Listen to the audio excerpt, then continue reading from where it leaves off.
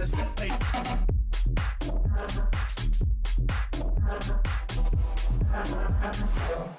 I'm in a set pace slide. Rip the set, make the skets get live. I see I ride the beat, speaking in Irish. I'm in a set pace slide. Rip the set, make the skets get live. I see I ride the beat, speaking in Irish. I'm in a set pace slide. Rip the set, make the skets get live. I see I ride the beat, speaking in Irish. I'm in a set pace slide. Rip the set, make the skets get live. I see I ride the beat, speaking in Irish.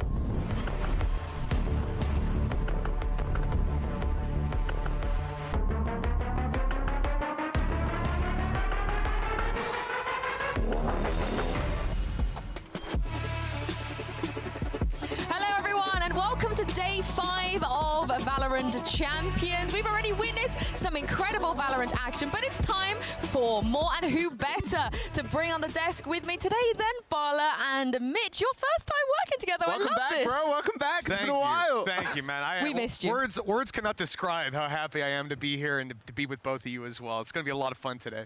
Yeah, I can't wait. I feel like we're going to make Tom jealous. I think we are going to have some fun. I've been waiting for this day for a long time. Oh, yeah. Oh, yeah. We've got some bangers up today as well. Some elimination, some unknown matchups. I cannot wait. But before we get into all of that, we do have an update regarding the Ascend versus Vivo keyed matchup that took place a few days ago. Riot became aware that Vivo used a Cypher camera exploit in the second half of map 3. Our competitive operations team issued a ruling for the map exit exploit by Vivo and forfeited 4-round wins in their match against Ascend, resulting in a 13-9 victory for Ascend. After further review, it was determined that Vivo should have forfeited 3 rounds, not 4, which would have made the score 12-10 in favor of Ascend, with no team securing the necessary 13 rounds for a win. And after Riot's competitive ops teams discussed the issue with Ascend, we will be replaying Breeze at the start of today's broadcast, with Ascend ahead with a 7-0 lead, account for the 6 rounds that involved the exploit and 1 round econ penalty. Now, with all of that in mind, like I said, we are going to see that replay of Breeze first, but let's take a look at the rest of the schedule because, like I said, Elimination, a long day, but we're going to have to say goodbye to 3 teams as well by the end of today. Following that rematch on Breeze, we're going to be seeing Team Secret versus Crazy Raccoon, followed by KRU versus Furia, and then rounding off the day with that group of death, Cloud9 versus Full Sense. Again, like I said, Elimination, 3 teams, they have to go, no more second chances, Bala. Yeah, it's elimination, but it's also important for the teams that are waiting in that decider match as well. The team that comes up will have a big say, whether we're going to get the Furia Sentinels rematch, whether we'll get the KRU, or just a bunch of different things going up into that final match. Could be very important. Yeah, definitely going to be a toss-up in the air for those teams waiting on the sidelines. You know that all eyes are going to be on these games as well. But the problem is, right, playing in them, you're not going to have the option to conceal strats, to hide things, because it's tournament life on the line. Yeah, exactly. This is like do or die. You have to bring your A game here. But before we dive deeper into today, I'm going to give you some time to gloat, Mitch. We haven't seen you here for Masters, not Masters Champions yet. Now, since you haven't been here, we've had 3 out of 3 EMEA teams take first seed out of their groups. How good does that feel? Pretty good. Feels pretty good. I got to be honest. I got to be honest with you, especially when we hear some of the other NA talent out there. They have their opinions about how their region's faring. And, well, I don't know what it's like to be in an elimination match just yet, but maybe we'll get to find out. We won't. Not for a while. Let's be serious. You had plenty of those at Masters Berlin. So listen. Whoa, Bala, whoa. Our team still won. Yeah, there we go. You're acting like it's something special, but it's not. It's just been so long, you know. Been so long since we got to taste that. But for you NA guys, I guess the taste is fresh. And how's it feel? How's the weather down there? Hey, I'm having fun too, man. Yeah, that's all You've that seen matters. the teams I'm rooting for. I'm having You're a lot a of secret EMEA. You're one of us. Yeah, You're one of us. Definitely. I'm Yeah. low key. He likes the best region. What can we say? You know, it's I fair. can't blame him. We can't blame him. And speaking of the best region, we're going to talk about the match that took place yesterday, Bala. Sentinels versus Team Liquid. We waited so long for this, and what a banger this was. Oh, it was so good. We got Tens versus Scream, although that didn't live up to the expectations. The rest of the match, in my opinion, did. Zoms with the clutch with the classic there to kind of force overtime, and then Link also turning up. Then the next map was just as good, even though it was a Sentinel stomp. I loved this the entire time. Yeah, I mean, obviously, you know, looking at this matchup, this map got me a little bit concerned because the first one, it almost felt like, you know, steam starts to run out when it comes to bind. Liquid lose focus, whatever you want to say, but Sentinels were in full control. And this was a series for Shaz. I think one of his best series that we've seen, certainly when it comes to international events. It was a joy to watch these guys play, and even more so when it came to this final map. I mean, in terms of NA teams as well, you know, Sentinels, they're still one of the strongest teams in this tournament. Let's not forget that. Mitch, are you worried at all about them progressing, or do you feel like they're still going to be a huge challenge for any other teams? Oh, I think, like, realistically, Sentinels, look at what they did against Team Liquid. They had a blowout map over on Bind, a super close one when it came to Split. It's a couple of tiny decisions that end up costing them the map. The reality is, any team here should be scared of Sentinels, just a little bit more so of any of the EMEA teams.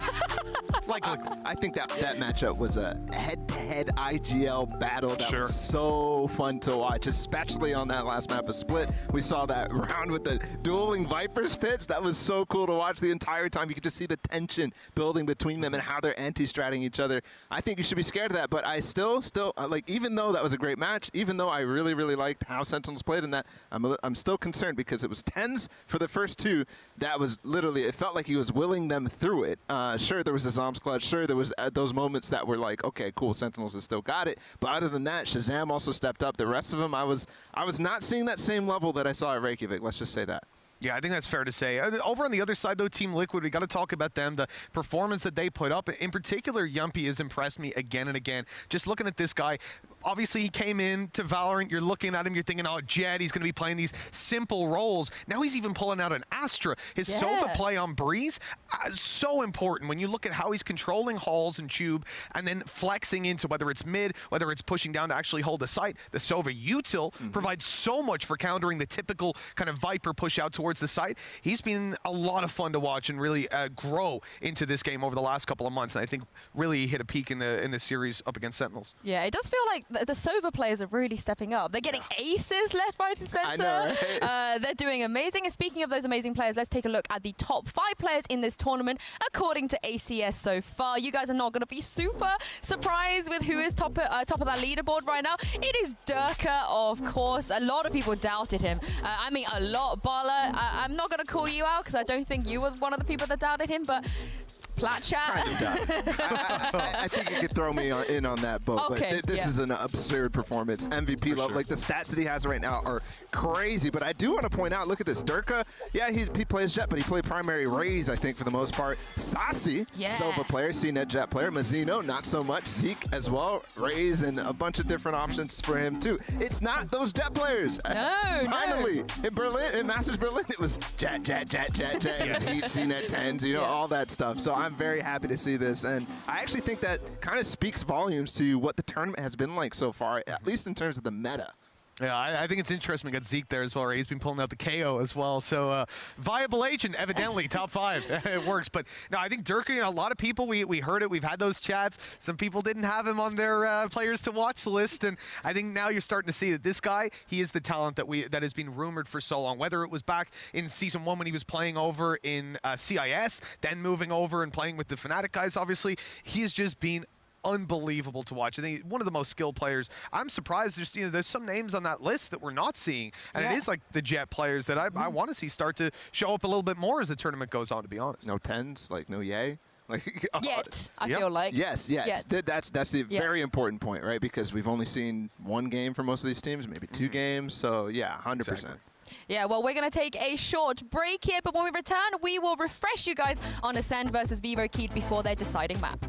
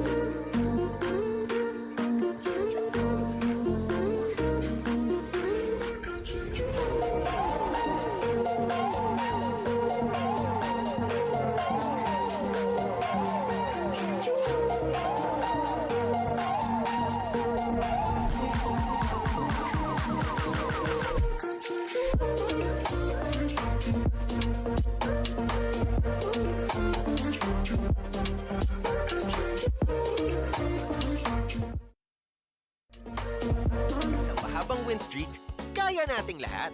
Equip your home with fiber fast internet. Para pati si mommy, sure MVP. Get your fiber upgrade right away with tons of freebies. Plus health essentials when you switch to the new Only Fiber Up. Apply now.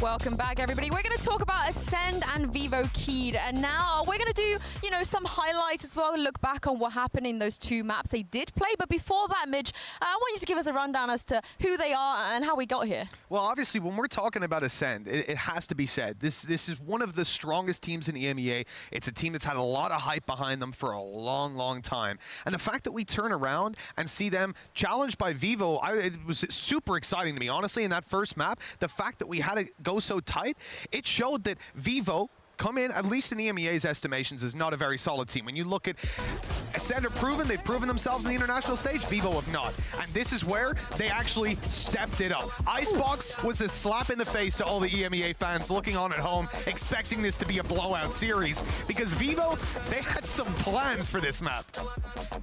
That was, yeah, I'm looking at those rounds just right there. I'm just like, Miriam, some of these are insane. And it definitely came down the wire.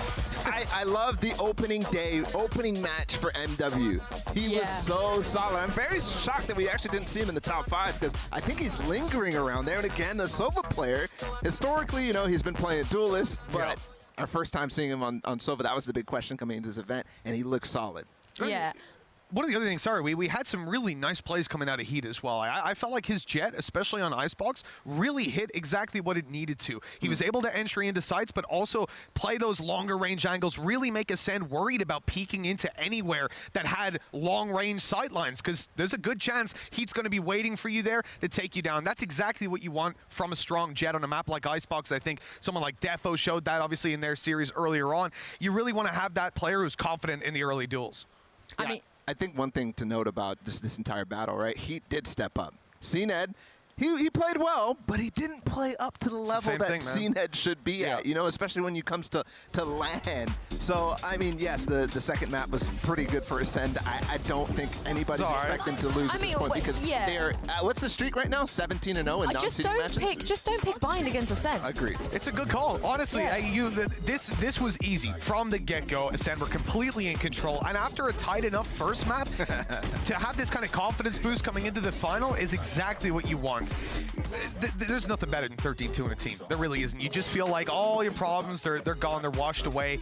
Although, maybe that sets you up a little bit too much confidence moving into map 3. What I'll say about CNED, same point we've made now, in all these pre-shows before Champions, we were saying, like, at Masters, we expected this guy to blow everybody's socks off. Now, he did well. He's probably, I didn't check, but he's probably still very high up on the ACS ratings. But from an outside perspective, that might seem great, but we know CNED as someone completely different. He steals the show. For the entirety of the start of Ascend's career, it was CNED and friends that people called them, not Ascend. It took a while for that respect to grow for the rest of the team. You said CNED and 4 dudes. CNED and 4 dudes, CNED and friends, you know, it is what it is. But I think you kind of have to change it at this point to Zeke and 4 friends, at least from the first game, right? Honestly, I think every single player on that roster has earned the right to have their name included in the title. For sure. The thing is, for CNED, he didn't show up on Masters the way we wanted him to. I thought maybe that extra bit of LAN experience is going to help him out here, but so far, still not hitting that peak.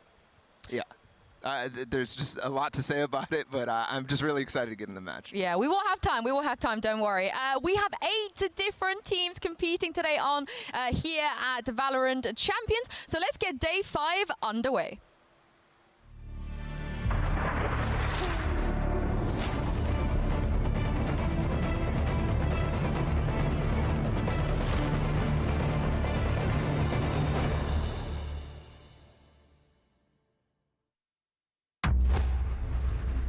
Do you remember your first time seeing the impossible? When the first masters emerged, they were challenged to evolve, challenged to create masterpieces that would inspire millions. A mix of personal style and pure skill that redefined the game. What is this, man? This is where the best players from around the world will clash, and champions will be born, dreaming of greatness. Oh my God! Now we will all bear witness to split-second sparks that changed the course of esports history.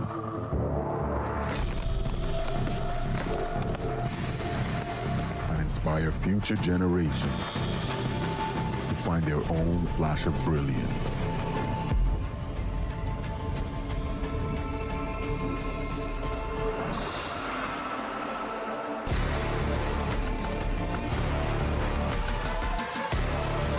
This is where we live. This is the art of greatness.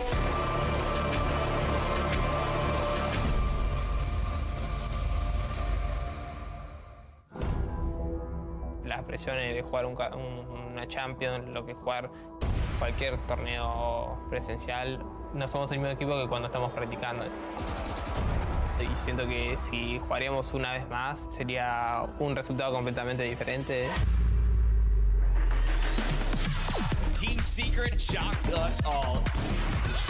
The best team in the tournament? I wouldn't say anything other than Team Secret, I guess. Bang, bang, you're dead. My name's Dubstep. Get out of the way. At the end of the day, we're here and we're here to show you guys what the Filipinos can do. Crazy Raccoons. This could turn into a bloodbath. チームシークレットは日本でも結構スクリームやったりとか、お互いにちょっと高め合ってきた部分もあるんで、一緒に勝ち上がっていきたいです。尊敬はすごいしてます。Pra mim não importa qual time venha, a gente vai jogar do mesmo jeito, independente do adversário. They're a pretty massive underdog, and a team like Furia absolutely can get it done. A gente tem nível muito bom, a gente está treinando muito para isso, então só cuidado. Crew, right? They've been on every international land so far. I still think they have something to show. Entonces yo creo que tenemos como esas ganas de querer demostrar y demostrar que la TAM merece mucho más respeto.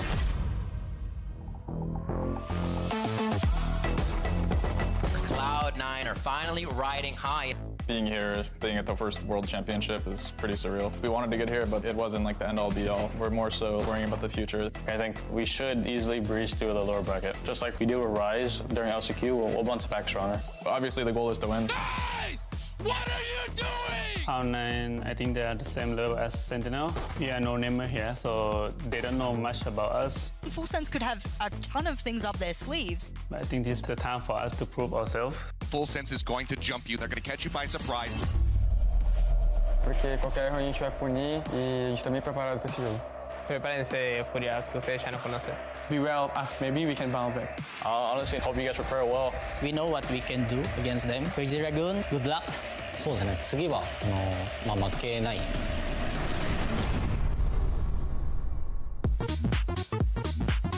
I mean, we spoke about this earlier already. For these teams, not just elimination, but if they win today, they have a shot to get out of their group. And winning today, Bala, is going to be incredible in terms of momentum for them. Yeah, it absolutely will, because there's a team waiting that definitely already lost, and they're feeling what can we do to come back and bounce back from those losses. And these teams are hungry. These teams are very, very hungry. Yeah, it has to be said, when you look at the situation that they're in right now, whether you're Vivo, whether you're Ascend, you've got to be mentally strong to come back in today to play. And then when you look at the elimination matches as well, it's not easy to come to an international event in the first place when we were at Masters and such. But now that it's champs facing elimination, I cannot imagine what that does to your heart when you wake up in the morning.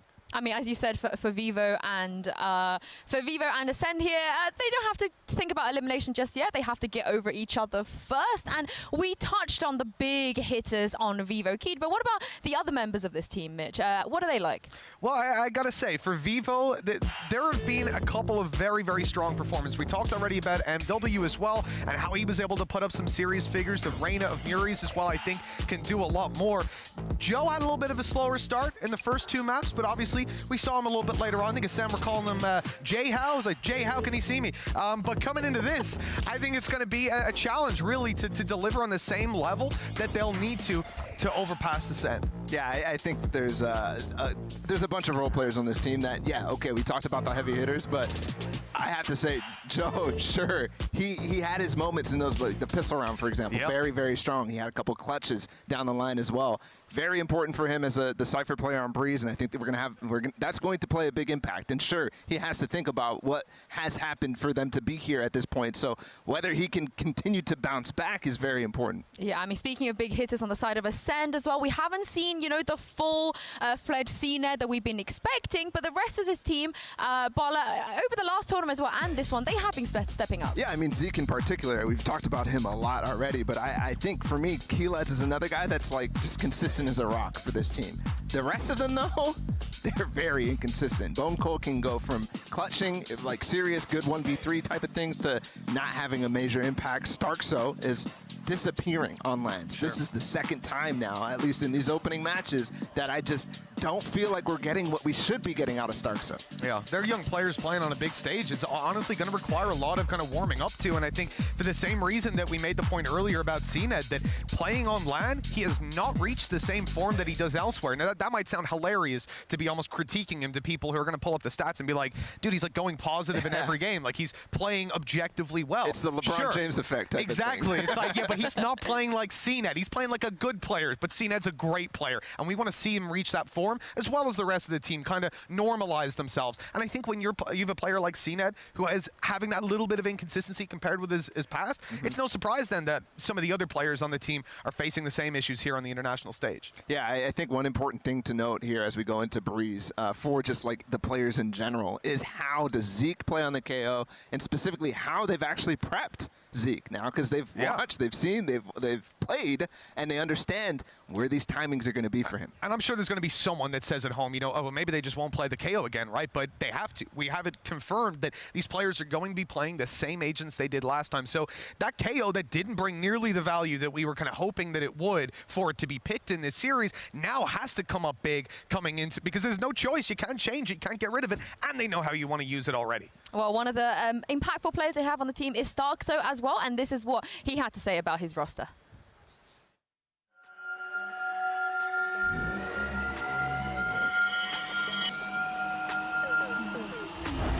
Hello, my name is Starkso and I play for Team Ascent. Let's begin with me. I'm like flex role in our team, like most towards support role.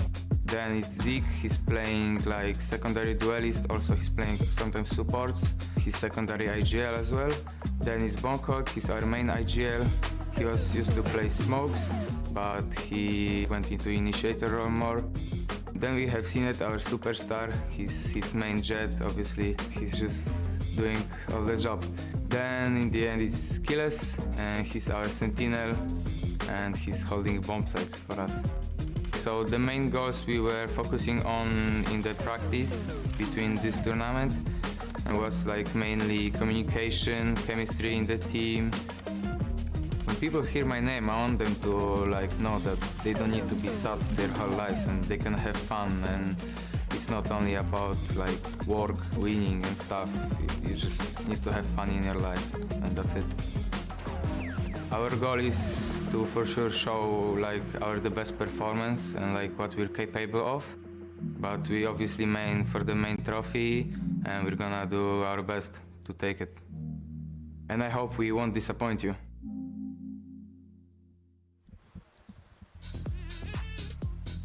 Yeah, you know, you heard it there from Starkso. He likes to have fun. We saw him a master singing and clapping on the stage. We haven't seen that just yet, but I suspect that's going to come out. I hope he doesn't disappoint us either.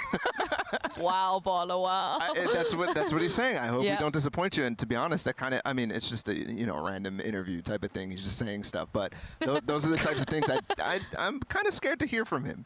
Sure. You know, because he's thinking about that pressure. You know, more so than anything. Another piece of pressure that we have to talk about in this is the fact that they're the only team from the region not qualified at this point, not through to playoffs, right? So they're going to have that in the back of their mind. Like, everyone else is waiting for us. We're the only ones that are left to go. And now they're having to come back and replay this map, obviously with a significant advantage starting 7-0. Sure, they're happy about that. Yeah, I'm sure that they're happy about the 7-0, but the fact that, you know, now they've got to try to fight to get their upper bracket spot, to get through it, it's going to be tough. You know, a little bit of extra pressure on a team that we already theorize is struggling with playing on the international stage. Yeah, I think like getting into this match specifically too, I do want to talk about, like you just mentioned, the 7-0. We also have a pistol round that they're going to play, so the shortened first half for that is going to be something that they have to work with. And I think there's a lot of prep work to go into basically 5 rounds, the pistol round specifically. What are they going to come out with? Is Bonko going to come up with some good stuff? And MBS, of course, to win and get that massive, massive advantage that would come from going 8-0 up in this first half. Yeah, I mean, that's going to be a huge pistol. But on the flip side as well, for Vivo, 7-0 is not the hardest. We saw Gambit come back from 12-5. You know? Sure, and they get to play the second half, right? They chose originally to start on the defensive side, if I'm not mistaken, and they will get to start the second half on the defensive side. So that is the one that they feel a little bit more comfortable on. So that's going to give them a little bit of extra leeway. But it does concern me. In that pistol round alone, I expect attack pause in round 2 or 3 purely because if you win the pistol, what do your opponents do? Do they force buy that round? Do they save up and buy up after? Like, how are they going to handle that? I think you're going to have to kind of sit back at a certain point and go, okay, there's like 3 rounds left. We're at this early stage. What do we do? Yeah. There's a lot of thought going in there, and it's going to push players out of their comfort zone. Again, they're not playing the game that they're used to for these first 5 rounds. It's something we haven't seen, to be honest. Like, Never. It's something we haven't seen, and I think we're going to see the most optimization out of the first couple of rounds of a match that we have ever seen, right? Because you have to get those buys perfect. You have to get the economy perfect. Otherwise, you could be going with a huge deficit. On the note about them starting on defense, though, I definitely think that was their weaker half when we went into it, because they got an 8-4 on their attacking side. That was very, very strong, especially when we saw how Cena had started that match, when he was popping off, especially with the operator and the knives, to come out and go 8-4. And it was clean. It was very clean. I think that it makes sense for them to, want to be on that defensive side, but also for them to have a full, potentially, attacking side to play with. Yeah, I think one of the things, when I look at Vivo and how they were playing defensive side, they had obviously a lot of information, but trapwire inside of halls. They're playing 3 players towards the A side a lot of the time with like Heat looking for those duels inside of mid. But they were not able to hold down the A side at all against just the typical Viper wall up, go in, even whether it was Viper's pit or not. Yeah, it was consistent from Ascend that when they went towards that side of the map, this defensive, this passive setup from Vivo wasn't really showing the value that we want to see from them. So coming into this, I'm very, very excited to see how they handle it, because from a coach and analytics perspective, you are playing a team on a map you've already seen that team play, but they're going to change how they play. There's a trade-off, right? You're going to move outside your comfort zone, which puts them on the back foot of what they've prepared, but also makes it very difficult for you because you're outside of your comfort zone. So how far out are you going to go? How much are you going to change your game plan coming into this? Honestly, I have a headache. Yeah. It's going to be crazy. But also, you mentioned that they've played against each other already on this map already with the same composition already. So they're going to know each other very, very well, and they've had obviously a little bit of time to prep for that as well. So, Bala, what would you want them to do here and make sure they iron out the mistakes from last time? Yeah, I mean, there's going to be a lot of prep for Zeke. I think that's like the main focus point I would have for Zeke, but also the opposite side, MW, right? Try to avoid as many and try to be in a bunch of weirder positions. I guess the Sova players and the Viper players trying to not on Vivo Kid get into those 0 points and get into situations where they really, really need to have their utility for that. I have an interesting question. Ooh. I have an interesting question, okay? Since they have to play the same comps, which side do you think is more disappointed after playing that match with their comp? It has to be Ascend. Surely, you're playing with a KO, and the KO didn't work. I think they're coming in here going, God, like, if we could have any agent, anyone else, let them pick the agent for us. It just can't be KO. Like, honestly, the value wasn't there at all. I know coming into this, there's going to be a lot of thought, and I think that's a bad thing, honestly. The fact that Ascend are going to have to sit there and go, okay, how are we going to use this KO? How did they, they're having to alter so much or focus so much on something that I think in an ideal scenario, in a vacuum, they would just discard it and start again with a different agent in there. So instead, they're committing a lot of time for what they probably know is just this map, because they're probably not going to pull it out again afterwards. I think they're certainly disappointed that there wasn't like a double drone type of comp coming out of Vivo Kid, because then I think they might have been a little bit happier, because there's 2 of those drones to cancel. You saw Team Liquid against Sentinels have a lot of fun with that entire idea, just canceling the entire information gathering. With just Sova on the other side, it's maybe a little bit more disappointing to only get, one Sova drone canceled instead of the Sky Trailblazer and the Sova drone. Obviously, there's always going to be upsides to it. Like, if you can manage to hit that Viper, take down the wall in the middle of an exec, leave them, pants down. But the reality is, for the most part, it's a disappointing agent with the way that we saw it used. At the same time, maybe they'll look at it in a very positive way. Maybe they'll think about it from the perspective that, hey, we can now catch them completely off guard. Maybe they'll have better ideas on the KO. One can only hope. But with a 7-0 lead, I guess that'll make up for any sort of problems they'll have agent comp-wise. Yeah, they'll have time to get the swing into the things. Well, yeah, I mean, they have time. If it doesn't work for the first couple of rounds, they know they've got a lot of other rounds they need to catch up with. But you guys spoke about the way that the KO didn't work. What would you like to see from Zeke? How would you like to see this KO be played?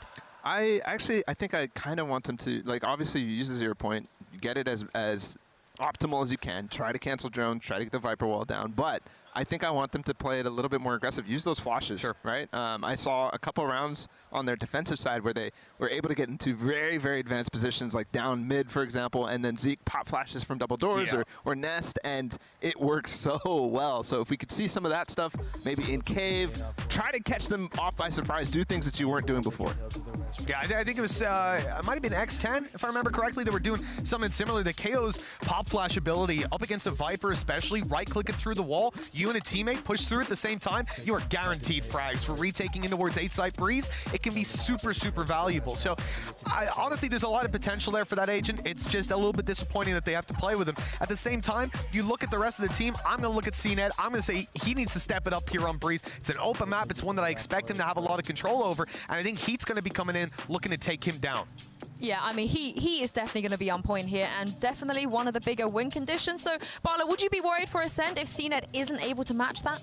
Yeah, I mean, always. Always. He's always the win condition, him right here, right? He's got to be feeling good. He has got to get himself into positions where I think he thrives in chaos, right? So I need them to break up the round and make Vivo Kid very uncomfortable, and I don't think they were able to do that. I think that's going to be what it takes to get CNET online.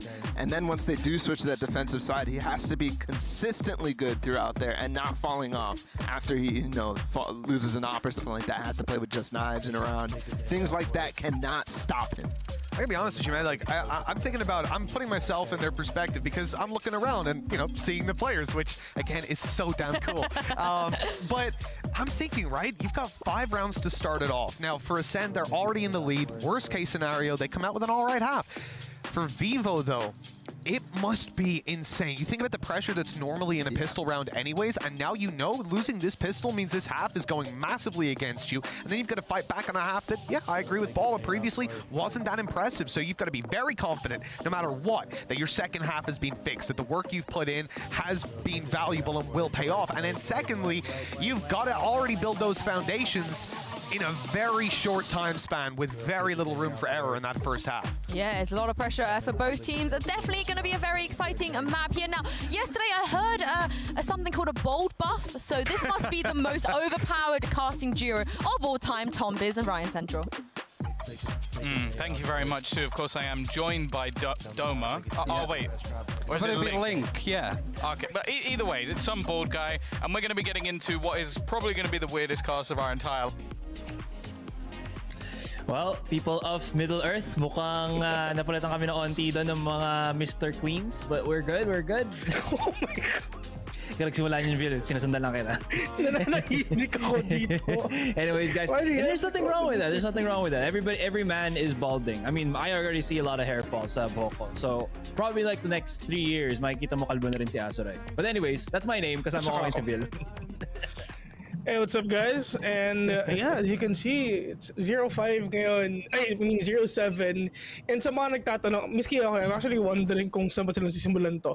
So they're gonna start it off with the pistol round. Yeah. Yeah? Yeah. And sorry, Darren, pero kung napapansin mo dito, for VK, they don't have enough na time para matalo mo dito. So it's gonna start off with all these ghosts na meron ang Vivo Kid ngayon.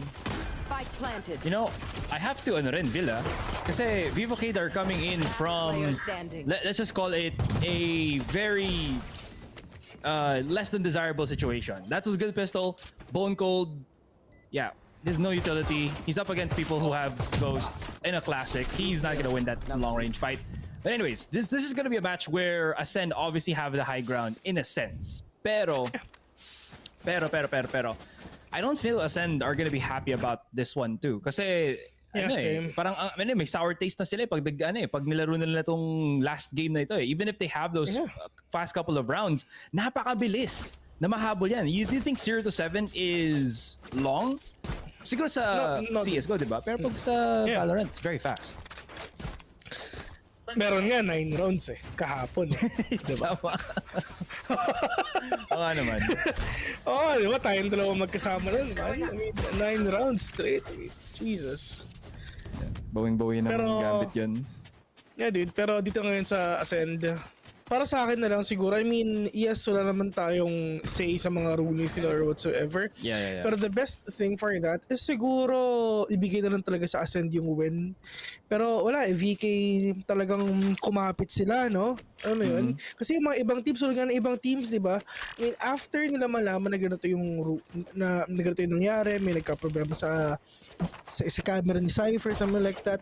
Alam mo yun, talagang bigla talaga nilang idadrop yung map. Pero ang Vivo Cade, talagang lumaban din naman talaga.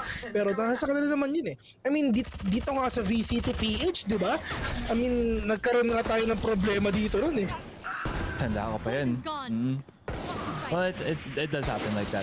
Ang isipin nyo na lang is, if manalo ang Vivo Cade dito, they just prove to themselves again. And I think to us then, that they're just that good of a team that whatever happens, they all can always perform. And ito na naman, Heat is gonna be on that Bulldog once again. He already had an amazing highlight yesterday with what was it, 3K, 4K with the Bulldog, and he does another thing right now with that 4K.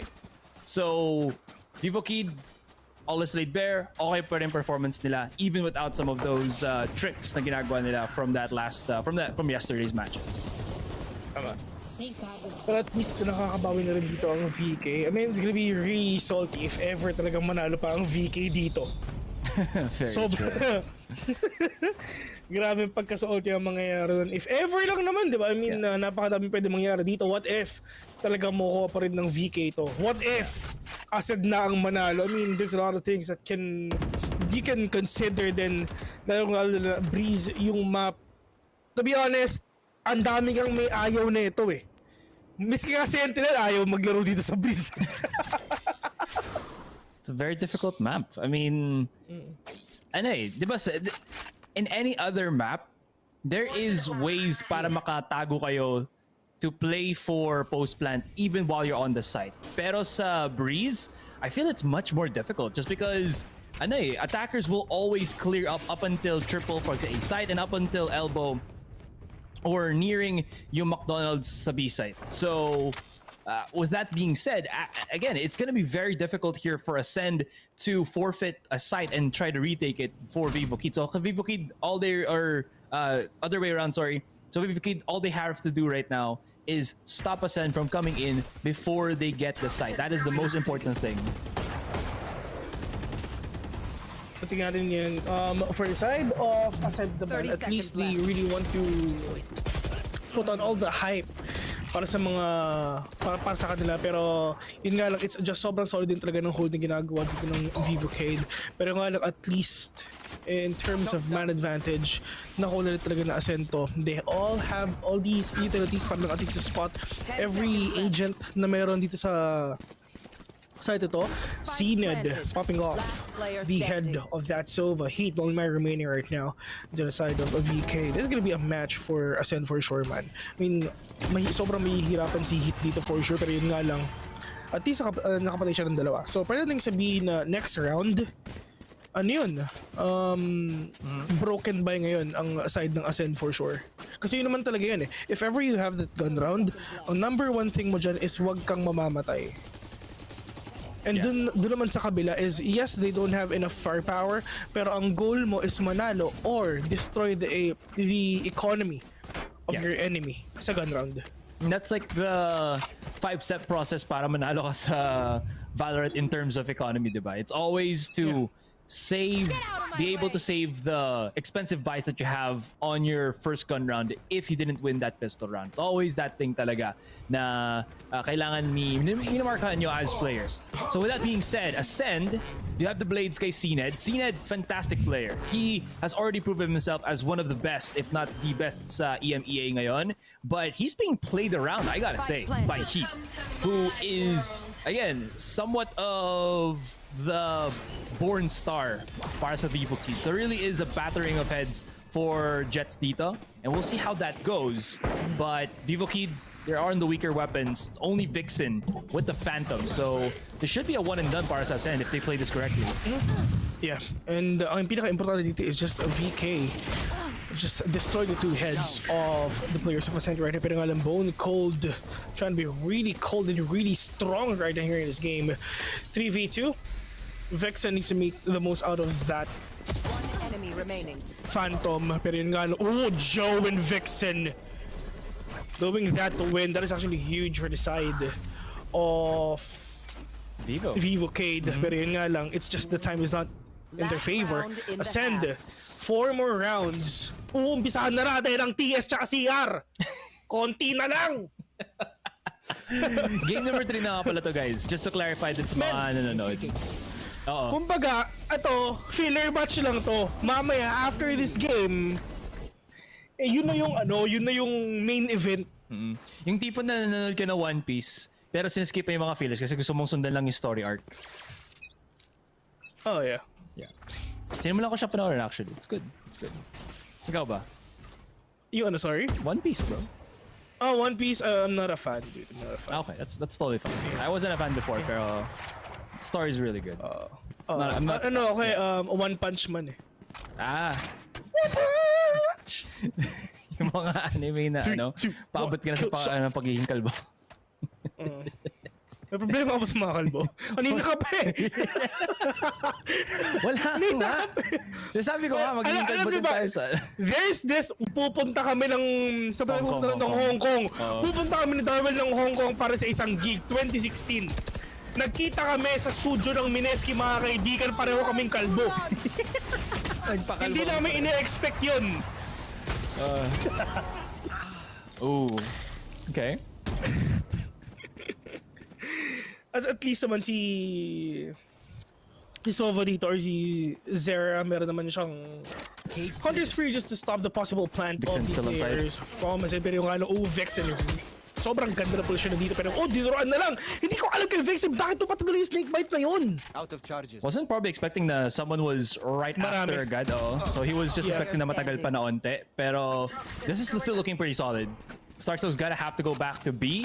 But okay ito eh, para sa kanya. At least because when he plays that post plant, he does have his utility. Pero the problem now lies, uubusin niya ba lahat ng meter niya just to play position or magtago muna siya, get it up first before pumasok kayo ng mga defenders. Pero it seems like with VK, scouring out slowly, may time dito para makapag-clutch si Starzo. This is the perfect time for him to strike like a Viper. He coils, he strikes.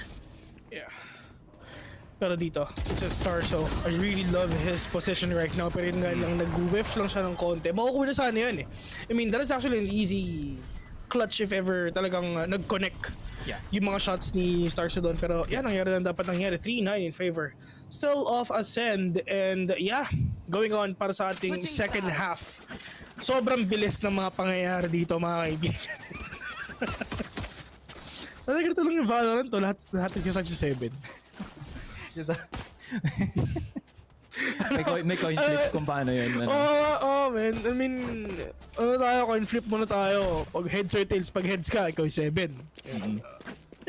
Or magpwede ka tayo na head, sino yung kumalog sa yung talo. Anong klaseng head yan, Darwell? Alam mo na, pitik-pitik. Lupas ako dyan, hindi ako nagsabi nun. PPGL, Ulo na, ano kasi sabi mo? Yung ulo na may... Okay. Yeah, yung ulo ng coin. Tama. Pag pumitik yung pag pumikit yung mata, pag gumanon.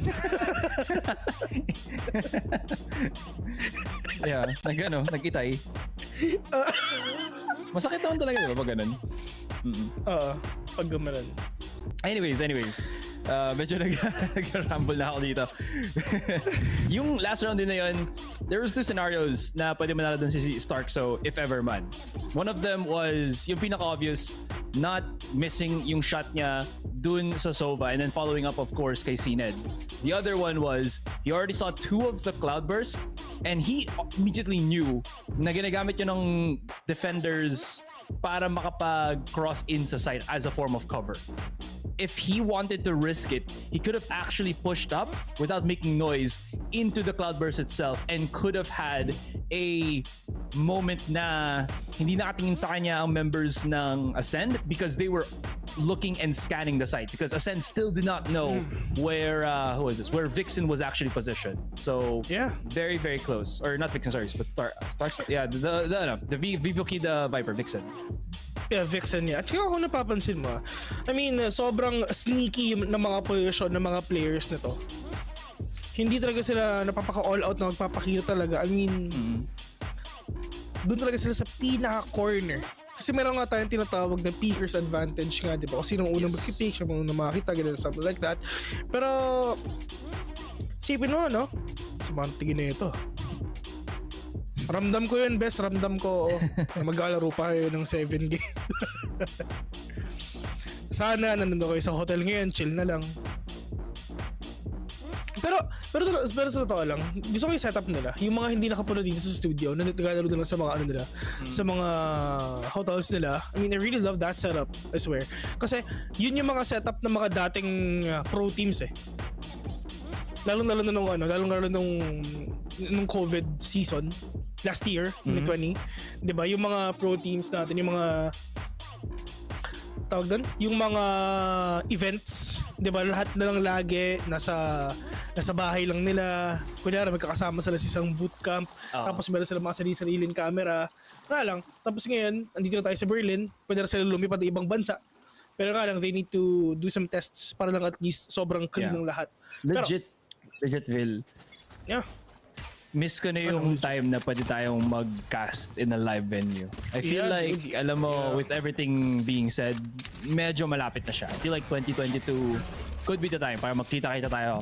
Para masampal ko na yung mukha mo habang nagka-cast tayo. Miss ko na yun. Oo. Pero sampal yung mukha ko, syempre. Oo, syempre. Sampalin din kita. Sampalan tayo. Sige, syempre. Pwede. Oh my God, gusto ko yan. Pero yun nga lang. Dito ngayon sa side ng VK, I mean, tulad nga na pag-usapan natin kanina, wala na silang dahilan dito para magpaka-all classic or anything na hindi sila bumili ng ghosts because sobrang layo ng hahabulin nila. Napag-usapan natin kanina na hindi medyo malayo ang 7, pero but still, a lead is still a lead. 7 points still 7 points. So lahat ng advantage na meron ka, kailangan mo talagang kunin yan. Pero yun nga lang, 1v3, Starkso against Starkso. Oh my God, popping the head of 1, 2v1. Medyo delikado yun, meron tao sa harap, meron tao sa likod. Pero yung nga lang, oh my God, Starkso. Kailangan manalo ni Vixen dito, pero yun nga lang, low siya. Kahit pitikin na lang ni Starkso yung ano niya, mamamatay na yan. Ang daliri. Starkso, dito lang sa may wall though. Pero ang problema is nasan ba yung spike? Nasa kanya. 17 seconds. Yun nga eh. Walang oras eh. Pero ang importante si Vixen naka-ghost. Yun ang sinasabi ko. One tap to the head. That's clutch. Sabi ng VK niyan for sure. Vamos! Ole. Oh, di ba ganun yun? Footballs yun eh. Mga footballist. Yes, sir. Very passionate. Mga ano dun. That was clutch. Sobrang ipit sa gipit, Vil, ang nangyari dun. I didn't expect Starkso to win that. Nakikita mo paano maglaro dun yung VK. They were baiting bullets from Starkso. They know he was on a classic. So if they can drain yung bullets to Starkso as he was trying to spam that right click, he would have been so screwed. Pero the retaliation for VK or the retaliation for Ascent is just to be good. Yun lang. It's as simple as that. Yeah. It's just good. Oo. So makikita talaga natin, I mean, kahit 0-7 ka na, dito natin malalaman kung sino talaga ang mas magaling dito. Pero yun nga lang, oh my God! Harap likod, napakadaming tao dito. Cena, the only man remaining, one of the best jets so far na nakita ko dito sa tournament na to, way back in Masters Berlin. May mga bulldog sa baba, may mga Spectre din sa baba, pero okay na yung Marshall na yan. One tap to the head, okay lang yun. Pero ang problema, dalawa pa ang kalaban mo. Hindi niya alam na meron din tao dun sa may double doors, man. Yeah. This is gonna be really scary for the side of Cena, man. Oh! Oh, nice! No scope? No way he knows that. Oh! Joe! with that spray onto that Spectre, man. 5-9. From 0-7 to 5-9. Isa na lang, nice na to. Grabe. Cena just in effort na ginawa niya have created an opening to break the bank ng VK ngayon. That was so close. I felt like if Joe just peeked earlier just to refrag Cned, Ascend could have won that round, but he knew he was on a Spectre. He didn't have to charge his opponent because Cned still have to go for the cross because the spike was in the site planted down. So it's very, very smart for Joe dito just to hold off. Sometimes hindi mo kailangan i-push nang i-push. Sometimes intay ka lang na onte bago ka pumasok.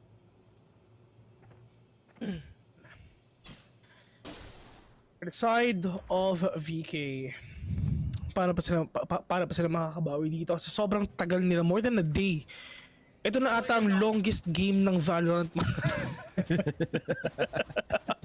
Longest game ever ng Valorant. Isipin nyo, nag-start nung December 3. December 5 pa lang siya matatapos. Ganun katagal. Itong laban ng VK tsaka ng Ascend. Vil, alam mo, pag bumalik na yung VCTPH, gusto ko tuloy, itali yung stats na to. Sinabi mo, di ba, fastest game? Gusto ko rin malaman sino ba ang nakapasok na sa third. Di ba may 700 club? Pero sino ba ang nakapasok sa 13-0 club? Oh, man. Sino yung 13-0 at sino yung 13-0? 30 seconds left. Ooh, that's a great lurk from Joe there. Yung isa, yung isa, Oasis, tsaka Alpha Esports, di ba? Exactly, di ba? Oh, secret na 13-0 na rin. Pero yun nga lang, hindi Pilipinas. Spike planted. Huwag ka nasama yun. Don't talk about that. Sige. Joke lang. Nangyari. Pero ito na! Si Heat, they need to save the gun, save everything that they have. Lalo na kay Stark, so wala siyang bawas sa armor niya. Pero kay Bone Cold, though, it's all the aggression na talaga nakikita natin sa kanya, man. Pwede natin sabihin na probably he's gonna check out some exit frags or whatnot. Pero yun nga lang, baka makakita pa nga siya ng isa. And medyo delikado to yung mga dalawang players dito ng VK kasi if ever nakakita din si Stark Souls tsaka si Bone Cold, maganda ang position nilang dalawa though. One wrong decision lang, delikado rin si Stark Souls dito. If ever may sumilip na isa, I think, Reyna. Si Reyna, he's pushing in. Yun na nga. Yeah. Stark so bit surprised. Took his time to try to maybe control that headshot para kay against Morris to save the Vandal. Pero alas, hindi mangyayari ito. We got that very nice scoreline, Vil. 6-9. And just to add then, whoever wins this final game, this recount of a game, will be butting heads against, I feel like, one of the heaviest contenders that we will have for Valorant champions. Coming from NA, hindi has Sentinels, Envy. So I would really love to see cool, calm, calculated CNED, if ever, or heated heat versus the Demon Ye. Grabe, sobrang exciting ng matchups nun. Whoever wins this, it's gonna be a banger for sure. Yeah, for sure, man. I mean, nandito sa side ng VK, sa totoo lang, parang hindi na natin naramdam yung 0-7 eh. Diba? Hindi na natin naramdam yung 0-7 from 0-7 to 6-9. Bawing-bawi. Bawing-bawi. Ano ba yun? Bawing-bawi. Yeah, alam ko. Again, wala eh. Mga matanda na tayo sa Oo nga, napaghahalataan eh. Like, if ever na talagang you are stronger than this team, well, prove it, man. Just prove it. Knowing na nanalo ang Vivo Cade dito back then, we can say na okay lang ma-0-7 kami kasi at the end of the day, ito pa rin yung mapa namin. Kami pa rin nanalo dito. At ilang beses maraming ginawa yung parang exploit din. Isang beses lang naman ata. Not sure kung ilang beses sila ginawa. I think it was either 4 to 6 rounds. That's why ang laki ng point advantage ng Ascend. Yeah. Yeah, that's a lot, dude. But still, ano ba yung score? Yeah, nice. It's all about that retake now para sa Ascend. Losing Starkso just means that Ascend don't really have the capacity, I feel, to get into this one. Just because of the pure fact na wala silang smoke to allow them to entry onto the site. Yeah, those shots, predictive. Alam na nila sa mga galing mga kalaban dito. So everything that Ascend will have to do is just to try to make it slightly expensive. There's your first. Pero Zeke positioning exposed already as he took down Vixen. So one in front, one explosion in the back. Wow. And this uncool guy just looked at explosion. Just kidding. He's a cool guy. 7-9. Vixen now, or not Vixen, but Vivo Kid need 2. Kung ano yung score ng Ascend kanina, yun yung score ng VK ngayon. Dito sa second half, hindi pa rin nananalo ang Ascend kahit isang beses. Dito ngayon sa last gun round, if ever natalo pa sila dito, VK na ang mananalo dito for sure. Ooh, okay. Okay. I like the prediction. Woo! O sige. Okay, akala ko may magkakanta eh. Ballsy prediction, man. Alright. Pero wala, I mean, momentum na yan eh. Momentum yan, di ba? Oo. Yan ang ginagawa ng Vivo Kid, yung momentum talaga yung meron sila. And, yung side naman ngayon ng Ascend is, kailangan lang nila ma-defend and talagang ma-prove na alam mo yun, na hindi sa inyo dapat na manalo on that round. I mean, on that game back then. Pero wala eh. Para sa akin parang shattered ngayon ng Ascend. Bakit nangyayari sa atin to? Siguro nga para talaga sa VK to. Meant to be. Meant to be, diba? Men. May exploit o wala. Hindi po na ginalaw ni Dr. Strange yung Eye of Agamotto, tapos nakita niya out of 3 million na outcomes. Lahat na outcomes na yun mananalo pa rin ng Vivo Kid. Oo. Medyo tapos na yun, phase 4 tayo. Oo, phase 4 na tayo, man. Men, nandito na. Tapos ka na nga yung Shang-Chi. Ito. Dito ngayon sa side ng VK, if ever Vivo Kid ang manalo dito, my God, marami na namang magtutweet kay Zombs. Akala ko magtutweet kay Zombs. Ilan na magtutweet kay Zombs ito if ever nanalo ang VK, if ever. Okay, habang simulan natin, Vil, I just wanted to add a little bit more analysis dito. Just general speaking lang sa movements ng Vivo Kid. I really like yung way of how they play. The timing na nakukuha nila to get map control and get picks while also forcing Ascend to just play incredibly slow is good. Ascend, I don't know, man. Before, I feel like it's because of the fact that they're not aggressive in taking map control na nahuhuli sila sa Vivo Kid dito. I think it's just the Brazilian way of playing Valorant that is catching off EMEA as of the moment. That's, oh no, Sined. Natapilok. Na ankle breaker ng Iskinita. Hindi Iskinita. Ano yung tawag mo nun? Kanal? Hindi. Maybe? Sa A? Oo. Oh no. Iskinita.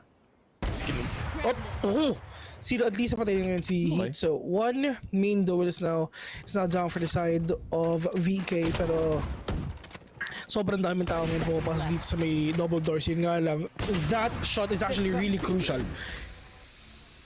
Sobrang hirap dun. Yikes!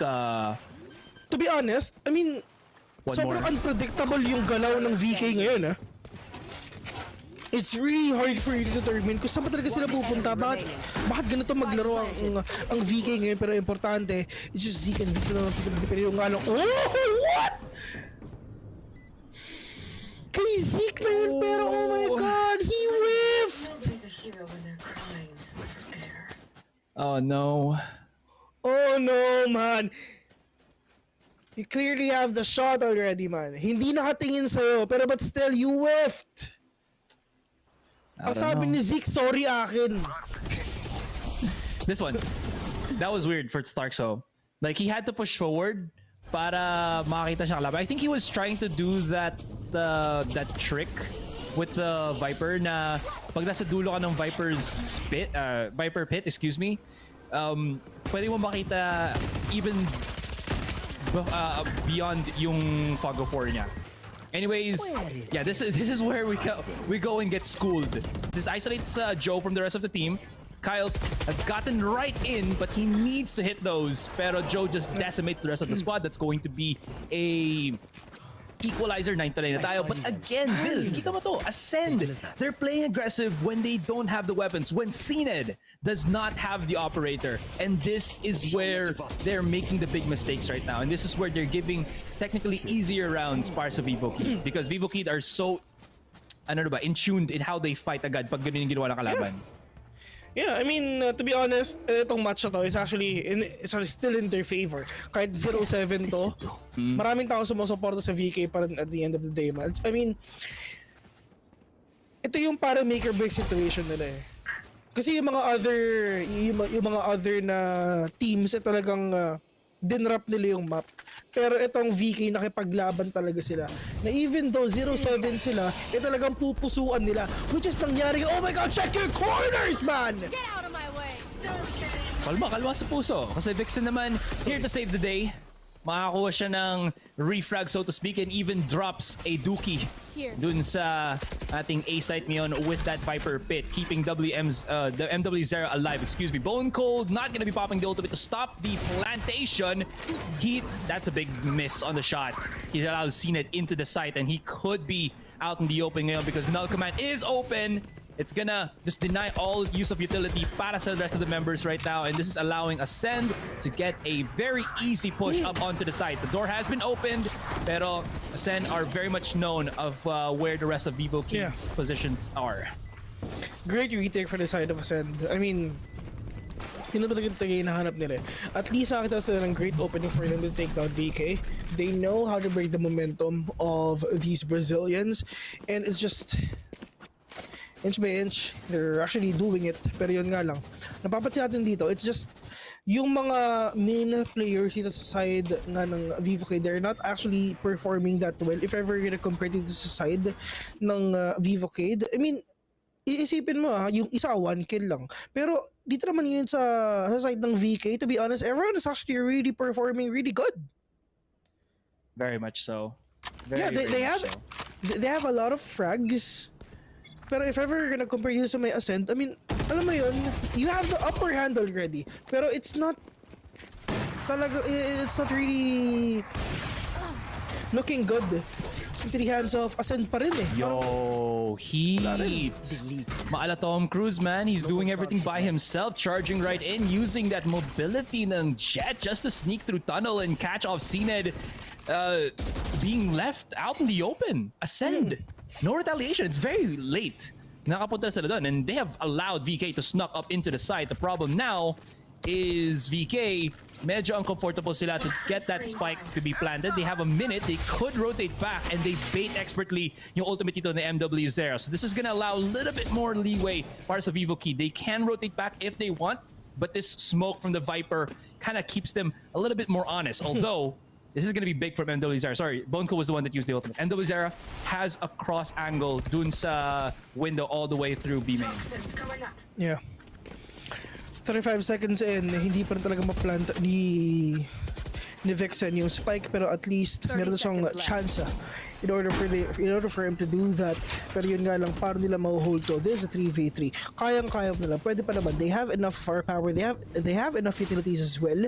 And ang importante, si Zera, si MW0, meron pa naman siyang shock tower dito, so he can actually stop the possible plant and possible diffuse of Ascend rather. Pero yun nga lang, it's all up to him. 1v2, 1v1! Who's gonna win this? Sova versus Sova.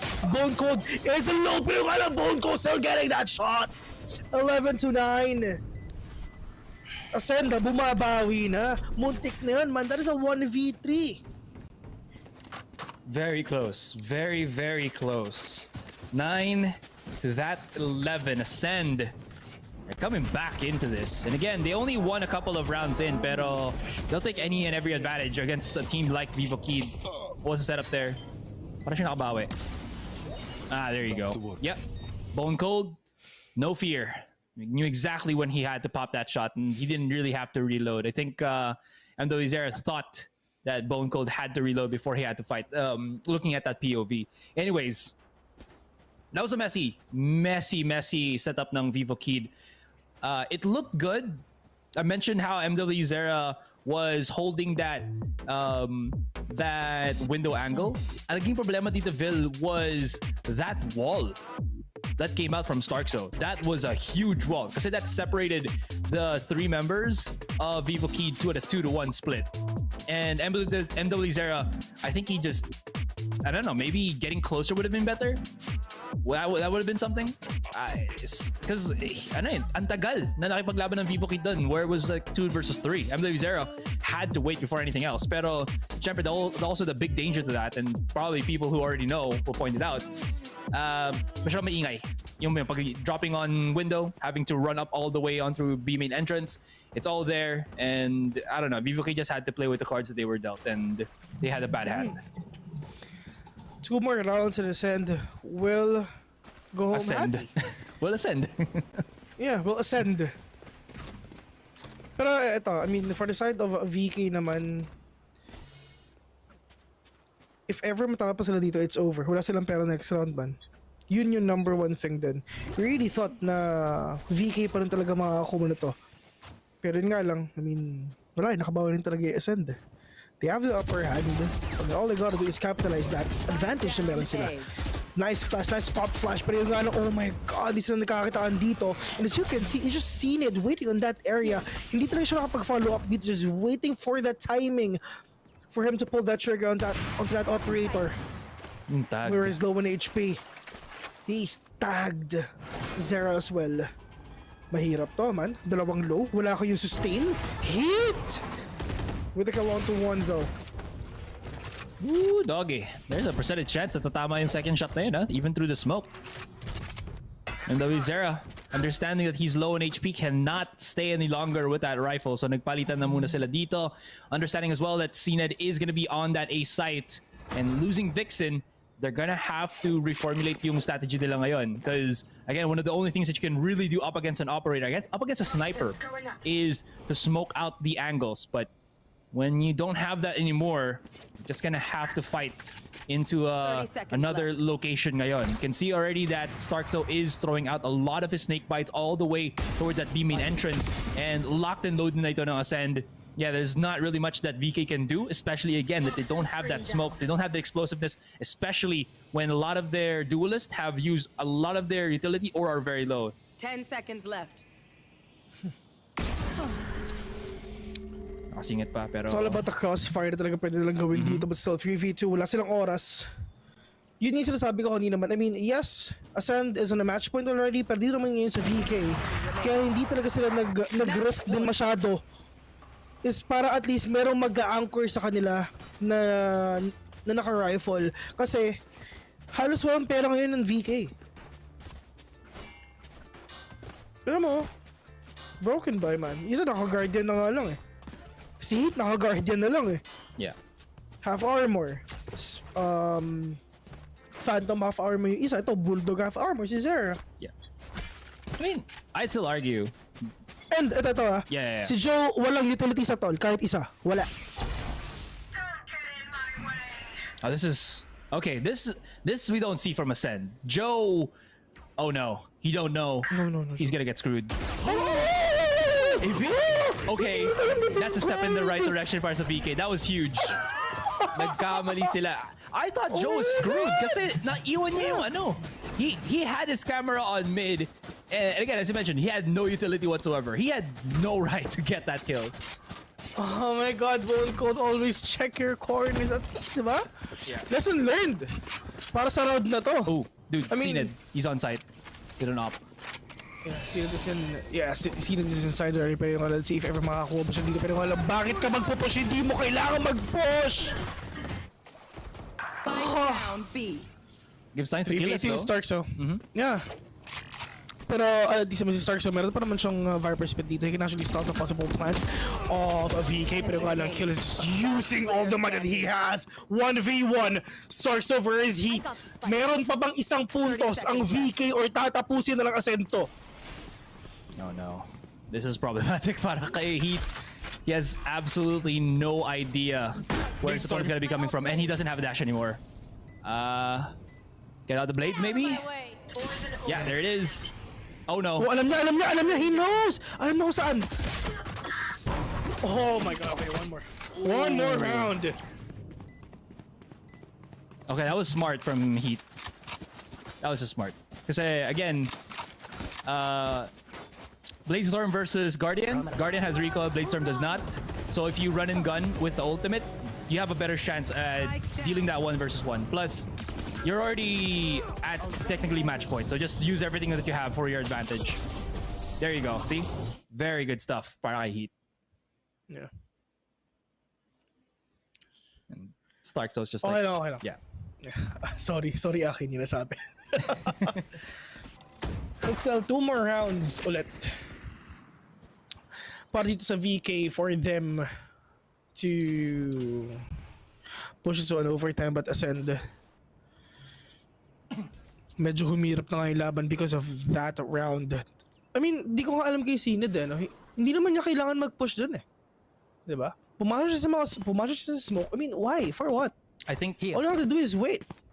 I think it's because of that. Kasi Mures was still alive and he had Lear. So, Sined's only good point of action niya kung gusto niya ng maximum visibility, hindi siya nang mabubulag ng Lear, is probably to get closer and give chance for Giles exactly. to still defend the site as a Cypher. Kasi I guess if you're Jet in that situation, you're just gonna dash in a line. So, mamamatay ka pa rin in the end, right? So, I don't know. Maybe that's the thought process. Kahit may mukhang iffy sa atin, that could have been something. Yeah, actually. Yeah. Miski naman ako ganun din eh. I mean, if ever alam ko may Lear, uunahan ko eh. Magpupush din ako eh. Well, actually, ganun din ako. Pero yung nga lang... Tama nga naman. Di mo nakita yung ano mo, yung Marikina Jet? Man, pero ang problema kasi naka-operator siya. Yeah. Yung kasi sa akin ko. Meron tayo sarili-saring opinion for that. Pero nangyari na dapat tayo tapos na yun. Pero yun nga lang, big shoutout nga pala sa Marikina Jet. Tsaka syempre, sa Reyna ng Cubao. Pero oh my god, Zeke with that Marshall will take down Heat. It's all the victim and Zera. 8 seconds left. Wala silang oras. Oh no, this is done. Zera still had like 3 kills. Ascend, well, they're gonna be facing Envy in the upper brackets, and then oh my god, Starkzo.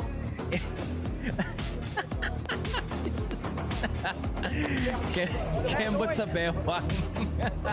Good game though, good game. After all is said and done, these guys, they just play with what they have, right?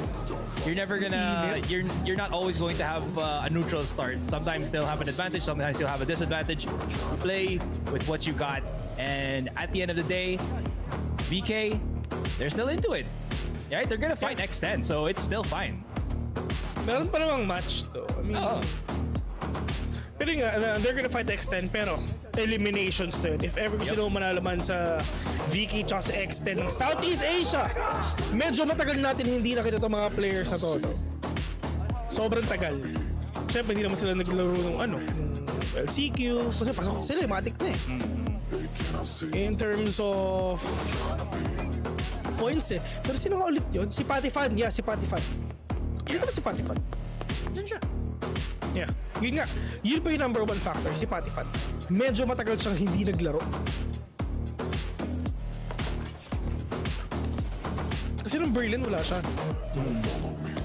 Yeah, he was incapacitated. May problema yung kanyang wrist. It's either hand or wrist. Carpal tunnel. Saka kaano ata. Galaw ng mouse. Oo, tama yan. Yeah. Pero ano yung pinagkaya ng kotse sa sa kamay niya? Carpal. Kala ko carpool tunnel. Carpal tunnel. Okay. Kala ko carpool tunnel. Yeah, no worries. Pero I mean, ito 0-7 yung score, pero but still, na-push pa rin nila ng 10-13. Ibig sabihin, sobrang lakas din talaga ng mga players ng VK talaga. Undoubtedly already. Because that 1-2 that you're seeing on your screens right now is one of the closer 1-2s that we will probably see here. The longest game in Valorant history, mga kaibigan. Nagsimula ng December 3, natapos ng December 5. Technically. Nagkaroon sila ng technical pause ng isang halos na buong araw. The longest game has finally ended. Very true, very true. And again, with that, Ascend, they're gonna be looking forward to face Envy in the upper brackets, while in their group, Vivo Kid will have to go up against one of our Southeast Asia representatives, Acend, who came off of a loss from Envy. So both of these teams looking to redeem themselves as they try to keep themselves alive in Valorant Champions. Such a big thing. And this Game 3 has concluded, which means, Vil, ito na. Team Secret versus Crazy Raccoon is gonna be up next. Philippines versus Japan. Philippines. Vilpan. I can't wait dito, and merong isang bansa, merong isang team na uuwi. Merong isang team na mawawala na sa Champions. At alam naman natin na Crazy Raccoon yun. Asaray, before we end this match, what are your final thoughts? And what are your thoughts dito sa map, dito sa next game natin? Vivo Kid, they have so much to prove. They not really so much to prove, but they have so much raw potential. Exactly. Yeah. They just got that bad hand dealt to them. If ever it was, again, intentional or not, can't really tell, but they did what they could, and they're still in the tournament. So whatever happens, I'm a big fan of Ascent as well, and it's just good Valorant, man. Naglaro pa rin sila, and they did not skimp on anything. Yeah, really great Valorant, and once again, it's just the longest game in Valorant has finally ended. December 3, natapos ng December 5. Once again, next game, it's gonna be Team Secret from the Philippines versus Crazy Raccoon from Japan. We are casters. Vil Nasser here. See you later. Isang mahabang win streak, kaya nating lahat. Equip your home with fiber fast internet. Para pati si mommy, sure MVP. Get your fiber upgrade right away with tons of freebies. Plus health essentials when you switch to the new Only Fiber Up. Apply now.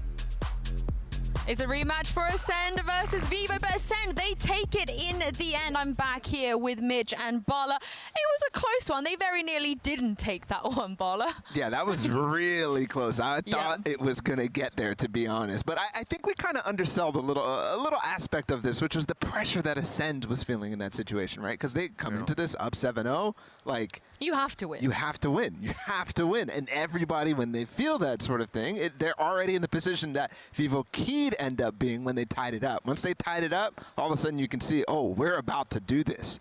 And that's when things change. Now, we talk about the mental game normally, and we talk about how important it is, but you have to take a look at this series and realize the fact that there's a lot going on in both of these players' heads, a lot of eyes on them, and a lot more pressure than there normally is, not just because it's champions and all of those things, but because of the situation. That said, Ascend still show up. It took them a while. They certainly let Vivo Key back into the game for a bit. I really like what Ryan said at the end of the cast. After Ascend wins, Vivo Key put out a statement, in my opinion, here. Like, the emotions that they showed, the way that they were going at Ascend on the stage, to me, that definitely signified what Ryan said. We will meet again, and our battle will be glorious. Well, I think that is very important to shout out. Let me be very clear on this. You're coming into this tournament, Vikings, Vivo Key, I had incredibly low expectations looking at their previous performances internationally. Right here, though, they have looked absolutely incredible. And this clip, I wanted to actually show this just because how aggressive is CNET? Who goes through a cage like that? But he had that little bit of support of the trap wire behind, knowing that his teammate will be able to at least take down the one. Now, the fact that Killaz gets two there is kind of ridiculous. The plan was for CNET to get aggressive, maybe get a kill, and definitely get out of there alive, but it still worked out. And what a way for Killaz to come alive, too, because in that first half, one kill. Exactly, one kill, and even into the second half, he was also struggling. But what I told you at the beginning of this, he's consistent, and those are the types of rounds you can expect from him. Yeah. And speaking of CNED, you know, Mitch, you and I we've been around the guy. We've seen him a lot, and I have never seen him. I mean, every now and then he cracks a smile because he's a great guy. I have never seen him get angry and hyped and emotional the way that he has right here, you guys. I don't think we're ever going to see it again.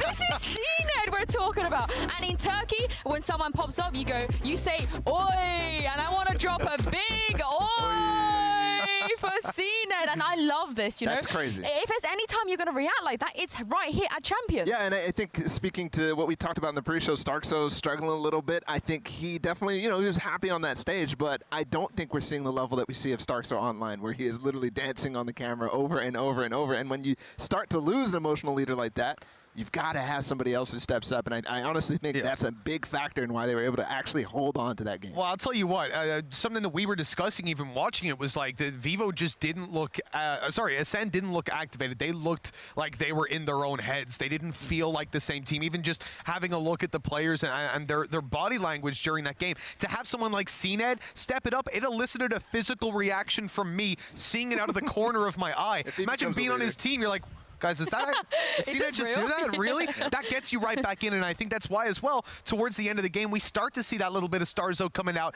Right at the end there, we saw him obviously doing his little dances, pulling out his moves. That's the Ascend that we're used to seeing. Yeah, I mean, also when it comes to how hyped they were, I mean, Vivo were really giving it.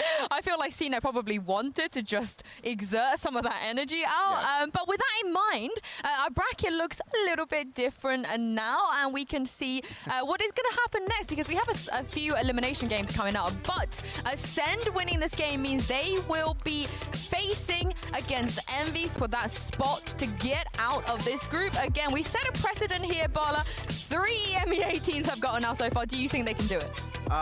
Look, I'm very, very excited about Ascend versus Envy, because we finally get Ye versus CNED. We got robbed because Ascend kind of didn't make it through against 100 Thieves. So I'm very excited for this match, but what I'm seeing from Ascend, they still have learning to do. They really still have learning to do, but this will be a different environment for them. I think going for the high-pressure, diamond-creating match like this one to that one, obviously it's high pressure, but it's nowhere near the same. Yeah, I think a lot of this game for me was genuinely looking at Ascend and going, this is not a team that I recognize. And I think some of the plays, you remember Zeke over on the A side, he goes on top around the pillars, has a guy not even looking at him, completely whiffs the spray. That does not happen. It doesn't happen in the regular season. So when it comes to this LAN, a lot of pressure on these guys. We saw it. We saw CNED step up. We know that they're feeling that. We need to see them get a grip on it, though, to start a game out, not halfway through. Yeah, but I think these are actually the learning experiences that Ascend need, right? Yeah. It's these types of situations that they need to get in over and over and over so that they can learn. And I think they did learn. At the end of that game,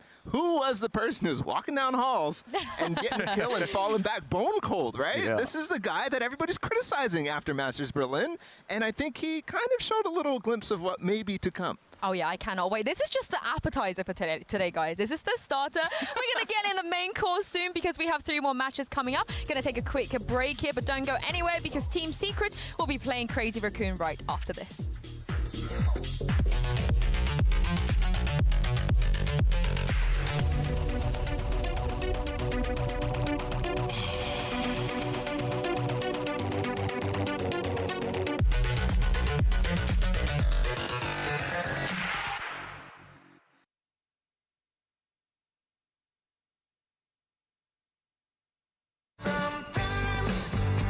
Mahabang win streak, kaya nating lahat. Equip your home with fiber fast internet.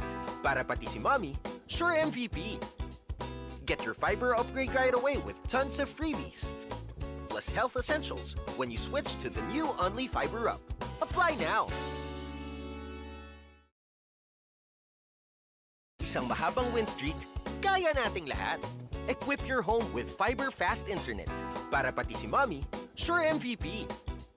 Get your fiber upgrade right away with tons of freebies. Plus health essentials when you switch to the new Only Fiber Up. Apply now.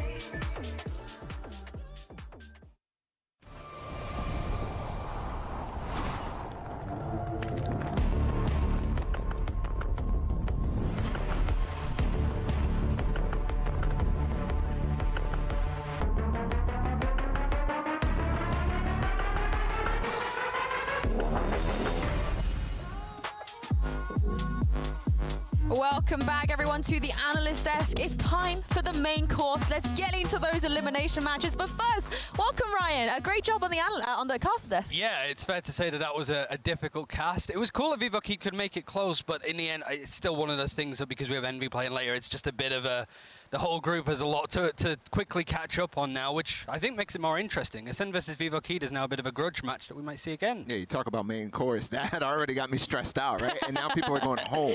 So yeah, you're going to get more stressed out, yeah, for sure. I'm going to lose my hair like Ryan. Well, you're going to get the bald buff. It's real. Yeah, the composure is real. I guess I'd be fine with that, yeah, after seeing Link. I even said I was going to shave my head, but we'll see, we'll see. I'm definitely not above doing that if we all do it. But let's talk about Team Secret first. Now, for me, this team, it was heartbreaking for them back at Masters 3 Berlin. They qualified, they couldn't be here, but this time around, Ryan, you can really see why they qualified in the first place. Yeah, it wasn't anything cute from what we saw in their full free mapper against Gambit. Like the first map that they won being Icebox, they were just fundamentally stronger. It was Gambit's first game, so you could always argue nerves or just trying to get into the swing of things again. But his Team Secret team, it wasn't like one player popping up. It was just a fully strong side that you could understand why they made Berlin in the first place. Yeah, I think that as we look at these smaller regions from the outside, right, because most of us focus on NA or EU or whatever it might be, you see a team like Team Secret play against Paper X, and you get impressed by Paper X, but when you watch the games locally, you're like, oh, I don't really know the level. But the reality is that these teams are so strong, and you could see, because every single time they have a representative over here, they do impress. They don't go as far. We're still hoping for that, but that's another hurdle to cross. I mean, in this group, Arla, though, that possibility is very real. They can get out of this group. Yeah, they definitely can. They have to go up against who's waiting for them. Vikings, who look very, very, very strong, and they just took down Gambit completely, even though Secret unfortunately failed to do that. But they look strong, and they succeeded where Vikings didn't. Yeah, we were expecting this group to be a little bit, not boring, but straightforward, I think. And considering we now have both Team Vikings that we haven't seen in a while that actually look better than anticipated, and now Team Secret do the same, there's potential there. But I don't want to write Crazy Raccoon off just yet. No, we don't. But before that, I want to talk about one player. I know you told me that he's your favorite player in the entire tournament. Ryan, tell me why you love Jesse Vash so much. Jesse Vash is the kind of player that is so valuable to a team like Team Secret going into this tournament. He's been in esports for 10 years, playing all sorts of different games, from MOBAs like League, Dota, to Overwatch, to now being involved in attack shooter like this. And when he's involved in the play, Team Secret look a lot more composed. He is just the thing that reins people in. He enables Dubstep to do what he does. And I think having that kind of reliability was not only pivotal for them getting here in the first place, but also in that series with Gambit. I think one of the important things is his clutch rate.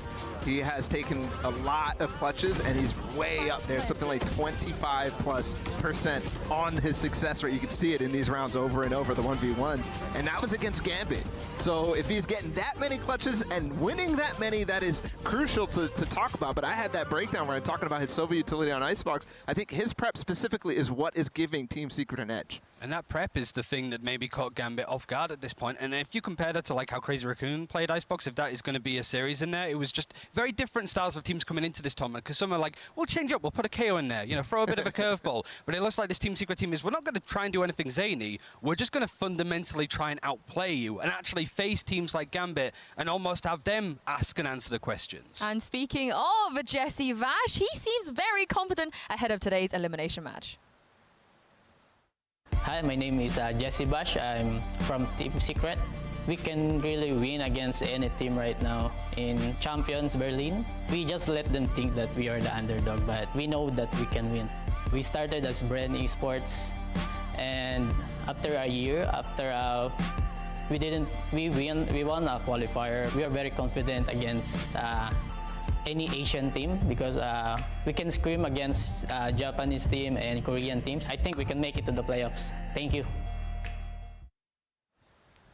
I think they can make it to the playoffs as well. But Bala, you know, it's really interesting that hearing from them that they do scrim the bigger Korean, Japanese teams, and this is going to go really well for them in this matchup. Yeah, I think that's one of the reasons why that region is so strong. Specifically, I mean, obviously it depends where you are in SCA, but this team specifically, they look solid. They look like they have plans. I think we heard that some teams are stealing stuff from them, right? Yeah. And that's a big thing at these international tournaments because you have the clash of strategies and styles. So, yeah, I think the confidence is pretty solid for him. I think there's a reason for him to be so confident. I think the fact that they're doing stuff to the point that other people are stealing is almost like the opposite of SEA last year, because it's not a region that's really well known when it comes to attack shooters. And when you watch them play, like me and Tom cast a load of SEA events at the end of last year, and it was, oh, that's a lineup the Sentinels use. That's something that G2 does. It was like cherry picking different ideas and strategies across the region. Now they found their own vibe, and that's the exciting thing when it comes to setting the pace and being the team to fight for. Oh yeah, I mean, there's a lot about Team Secret that I'm excited about. I think that this matchup is going to be very interesting because there's a lot of people who are very, very similar in terms of the way that they play. So Crazy Raccoons could bring out some fire here. Well, let's talk about Crazy Raccoon, because for them, you know, in the last tournament, they also had a bit of a slow start, but then the second time we saw them, they were amazing. They blew us away. Do you feel like, Barlet, that's the same case here for them? The first match, not so much. I don't think so. There's definitely a lot of people rooting for them, and I think that does motivate them. But the first match, I was very underwhelmed against Vikings, and there was a lot of moments that I'm like, oh, this is kind of sketch. However, I am seeing things from this team that I really like. For example, Fisker back on the role that I think everybody wanted him to be at Masters, but also him paired up with Munchkin, and the way that they're approaching this primary entry, the secondary entry, that duo has the second highest participation rate in opening duels. It's something like 68%, which is unbelievable. No other team really comes close. I think there's one team above them. And that's funny when you consider the fact that on Haven against Vikings, Munchkin was often going on lurks on his own a lot of the time as well, right? Which is the concern. Like, it's Munchkin, how does he play off of that? Because we've seen those kind of like secondary entry flex players like Doma come to life in tournaments like this. Munchkin brought in the KO. It was fine, all things considered. It wasn't the best, it wasn't the worst, but it's how that synergizes with the rest of the team.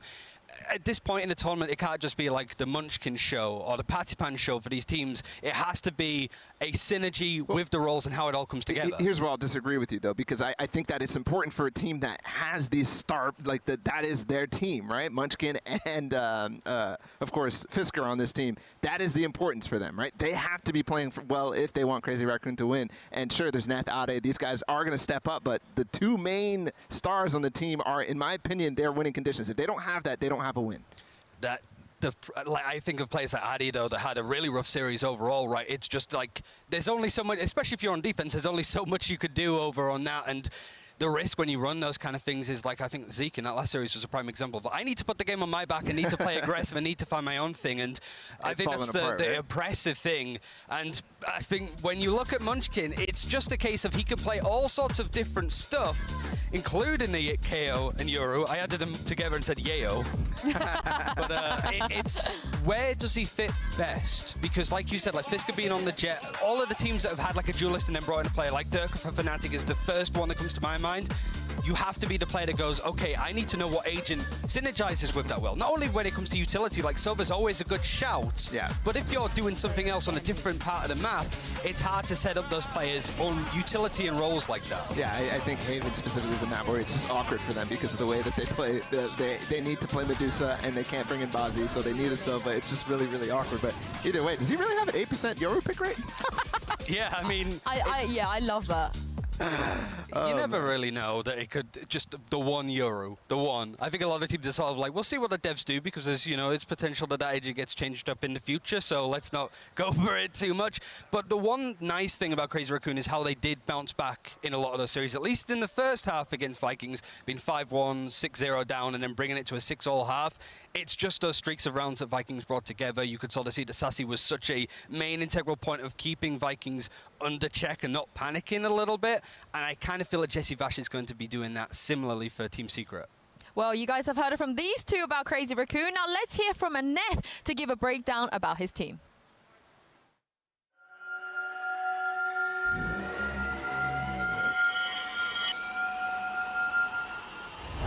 "自分はクレイジーラクーンのネスです。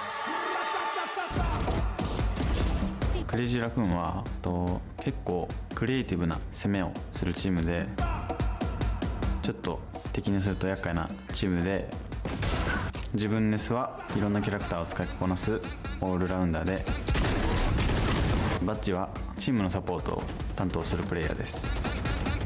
で、フィスカーはエントリーキャラをして敵のサイトを破壊するプレイヤーで、アデは主にスモークを担当しています。メデューサはバッジと同じサポートを担当するプレイヤーで、マンチキンは、何でも使いこなしますし、かつ攻撃的なプレイスタイルをしてくれるエースプレイヤーです。自分は結構デュエリストメインだったんですけど、 VCT が始まってから、センチネルのキャラクターキルジョイとかをやるようになって、で真逆のロールでも自分が活躍できることに自分でびっくりしました。本当正解がないゲームで、自分たちらしくない戦いをしちゃうと、チームに悪い結果が出るので、楽しんで思い切ってやれることが大事だと学びました。本当に応援されてここまで来れたので、もう、期待される分めっちゃ幸せなことだと思います。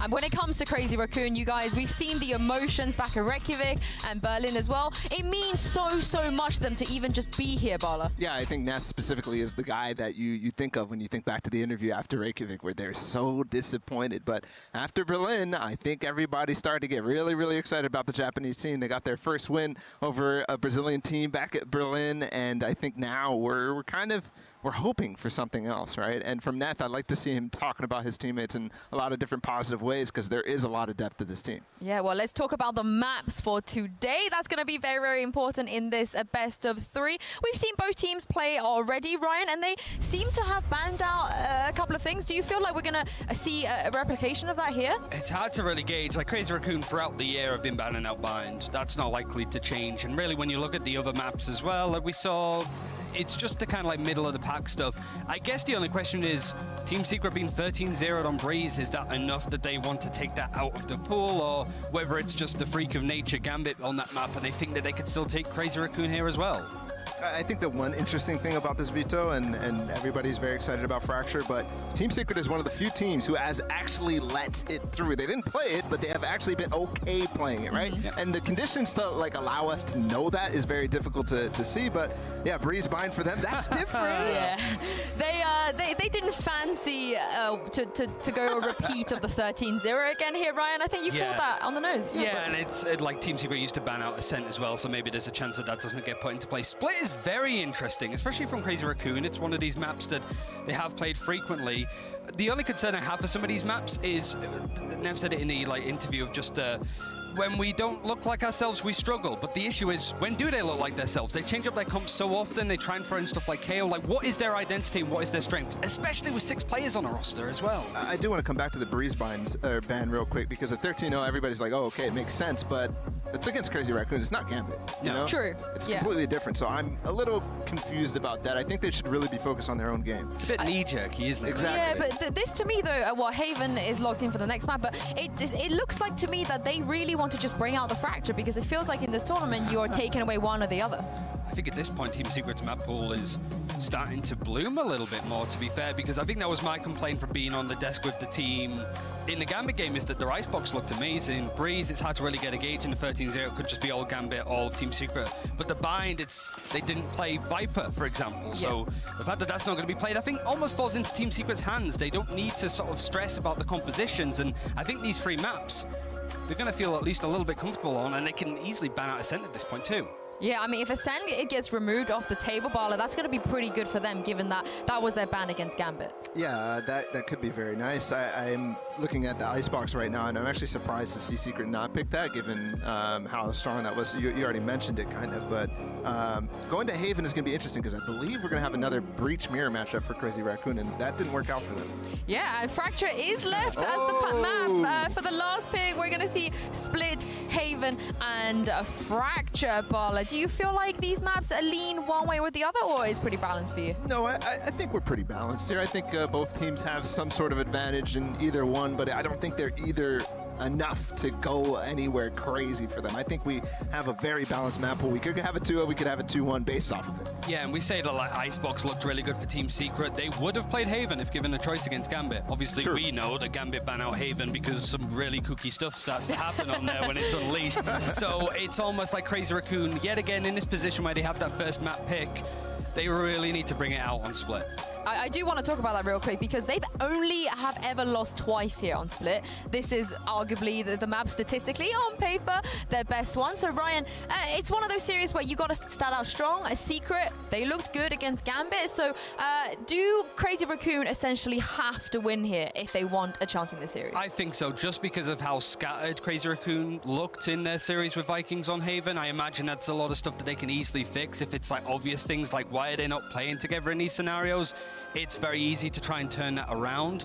It's more of a case of like, what again is Munchkin going to be playing, because he's played like Sky in the past, he's played Cypher on this map, for God's sake. Like it's so difficult to get a gauge on what he can do realistically. And look at the players like Neff that have played all sorts of different stuff in the past. There is a chance for Breach on Split. So it's a case of whether this composition that they play is their identity and when they look like themselves. Because so far, I haven't seen that Crazy Raccoon that we saw from Masters 3. I do think that they have a little bit of resilience to them, right? That we saw against Gambit in that final series that they had at Masters Berlin.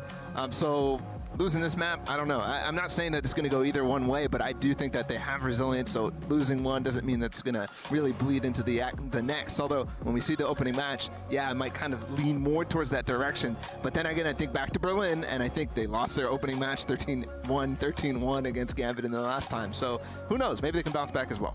What about Team Secret, though? How important would it be for them to take this, away from Crazy Raccoon, when on paper it does feel like it's Crazy Raccoon's favorite map? I'm a little bit scared because I feel like Crazy Raccoon just has a little bit more wild things that they can throw at you. For example, if it comes down to Fracture, right? And that might be the case if they end up losing the first map.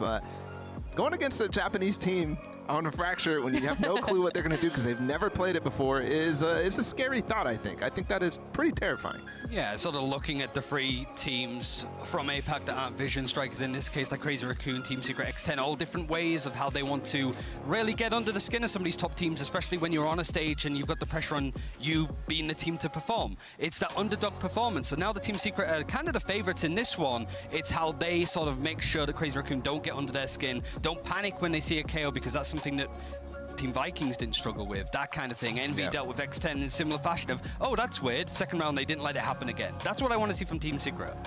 Now, we've talked about Fisker already, but I want to do a little head-to-head with Fisker versus Dubstep here. I mean, we talk about these Jet players in this tournament a lot, but Dubstep, for me, is one of the more underrated ones for sure coming into this tournament. What do you make of this matchup? Yeah, I think it's going to be the marquee matchup, right? Dubstep is the leading figure on Team Secret when you talk about how they get their openings, how they push the pace, and he does have a high opening duel percent, so you can see the first blood, 15.7. He has much more success than Fisker, but Fisker is getting those opportunities a lot more. But then you look at the ACS, you look at the KDA, the damage per round, and you're like, hold on a second. Fisker is consistent at this as well. So I think that because of the way that Fisker plays, and yeah, he's being aggressive, he's also getting support on that that opening duel role more so than Dubstep is. The funny thing about it, though, from looking at Fisker's stats, they're not too far away from what Ye did against X10. Very similar in terms of like the kills per round, the damage. The only thing that let him down was being the first death in a lot of cases. And also, especially when you look at the op, he got 1 kill, 6 rounds, I think that he had it, and he lost the duels in 5 of them, right? Dubstep, I think, is a bit more composed, both to be early and try and surprise you, but he's also been playing a little less aggressive this tournament from previous, so he knows Jesse Vash is reining him in, like, we don't need you to die right now, play a bit more passive, and I think that's going to maybe amp Crazy Raccoon to play a bit higher tempo to try and catch them out. I mean, we talk about win conditions. Do you feel like these two players are the biggest win conditions for their teams, or is there something more to it? I'm interested to see just how these sort of flexi players, like Wits, for example, like I think when you looked at stats, I think Sajja put out a tweet of like underperformers compared from now to online. Wits was on that list of like low performers, but for me, he still passed the eye test. He had a lot of times, and he's also playing up against Gambit, losing 13-0 in a map and bringing it to a full best of 3. Like, they are stats that have sort of quelled him a little bit. So him versus Munchkin is going to be really interesting, but Munchkin is such a star player. You can't keep his name out of your mouth when you talk about Crazy Raccoon. But if he's not on that Jet, that other secondary role, even if it's a Cypher, it has to be there to talk about as well. Not just the name, the game as well.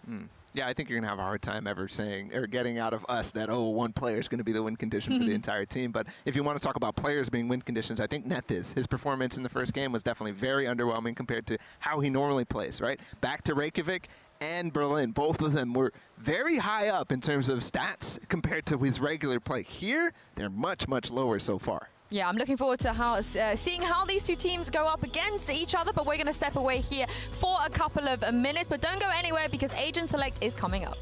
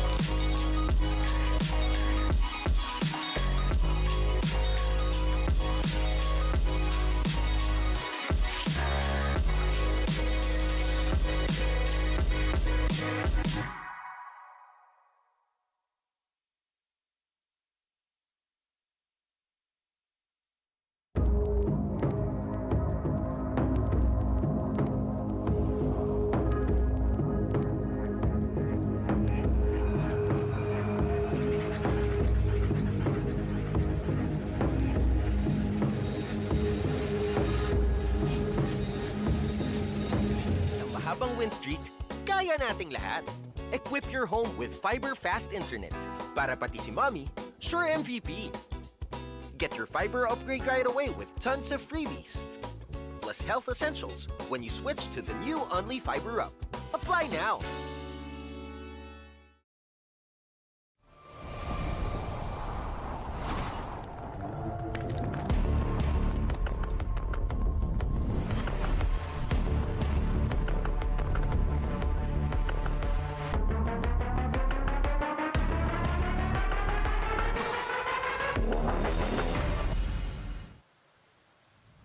This is it, the first elimination match of Valorant Champions. It's time for Team Secret and Crazy Raccoon to take the stage.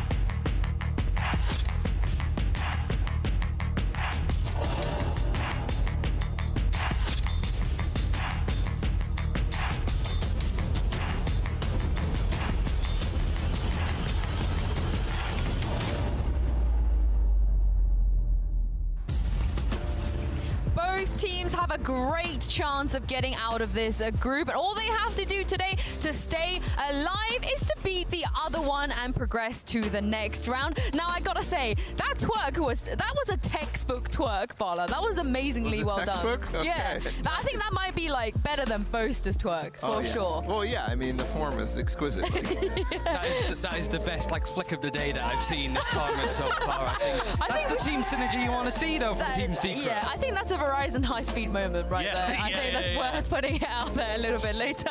But very different approaches even when they came onto stage.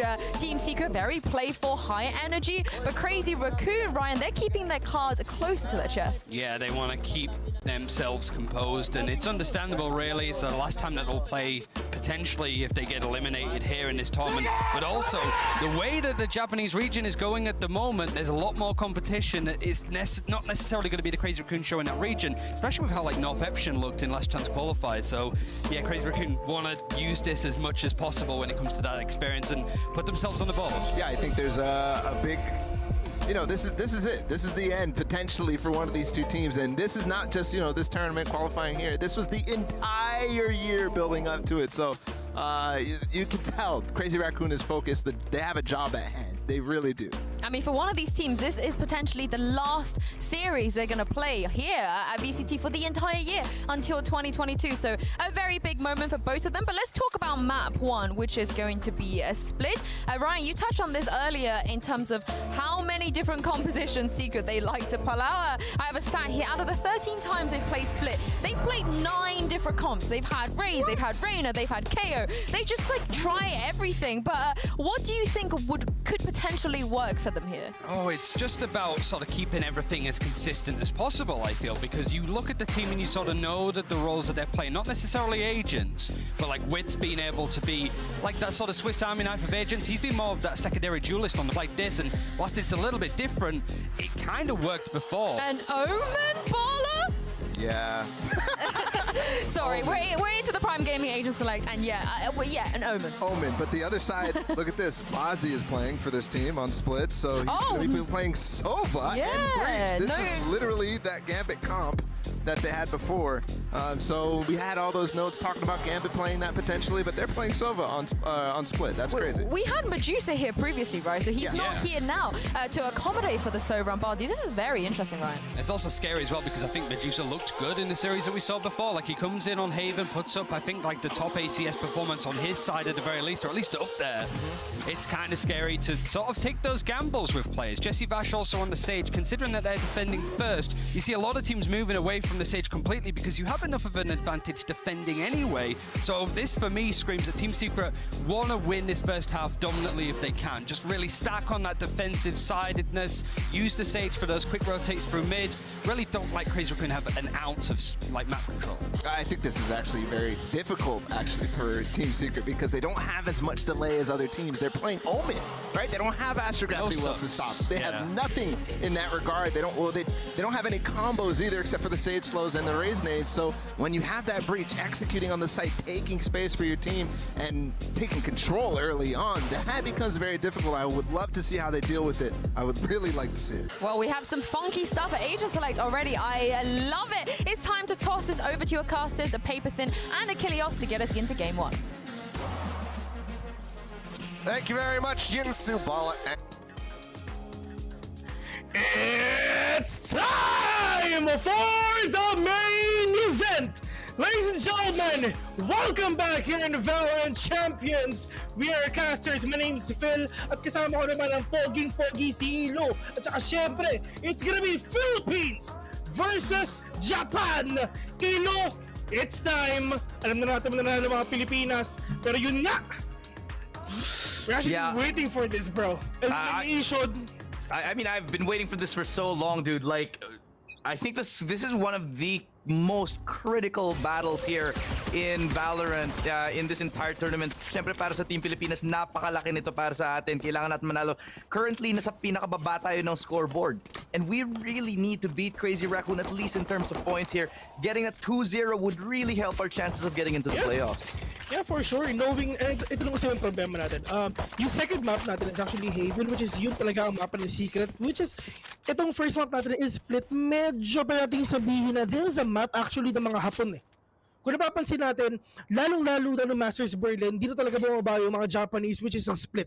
Alam naman natin, yung Split, kaya talaga nasa Japan to. Pero yung kitang-kita natin si Adel, pero nga si Jesse Vash, to be really aggressive. And alam na niya kung saan pa talaga pupunta yung mga players na to. Yeah, let's see where they end up going. Papunta na sila sa A. Take a little bit of time just to sort of wait out the utility. Nag-iintay lang. Nag-uubos ng mga utility ng kalaban ng Crazy Raccoon dito. Team Secret, they're not giving up too much. Kita mo, they still have one Paranoia and one Paint Shell. That might be enough to help them with the retake, but they gotta hold this strong. Kasi si Jesse Bash lang magkasa sa side. Dubstep right here to help him dashing in. Pero that is Jesse Vash with a 2K. Bazzi and his only remaining for the side off.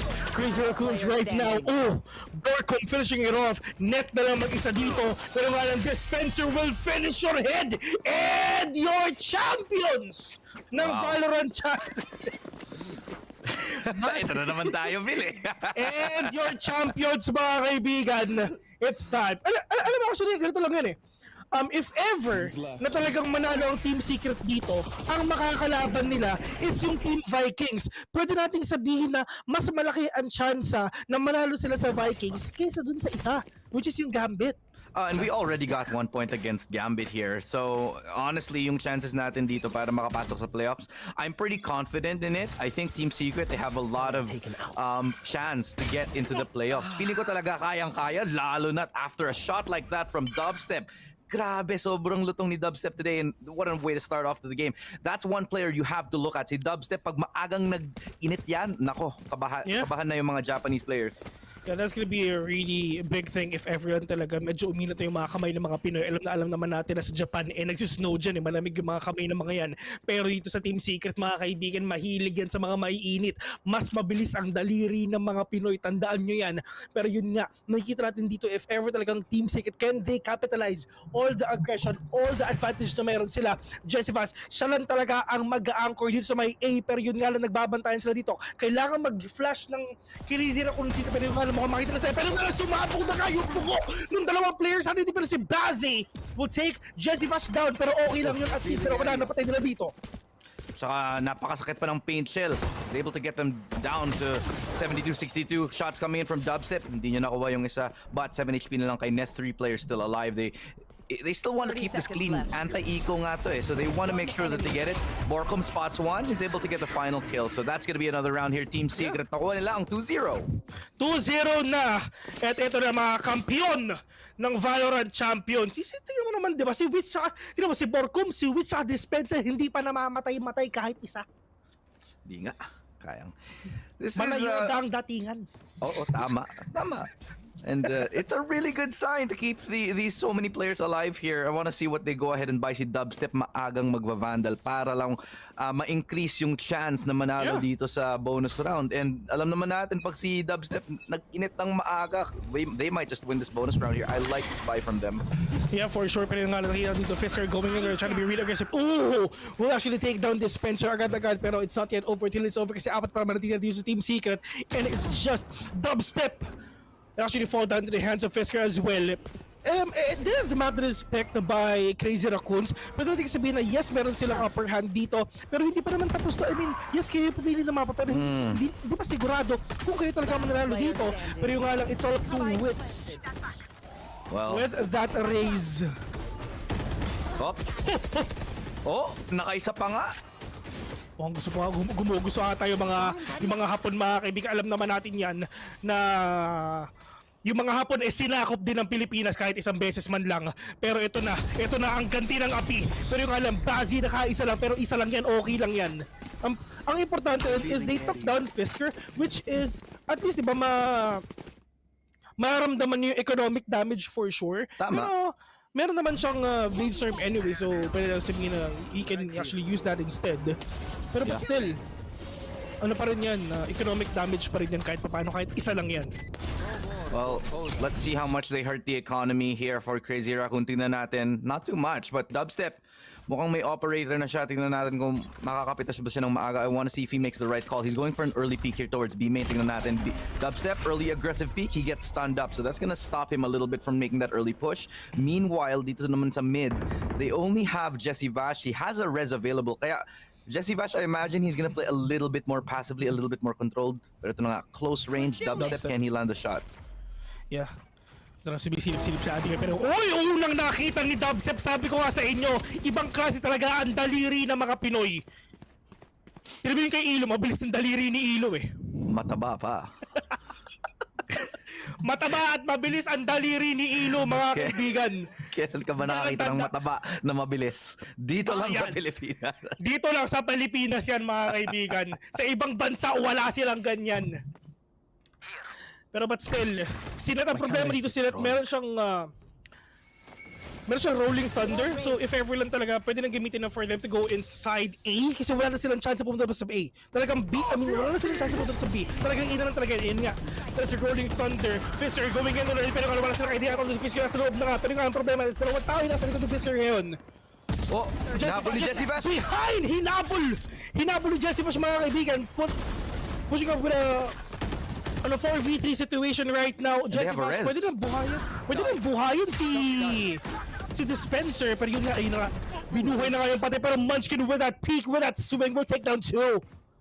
3v2, the clock is ticking, they need to defuse that spike. Ang Borkum, kailangan ni smoke, probably like yung Heaven man lang, pero nga lang maganda yung position na dito. Wits, with that push na tulad na ginawa niya kanina, but Gazi, with that angle, he knows, he heard that, narinig na yun. Team Secret is in a lot of trouble right now, pero okay lang yan. Yeah. Tuto pa, simula pa lang naman tayo eh. Simula pa lang, maaga pa. Let's see if they, let's take a look at the economy. I think Team Secret after that, they're gonna be reset. Mukhang mag-i-eco sila. Pero maaga pa naman, not too much to worry about. They did buy it off, so that was a really expensive investment in that round. I think Dubstep should have the Blade Storm available. Yeah, he does. Yeah. So he might be able to do something in this one. We really have to highlight Dubstep in this one, but I do want to point out Team Secret, hindi masyado silang nagsisplit eh. So this might be a little bit of a concern for them. Even if they do lose map number 1, it's not the end of the world, but obviously we want to see them get a 2-0. Ito na rin sa Dubstep, mga kaibigan, ang pinakamagandang jet sa buong mundo. Pero let's see if ever makakapag... Hindi naman buong mundo, pero sa VCT. Pero, Dubstep! Hello nga pala! Tinidor all the way from the Philippines, mga kaibigan, from Philippines with love! Pero ito kasi yung thing eh, I mean, sa totoo lang, si Omen hindi na siya ginagamit eh, masyado. Oo. Actually, nagulat nga ako na pinilit ni si Omen eh. Yeah, kasi number 1, Paranoia. Magkano ba ang paranoia? 400 yan. Diba? If ever you're gonna compare Omen to an Astra, Omen na okay, meron kang dalawang smoke, pero Astra with a full map control, iba talaga. Saka sa ultimate pa lang, medyo malaki na yung difference eh. Ang dami mong magagawa sa Astra wall eh. Omen from the shadows, not very much, not right now, especially on split. But Dubstep from up close. Oh, Eyes down. okay, he finally gets there, gets another one. Looking for the dash out, nag-miss siya. Pero that is the paranoia all the way from Wits. Hey, all the way from Borkum. Plus that nade from Wits though, 2v2. Wala silang ganat all. At least si Borkum nakakuha na rin dito ng Vandal. Pero nga lang Wits trying to be really aggressive. Maganda po siya dito ni Neth. Ang unang sumilip, patay for sure. Pero yung nga lang, oh my god! Neth will be falling into the hands of Wits. 14 seconds left at walang oras yung mga players ng Crazy Raccoons, mga kaibigan. Spray and pray. Sobrang lang nangyayari dito. Pinabatuhan lang siya ng... Oo, men. Sinasatchel na nga lang siya eh. Umalis ka dito. Sa amin yung garage. Huwag mo kunin yung spike, akin yan. Ang dami nagsasabi na Team Secret ang talagang underdogs dito. Totoo yun. At ito na yung ganti ng api. Tinan mo, isa. Ayan. Hindi natin nakita yung mga satchel. Ang dami niyang binato doon. Paint shell, dalawang satchel. Men, hindi alam ni ate ko anong gagawin niya eh. Alam mo yung taas kamay, okay, bahala ka na sa akin. Oh! Fisker getting tagged with an operator. He's actually super low in HP. Oh yeah. Low. 30 HP na lang siya. Wala pa siyang taga-heal. Si Wits nakakuha ng isa. Munchkin goes down. 4v5 na ngayon. And they're gonna try a little bit more towards mid this time for Crazy Raccoon. Naping nila yung isa, pero does it really matter? Bladestorm comes in. Not gonna land the connection. And they're gonna try to make their way dito naman sa B Heaven ngayon. Sobrang paikot-ikot sila sa mapa. Grabing bakbakan na nangyayari dito sa mga Pinoy tsaka sa mga Hapon. Pero dito nga lang sa mid, are they gonna go here in B or A? They can actually go here in A, pero yun nga lang maganda yung mga traps dito ni Cypher. Pero it's just the players of Team Secret. Maganda yung position niya, Borkum with that paranoia. Oh, will actually take down Net again. Wala na silang fault lines or flash para makapag-entry lang dito sa B. So they need to wait lang at least para makakuha dito ng punches or any kills at all. Borkum with that swing with a kill again. Meron pa isang tao sa may taas though. It's just not Sova. Either from behind, but Dispenser will finish it off. Borkum! Men! Baano makakabato yung Crazy Raccoon dito ay lahat na nakikita nila, Blade? It's really good, man. I'm loving what I'm seeing. Team Secret, sabay-sabay sila mag-peak, coordinated. I'm liking how they play split. Hindi natin masyado silang nakita naglalaro ng split eh, but this is something that's really honestly quite impressive here. The timing on the flashes. Ang galing nila mag-reposition. I loved what Dubstep did. He tried to get a peek towards B Heaven. Wala siyang nakuha. He fell down towards B side. And then he set up a crossfire alongside his team. Nakita naman si Jesse Bash watching the B Heaven area. And then Dubstep to cover the rest of it as well. So maganda yung ginawa nila and it seemed very well coordinated that Crazy Raccoon, wala silang sagot. Kailangan nilang paka-play slow dito. Ang problema dito sa CR is wala silang pera at all. Si Net ang talaga dapat mag-anchor dito pero at least meron naman silang mga ultimates at all. Pero yung kala, they know it already because of that Boombot. Pinaghalo ko Roomba tsaka Boombot. Pero yung kala, Dubstep will finish off. Kinuha yung ulo ni Munchkin dito. Fisker pushing Borkum all the way from rafters. Pero siya magparanoia dun sa may likod niya. Pero nga maganda yung mga walls na ginagawa dito ni Jesse Vash, not letting these players to go inside the site na sobrang dali lang, Ilu. Yeah, let's see. Honestly, can't get in this. Not very easy to get in through this one. The moment this wall falls though, sabay-sabay ng susugod papasok pero inunahan na ng Team Secret. Borkum dalawa, Borkum tatlo. He's getting 4 kills and Borkum melts them all down. 4 ang nahanap ni Borkum dito up against Crazy Raccoon. Anong oras na? It's Borkum time! Oras mo na Borkum sa laro. Okay. Wala, tinan mo naman si Borkum eh. 1, 2, 3, meron pa isa sa gate. Anong ginagawa mo dyan? Ba't nilalabas mo yung ulo mo, ade? My God. 5-2. Sabi ko nga sa inyo, meron tayong chance ang manalo dito, men. 2-0, promise. Ito yung mapa pinili ng CR. Alam nating malakas sila dito. Mapapajingle ka na lang talaga dito sa CR, men. My God. Sorry, di pa rin ako makit over. Grabe. Borcom, perfect spray transfer. Apat. Grabe. Oo. Actually, ito I mean, to be honest, Omen, hindi talaga siya ginagamit lagi, pero malakas siya sa mga ganitong mapa, sa mga maliliit na mapa para mas ma-utilize mo lalo yung paranoia. Pero kailangan dapat sobrang on point ng paranoia mo. Pero Jesse Vash, mukha nanonood ata ng YouTube mga kaibigan, malagrim man datingan. Bago to Oo, men.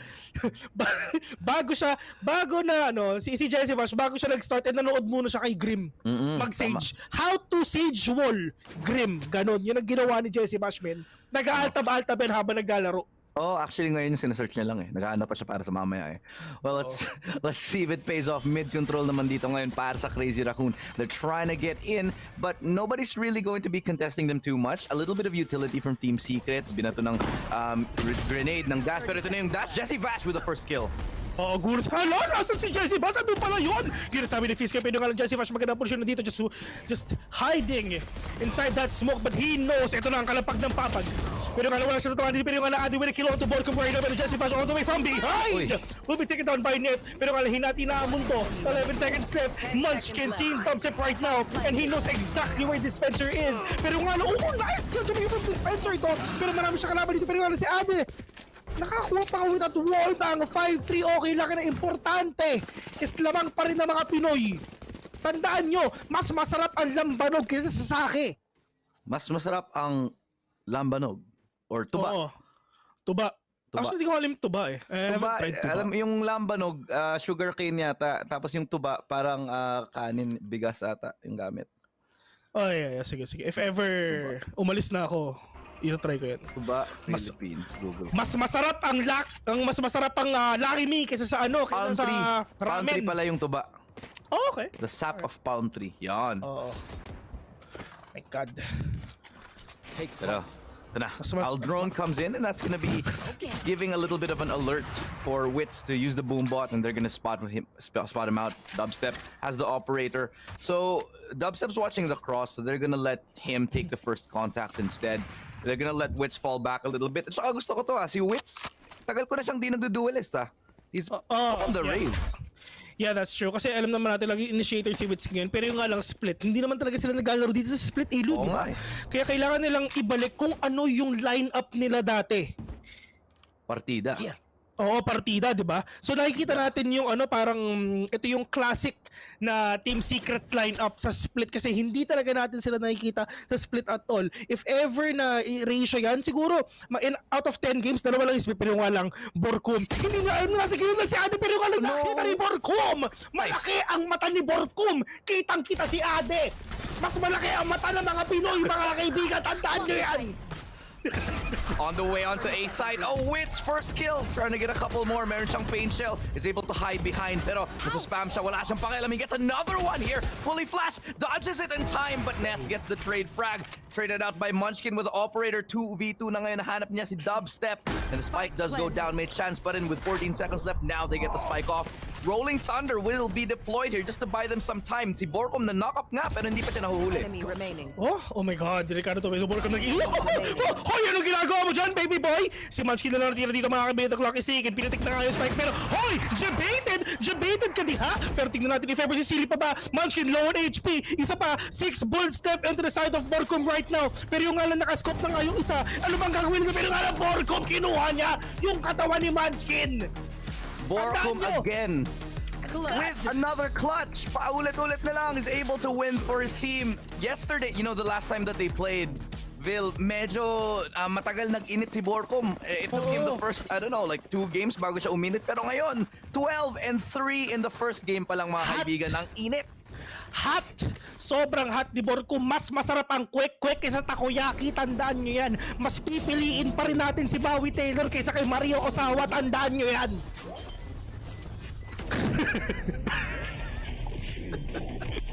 I'm not gonna say you're wrong because you're not. Oh yeah, dude, of course, yeah. Ang cute ng mousepad though. Ang cute ng mousepad niya though. Alam mo, sabi ni Machin kanina, Nani kore. Omaywa mo. Shindeiru. Nani? O, time out tuloy sila, no? Time out tuloy. Di nila kaya. Choto Mateo. Baka may masabi pa akong iba, men ka. Okay. Lakanin tayo eh. Tignan mo? Tignan mo, sino ba to? Sinong umiiyak na? Umiiyak na si coach. Dare. Ang dami yun.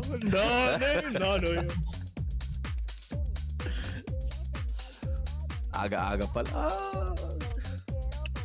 But pero papakabait tayo ngayon. Ayun. 6-3. CR timeout na muna.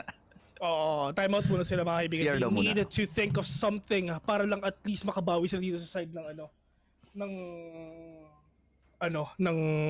dito sa side ng Team Secret. Pero it's gonna be really hard, man. It's gonna be really hard for them to do a big comeback if ever lang talaga sobrang tuloy-tuloy lang din. If tuloy-tuloy lang yung ginagawa nilang mistakes if ever. Tama. I mean, you just see it right now. Team Secret, they're not afraid to play a passive and then work the sites and just play off of each other. And at the same time, di rin sila takot mag-aggressive map control tulad nito. Ang aga-aga, kinuha nila agad yung B main, no? That's a lot of map control. And ibig sabihin lang nun, pwede sila mag-focus sa ibang part ng map. Now, they can actually rotate another player off and go somewhere else because they know that they already have B main. And the only time nawawala, na check lang nila yung B main is kung nasira yung wall. Pero hindi, bukas na bukas sila dito sa A short. Let's see how this plays out in vents. Saan sila pupunta dear? Probably here in B or something like that. Pero yung nga lang A, that is Fisker pushing. Pero nga lang Wits from behind will take down 2 already. Pero less than a minute left in the clock right now. This is Wits again trying to wreak havoc here in A. Pero nga lang Dubstep. They have no idea at all na si Dubstep is nandito rin sa B.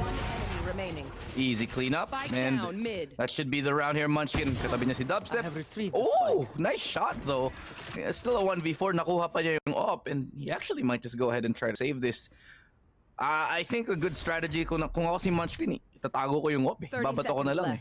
Yeah, I mean, pwede mo naman gawin, pero nga medyo malayo. Medyo malayo yung way para matapon mo. Actually, dadaan muna siya kay Borkum if ever na talagang gusto nang matapon. Pero nga lang Borkum nasa waiting patiently. Pwede naman itapon yun. Pero yun nga lang, there's no way na kaya na itapon yan. That is actually a win for them if ever nakuha niya ng operator na yan, though.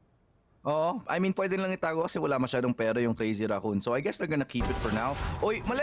Looking the wrong way, dispenser na isa-isa pa nga sila. Pero okay lang yan, dami namang pera. Last 2 rounds in the half, and it's looking like Team Secret na secure na nila yung advantage before we transition into the halftime. Tignan natin yung score ngayon. Borkum pa rin nasa taitaas. 12-4. Dispenser at the bottom, 3-7. That's fine. He's the sentinel. Yeah. This is gonna be really hard, man. I mean, for Team Secret, all they gotta do is just capitalize these efforts na meron sila. And syempre, they know it already na naman sila talaga may upper hand dito na even though na matagal silang hindi naglaro dito, yung mga playstyle nila is ganito pa rin. Is sobrang solid pa rin dito sa side ng Team Secret. Ang tagal natin hindi nakita yung split nila, ang tagal natin hindi nakita na mag-duel si Wiz, tsaka ang tagal natin hindi nag-omen si Borkum. Lalo na sa Jesse Vash though, medyo matagal siyang hindi nag-sage. Pero even though na ito yung mapa ng mga Japanese, bawing-bawi pa rin talaga to ng TS. And this is the scary thing, you hit the nail on the head, Vil. Actually, ito yung pinaka-komportableng map ng mga Japanese. Mahilig talaga sila sa mga map na ganito. Koreans and Japanese, they love split. But the fact that we're winning on split, napaka-big deal nito. Paano pa kaya pag mapunta sa dakilang mapa ng Pilipinas, Ascent? Paano pa kaya? Paano pa kaya sa bahay ng Secret Haven? Oo, tama, diba? Yun na lang yun. Pero, this is actually a match. Oh, Hadouken! Nag-Hadouken si Borkum dito mga kabe, pero kala si Fisker will actually take down 2. He needs to repossession, pero yung nga lang Dubstep, wala silang idea at all. Si Dubstep nasa loob pa rin. Ano ang gagawin nila dito, pero yung nga lang wala na silang flash. Fornet is all up to the... Gano'n pa si pwede nilang gawin dito? Net on that corner, pero nga lang, maganda yung position dito ng Netman. I mean, wala eh. Merong wall din kasi kaya mahihirapan talaga makapasok yung Team Secret dito, pero ang importante sila pa rin. Ang lamang. Yeah, I mean, it's a good idea to go for the change of pace right there from Crazy Raccoon. Alam nila na hindi gumagana yung slow play Pero ngayon sa round na to, dapat handa na ang Team Secret kung mag-rush ulit ang Crazy Raccoon. Yun lang gumana eh. Yun lang yung gumana sa half na to. Parang rush dito, rush down. And Crazy Raccoon, they find another one. It's still not it's pretty decent either way because we're gonna go into the halftime most likely 7-5. Yeah.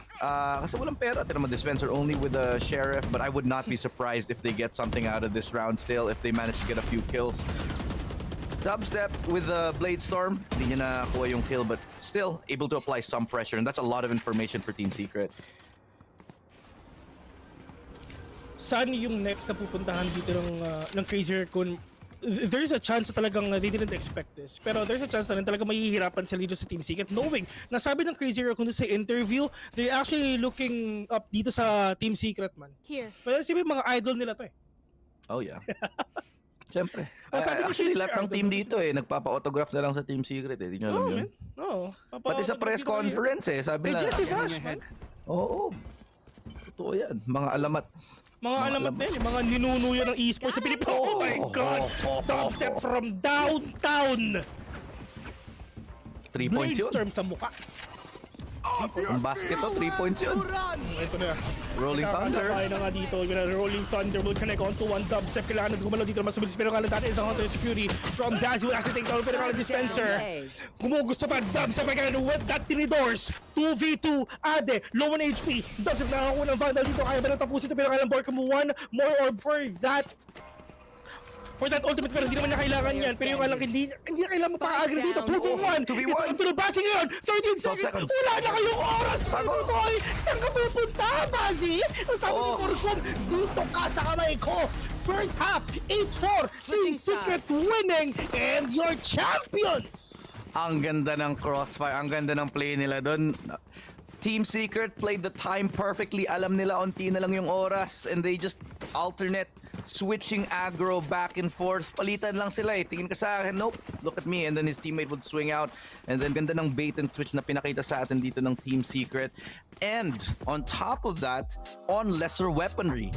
3 rifles lang meron sila doon. They had a pistol and the Blade Storm, the shot from Dubstep, from half court. Oh, from half court? Sa kahabaan ng EDSA, mga kaibigan. Oh my God, Team Secret is doing it. Hindi pa sana sila maalis dito, pero but still. Well, mahaba-haba pa ang lalakarin natin dito, man. 8-4 pa lang. Pero mainit na ang labanan. But actually nakausap ko yung ibang mga players nga, friends. Parang this might be a 2-0 lang din no, if ever. Kasi tama. If ever na talagang manalo sila dito, split next game, Haven, matik, di ba? Ito yung Haven ba next? Haven ang next, man. Ito ay, nako, mali kayo nila dito, Crazy Raccoon. Pinapasok niyo yung Haven. Lahat ng mapa, itapon niyo na. Huwag lang ang Haven. Kasi sure yan, men. Yeah. Well, in the meantime, Vil, syempre kailangan natin ipasalamatan ng mga sponsors natin. So, just a quick reminder for you guys.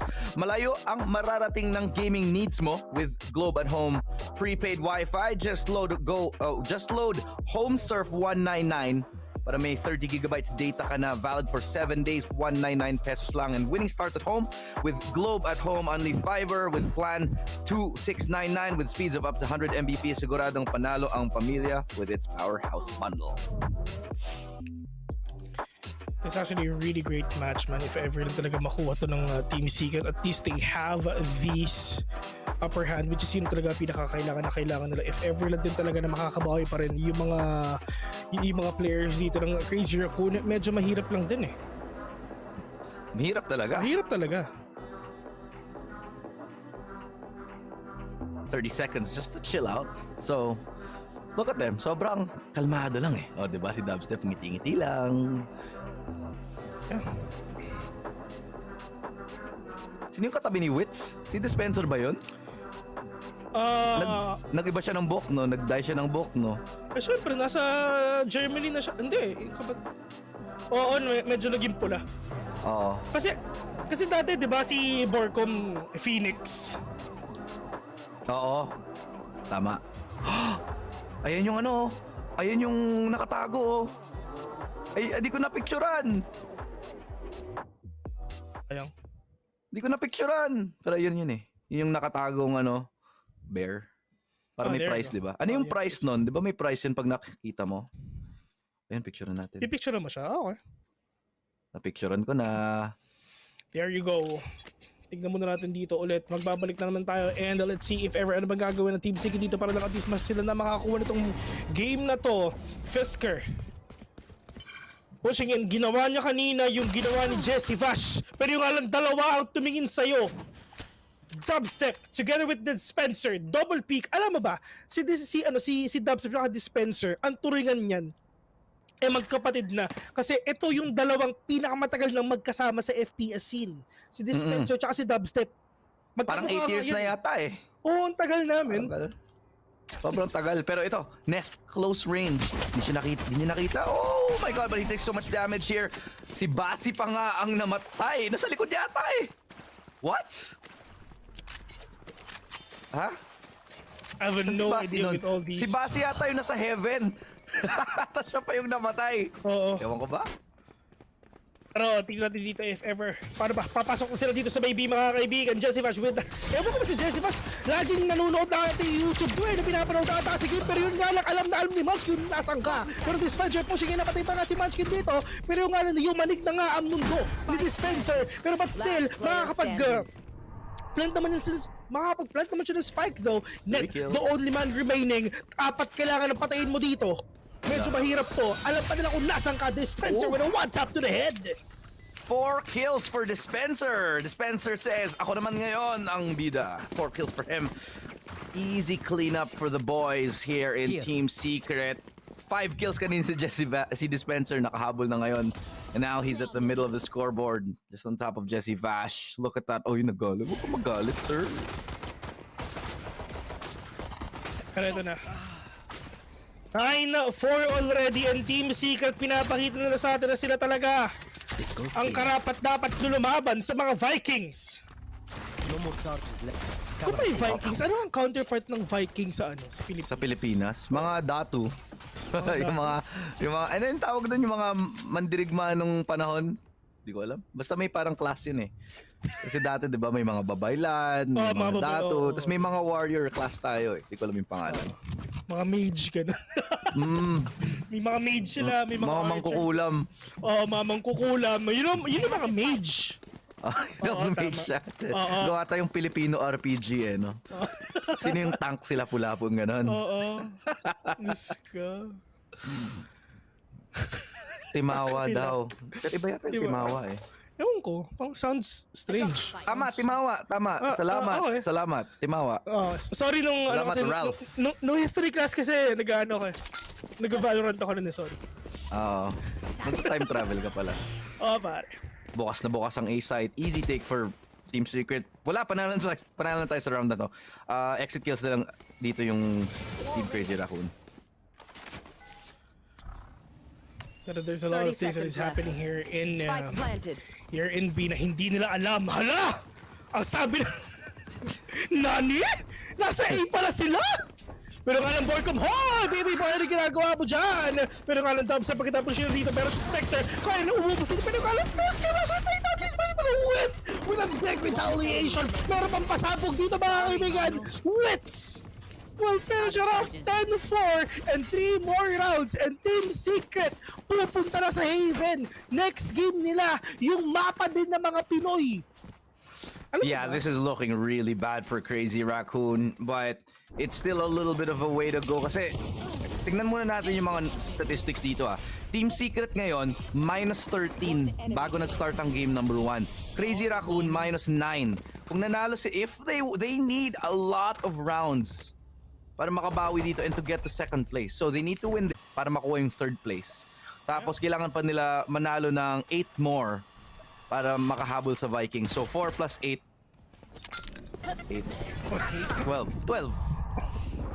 Kailangan sila mag plus 12 para maka second place. Pero natin dito, mention ka lang yung Wits needs to be safe as well kasi meron tayo sa mitaas Bazzi. Maganda yung mga position dito. Kita yung mga ulo ng mga kalaban. Pero ang kalandanan is the spray and pwede coming in from it. Kahit Phantom yung kalaban niya, kahit Vandal yung kalaban niya, okay lang kasi Spectre pa rin yan. Fisker, trying to be aggressive here. Pero dalawang tao na siya. Pero nga lang chup-chup na nga. Pero nga at least napatay pa rin si Fisker. Munchkin though. Oh. I have no idea kung paano nila napatay nun, man. Through the wall. For sure, mga ano lang yun. Pop shots lang yun, man. Mga ano lang, blind shots Pre-fire lang yun. Pre-fire lang dito. 2v4, buy round to Buy round to ng Crazy Raccoon And Team Secret, they look like they're gonna take it. You're not gonna get into B like this. This is a crossfire that is easily gonna take you down. The moment he sees one, Wits doesn't even need the crossfire. Nanalo lang siya rekta. 3 kills for Wits with a Spectre against full buy. Yun nga yung problema, di ba? I mean, paano ba yan? For sure, match point na tayo. For sure, mga kaibigan. Net, low on HP.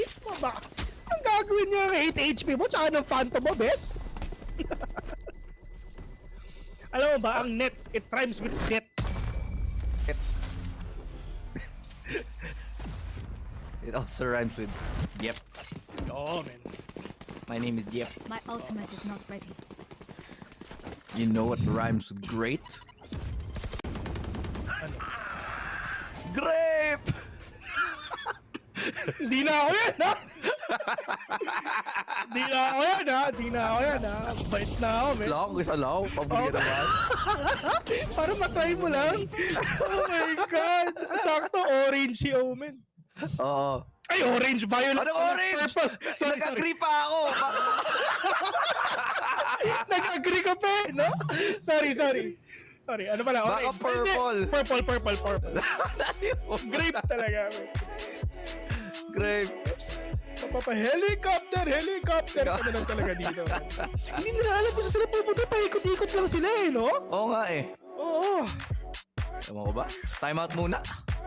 Mga Hapon, wala talaga silang mga eye bags, pare. Korean, tsaka Japanese, wala silang eye bags.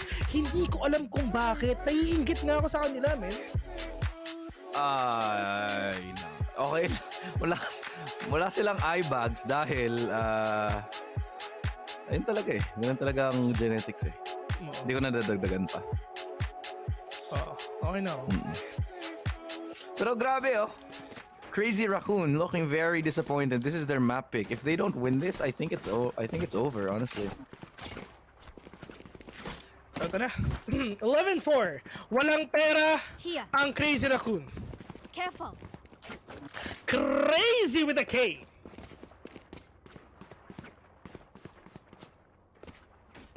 Crazy? Okay. Full buy versus semi-buy. Oh no, I actually don't like that Neth saved this. Kasi even if he does die here, I don't think he has very much enough to full buy next round. And ang mahal pa naman ng utility ng Breach. Kasi di ba kung mamatay siya, he's not gonna get all that much. I don't know, he's gonna need a little bit more than this. Natawa sa comment section man, ayoko mag-react pero kalat Ascent pushing in! Oh my God! Niyanig na yung mga mundo dito kapag sinuchup-chup pa! My God, Zed! Inubos ng CR, man! Borkum na lang nag-iisa dito! Tandaan nyo, Borkum is meant to clutch this game! Nakailang clutch na siya ngayon. Dakilang clutch rin siya, mga kaibigan! Eto na! Anong oras na? It's Mukrob time! Munchkin! Oh no! He's looking the wrong... Okay lang yan. Pagbigyan. Kaso thrifty yun okay lang yan, man. Okay lang yan. Free sabi ng Team upgrades. Secret, okay lang yan. Give chance. Give chance. Mapa nyo naman to I mean, alam nyo naman, pag Japan, napaka-importante ng honor sa kanila Yeah, pare. Honor. Kung tambakan mo sila sa map pick nila, napakalaking dishonor nun. Tama. Kaya yung Team Secret, binibigyan lang ng onting respeto. Napaka-sportsmanship ng Team Secret, diba? Tapos kami mga VCT talents, it's all about family. It's all about family. It's all about family. Tsaka dito sa VCT nga pala, si Vil, si Dom. Oo. Ano Yung leader si namin. Toretto hindi yung isang dom Si Azrael naman, sub.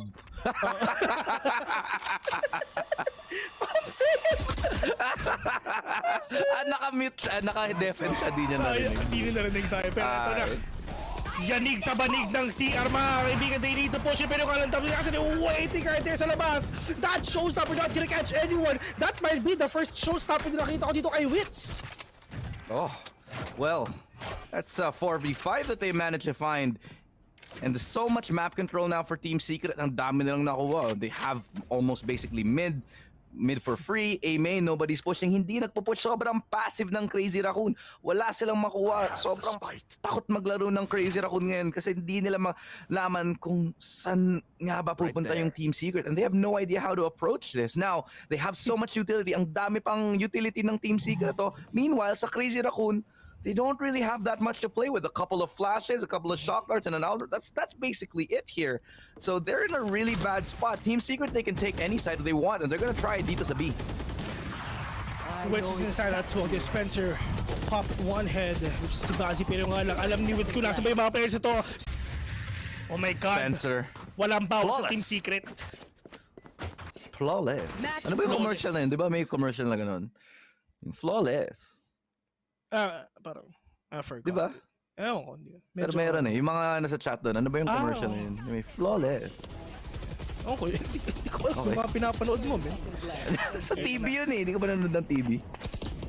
Actually, hindi rin. Yeah, hindi rin. Valorant lang, pinapanood na. Diba? Chill lang sila, man. Chill lang sila habang nag-gum. Ito na, last round. Ito na ang laban ni Ipo Makonochi versus Manny Pacquiao. Op. Again, dahan-dahan lang ang Team Secret. Di nila kailangan magmadali. Kasi alam naman nilang sobrang passive ang Crazy Raccoon. So, they're just gonna get the information. And ang sa tingin ko kasi Team Secret, basang-basa nila ang ginagawa ng Crazy Raccoon eh. Nakatago lang sa site yung Crazy Raccoon. Which is weird. No? Kasi kung map pick mo to, ibig sabihin nun, dapat may parang play ka sa defensive side mo. Dapat may parang gagawin ka, dapat may mga strategy, may plan ka para mag-take ng map control, kunin yung B-main, katulad ng ginagawa ng Team Secret kanina. Pero yung Crazy Raccoon, paintay-intay lang sila eh. Yeah.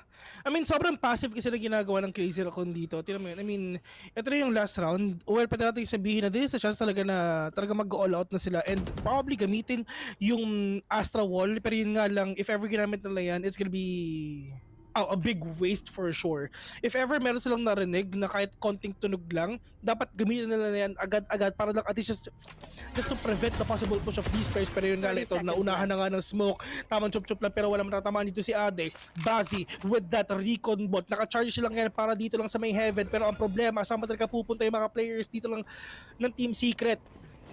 Munchkin, medyo aggressive siya dito pero yung ano, anong ginagawa mo siya pero that is a big challenge coming from this Spencer pero nalaglag. at isa pa rin sa pero yung alang yung spike mga kaibigan nasa A sila debated. Joke lang, hindi ano dyan? Akala nyo nasa B kami, no? It's a prank! Full flash kill from Dubstep, nakuha pa niya yun, uy! And it's looking like Borkom wants to take more of a fight here. Desperate times, but they're still winning somehow. 2v2 na ngayon mga kaibigan, and it's the Raccoon on the ropes. This is for match point to win on Crazy Raccoon's map pick. Kaya mo nilang gawin dito sa 2v2. This is gonna be really hard, man. Oh! Standing. Pero 1v1 with a great one. There's Spencer will finish it off! And your champions! Team Secret, mga kaibigan! Nag-type sila. GG easy. GG. Oh, chill lang, oh. 8-8, oh. Oh my. Is that a twerk or an 8-8? I don't know. But big congrats to Team Secret, man. They're feeling it. This is the map pick of Crazy Raccoon. And they're looking unstoppable here today, showing everybody what they're made of. One of the best teams in Japan. Doesn't matter para sa tight natin kasi Pinas lang malakas. Oh, Pinas lang la hashtag laban Pinas, mga kaibigan. Kitang-kita yung mga flashy play. Kahit ito, yung si Bazi, uy, meron pa isang game, uy. Nag-iimpake na siya. Nag-iimpake na kayo? Okay, mag-iimpake pa isang game pa, man. Oo, kala niya siguro tapos na.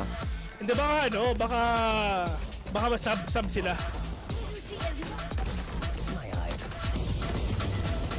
Pero importante rin yung sub talaga no? Kasi si Amix. Pag split siya, diba? Tama. Pag, si Lakia, di ba? Si Lakia, pinapasok lang siya sa Icebox mga, lang yata. sa isang mapa lang din. Tapos sky lang siya, wait, diba? bind pala, bind. Oo.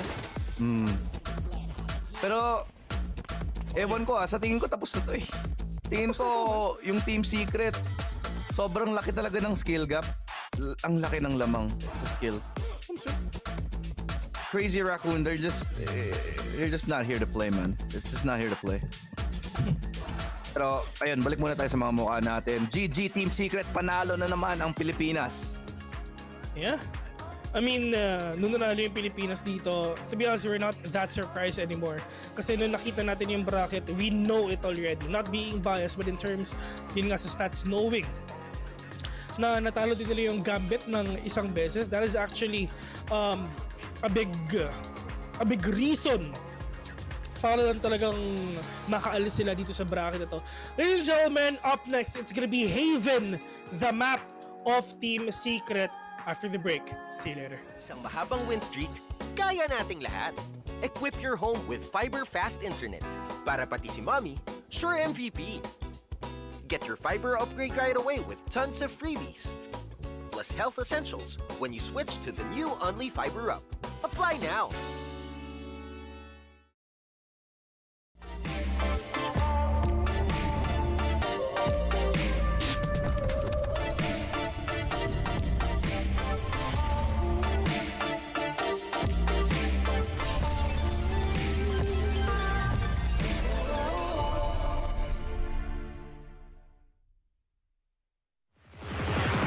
Shockwave.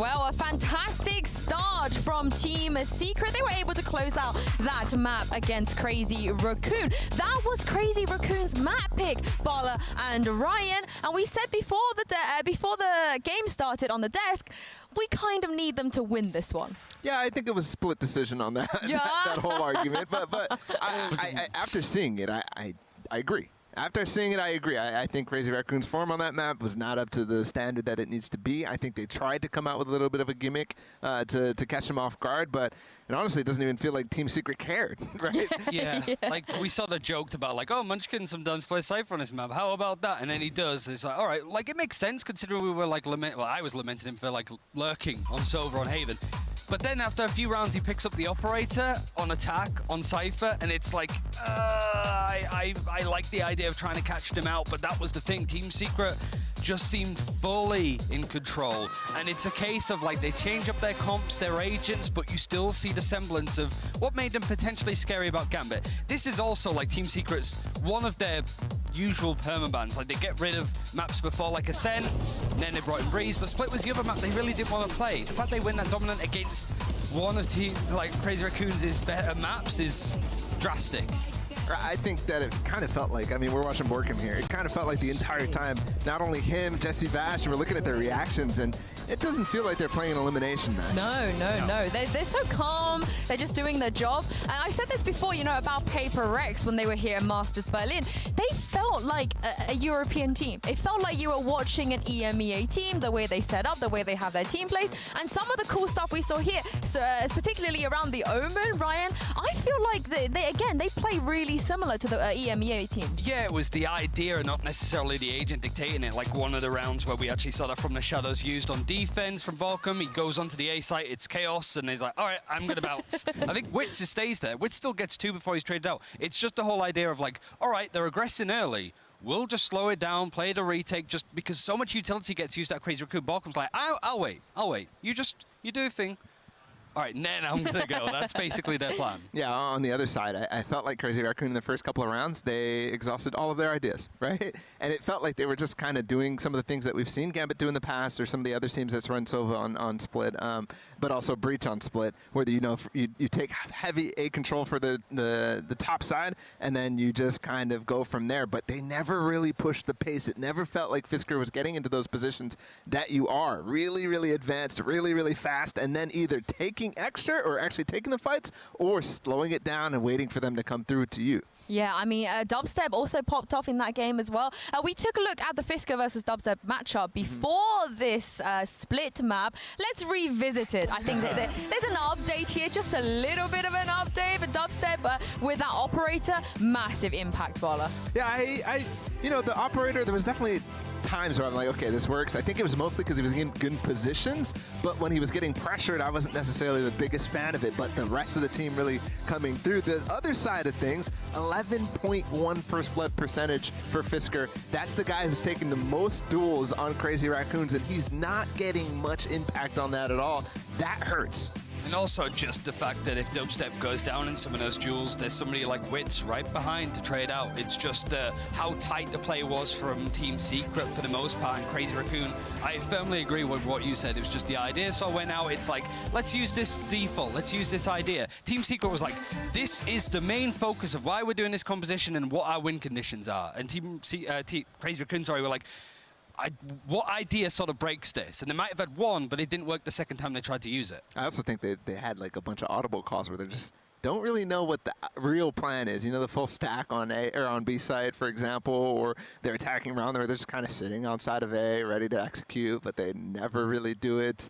And the rest of the time, Secret's just able to move around the map and get the information and realize, oh, okay, we can make the rotation. On the other side, it wasn't there. I mean, we spoke about Dubstep a little bit already, but let's take a look at him right now as he's practicing in the range for the AIM Lab shoot round. You know, things are going to get a little bit scary for Crazy Raccoon as well, not just because of this guy, but because Team Secret, they're playing like a team. You know, they've got each other's backs, Ryan, and there's nothing more scary than that. Definitely, especially with what we were saying before about, like, it's not just a case of one player versus the other in head-to-heads. It's not a jet off, for example, despite sort of looking at the way that they played. I have to say, even for like Crazy Raccoon to a lesser extent, like we saw a little more from Neff and Addy and such. Like it was a bit more of Crazy Raccoon that started to shine as opposed to Munchkin in particular, as a quick example. But the fact now that I'm like, man, Witz is so good, Borkham's popping off, and I'm like, oh yeah, this is the team with Jesse Vash and Dubstep as well. Like, and Dispenser didn't have a bad series as well. He doesn't need to do much. He's got his role. If the other four are just popping off and becoming household names at this point, it's looking really good for Team Secret in the group in general. Like Team Vikings are probably watching this and going, they actually look really good on maps that they shouldn't as well. That's the thing with Team Secret. Yeah, now that we move on to Haven, though, I think there's one thing that you mentioned, the Cypher for Munchkin. And there is, moving back to Haven, we actually will get Medusa playing the Sentinel role, and we're getting Munchkin playing on something else. And I think that's a very, very good thing. Yeah. Yeah, I mean, we're also probably expecting a mirror matchup too, you know. These days, it's not that rare to see a breach, maybe outside of NA. We're kind of used to it, but if all things goes right and correctly, I think, Ryan, we should get the Astra Breach, Jet, Killjoy, and Sova. Yeah, that'd be interesting as well. Although with the way the Borkham performed, like you could make Omen work, especially on Haven. We saw it a little bit in the EMEA, and just sometimes you forget how good some of that utility is, especially if these guys have been scrimming for like a month on end in Europe, and then they just almost forget, like, oh yeah, Omen could do this. I almost forgot, like, the stall, it's in a different way, and considering Team Secret were like proactive on their aggression on the defense, having a Paranoia over any Astra utility can work in that favor. Yeah, I still don't like it though. I think Split is a special case, to be honest, because they have those short corridors really, really tight. On Haven, it's much different, and you can't really find the value out of the one-ways, for example, that he's throwing deep B main, or the one, there's plenty of them. You can throw it up in A Heaven, you can throw it up in B Heaven, you can throw it on A main. And Haven, yeah, there's a couple, but you don't see them have the success rate and the reasons for it. So yeah, they are going to go back to the Astra, so there you go. But we do have the Breach mirror. Yeah, we do indeed. We're into the Prime Gaming Agent Select. Now, as you predicted, Bala, Medusa is back in for this, and we have a complete mirror matchup. Nothing funky. Yeah, no, this is good. I really like watching these Breach mirror matchups on Haven, because I think that this is going to start being played a lot. We already see it on, against Vikings, and it was Sassy playing that, so we'll see what Wits can do here against Neth. I'm wondering what Crazy Raccoon have adapted or changed in such a short space of time. And also, if we still see Munchkin going for those mid lurks to try and catch around, that is something that they really want to rely on. The issue is it's very easy to spot. It's certainly going to be noticeable for Team Secret in the server too. And I imagine, much like everything else that we've seen on the side of TS, they're just going to be happy to deal with it and have an answer to it. I mean, Ryan, if there's anywhere that Crazy Raccoon need to show that they have adapted and they have learned, it is now, because they're one map away from elimination. Yeah, it's difficult, and it's a lot of pressure to deal with, and we've seen just how much these players are sort of rattled by it in the past, just some of the disappointing runs that they've had in all of the global tournaments, right? Like, they've been here at every single one, and Masters 3 was a bit of a better showing for them, but I also think the competition level here at Champions is a lot stronger. Team Secret's one of those teams that we should have seen in Berlin. Unfortunately, we didn't. Is just an example of like some of the teams that have come in and improved over a long period of time, but also what have Crazy Raccoon sort of been doing since Berlin? What has been their main focus? Because it has been just sort of curveball adaptations, and that's about it. All year long has built up to this, and for Crazy Raccoon to start off at Reykjavik and lose to X10, another SCA competitor, that hurts. They don't want to do it again. This map, they have to bounce back strong. Yeah, I mean, and also they're familiar with each other. These two teams, we've heard from both of them, they scrim against each other, you know, in their own region. So Bala, it could be one of those times where they know something that we don't. Yeah, it definitely could, but so far Split didn't show that, right? They thought they knew something. They thought they knew something. Yeah, I mean, for Secret as well, for them, it was heartbreaking for them to miss out on Masters Berlin. We heard it from Dubstep, who spoke about it. You know, they hated watching that tournament from home, but winning today and winning in such a dominant faction, Ryan, you mentioned Vikings, you know, it's going to be a little bit closer than we think. Definitely, and I just want to see like that Crazy Raccoon rally almost, because it's not like we haven't seen them win at an international event, right? And when they were on form, they can be scary. The problem is, I think they're a momentum-based team that have had 2 rounds in a row at most. So if they're not stretching 5 or 6 rounds, I think it's going to be very difficult to shut down Team Secret. And the fact that we haven't seen like attack pause from the side on Split kind of says to me that they have not been under that pressure to fix anything in particular. You know what's crazy about this Team Secret team that I think is catching Crazy Raccoon off by surprise is that it doesn't feel like they're feeling the pressure. And this is their first international. Like, it feels like, I mean, I already mentioned it when we finished Split, but it feels like they are not playing an elimination match. It feels like they've played and been on the stage over and over and over. Jesse Vash effect. Yeah, it doesn't feel like it, but Bala, they are playing an elimination map. You do not want to be the first team to go out first. Let's jump into map 2 here with Achilleos and Paperthin.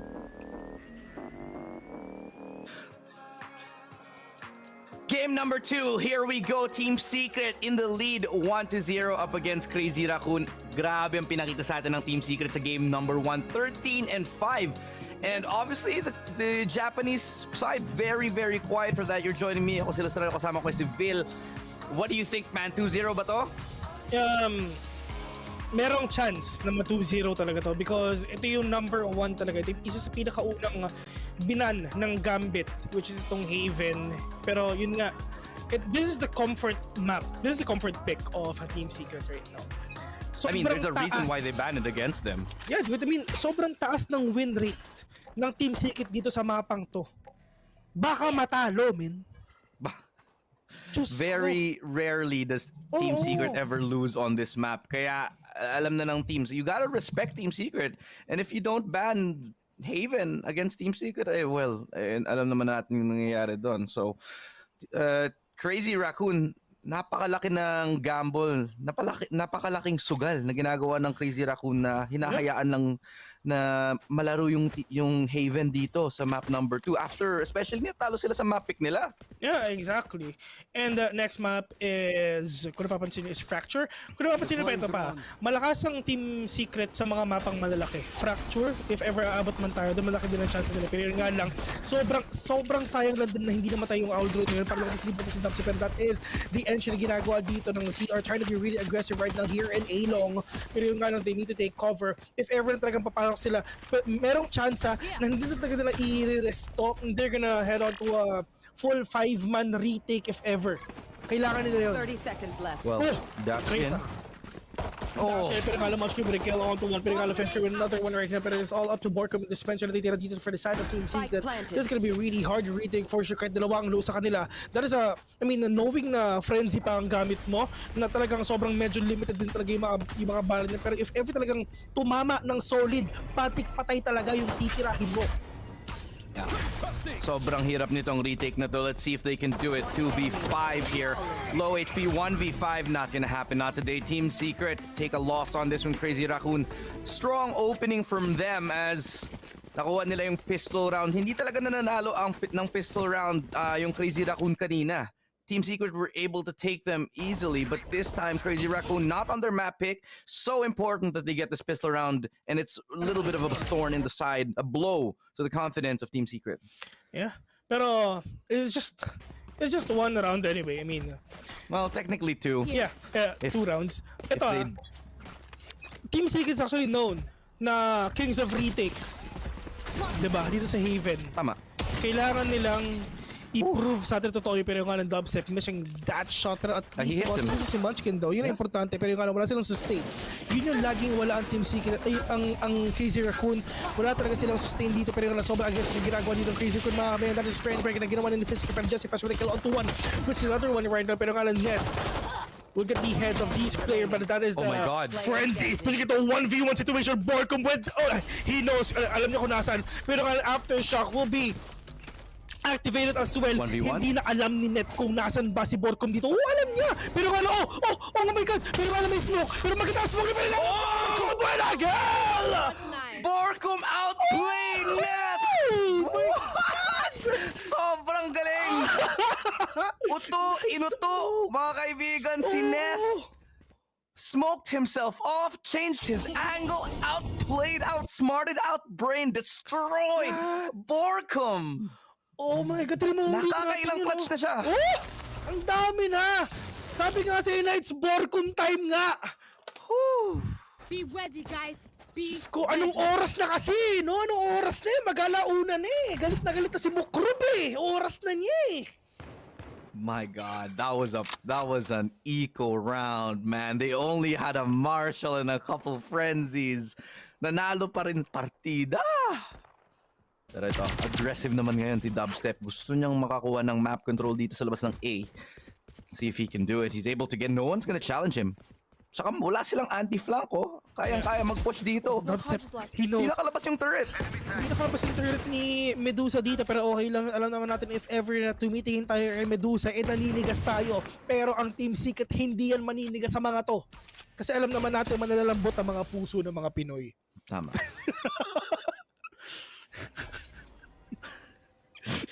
Puso lang. Pero walang heal ang Crazy Raccoon, tulad nga ng sinabi mo. Pero look at this perfect gravity well! Dispenser! Nakakuha pa nga ng 3 dito, looking for 4. Pero what a play! Borkum. My God! Gravity well sa 3. Ang sabi ni Borkum dito. 3 yun, baby boy! Oh my God. Dito ba si Dubstep? 0 kills. Ang sabi ni Dispenser, Dubstep, itabi mo, ako na!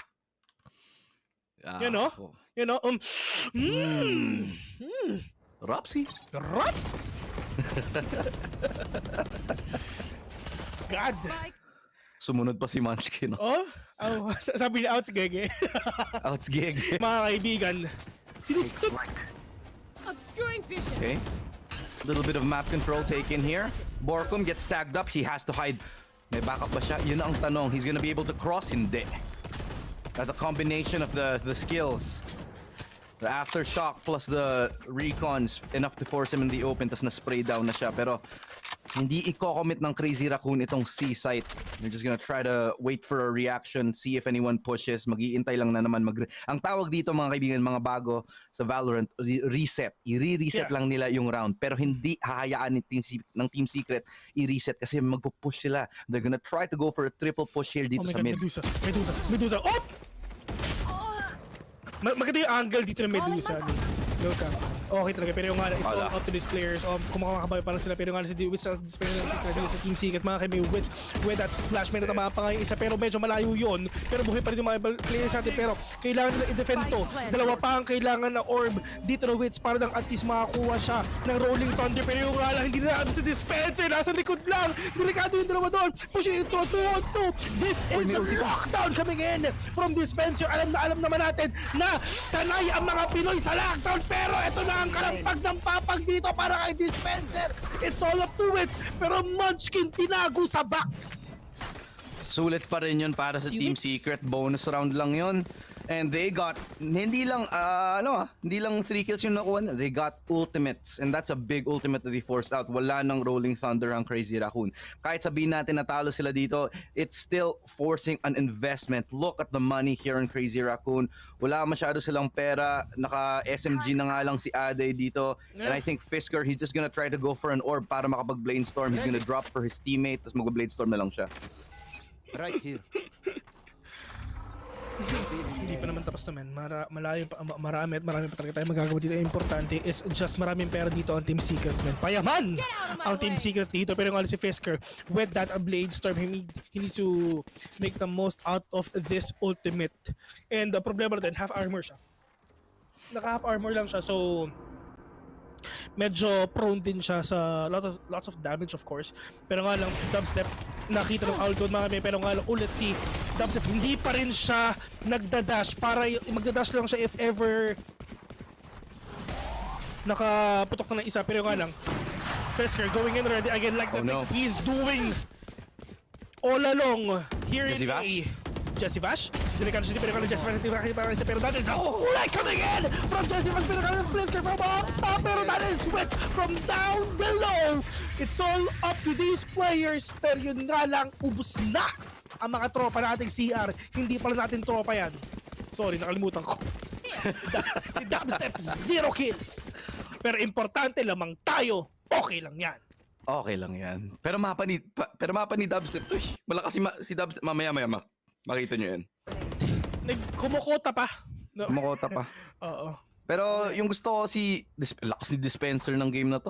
Pero naman, I think, how many kills does Dispenser? I think it's like, what, 12 now or something like that? I think he was at 9. I don't know. I have to double check a little bit later on. Pero grabe Dispenser with the holds. Again and again. Nice recon dart. Spots 1. Has a shock dart to follow. Not gonna do any damage right now. Pero just the presence of Jesse Vash alone is able to get a lot of information, pero baka hindi nila ma-expect si Munchkin na nakalipas na, nakatawid na dito sa A-short. Ito na. Jesse Vash trying to hold down A long, pero if ever sumilip siya, there's a chance baka makita yung mga ibang multiplayer city, pero nga lang that is Munchkin waiting patiently with that Arcane Sheriff. May kasama pang pangalan. Bumalik ka ba nun? Ano? Ng Arcane Sheriff. Hindi. Ako rin. Napanood mo? Oo, syempre, ang ganda. Oo? Gusto ko siya. Gusto ko. Pero nagli-league kasi ako dati. Oh yeah. Leaguers din ako eh. Leaguers. Lolers. LOL of Legends. Yeah. Bukas na bukas ang ace site dito. Pero, you said it earlier, Vil. Magaling mag-retake ang Team Secret eh. Lalo na may weapon sila. They don't care. They'll fight for retake here. Pero Jesse Vash actually gets the kill on the spike. So that's a little bit more time here. Jesse Vash nakahanap ng tatlo from within the smoke. Okay, what? 4 kills for Jesse Vash? Looking for ace? Oh my god, Dispenser KS! KS? KS, we! Wala na, magsusunod si Jesse Vash. Galit na yan. Magsusunod na yan. Wala eh, inago yung yung ace eh. Paano yun? Oh my God, Man, what the smoke, wala siya nakikita pero tumatama, merong namamatay. Diyos ko po, meron siya sixth sense. Alam mo ang Grabe tawag talaga. doon? Telekinesis. Grabe yung game sense ni Jesse Vash. Right here. Grabe yun. Wala siyang nakita dun ha. Hula-hula lang yun. Wala siyang nakita, yung tipong bahala na. Yun yung ginawa ni Jesse Bash dito. Pero kala masyadong marami ata mangyayari dito sa A because all these players will go here. Dubstep with that operator. Ito na ba ang first kill ni Dubstep, mga kaibigan? Malalaman natin yun, pero wala pa rin! Wala pa rin, pero Rolling Thunder to counter. Hunter's Fury naman, kasunod. Jesse Vash, syempre si Jesse Vash makakakuha ng isa dyan. Matik. And that's gonna be a 4v5 already. They have used everything to stop this push. They don't want to play retake, they want to hold the site. And it works. Kasi tinan mo, paalis na yung Crazy Raccoon. Sige na nga, sa inyo na yung A. Oo, kasi yun, aalis na dito. Sa inyo na.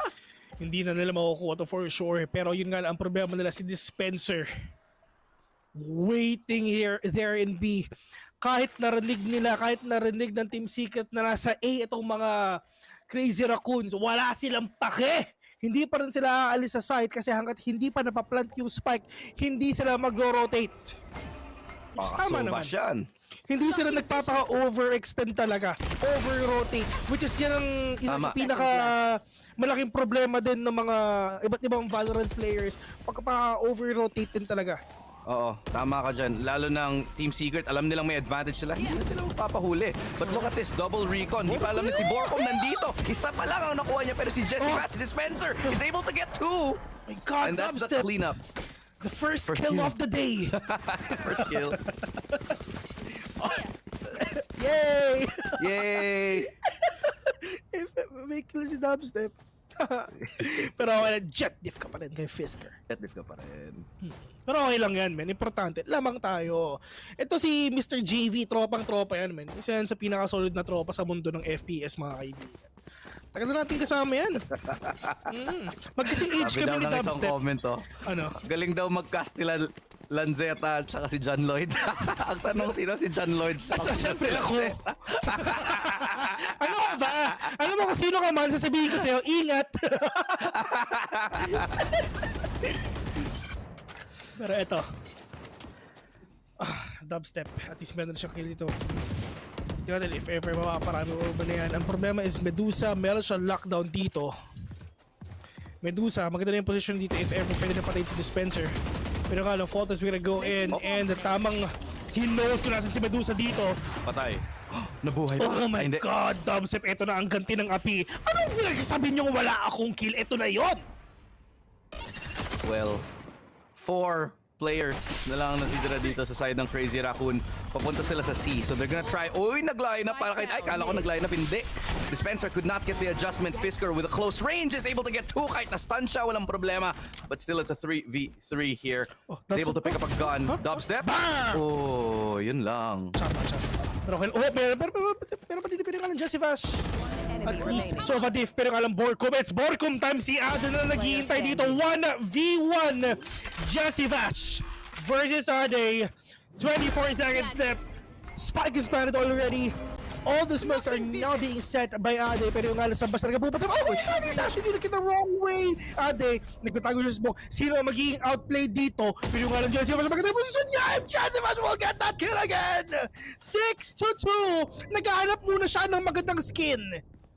Jesse, si Ade, nagpanic si Ade. Oo.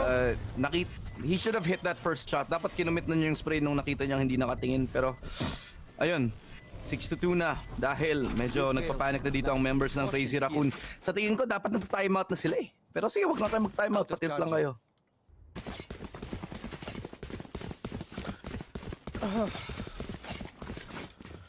Look at this. 2-5. Oh, actually, it's not so bad, 2-5. Kasi, napapansin nyo kung kay Dubstep, hindi lang talaga napupunta sa kanya yung kalaban. Oo. Takot sila kay Dubstep. Ganun lang yun. Iniiwasan Nila. O, tingnan mo, natawa na lang siya. Ayos ba yun?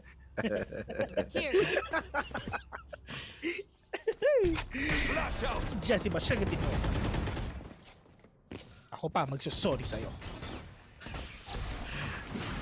Hindi, joke na mo gawin sa akin. Magalit si Yam Yam. Magalit mamaya. Oy! Pero ito, sobrang ganda ng setup dito. Gravity Well plus yung need ni...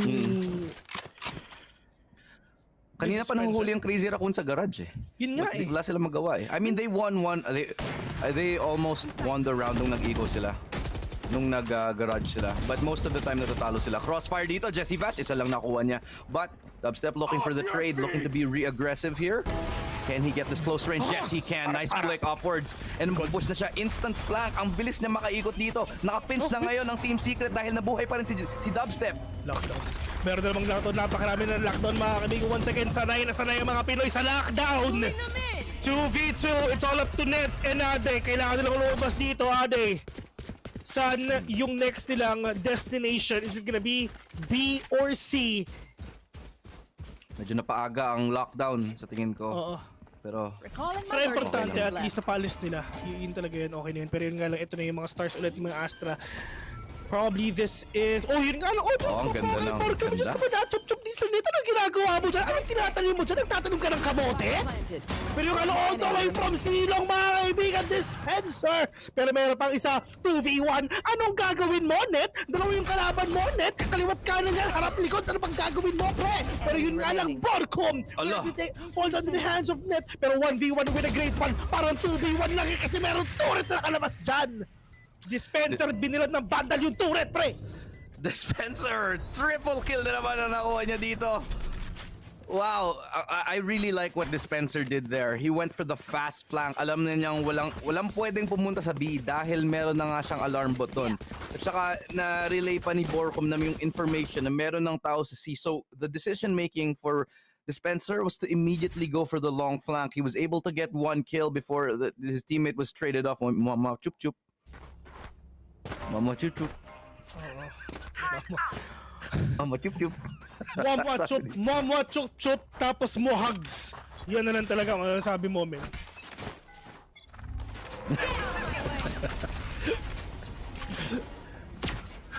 Oh. Dubstep really can't get an... Oh! Ano ginagawa mo, Fisker, ha? Diyos ko po, pero nga Dubstep, Diyos ko po. Malunaro to ang galawan dito. Naglabasa na ka ng mga kunay. Pero nga Medusa nakapatay pa nga ng dalawa dito. Pero 3 versus right now. Hinati na ang mundo. Pero Suwitz, all the way dito sa may game. Oh my God. Nakatingin, Munchkin. 3v1. Net, ikaw na naman ang laging alay dito. Ikaw na naman ang mamamatay. 8-2. My God. Grabe. Team Secret is doing it. Feeling ko, ipopost ko na sa page ko eh. Na 2-0 eh. Feeling ko unahan mo na, Vil eh. Feeling ko unahan. Kailangan pa ba nating antayin to? Kailangan pa ba natin antayin to? Feeling ko pa-post ko na yung 2-0 eh. Masarap ang tulog ng mga Pilipino fans. Oo. Mamaya, feeling ko.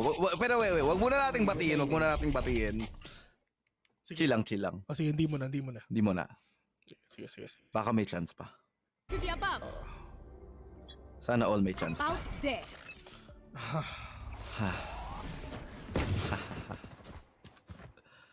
Makikita ba natin ang paboritong scoreline ng mga Pilipino? Nakikita natin yan, if ever. Pero wag naman sana para hindi naman sila makahabol, di ba? Hindi. Pwede pala yung 210. Hindi, yung first yung 9-3. Tama, yung 210. Tama yun. Pero nga tingnan. Jesse Vash with that shock na pinayinip. Oh my God! Pinakilig si Fisker! Kanina ka papasok-pasok kung saan pero namamatay ka naman biglaan. Nakukuha na ni Jesse Vash yung timing kay Fisker eh. Alam na niya kung kailan siya papasok eh. Dali nang basahin. Galing talaga ni Jesse Vash mag-predict. Yun ang isa sa pinaka-strong suits niya. Ang galing niya mag-anticipate ng gagawin ng kalaban. Feeling ko, palitan mo na si Nostradamus eh. Diba? Sobrang galing mo manghula. Palitan mo si Nostradamus pero yung alam Jesse Vash knows kung nasan ka pero Net. With the big kill right there, pero yung Dispenser knows exactly where you are. Faultile not gonna connect on to Dispenser right now. Na-flash pa nga, pero yung kailangan nilang pumasok dito. 4v2 situation. Net at saka si Adler natitira. Pero yung Wedge patay naman at saka si Net na naman natitira. Si Net na lang ang alay. Ang sabi nila, ano ba? Ba't nyo ba lagi ako iniiwan? Sabi, wow. That's all we can say. Men, popost ko na, men. Ano ba? Ba't natin kailangan antayin to, men? Hindi na. Pag nabati to, kasalanan mo Sorry. Pag nabati to, kasalanan mo. Pero sige, post mo. Sige, post mo. Kaya nga, tayo natin, men. Tayo natin. Time out muna. Happy birthday. Sa may birthday. Happy birthday. Oo. 10-2. Mukhang magta-10-2. Wag daw muna, Lanzetta. Ano ba? Sige. Antayin muna natin yung time. Sorry. Eh di, time out muna sila. Time out muna sila. Time out muna. Nani? Nani desu ka? Shotto mateo kudasai.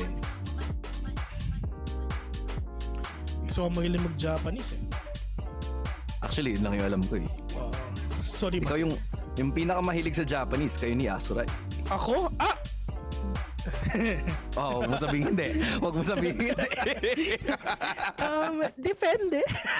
Depende. Anong genre? Action. Ayan. Sim. Depende din kung anong oras.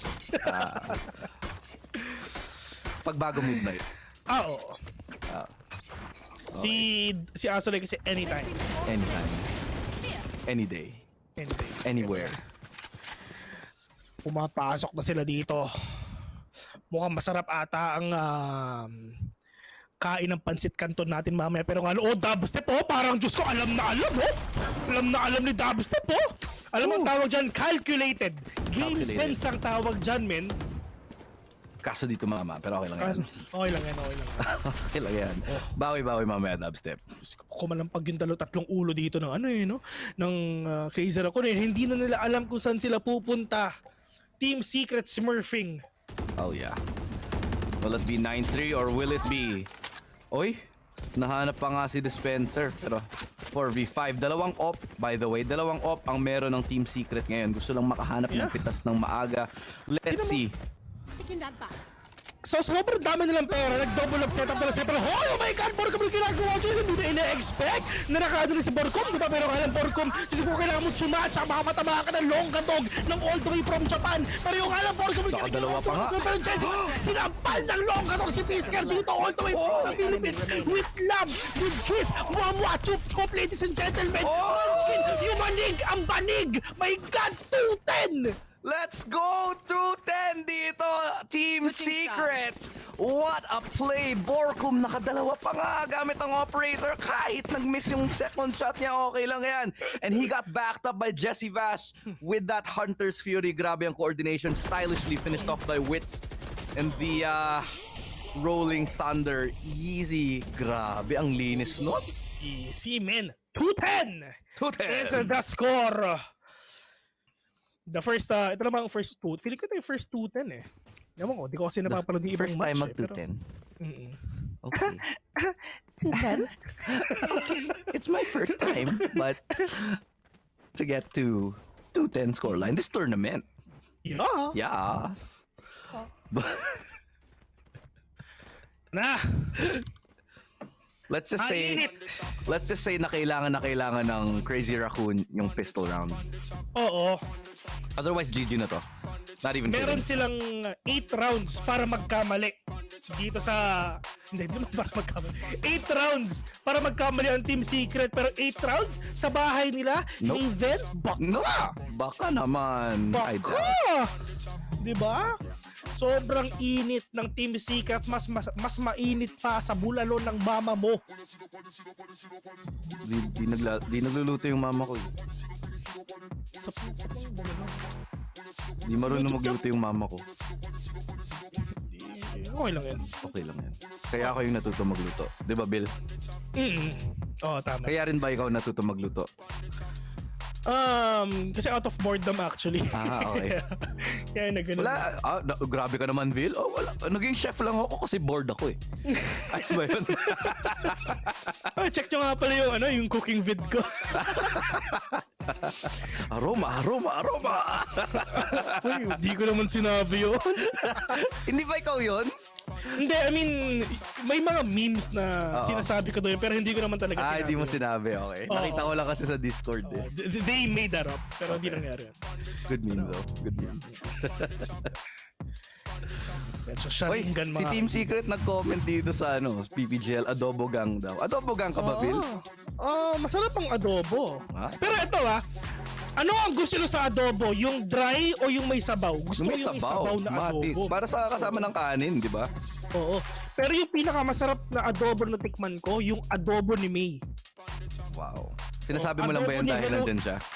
Hindi, men. Hindi. Okay. Adobo ni Hello, It's May. Like and share. Alam niyo na mga kaibigan, alam niyo na gagawin. Pero ito na yung mga bantay sa computer shop, mga kaibigan. Uy, ayun picture. Yung di ko nakita. Yung bear. Kung napapansin nyo, may dalawang mga tao na nakaupo dun sa dulo, yun yung mga bantay. Pa-extend po 1 hour. Sa computer shop na talaga sila nag-alaro. Tapos yung babad. Actually, social lang yan na computer shop sa Berlin eh. Oo. May LED sa baba, di ba? Actually, Mineski Berlin lang yan eh. Oh. Tinan mo, kaya mo naman talaga. Dire-diretso sila dito eh, no? Correct. Follow nyo naman. Tignan natin. Let's see. Hindi mauutong ang Team Secret sa mga ganito. Pero teka lang, binabaril. Ay, okay. Nakatakas. They don't care. See, Team Secret won't fall for this. They're just gonna go straight to C. Look at this. They're gonna see that C is completely open. Wait, teka lang. Pero dispenser, medyo natagalan. Okay lang. Nakakuha pa rin siya ng isa. Yeah. Isa lang yan. Last na yan. Night. Up. Dubstep with 1. Or V3. Hoy! Hindi ginagawa mo dyan. May pinakalan si Fisker. Tsaka si Medusa lang natitira dito. Pinakalan Jesse Vash trying to push this area of the map. Pero yun nga lang, hindi na siya magko-contest. As long as alam naman nila na nakaplant na yung spike, ang kailangan nila is defend that corner, defend that area. And syempre, fortify that fortress para di na makapasok. Pero nga, Dubstep! And that quick 2K onto the head. Nagising 2 more rounds. My God, eto na! Nagising na si Dubstep. Kanina inaasar-asar pa natin 1 kill pero ngayon 4 kill na siya. Grabe. Pinagsasabi nung 1K. Ha? Time. Nagalit na nga. Nagising na si Kuya Dubstep. Let's go. Go. Ayun, hanggang ganyan na lang. Crazy Raccoon. Nagagawin natin, guys. Dami. Ay. Masaya sila, man. Feeling ko, ito na eh. Ipopost ko na, guys. Yeah, this is pretty much over. Yeah, pinopost ko na ngayon. Punta lang kayo sa page ko. Libre, ano? Yeah. Up. Wala, na-classic pa nga. Pero okay lang yan, isa lang naman. They still want to recover the weapon. Gagawin nila, itatago nila to. Siyempre, vandal yan eh. Pupulutin nila yan, malamang. Kaya bumili na sila ng mga rifle agad-agad eh. Ayaw na nilang mag-take ng chance. Ayun, Dubstep with a triple! What was that last shot? Okay! Nag-aim labs lang? Aim lab, siyempre. Sobrang chill lang. It's a chill day for Team Secret, mga kaibigan. Tamang 13-2 lang eh, no? Oo. 13-2. Really easy. And your champion, once again, Team Secret. Congratulations, guys. Ibigay nyo na yung trophy sa Team Secret. Huwag na kayong mag-antay pa. Oo, bigay nyo na. Ano na? Ito na. Last round of the day. Makakabawi ba ang Crazy Raccoon Cito? Yes, meron sila mga barrel. So let's see if ever kaya mag-dubstep with that big blade storm though. Nakahanap pa nga.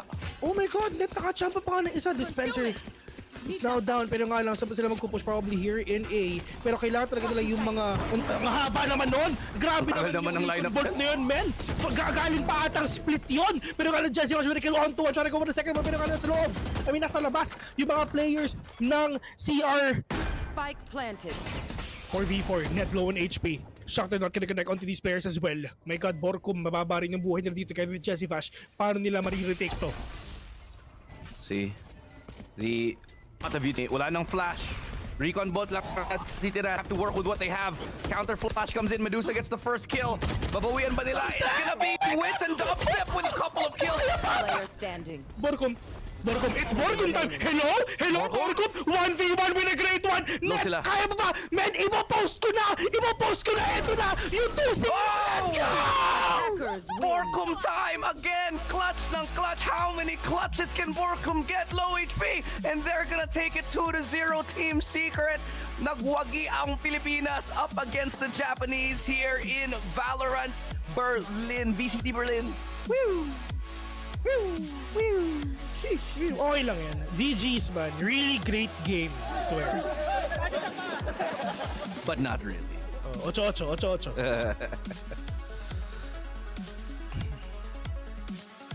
Player standing. What a game. The Philippine team, such pride right now. They boost their chances up. We'll take a look on the Wikipedia in a second to see kung saan na nga ba yung score. Actually, check ko na ngayon kung saan yung score ng Team Secret. Hindi pa na-update. Pero in a little while, ma-update yan. And Team Secret, man, they have just shown everybody what they're made of right here. Big congratulations to these guys. They just earned it. Pero they need to win a little bit more. They need to win against Vikings kung gusto nilang makapag-qualify sa playoffs. Daming highlights. Oh, grabe.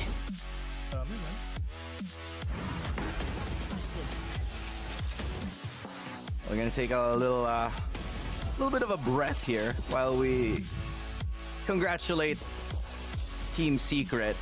Okay. A lot of good plays. What?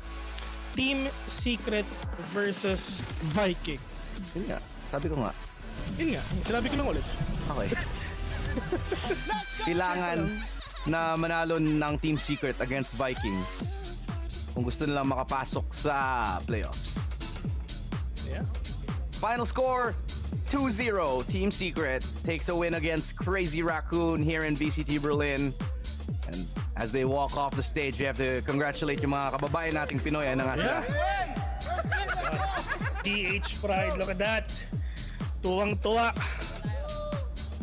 GG's, really great games, man. Well played, well played. Really well played, dude. Smiles on all the faces as they walk off. Crazy Raccoon knows na maliit na lang yung chances nila makapasok sa playoffs. 2 in a row ang talent nila dito. They wanted to do better, but the Philippines is too strong this time. Team Secret, too strong this time. Na-buff ng 8-8. Bayani Agbayani para sa'yo to. Oh? Oh. Partida, humunguya pa yan. Mm-hmm. Samang chill. Okay lang yan. For Crazy Raccoons, man, GG's. Huge respect for these players. I wonder what... kasama ba sa uniform yung pants sila? Ganda ng pants ng Team Secret eh. Team Secret. Baka naman. Baka naman.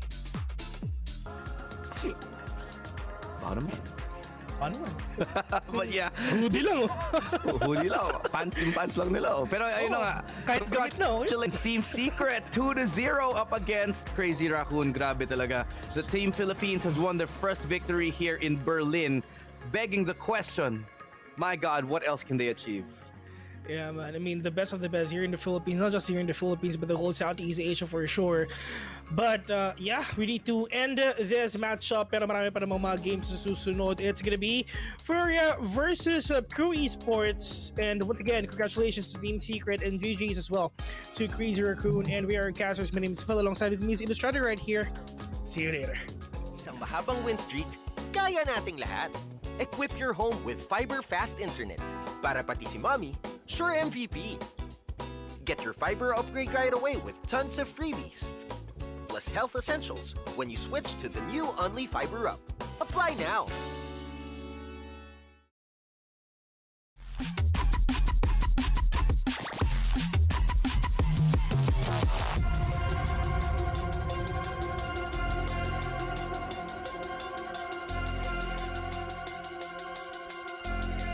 Bring it back, bring it back, bring it back, back, back, back, back, back.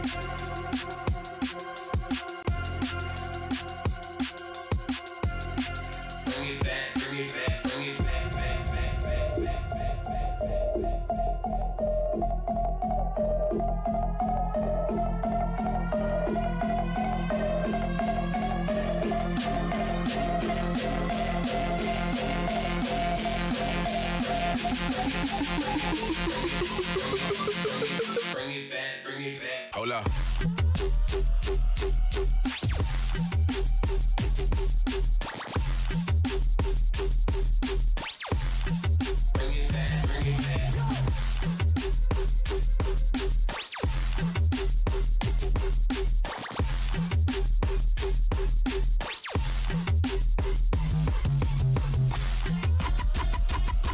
Hold up.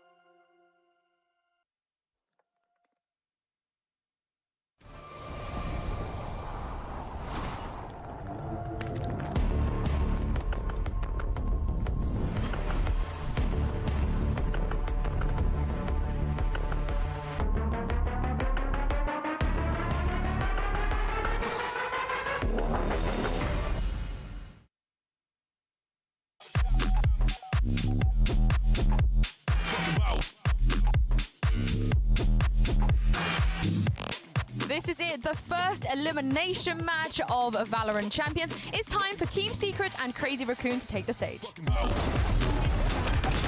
My eye. One enemy remaining.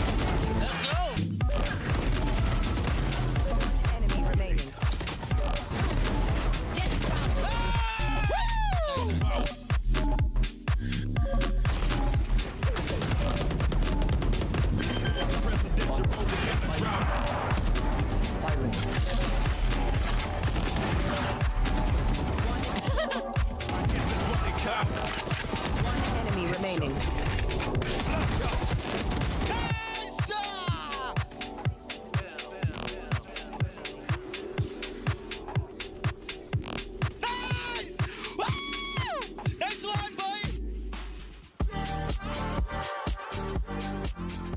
And that was the Prime Gaming post-match highlights, or otherwise in this case, Team Secret frag movie. You know, it really illustrated how dominant they won that map. Yeah, that was disgusting. That was really, really good. A lot of their plans working. I know we talked on the halftime about how Crazy Raccoon stuff was not working, but Team Secret stuff was, and especially in the second half, they closed that out clinically. I think the big concern for Team Secret after their series with Gambit was like, how deep is their map pool, realistically? Their icebox was good, their breeze, they got dominated on and bind. I mean, they're up against Gambit, who sort of made the book on how to play like Viper. They decided not to. This map, both Split and Haven looked exceptional. What did you say earlier? You said the map pool was blooming for them? Yeah. Like, that is a very good way to say that. Exactly, and it's just that case of Team Secret. Not only do I think that matchup against Team Vikings is winnable, I think that there are some top-seeded teams that... So what we got? We got Liquid, we got Fnatic, we got maybe Envy later on, depending on how that game goes with Ascend.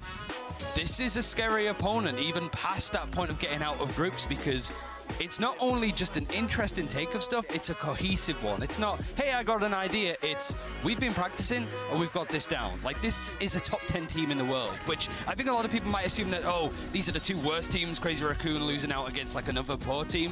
Team Secret are pretty formidable. They're definitely like in the middle of the pack of the other teams in this tournament, including EMEA and NA. I think over the last two matches for them, I've seen good things from a lot of different players, right? I've seen Wits. To me, this is a breakout performance from him, at least in my eyes, watching him play Valorant. We already had Dubstep, and we already had Jesse Bash on the Gambit game. So now I'm looking at all these guys. They're so good and actually pretty deep, right? So I'm looking at this group now, and all of a sudden, I dubbed it as the group of breath, right? The easiest group for Gambit. But But in reality, it's gotten really, really interesting with Vikings and Secret. Oh yeah, I mean, even with before we saw Crazy Raccoon, I think a lot of people were split down who they thought was going to be the second team to get out. But I want to talk about Wits real quick, because in this tournament, you know, you mentioned this before. Last time at Masters Berlin, it was the Jets. In this tournament, we're seeing appreciation for the flex players, the support player, and Wits. He can do everything. The secondary duelist, right? That we saw him on the Rays on Split, the Breach. I mean, yeah, it definitely feels like he can. I'm interested to see how far his map or his agent pool goes. If we'll get like a graphic like Munchkin at the beginning of this, you know, if he's going to play 3 or 4 different agents at the end of the entire thing. And it wouldn't surprise me if there are various different hats on each of these like maps, just different compositions, different ideas, like changing like from a double duelist onto Haven, for example, where obviously we saw him sort of pull it back a little bit on different agents, right? It's just those cases of like, what can they do to maybe throw a few curveballs for teams like Vikings and beyond potentially that are hard to anti-strat. Yeah, and one thing about it, all that I really like that Team Secret has shown off is that the rules are pretty set, right? But the flexibility from them in each of them, they're still running the same type of stuff. It all makes a lot of sense, which I love. I love it. Yeah, I mean, we've already given you guys the matchup head-to-head between Fisker and Dubstep. Let's just round it off, you know, after the 2 maps on what it looks like in this head-to-head in terms of stats. At least Dubstep already, I think it was 44.4% first blood the last time we checked in on this graphic. And that's gone down a little bit, just by a little bit, but the comparison is just, it's so stark. Yeah, I mean, it's on this map. Obviously for Team Secret, there was a lot of different players stepping up in that one, so Dubstep didn't have to carry the load. We were watching on Split, for example, his opping was very important to the team. This time it wasn't so much, but still the stats speak for themselves. Yeah, and what I like as well from like watching a few of the games from Dubstep and Team Secret before this tournament and some of the third-party stuff in the Philippines and SCA and stuff, I was thinking like, are they the best team in SCA? Like, they were losing to like Southbuilt, which is another Filipino team, and it's like, they might not even be the best team in their country at this point. So it's more the fact that Dubstep is the most noticeable one. He was sort of let off a lead in those third-party tournament games. Like, he was going very aggressive, he was getting punished in the first few seconds, but this is more refined. He's also just like, they had precautions in case he died early, but he never really got punished, did Dubstep. So that's the thing, like, he had free reign today. Yeah, he could do whatever he wanted. I want to talk about your boy Jesse Vash as well, because this is the Verizon high speed moment. And yeah, Brian, I'll let you talk through this. So this is what 10 years of esports experience looks like. And it's scary, the fact that he does this. It's also just the pings that are coming through from his teammates, and yeah, he's going to be pretty happy with that. It's just the reads have been so good from Team Secret. Jesse Vash can just cover his eyes like it's Bird Box or something, and he still has a good idea on what he needs to do. I love it. I love that they're marking things for their teammates, especially when they're smoked off, but there's only one person dead too, so that's really, really... Oh, actually, all 5 players were up, so they're all doing it for him at the same time. I love it. That's just good Sova experience right there. I would be so tilted if I were the enemies and I had to find out that that's the reason that you died, but I felt like there were a few moments like that, right? Just them being intuitive enough and getting all the important kills. Yeah, there was definitely a few moments like that, but the crosshair placement from Jesse Vash is exceptional enough that that's just really nice. It's funny how I keep comparing him to Fnatic, but when you think about it, these are 2 teams that like have got to champions not even off their own back, right? Like Fnatic were very reliant on the fact that Gambit had to win Masters free.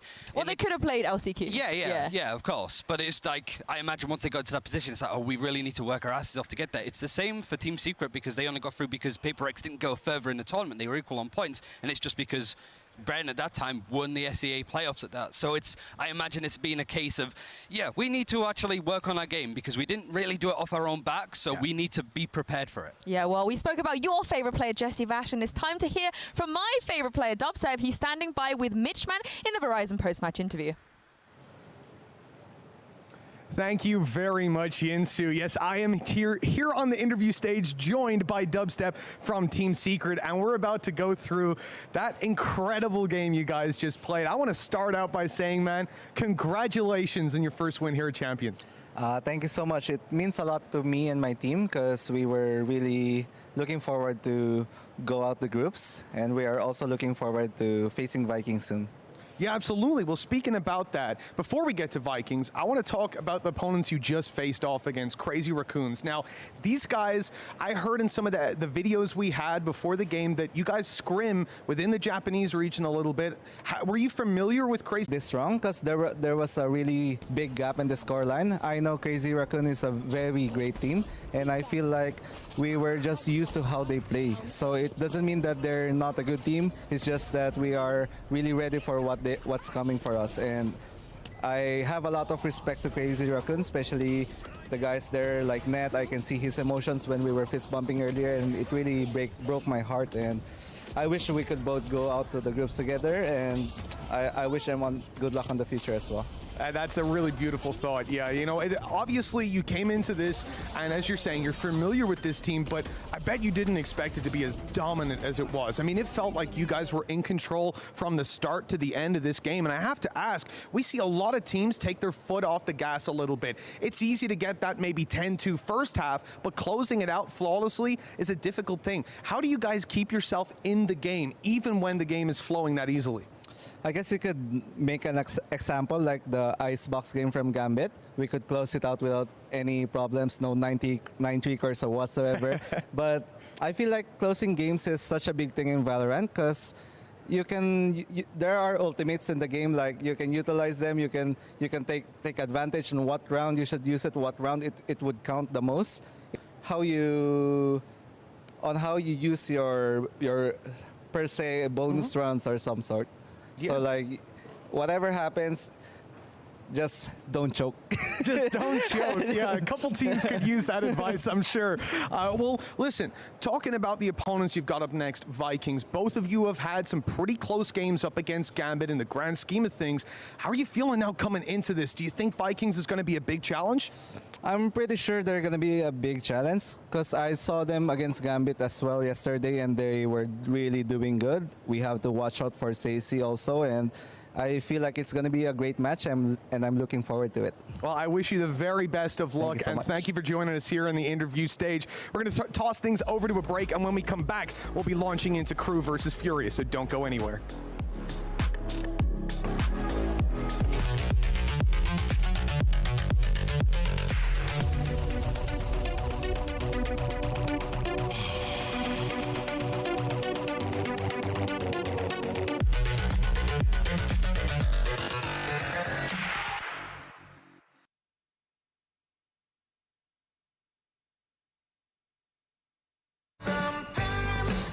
Mahabang win streak, kaya nating lahat.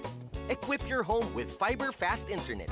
Para pati si mommy, sure MVP. Get your fiber upgrade right away with tons of freebies. Plus health essentials when you switch to the new Only Fiber Up. Apply now. Isang mahabang win streak, kaya nating lahat. Equip your home with fiber fast internet. Para pati si mommy, sure MVP. Get your fiber upgrade right away with tons of freebies. Plus health essentials when you switch to the new Only Fiber Up. Apply now. Press repeat till I delete this beat inside my head. I can't make it stop. It just goes on until I'm dead. The sound inside my mind plays all the time. I press repeat till I delete. Press repeat. Press repeat, press repeat till I delete. Press repeat, press repeat, press repeat till I delete. Press repeat, press repeat, press repeat till I delete. Press repeat, press repeat, press repeat till I delete. I delete, I delete, I delete, I delete, I delete, I delete, I delete, I delete, I delete, I delete, I delete, I delete.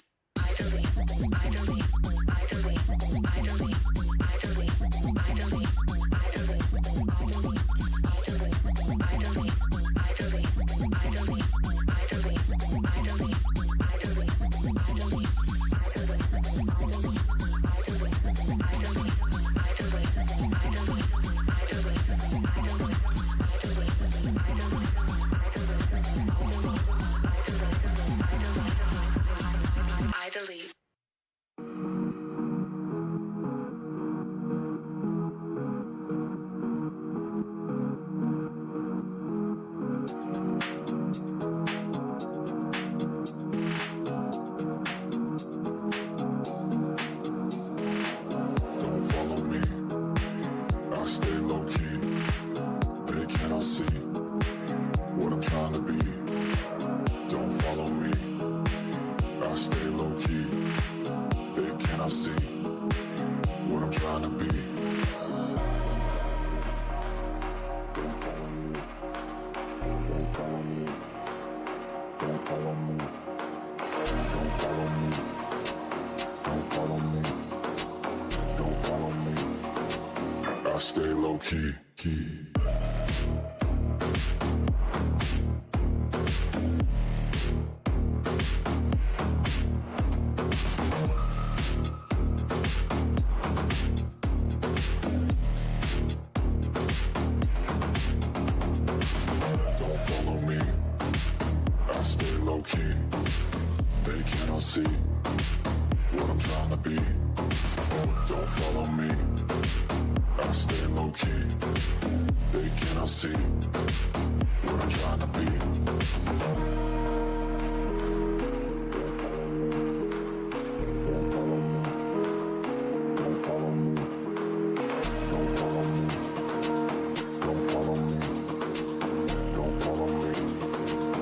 Stay low key.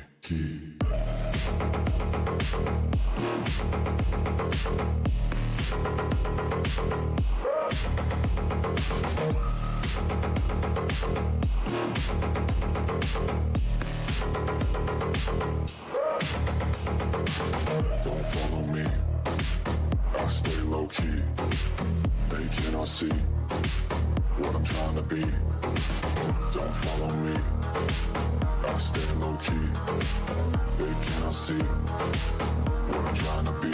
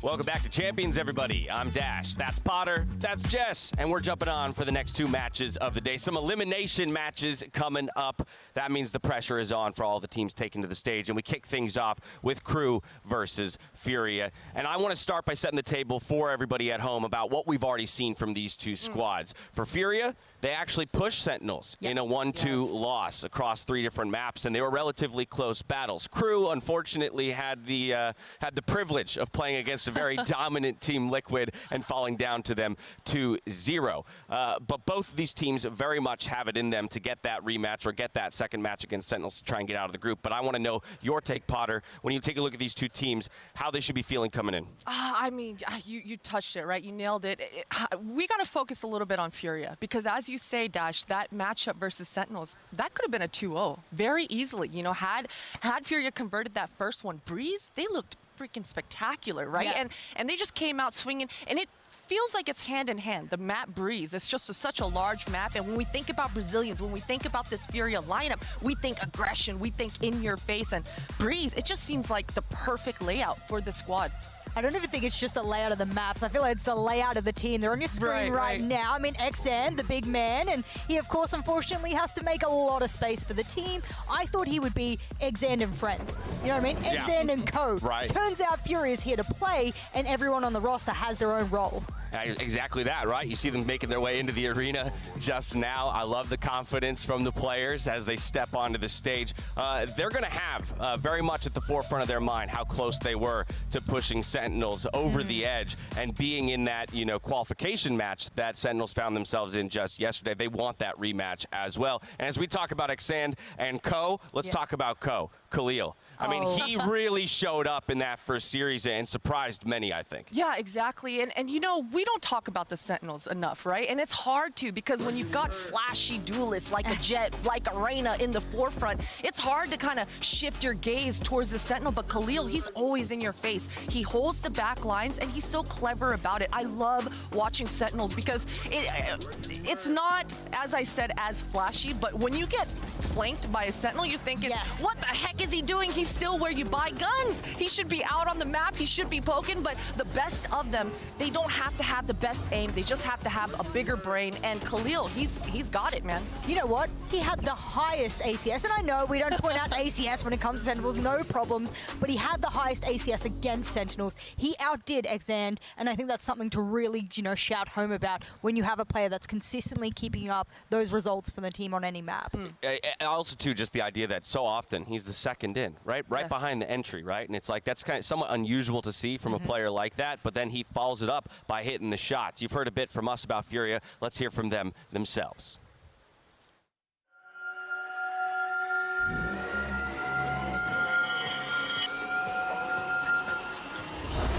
Meu nome é Alexandre, meu nick é Xande, sou jogador da Fúria, e estão cansados de me ver já. Então, eu e meu time aí estamos juntos há praticamente um ano, né? A gente só teve uma mudança que foi a entrada do Mazin. A gente acabou tropeçando em todos os Masters, então a gente acabou se frustrando um pouco, mas como a Fúria já é bem conhecida nesse meio, eles trabalham bem nosso psicológico, a gente trabalha bastante isso. E aí a ideia é essa, nunca desistir, se manter, e é por isso que a gente tá aqui hoje, né? Pra basicamente resiliência. E sobre a molecada, os moleques do meu time, eu não poderia escolher jogadores melhores. E eu, né, que sou o paizão do time, já sou bem mais velho, um pouco mais experiente. E é isso, é uma junção de fatores, como eu falei, que faz esse nosso time ser tão forte, assim. Essa diferença misto de sentimentos, de idade, experiência, é o que torna a gente bem forte. Quando as pessoas pensam em mim ou citam o meu nome, eu gostaria que elas pensassem em paixão, amor, porque eu realmente vivo. Tudo que eu faço, eu vivo com muita intensidade. Então, eu sempre boto muita vontade, muito amor nas coisas. Claro que todo mundo tem seus defeitos, seus erros, né? Eu tenho dois jogadores bem novos que são o KCK e o Khalil, mas já mostraram o nível deles aí num evento presencial que foi o Last Chance no Brasil. E tenho dois jogadores experientes aí, que é o Mazin e o NZR, que já competiram diversos mundiais aí nos seus respectivos jogos. A nossa meta nesses Champions, né, a gente tem que ir passo a passo, mas eu sou um pouco exagerado, eu acredito que a gente pode surpreender em chegar até na final ou brigar pelo título, por que não? E aí, um jogo de cada vez, mas claro, eu sempre sonhei muito alto, com o pé no chão, claro, a gente vai um jogo de cada vez, mas a gente tá aqui pra ganhar, né, assim como todos, e a gente vai dar o nosso melhor pra isso. A mensagem que eu queria deixar para meus fãs é só agradecer todo o apoio que vocês têm, não só comigo, como com o meu time. Então, queria parabenizar vocês aí por torcer pela gente, ou seja, por outro time brasileiro, apoiar sua região.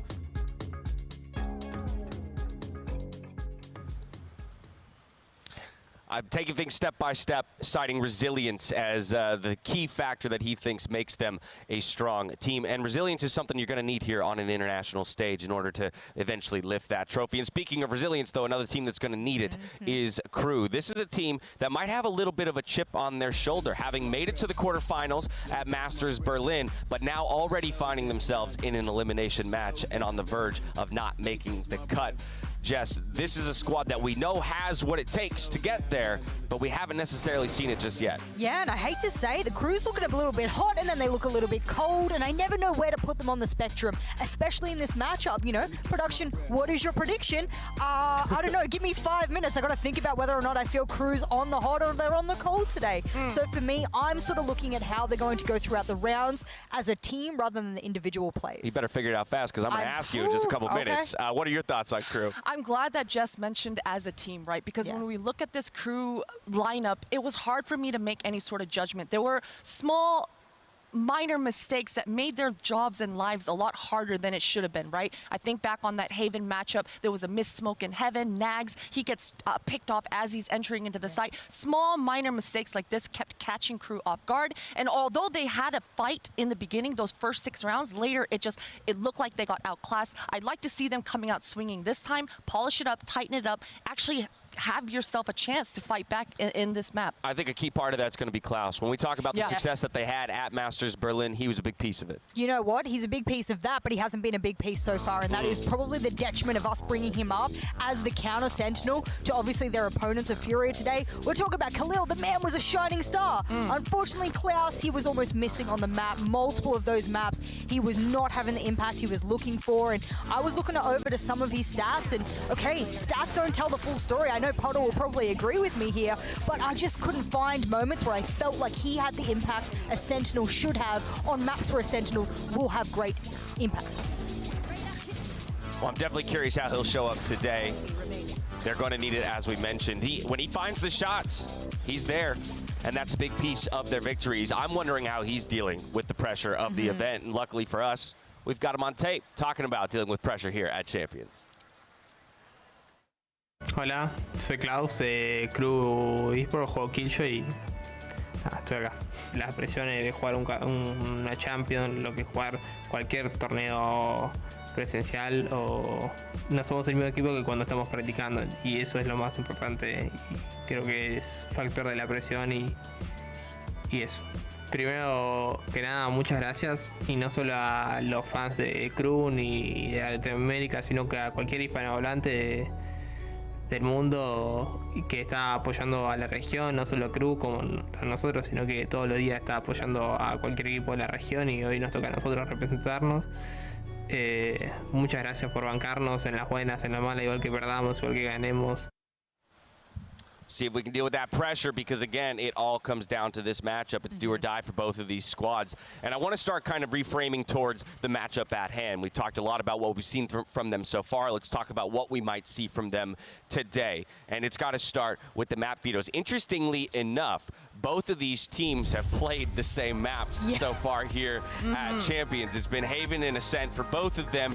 And for both teams, those are the maps they took the losses on. Of course, Furia did have that Breeze win, so one more map in the pool for them. But I'm curious from the two of you, Potter, I'll start on your side.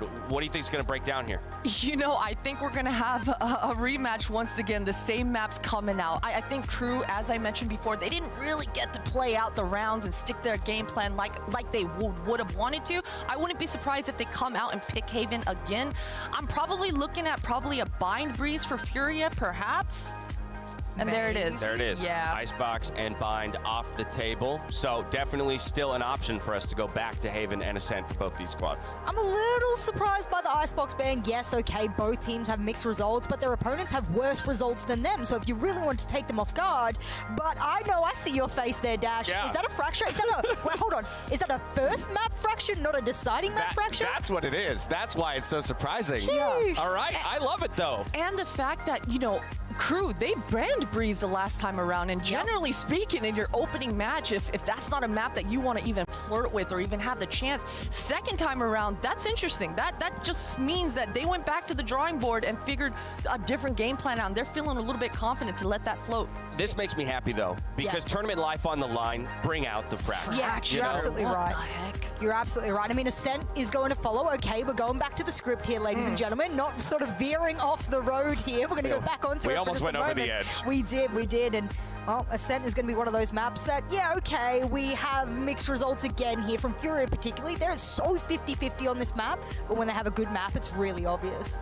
So now we're looking at the second phase of bans. With Breeze still on the table, I'm wondering if that's something you target as KRU, having seen Furia find success on it already in this tournament. Absolutely. I don't think they're going to want to even chance that. I'm surprised that Furia didn't punish Pickett in the first round. It should go out this time around. I guess that's probably going to leave Haven. It should, as the last. You'd imagine so, but it is down to Furia's choice here between Split and Haven. I would be surprised if... There it is. Okay, there you go. I'm going to get rid of Split. I mean, look, the big thing for me is that no matter how this map ban had gone, bar Fracture, I actually put Fracture to the side on this and I looked at all the other map vetoes and the possibilities.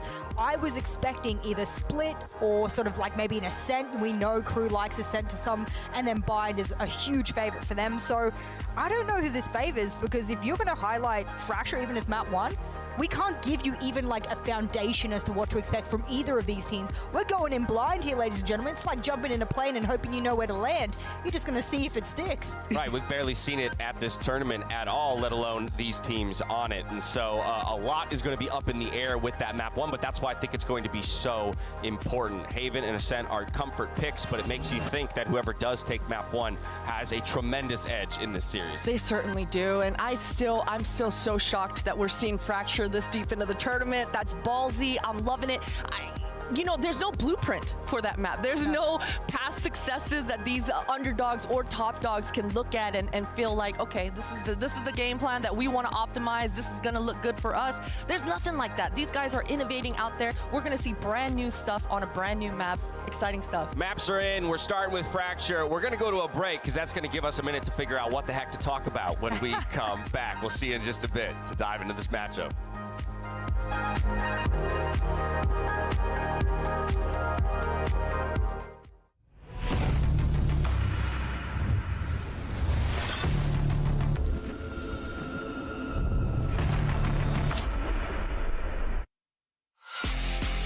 Don't pause.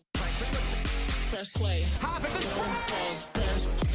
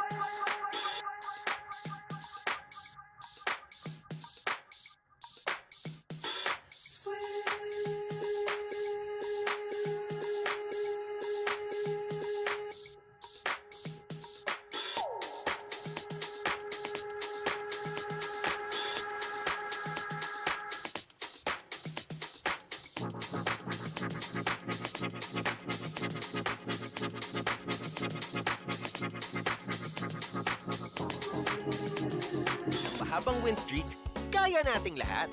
Equip your home with fiber fast internet. Para pati si mommy, sure MVP. Get your fiber upgrade right away with tons of freebies. Plus health essentials when you switch to the new Only Fiber Up. Apply now.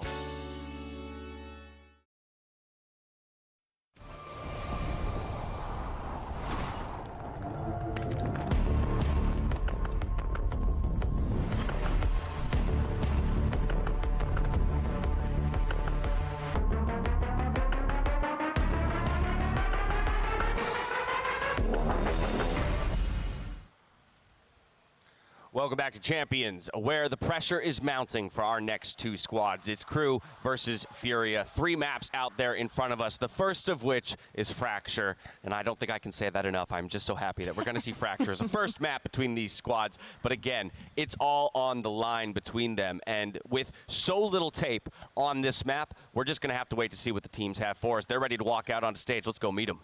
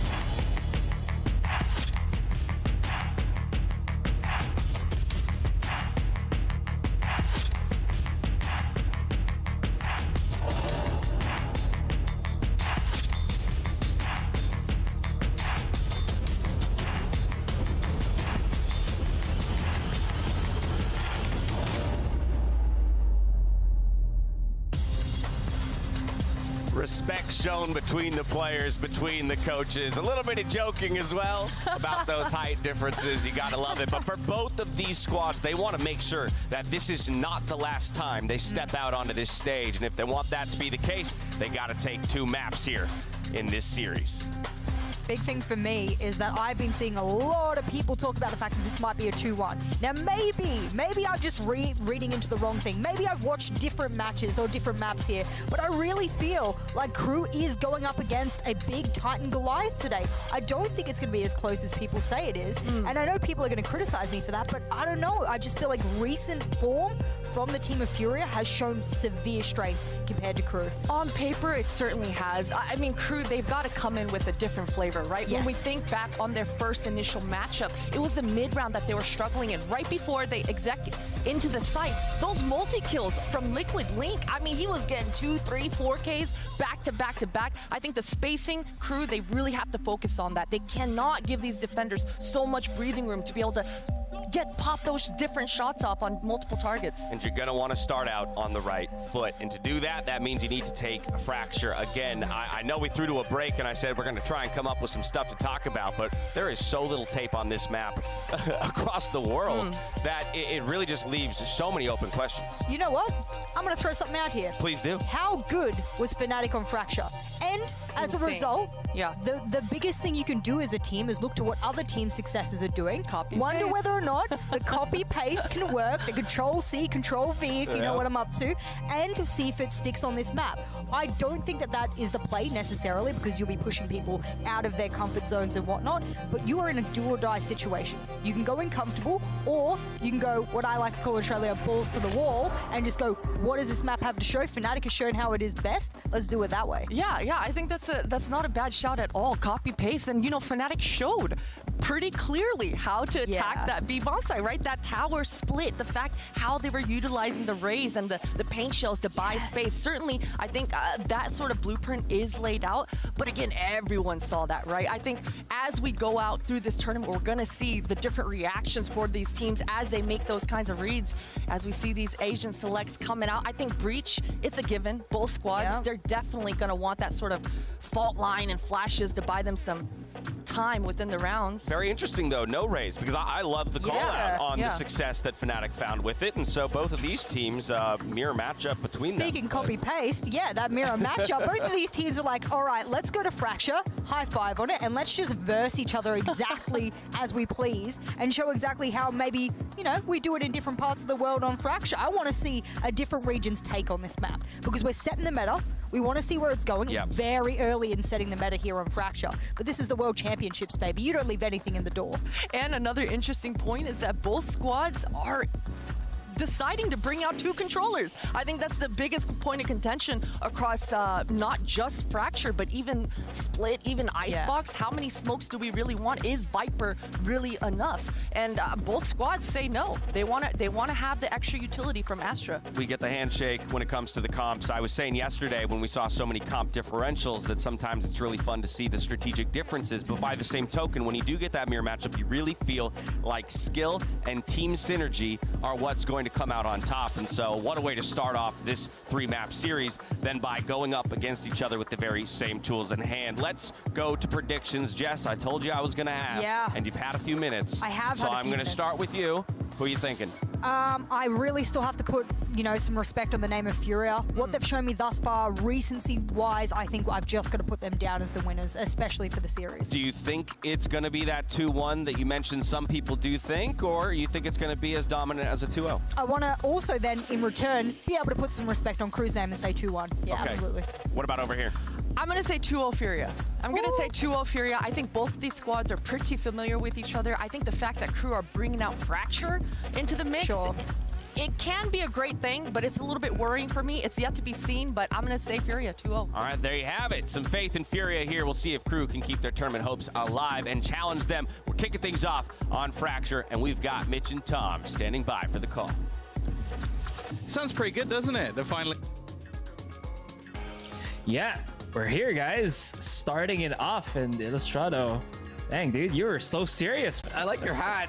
Oh, thank you. That's my recovery attempt. Yeah. It shies away from my horrible head hair right now, which I cannot fix for the life of me because, I don't know, frizzy hair unite. Yung sa mga nasa chat natin ngayon.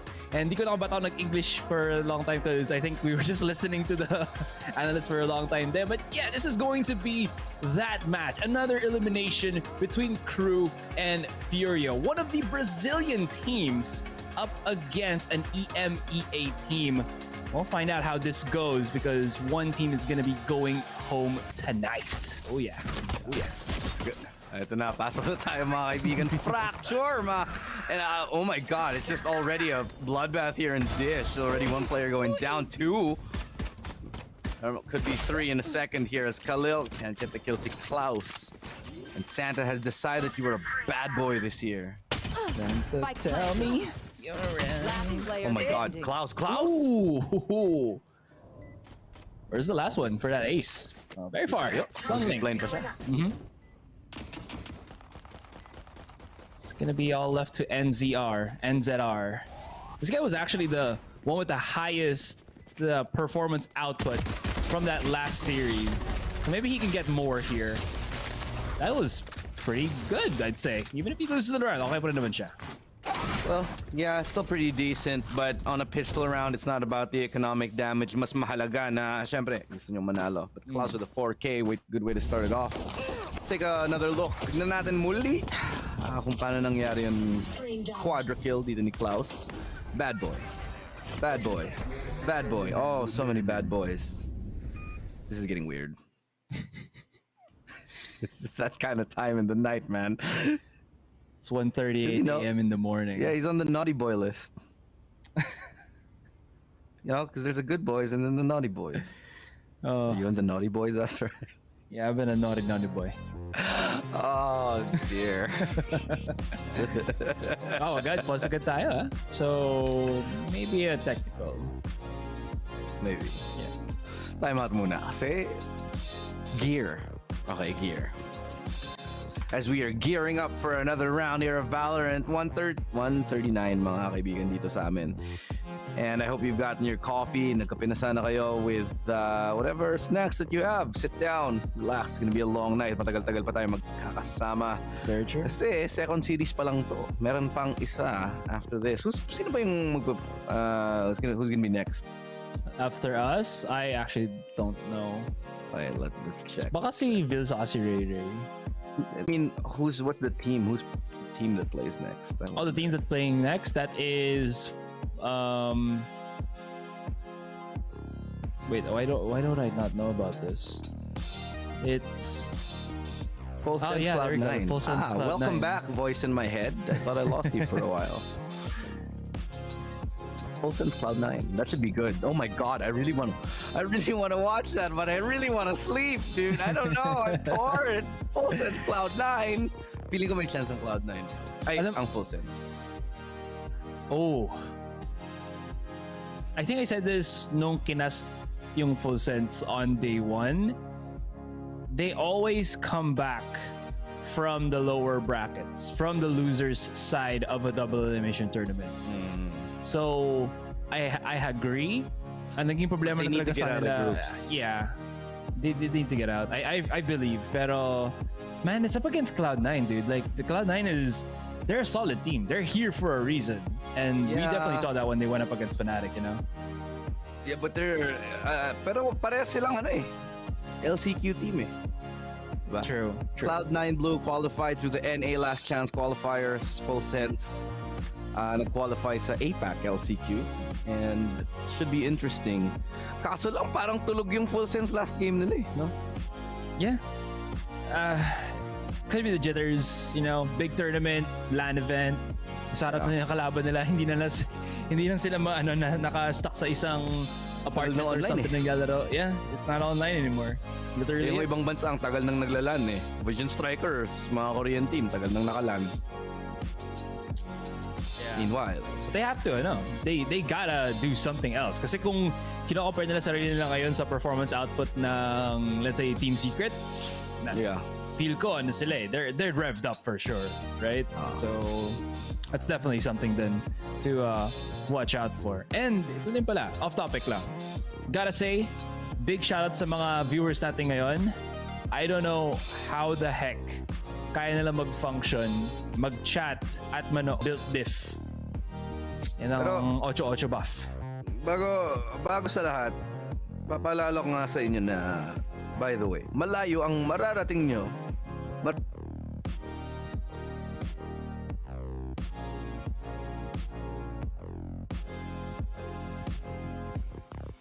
Ilo, are you there? Oh no. Did I disconnect? Ayun. Akala. Okay.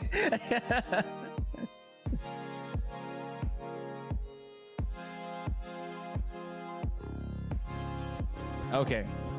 Yeah, so I'll wait for Illustrado while he brings himself back. Hindi ko spoil yung gusto niya sabihin kasi it's a good thing. Ayan na. Okay, perfect. Malayong mararating ng gaming needs mo with Globe at Home prepaid Wi-Fi. Just load HomeSurf 199 para may 30 gig data ka. Valid for 7 days, 199 pesos lang. And winning starts at home with Globe at Home only fiber with plan 2699 with speeds of up to 100 Mbps. Siguradong panalo ang pamilya with its powerhouse bundle. Yeah. Very true. At least with that amount of bandwidth, pag may kausap si Kuya, si Ate, si Bunsoy at ikaw na ipit sa gitna, kaya yan. It's all good. Again, with Globe. Tagal ng post natin Yeah. Ilang, Casters, start the game. Mahirap. Casters, yung mga casters sa Berlin, ayaw nilang i-start Hindi natin kasalanan to Binigyan sila ng ng stop and pause button. Ng start button. Oo. Alam mo yung sa mga sa mga movies, yung bad guy may nakalagay na self-destruct or destroy the world, parang ganun. Ooh, fault line for fault line though. Counter the blind Nagzet already with a double kill. Okay, just charges right on through. Because Deus destroys everybody, whips out the pistol now, gets tagged, but he don't care. It don't matter, no, because he got that ghost. But yun na lang magiging walang tao sa A, parang guys. resting spot niya. Yeah. Guys, walang tao sa A. Sinasabi na ni Mazino, guys, walang tao sa A, mag-A na lang tayo. Pero hindi, gusto nilang lumaban sa B. They're gonna pinch. Uh-oh, Klaus, he spots him. Mazir, he's just gonna wait here. He only has a shorty. Well, classic right beside him, so just in case lang, but Delzik has gotten through enemy territories, and yeah, no need to go for A. I think he just wanted to make sure na lang that they can get that information. And Acend, well, 35 HP. That's should be the round done. Oh, yeah, absolutely right. And nice anti-eco from KRU, our Latin American representatives. Kalaban nila ang Brazilian counterpart nila. And these guys, they scrim for sure, man, because they both come from like South America. So they're both familiar with their playstyle. This is where you get a lot of those yung upsets kasi kabisado na nilang isa't isa Parang ano lang yan Team Secret versus Crazy Raccoon. Nasanay ng Team Secret sa Crazy Raccoon. Kaya syempre, you know.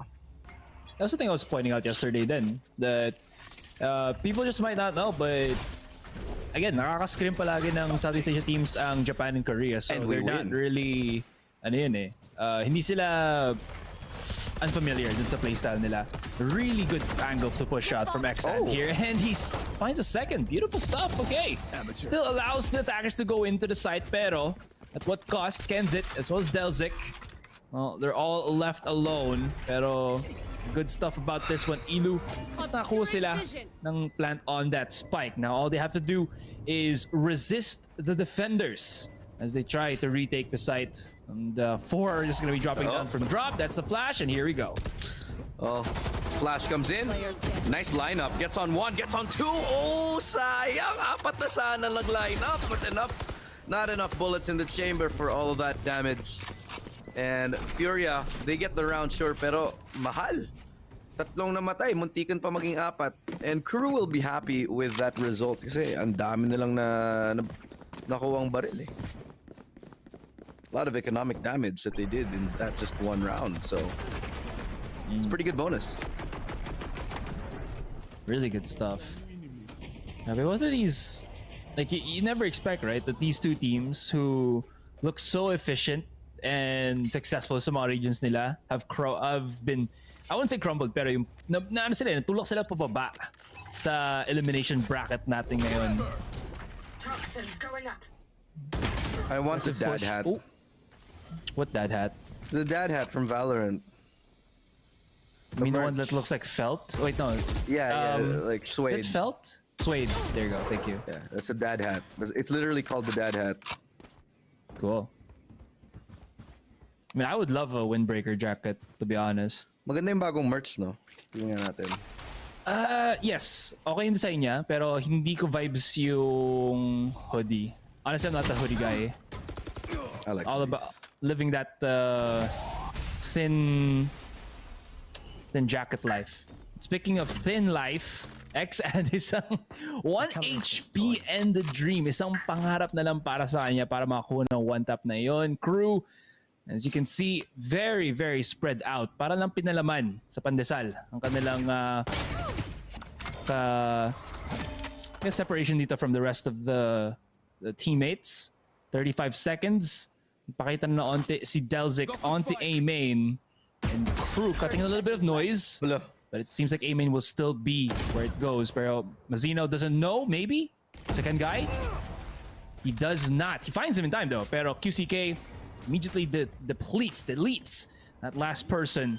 And once again, a little bit of deja vu. Pero ngayon, better weapons, but not better chance para makapag-clutch dito ang Crew. He's got ultimate. Can't use it for now, but though now he's gonna use it. Great time. Oh, toss! Lumipat! That's the highest I've ever seen anyone go. But it's still a 2v1 though, so it's gonna be tough as Ken's he's looking at the like a long way. Sees one, traded out, wallbang available. 2 for 2 now, and that was a good round for Furia. Low buy sila nun, pero nanalo pa rin. So I'll be happy with it. For sure. Again, that I mean that ultimate could have actually allowed, because ito yung thing to actually to somewhat get value against a Breach's ultimate. Pero before that, oh, Acend. He's 1 HP, pero he still gets that value. But yeah. Anyways. Pag in-ultimate ka na isang Breach, guys, you can actually still get value from that. Kung alam mo hindi ka na makakatago, you can jump and papali pa rin ka ng Breach ultimate na yun. And what this does is you can actually go through terrain na hindi mo kayang gawin without like a proper, like, let's say, Sage wall boost or something. Yeah. Oh, nice flash. Gets away. Okay, Mazino barely escapes with his life there. Still, smoke does fade. It's a fake. As now we do get into over here towards that A site. They will have the spike hovering around it as well. So papunta sa A yung spike. And medyo split yung formation dito ng attacking side. That's the beauty about Fracture. Attacking side can be anywhere, but so can the defense. It's one of those, I think Fracture is yung map na that says this is the 4-angle site. If you don't clear any of those angles, it just is for naught. It is set devices, yung map control talaga.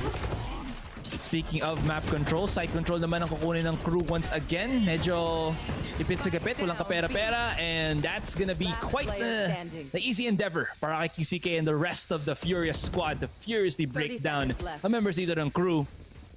Keznit, last person, Frenzy and Dream. Kaya niya bang tadtarin? Nope. Just a headshot though. Still some good damage, but not enough for a kill here. As we go into yet again another round for the second map of the day, second series of the day. Game number 1 pa lang, so chill muna tayo dito guys kasi Fracture pa lang naman, and this is where we really get to see the meta develop for these teams, because like, you know, you get to see them. One of the first looks that we have on Fracture, Asterai, and we get to see what the meta looks like, and so far double controller yung uso. Makes sense. With a breach. Diba? Yeah. Yeah, I said when this map launched, I was like, Viper's so good here. Lo and behold. True. For me, I said naman, I think a proper Sentinel would be go for Cypher. Maybe a double Sentinel would be good, pero I guess it doesn't give you that much flexibility compared to if you have specific controllers like the Astra and the Viper. Yeah. If you have like set plays for it, you know. Pero that could work, yeah. Zip line. Whee! Look, I want to see the. Oh. That's a nice little catch. So, Furia ngayon adjusting to KRU's cut of noise, and the way that they go about this is they use the numbers para makakuha ng aggressive push on an angle. You mentioned it na, di ba, Edu? So it's all about how well they can make it work. And Mazin, he's caught. Khalil's gonna be stuck on the side, but he does have that crossfire with Acend, and Acend is buying a lot of time. You can already see the defenders are coming in, pero KRU realizes this, tries to deal with the oncomers, and now they've kind of just compressed this into the 2 versus 2. Make that 1 to 2. It's gonna be a charge up from NCR. Challenge, and he's gonna miss the whiff, or he's gonna miss the biff, and that's gonna be 5 HP left. But KRU, sila pa rin ang magiging winners ng round na yun. Grabe, nice play from KRU. 1v1. Siyempre, we have to give it to Klaus kasi siya naman talaga nag-abuat ng 1v2 and nagawa niya yung kailangan. Operator, finally, we get to see double op. Well, not double op, but 1 op on each side. Si Acend may operator, si Nagzet may op din siya. And so, we're gonna look at what the rest of these guys are gonna do. Is Jet versus Jet, maybe? Oh no, they're going to different ends. But an aggressive operator peak should be inevitable. How far is this operator going to go? Para kay Acend. Ooh. He's actually allowed si Khalil para makapag sneak by dito sa A main pocket or cubby. Kesnit holding the crossfire angle with his teammate. Meron man dito mag over-aggress kay Klaus. That's gonna be good. Nagset, you mentioned this. Has an op. Tay lang na onte. NZR. If he mistakes this could be the opening that KRU are willing to or wanting to get. Ang problema na lang sa kanila ngayon is Furious not doing anything. Oh, I love that. That was an indicator para at may tumingin sa B main. The noise of that orb take. Pero you can see Furia, they're not getting debated or faked by it. Does he see the foot, the leg? Hindi, no? No, it's a wall. It's a straight up wall. Oh wait, what? Okay. Okay, I guess they're committing here, but Nagzet goes down. Delzik goes down. 2 quick kills for Quick here. This is going to be a 3v5. 25 seconds. They got to go here. As Klaus does recover the spike, will attempt to plant it. May oras naman siya, so it should be a 3v5 retake. Pahirapan to para sa side ng KRU kasi wala pa silang nakukuhang kill. And after that, Quick with a triple. What are they going to do? 2v5. Last player standing. Oh, yeah, no. they're stuck. Yeah, Utility's just being thrown their way. Ace! Clean as a cucumber. I've seen many very dirty cucumbers, so... Oh, wow. It's a good thing that this is a clean cucumber. You can turn it into a pickle. Oh yeah, I love pickles. Alam mo ba na ang pickle ay cucumber? No, actually. I thought it was just an idea in and of itself. Na lumalabas ang akala mo pickle ay parang sariling vegetable. Yeah, kasi di ba ang term is like pickled relish, pickled but walang sinasabing pickled pickle, right? Yeah. But when somebody says a pickle, it's like a cucumber normally or a dill. Acend? Oh. Ooh, okay, so that's close. still clean. That's still good. Kasi Khalil is cut off from the rest of the world, but he doesn't need it. He's a lone man on a mission. He's on an island, but he's the king of his land. Grabe. Indeed. Still value. Up. Okay. Tamang info lang. At least may info sila, and they're gonna play a little bit more passively. Furia, they might want to play for retake kasi alam nilang lamang sila sa weaponry. Pero, as I say that, si Mazino nakahanap ng operator. Let's see if he can use it properly in this round. will have to play it on the attack. He's gonna be cutting off the rotation here, looking from up on above. Timing will be flashed off any second now. Wala, di talaga siya nakakuha ng timing. This should be the round. He needed to get at least like one. Yeah. Kulang. So far, it's been... I'd say it's been fairly balanced. Ano lang. Aggressive sight, angle takes. Nothing really out of the ordinary. Pero QCK, setups with the Cypher, it's allowed him to get a couple of these, I'd say, easier shots to take. You know? And I really like the agent selection ng mga teams natin dito. I mean, it's a mirror match. Pero specifically what it allows, and similar to what we see from Team Secret, as an example, you don't only have 2 smokers. Technically, you have 4 with the Cypher and the Jet. Grabe mag-dash in. Nag-Zet, ang layo na nyo.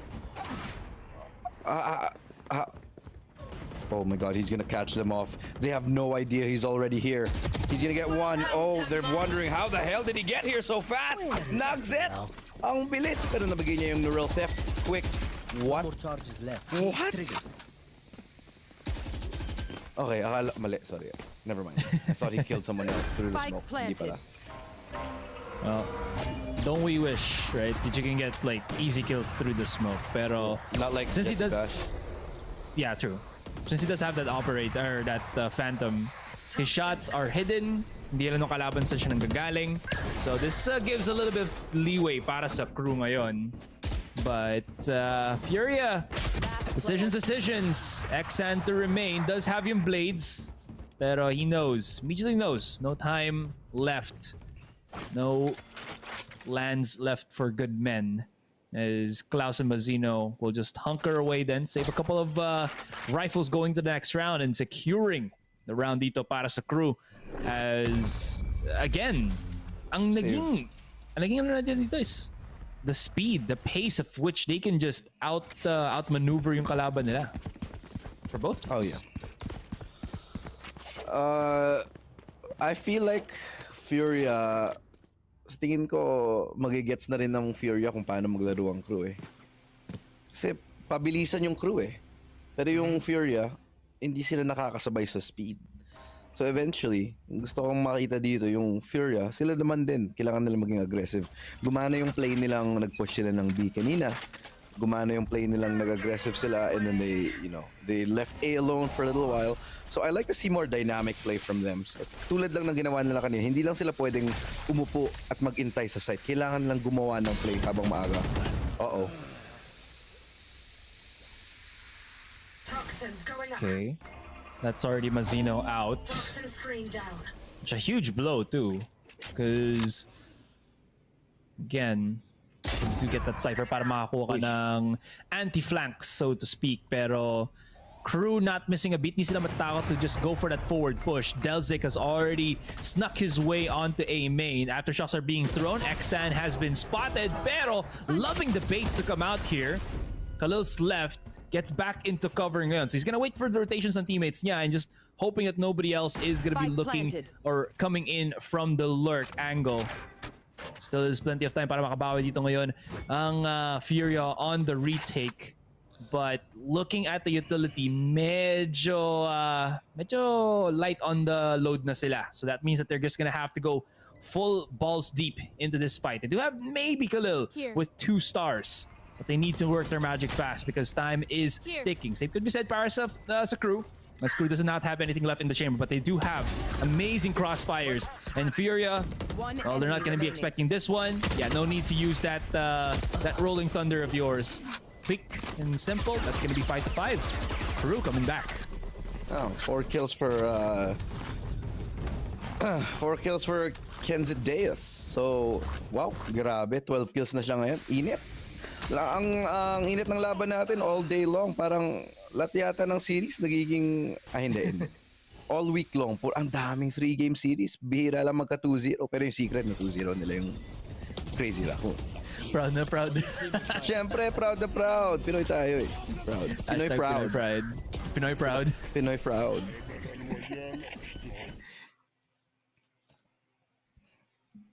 Wow, that is a interesting way to hold your to like have a setup para sa mouse and keyboard mo. Like literally 45-degree angle on both the mouse and keyboard. I've never seen that. You've never seen that? Like literal na like vertical 45-degree. That's I've seen that. That's something else. Hindi, daming ganun sa CS. Like horizontal alam ko kaya for sure, pero vertical that's something else para sa akin. Up. That is time. That is just beautiful timing on that call on the smoke and the push. Sa Giant. But yeah, for sure. Sa Giant sabi, okay, fake smoke, game, sabay peak. Yeah, yung pa naman yung budget smoke ni Astra. So, they still have like all utilities dito. Ni Khalil moving into it.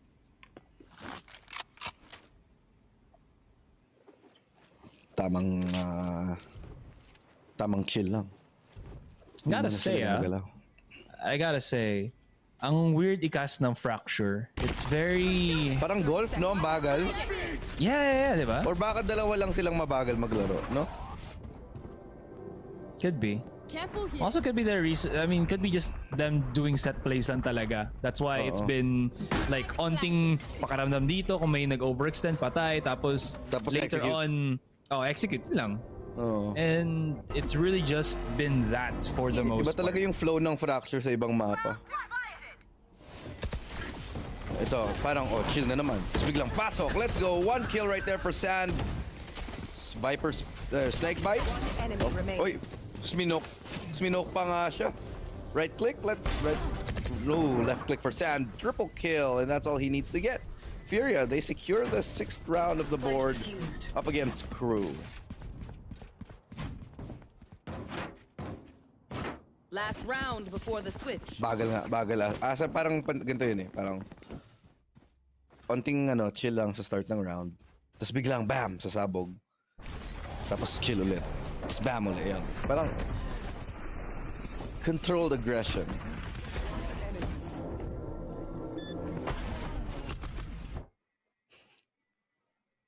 Clap.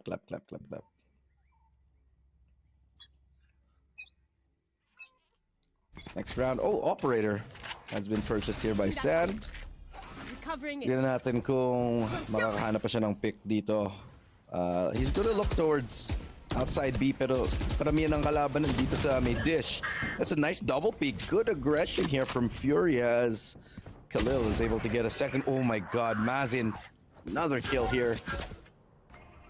Nakita pa nga dito yung mga kalaban. Nakita si Delzik. Side control, pero dalawa lang sila. Doesn't matter. Oh my god! Kenzeteos with a triple. Brings it to a 2v2 just when they had no chance. Suddenly there is a chance. Oh my god, they've turned it around. 1v1, Sand all alone has an operator, switches it out. Now only as a Spectre, but Kenzeteos looking for 4 kills. Can't. Oh my god, he gets it. 4 kills ngayon para kay Kenzeteos. Sand goes out. That's gonna be 6-6 here. Furia will draw and equalize the score with KRU. Ay, si Asoray nawala.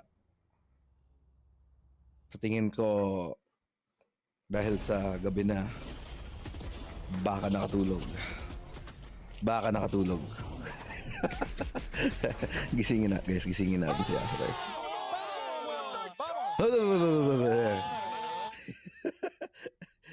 Wala talaga siya. Baka nakatulog. Asoray! Hindi sumasagot. Asoray, kung nandito ka man, igalaw ang baso. Time out muna kasi half time. Napasolo kas nga ng di oras. Nice ba yun? Well, welcome to the Ilustrada Show.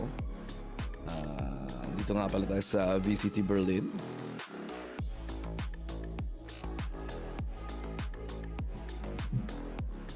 Time out muna tayo. Pause muna habang yung mga players nang chill out lang. Gisingin natin si Asoray. Hoy! Asoray! Gising, uy! Tapos na yung game, Asoray. I'm here. Panalo na ang Secret, nanalo na sila. Champion na. Talaga. Oh my gosh. Congratulations party agad.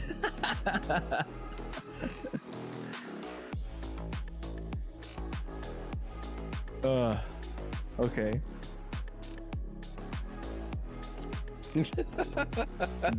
I gotta say, man. Buti na lang may secondary Rimerda na line na ako. Okay. Yeah. Kala ko nakatulog ka eh. For example, disconnect lang ako. It do be like that sometimes. Nagka-tech issue din ako sa computer ko. Ano yung sabihin nito? TKM Chepe. Oh, he's the Chepe, bro. Kiss the Chepe. Ano? Kiss the Chepe. I don't know what that means. Kiss the chef. Oh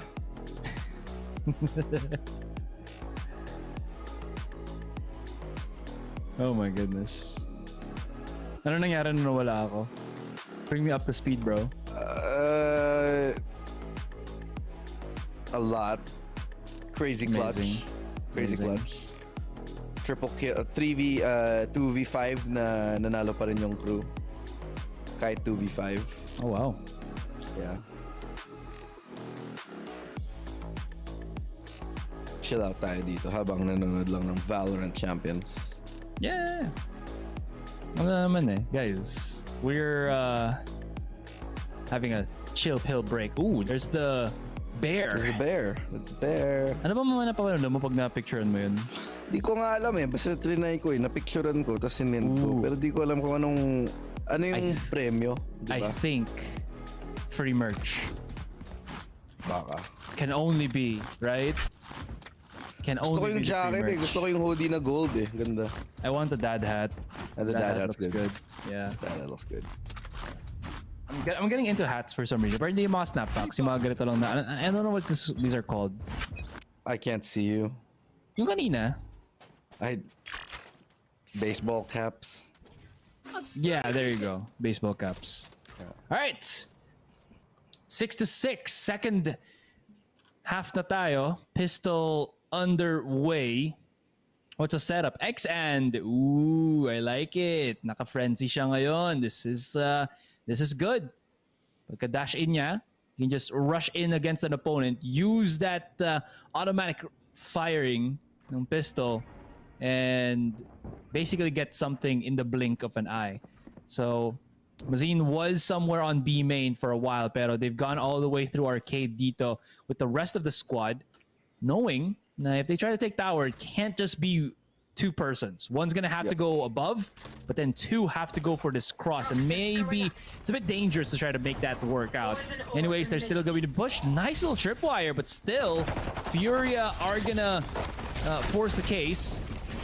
Is Mazino gonna go through that snake bite? No, just repositions. Wala lang nasa arcade ngayon. Everybody else is stuck on tower, and those snake bites have really done the damage ngayon sa Furia. Cloud still holds the cross, and Mazino's done a good job at keeping his teammate in a really surprise spot. Para na lang present in Christmas, and that's gonna be Mazino left standing, but we're left with Furia still holding on true. Nagset, 10 seconds what's left for this player? He's already been tagged down to 23, and he's just gonna wrap all the way around, leaving Mazin as well as QCK on the alert. Oh, double stack. Yeah, 35 HP, 35. Ang baba ng mga HP. Puro anyone could win this, kahit sino actually. Pero ayun, kita na siya ng camera na tag pa nga. Ayun, sobrang laking disadvantage nito. Susubukan niya tanggalin yung dart. Nakuha niya naman, pero mukhang iikutan na siya. Pero nanalo pa rin Nagset. Nagawa niya ng 1v1. Pero paubos na yung oras niya. Can he win still? Looking for it? Ayun lang, di niya nakuha yung timing. Sakto yung swing ni Manzin. Ay, Manjin tuloy. Ni Manzin. Other game. Ibang laro. Ibang bang-bang pala yun. Ibang bang-bang. Shout out pala sa mga kaibigan natin na nasa Singapore ngayon. Nag-enjoy ng... Sa hotel sila ngayon eh. Nag-enjoy ng halo-halo mga pagkain sa Singapore. Eh. Feeling ko Asoray next year makakatikim ulit tayo ng lipad cast eh. Oh, yun ang gusto natin, di ba? Malay mo, yung Valorant Southeast Asia Tournament, host na sa Singapore. Tignan natin, sana. Sobrang excited na for that. Yung, okay, G ako dun, pero gusto ko rin magka-Valorant, SEA sa Pilipinas. You know, Kayang-kaya. Diba? Oo, narinig ko nga, sineset up na nila ang, mukhang sineset up na nila ang ESGS para sa, it's one of the biggest gaming conventions, so everybody knows. Yeah. Spoiler ka yata pero teka lang. 5e, parang buti, sana hindi ka naka-NDA, no? Pero ayun, game tayo, retake. Okay lang yan, eco round lang naman. Pero crew, merong pisto. Uy, kita nga yung shoulder ni Sand. Yung problema pag close angle ka. And dahil na-stun nga siya, kaya madali siyang na-takedown dito 3v2. Kenzit Deus and Delzik, only 1v3. And I don't think he can do anything. That's gonna be the end of the round. Pero balikin natin yung pinag-usapan natin, Asrem. That wasn't an NDA or anything. It's just a post. Oo nga, joke lang yun. Chill ka lang. Okay. pero kung sa tingin mo, magkaka-VCT Challengers, SEA, or kahit APAC. Ay, hindi, wag. Pag APAC, gusto ko nasa Japan tayo, or Korea. Hindi pa tayo Korea. Oh, dude. Korea for sure. Kasi nandun lahat ng mga magagandang stadiums eh. Nakala ko sabihin mong babae pero...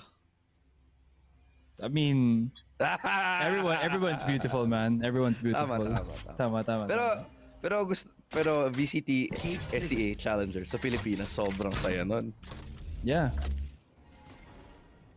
Dito naman tayo sa the one and only na possible location for a tournament like this. Oh, that's a multi-stack. Delzik. Okay. Gets 2 on the drop as he retreats back onto the site. Kesnet, his teammate, is holding another location dito ngayon. I like how Furia, excuse me, not Furia, but KRU have kind of locked and loaded yung site with a 3-prong defense. And yung aggressive push na yon was actually on an Astra. You don't see that every day, pero when you have a surefire way to escape na pag-drop mo lang and you're not gonna have your head exposed, it seems like these guys just maximizing yung angles of, or yung points of interest for Fracture, so to speak. Okay. Both of the snake bites have been deployed, as well as the smoke from the Viper. Lot of vision obscured. As this 3v5. Oh, nice shot right there from Mazino. Okay, let's go in. As Mazino can do more than this. Wala pa. It's gonna be his teammate that does it. Looking like KRU is gonna take this bonus round. 14 seconds na lang natitira para kay Khalil dito. Magaling na player si Khalil. So I just don't think this is gonna be his round. Mazino, handang-handa para sa play na yon. And sabihin mo ba Astra sa Cuneta Astrodome? No. Okay. Never. Okay, just making sure. No. If you know, you know. Saan ba? I guess I Convention don't centers, know. man. Sa Pasay. Okay. That's where it's all at, bro. Yeah, pero may iba naman. Lagi na lang dun eh. Saan tayo pupunta? Philippine Stadium. Philippine Arena? Oh. Philippine Arena. Diba? That's more out of the way, isn't it? Kasi you don't have like near hotels and Araneta, stuff. Coliseum. Oh, that's even better. I'm near there. Cubao lang Flex. yun eh. Tatawid ka lang eh. Right there. Tingnan nakakola tayo ngayon. Talking about random stuff other than this game for like a while. No? And wala pa naman nangyayari. Wala pa tiro mo. 5v5. As ngayon pa lang magkaka-gun round, by the way. Yeah. Those past 2 rounds, it's a gimme, somewhat. I don't think you can really do that much damage. Yeah, he just felt it, for sure. Game sense. Narinig yung footsteps, no? Yeah. Plus, his opponent dashed, right? Dashed and updraft. Kanina pa rin niya ginagawa. Actually, kanina pa niya ginagawa yun. Out of the charges. And I mean, you have a Vandal, so it's like 30 bullets. Why not just expend like at least 3 or 5 just to check like one tiny angle? Or sorry, 25 bullets. Yeah. Para sa mga Phantom lovers out there, 30 bullets in Phantom, 25 sa Vandal. They found my wire. 30 seconds left. Welcome to my world. That's the Viper spit coming in. Here. deployed towards the middle. Got a nice flash, pero Mazino can't win. It's Mazin versus Mazino. Mazin goes down, dalawa silang patay. 14 seconds left, they have to go now. If they delay any longer, they're gonna be in a lot of trouble. But Furia, they get the kills. They get one after the other. Spike, barely enough time here. Good flash, but can he get the kills? Definitely gonna be difficult. Double swing and they almost both line up. So close, 11 HP na lang natira kay Nazir. Muntikan pa siya doon. First gun round para sa Furia, successful plant. And having NZR or Nazir as the last person to save a rifle. Still, I think, solid round para sa Furia dito. They're making sure.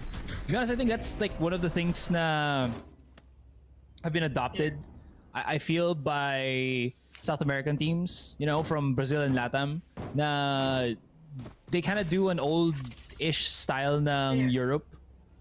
You know, because they already know that they have fantastic aim. But I think where they lack, or where they excel, they lack naman dun sa kanilang reads. They can do strats, but yung reads nila, I think, is where they kind of lack. So what they have to do to adjust to that is yung kailangan nilang they have to fight for angles for sure. They need to also use all the time that they have just so that they can make sure that it's either this one or the other one. Ang problema na lang is they seem to cut it close every single time. And I feel like in one crucial round, that might actually have some karmic retribution kung hindi sila mag-ingat dito. Ganda ng mga tattoo nyo. Angas. Yeah, I'd like to get one too, if ever. Tagal mo eh. Siguro sa ilang buwan mo nang sinasabing gusto mong magpatattoo, siguro dami na naming nakapagtattoo. Kaya nga eh. Si Nico, ako, si Paco, lahat kami nakapagtattoo na. Naiwanan niyo na ako. Tagal mo eh. Yeah, probably, I don't know, after VCT. Para... Wala lang, para lang.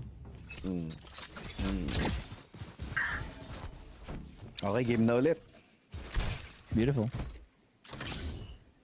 Feeling ko 3-game series to eh.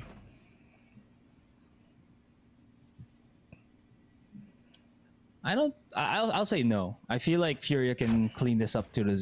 I believe in the Furia roster.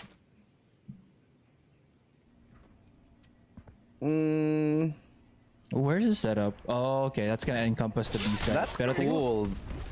So that comes from underneath. Yeah, same with like KJ's ultimate. Tita mo yun, na-knock up niya yung teammate niya, hindi na timing na maayos. Yeah, needed to cut it closer, faster, I guess. Ganda sana. Isn't it really fast on the take? No, Khalil doesn't have any cover. He's out in the open. Luckily, that breach below. So now it's all about that cross. Medyo nagkakalaban na sila dito, but they don't want to miss a beat. They don't want to miss a thing. Aerosmith. 30 seconds. Where is NZR? Very far away.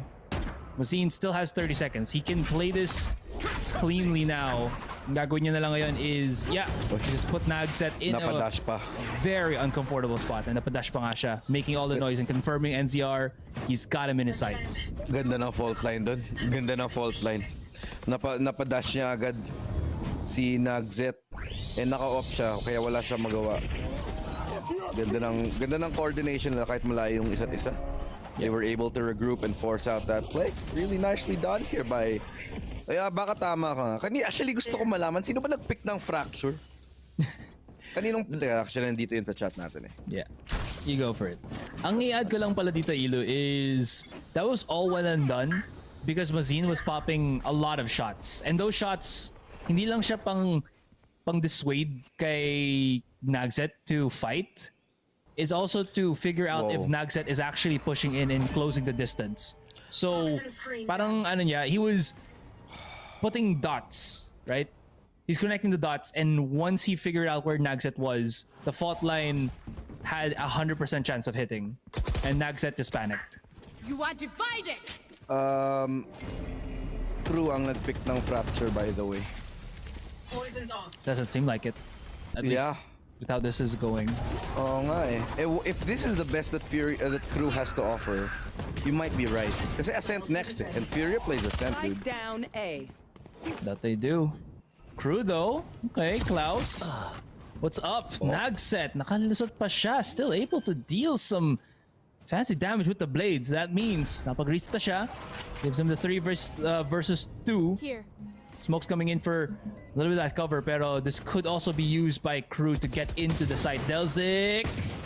Acend. Medyo naglag na konti utak niya dun. I'm not sure how this goes, but the right-click whiffing is a step. Definite wrong step in direction. Ipit na si Khalil. One on the side. On the left. Last one na lang, pero Kesnet has able find that Phantom in the process. Taking down, and Crew win a thrifty. Eco round. Eco round. Thrifty. Eco round and Crew win it. Thrifty. Oopsie. Tignan natin yung score. 21-21 sa top 2 players. So. They're both just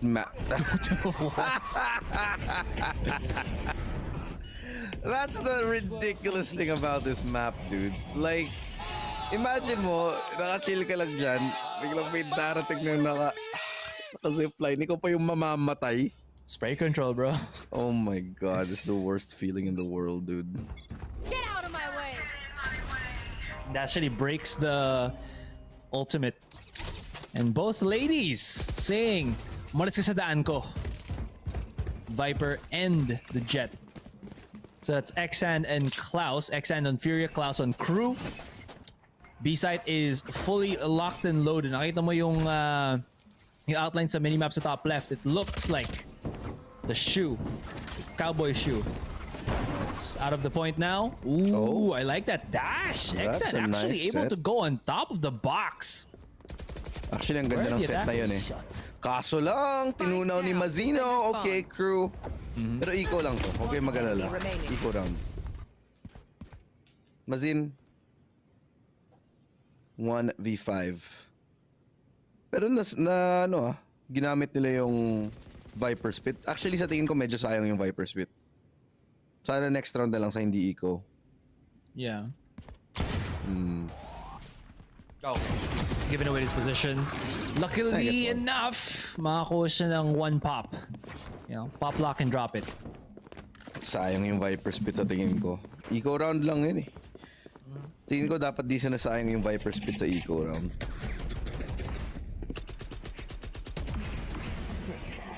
Maybe it's just because they want to funnel the opponents on the A side. Maybe the big brain dito ang Furia. You know? Nah. I think they just jumped the gun. True enough. Furia go for a timeout though. Nalaglag ka na ba dito sa gitna? You can't, right? Pag namatay ka? Pag namatay ka. Yeah, I have. Pero yung gusto ko malaman, actually, para sa mga viewers din. Kasi ako, hindi pa sa akin nangyayari to eh. Pag namatay ka sa gitna, hindi ka na pwedeng i-res, di ba? Hindi, lumalabas ka pala sa kabila. Yeah, you're gonna appear at either the entrance or the exit of the zipline. Yeah, tama. Tapos doon ka pwedeng i-res. Yep. Swertehan na lang kung, I guess kung saan ka mas malapit, doon ka lalabas, no? I actually don't know, pero it's safe to assume na that's probably true. Hilig ng Brazilian sa Puma. Oo nga eh. Diba? So like the brand pag ano? Parang yung mga Russian mahilig sa Adidas. Ano ba sa atin Pilipino? Nike. Feel ko Adidas din tayo kasi ano eh. Sa mga Yeezy. Kasi sa separation. Hindi. Nike and Adidas. Champion. Or New Balance. I don't know now. I don't know. Tingin ko mas Actually, hindi siya ganun ka-prevalent sa atin or tayo, hating-hati tayo eh. Depende rin sa grupo ng tao. Like, it's not social class din eh. It's also kung ano ka ba. Kung trasher ka, kung preppy ka. Yung mga preppy, gamit nila mga Onitsuka Tiger, mga trasher naka-Vans, yung ganun. Okay. Depende sa lifestyle mo, I guess. No? Or sa sa ano mo, sa fashion philosophy. Yeah. Ako naka-chinelas. You're right. Actually, ayoko mag-chinelas eh. Yeah. Oh, I'm all about sneakers. I hate leather shoes. They're not comfy. I'm really into like knit shoes now. I just got a new pair of knit. Yung bagong Adidas. What's knit shoes? Yeah. Oh, oy, dito mama yun? Yeah. If we have a replay of that, it slowed down. It actually was an inch before it hit the target. Yeah, I thought he landed the flick. He doubled down. Might have been able to sneak in, pero... Oo, di nila expect. Yeah, no, rejected. Nakadalawa pa! Nako! Naxxet doesn't even get hit by that. Now they're gonna tie this game. Nice shot right there. 2 kills from Naxxet. Nazir will be able to get one, but with 45 HP and 3 players to find, I don't know, man. 13 seconds left now. This round's done. No chance in hell. 3 kills for Naxxet. Knit shoes are like the ones that yung fabric, dude. Yung parang cloth. No, I'll Google it. Yung parang mga nomads.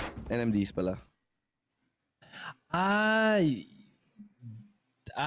Okay, gets. Yeah, alright. Yeah, yun ang gusto ko ngayon. Super I actually have, like, NMDs then, but not knit. Dude, super comfortable yung mga knit shoes. Dati di ako naniniwala na sobrang comfortable ng knit. Tapos trinay ko, sobrang comfortable talaga niya. Yeah. I think ang problema sa akin is it doesn't fit the attires I wear. It fits anything, dude. I don't know. At least for my body type, I don't feel it like this. Pero it's all good.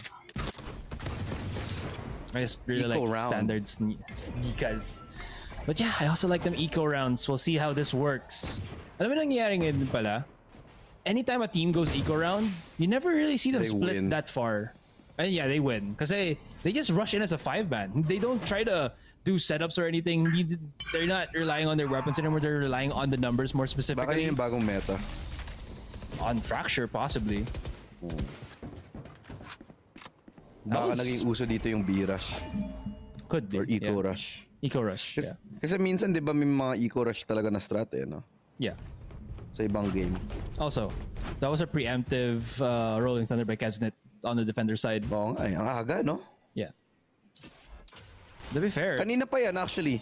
Yung si Klaus, maaga niyang ginamit yung Viper Spit. Si Kenzit. 30 seconds. Ginamit niya yung Rolling Thunder. Ang aga nila gumamit ng utility. Buti di na pa-punish ng Furia. Yeah. I'd probably argue, at least in this game, it seems to not matter as much. It doesn't matter because they use it on eco rounds. Di ba? Yeah. Eco round din yung ginamit ni Klaus eh.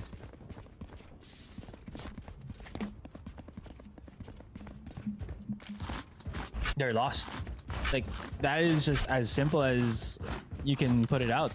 And again, this isn't hindi to para i-down ang Furia. They just don't have the inkling kung paano mag-attack ngayon. This is momentum brought back by KRU. And KRU's been losing a lot of rounds, but they've brought it all the way, or they turned it all the way around, and it's great to see.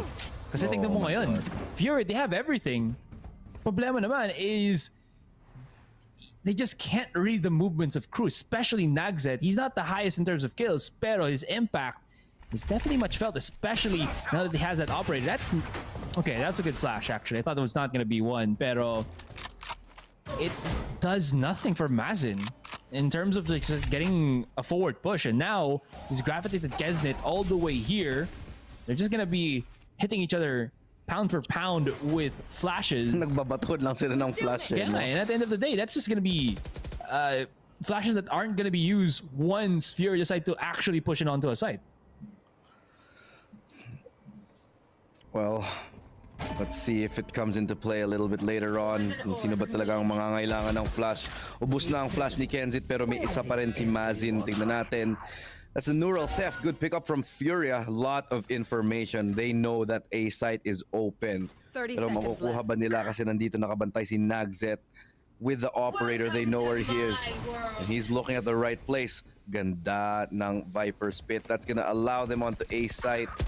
But will he win the duel? Oh no, he loses it. He misses that. This is the round for Furia. Bawena. 10 seconds left. I'm gonna say that was very lucky Spike planted. para sa Furia that they actually were able to sneak by through. And the reason why I said that is because of the fact na they still weren't able to properly like flush out yung cross. But it put Nagset in a position na he second-guessed himself. And the moment that he second-guessed, dun siya namatay. Simple as that, easy as that. Wow, that's Mahirap beautiful. magduda. Yeah.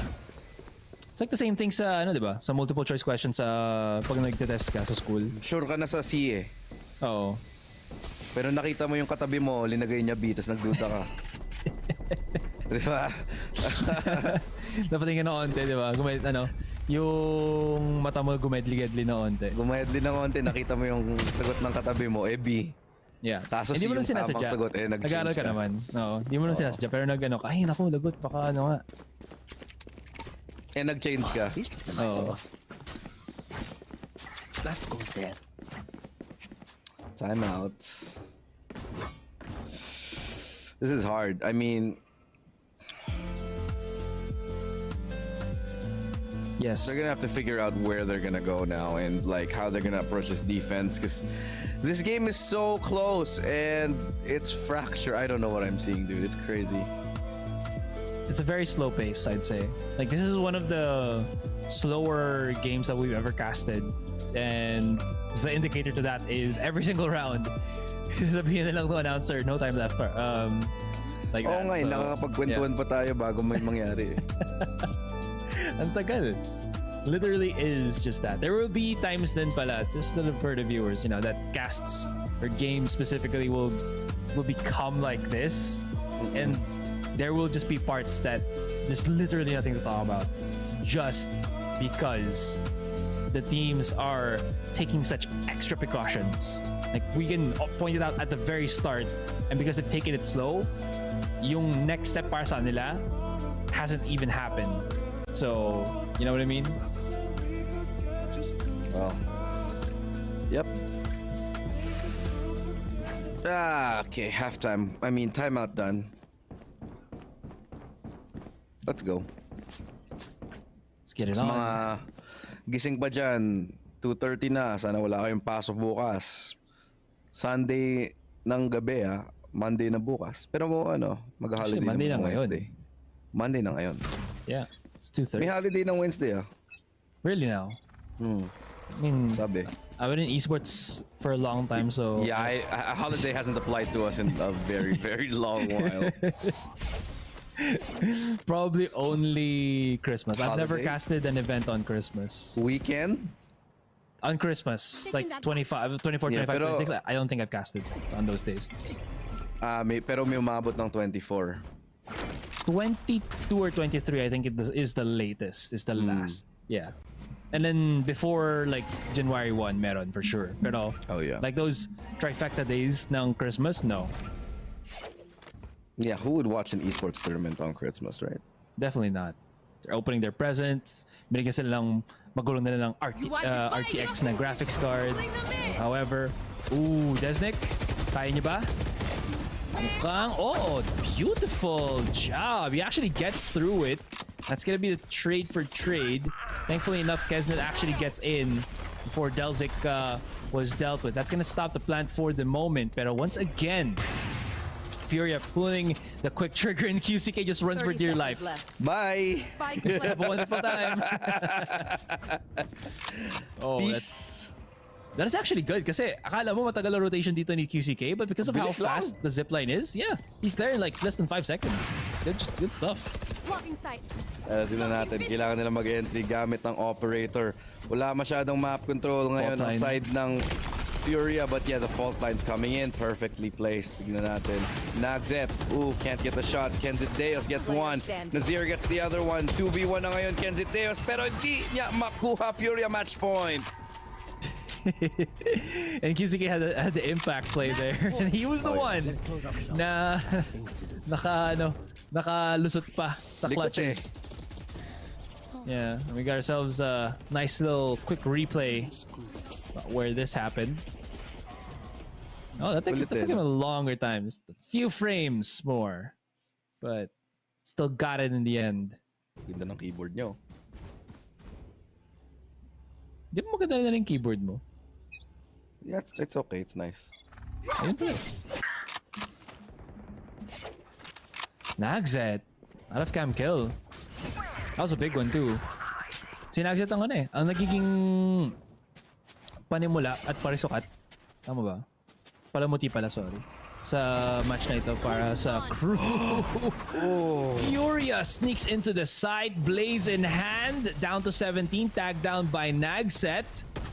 Can he play whack-a-mole? Can he go underneath the underground and spot out where Delzik is hiding? That smoke is about to dissipate, so they can't really lose that much time. Look at how Delzik just tucks himself down in that corner. Wala nang kabaril-baril si Acend or Blaze Acend, but doesn't matter. He's gonna hit the shots. Spike down Left into the 2 versus 1. Nagset still has a bit of bullets left into the chamber, running away. Pero Acend gets the final blow. Can't really get out of cover when you're up on top or spotted up on top, and that's gonna be 13-11.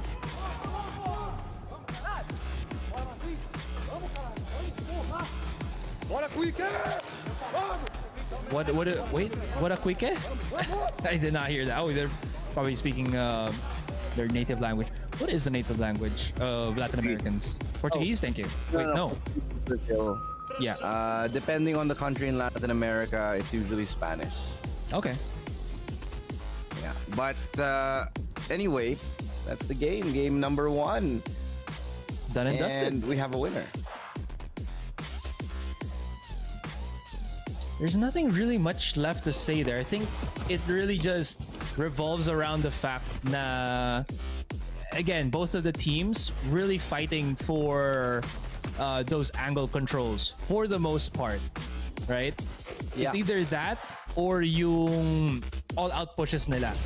And I think that's the safer route to go about this. And at the very, very end, ang naging problema dito, I feel like, from crew, what I think was the biggest problem for them was tumigil sila sa pag-aggress ng mga certain angles na ito. Nagzet as well as Delzik, these were guys that would love to play for off angles, would love to aggressively push with like an operator or even a rifle, so to speak. But at the very end, nawala yun. And I think that has somewhat influenced Furia from being able to get the win. Because I think crew started to play a lot more, I think the word is passive and safer. And that just does not jive well when you're up against Furia that, you know, likes to bang their head on the walls. I also have to give it to Exand. Sobrang tagal niyang nabuhay doon sa very last play. He was just baiting and distracting for his team and trying. People were really trying to flush him out. They were throwing all kinds of utility, everything at him, pero hindi nila ma-flush out si Exand. Congratulations to none other than Furia. They're gonna go ahead. Nanalo sila sa map pick ng crew. Hindi gumana yung curveball na fracture still wasn't enough. And now we're going to Ascent, which is a little bit worrisome even more. Yeah. So we're gonna take a little bit of a break. When we do get back, however, it's gonna be game number 2. Again, Lestrado Nasra, your casters coming your way. After this, we'll be back. Do not go anywhere. Isang mahabang win streak, kaya nating lahat. Equip your home with fiber fast internet. Para pati si mommy, sure MVP. Get your fiber upgrade right away with tons of freebies. Plus health essentials when you switch to the new Only Fiber Up. Apply now.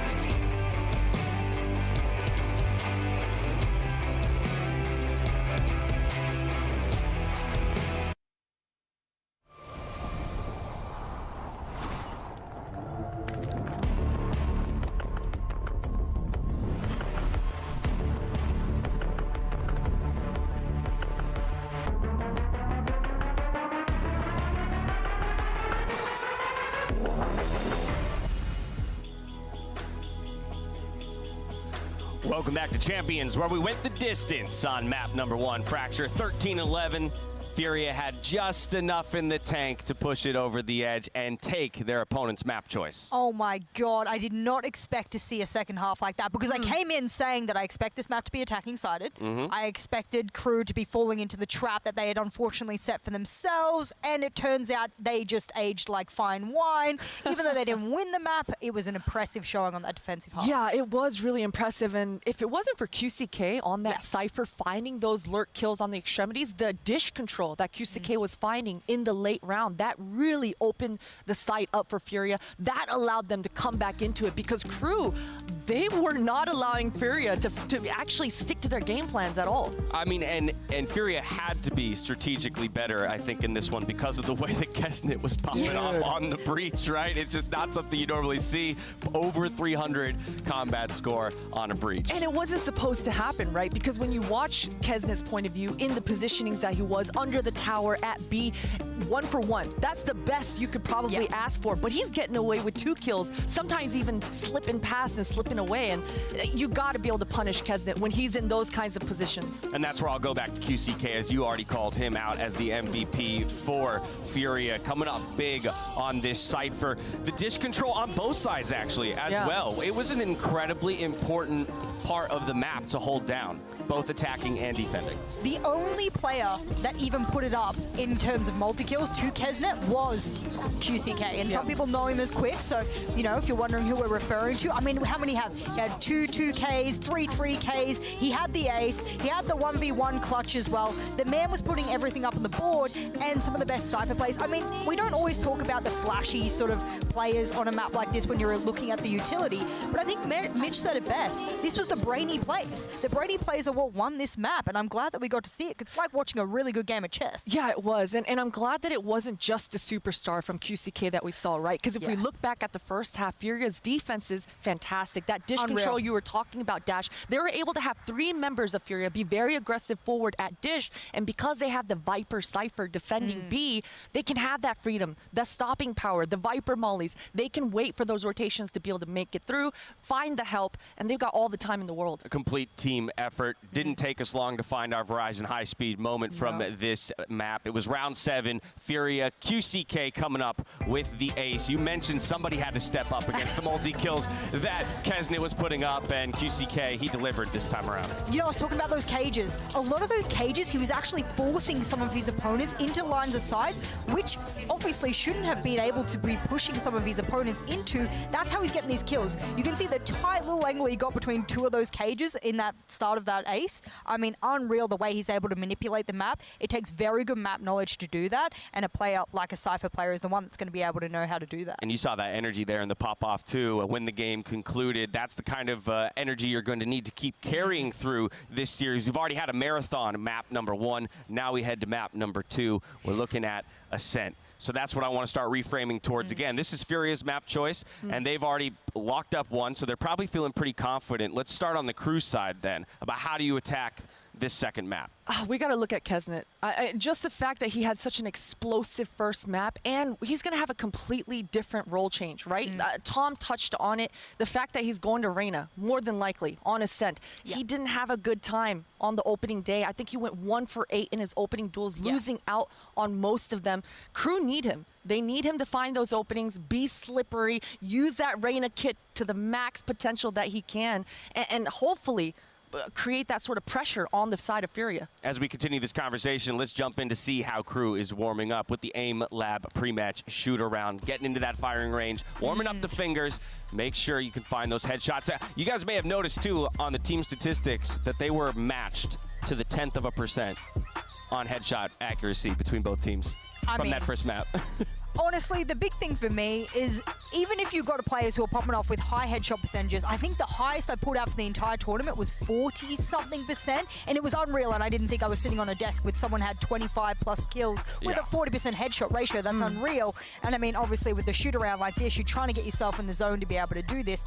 My big thing is on Fracture. There was a lot of long lines of sight there. There was a lot of misplays for a lot of the players there when they're shooting long ranges like that. I would like to see them tighten it up a little bit. We're going on to into a map where you can do that. You can have those more short-range engagements, so you're not locked into those long-range, trying to sort of pop shot the head from across the map. Maybe you don't have to be as accurate on this one, so we'll see. Right. I mean, yeah, if you play to the sides, right? Yeah. You have that option for long shots if you play through the middle, but otherwise go to B main, A main, try and find those short-range gunfights. We'll see if that's the answer for them.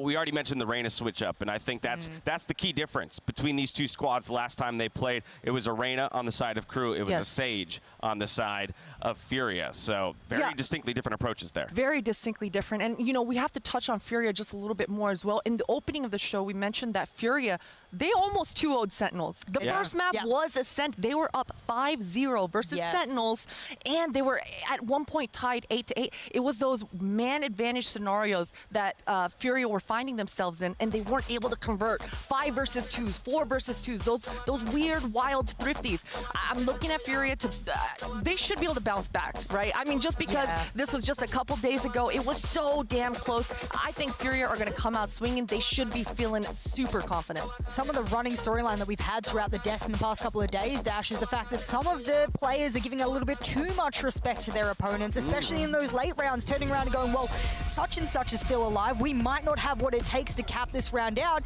Maybe, and okay, I'm just spitballing, maybe now after that first map win, they've turned around and gone, this is easy. We've already got one map under our belt. Do we really need to give that much respect to our opponent now, knowing that we can do it on their map pick? It's a good question, right? And this tournament, if anything, has already illustrated to us so far that the competition is a lot closer than anyone thought. Yeah. Taking into account Masters 2, Masters 3, where you saw maybe some larger discrepancies in skill between teams or regions. Here, everyone has been tested from top to bottom, and I think Furia will walk away from that Sentinels series saying, yeah, it hurts to lose, but if anything, I think that showed to them that they can compete with anyone here in this tournament. Yeah, absolutely. I mean, it's very clear that the gap is certainly closing. These matches have just been getting tighter and tighter. And as we go over to Ascent, you know, we touched on the fact that Reyna is going to be a switch for Kesnet, but we're going to see a lot of switches coming through here, actually, just because Fracture is so different. Yeah, I mean, we're going to see Sobas coming back into the mix. We're going to be seeing Killjoys over Cyphers. So certainly, I think just the change in pace for these players individually, they're going to have to be pretty thoughtful moving over into the second map. Something to highlight as well is that in map number 1, we're highlighting QCK over and over and over again. Very likely to play the Sage now, jumping into the second map. When he was going up against Sentinels, he struggled a bit. He was having a bit of a bad game. That's okay. Guess who stood up? The highlighted player on the pre-desk of Khalil, and he was on the Killjoy. So it's giving an opportunity here for Furia, and we criticize KRU having maybe some issues in the team synergy and the ability for them to be and play as a team. That's now not so much a problem on Fracture, but on a map like Ascent, where Furia just runs riot as a team, some of your worst players on map 1 now become your best players on map 2. All right, here we go. Prime Gaming Agent Select. Let's find out. Yeah, oh man, I'm just... KRU are looking like a completely different day as well from the first day. Their confidence, it seems like it's beaming. I don't know if it's because it's Furia and they're just very familiar with them or not, but if they're able to make Ascent look even half as good as they did Fracture, it should be a pretty good second map for these guys. I mean, that familiarity of Ascent over a brand new map in Fracture, that should surely allow them to have that second plan B, plan C, plan D even. I think we're... Oh no, I'm doing that half thing again, Potter. Look, smack me down if I'm wrong, but I'm gonna say KRU starting on the defense. Their best side on Ascent is their defensive side. Okay. So I really feel like once we get to the halftime and it comes back to us on the desk, I could probably give a pretty good indication, in fact we all should be, as to whether or not KRU is going to be able to take us to a third map. And I hate deciding a map in the first half, but when you're decisively more defensive sided on Ascent, it's gonna be pretty clear when we get back. So they're gonna have to start hot.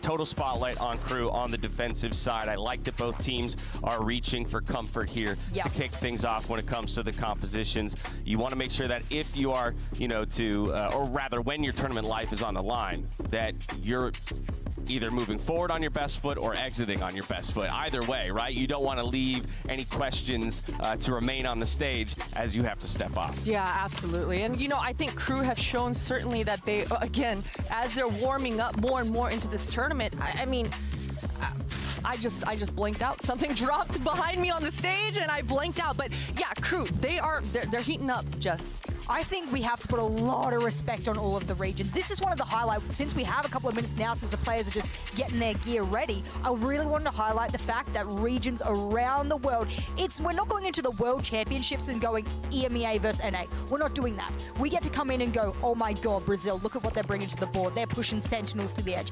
Gambit, Ascend, people are having to have rematches because they themselves could have lost out in those matches. My goodness, we have an actual World Championships. When you say it, you want to mean it, and I mean it to the full degree. And not only that, for KRU, I'm hoping to see them look as confident in the gun rounds, right? Because if we think back on their first day, they were super wild in those thrifties, converting. I believe on Haven, they only got 5 rounds, but of those 5 rounds, 3 of them were off the back of thrifties with those pistols. That no fear, nothing to lose style from the squad of KRU.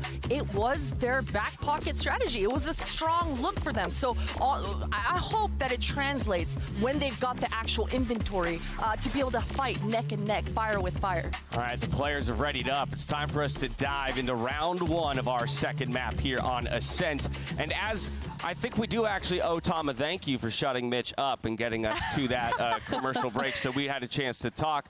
Production has also gifted us with round 1. Oh, so the cast is... Okay, it's time for us to dive in to this possible last game of the series. Elimination match between Furia and KRU. My name is Azarai, kasama ko po yun si Illustrato, and how you doing, man? Holding on? 3 a.m. na. Yeah, let's go. Okay. Delzik ngayon, immediately using the suck to reposition, pero I like it. He doesn't go on the site itself, just goes straight to the door. Knows that if he tries to go for the site, he's gonna have to fight for his life in a 1v5. So wala siyang magagawa sa situation na yon. I like this other setup naman din para sa Ascent with his Furia. This bit of pushing spot para sa... Yeah, that's pushing spot was a bait, you know? The shark bait ooh-ah moment. And we're left with Mazino and Klaus to clutch. They're both on heaven. Pero kita mo na yun, Acend, it's about to swing. And that is a flawless, prime gaming flawless round para sa Furia. So easy, so clean. It almost wasn't kasi ang daming dink nakita mo ba nakailang headshots kaya yung side ng KRU doon. Pero di nila nako yung kill. Siguro nakatatlong headshot. Ito na drink siya. Oh, yan. Pero nakuha niya pa rin yung kill. It still goes to show RNG gods. RNG. Sometimes this game just, minsan RNG ka na lang eh. And that's okay. That's good. Yeah. What did the kids say again? Oh yeah, precise gunplay. Precise gunplay. Why do they call Gundams Gunpla? Gundam plastic. Ah. Okay, now I know. Yeah. I believe that's the right term. Yeah. Eco round, and it's already over. I mean, they can get a couple of kills, I guess. I really doubt it, though. I'm guessing 1 kill max. And this one is... I mean, this is basically the end of the round. Nakuha na yung site. The best pagdating sa mga eco round na the best you can hope for is to get like 1 or 2 kills pre-plant. Pero pagka post-plant, ang hirap nang makakuha ng kill eh. Especially when you're up against a Sage. Yeah, who can heal you. Yeah. And the other thing is, she plugs walls, bro. She plugs, you know all about plugs, don't you? Yeah, I do. I've used a fair amount of them in my life. Oh god. Dude, for the house. What do you mean? Okay. Yeah. Just making sure. Mga daming plug sockets dyan, di ba? Sasasakan ko ng PC ko, di ba? And doon ko charge yung mga devices ko. Right. Yeah, okay. I'll buy that. Okay. Good.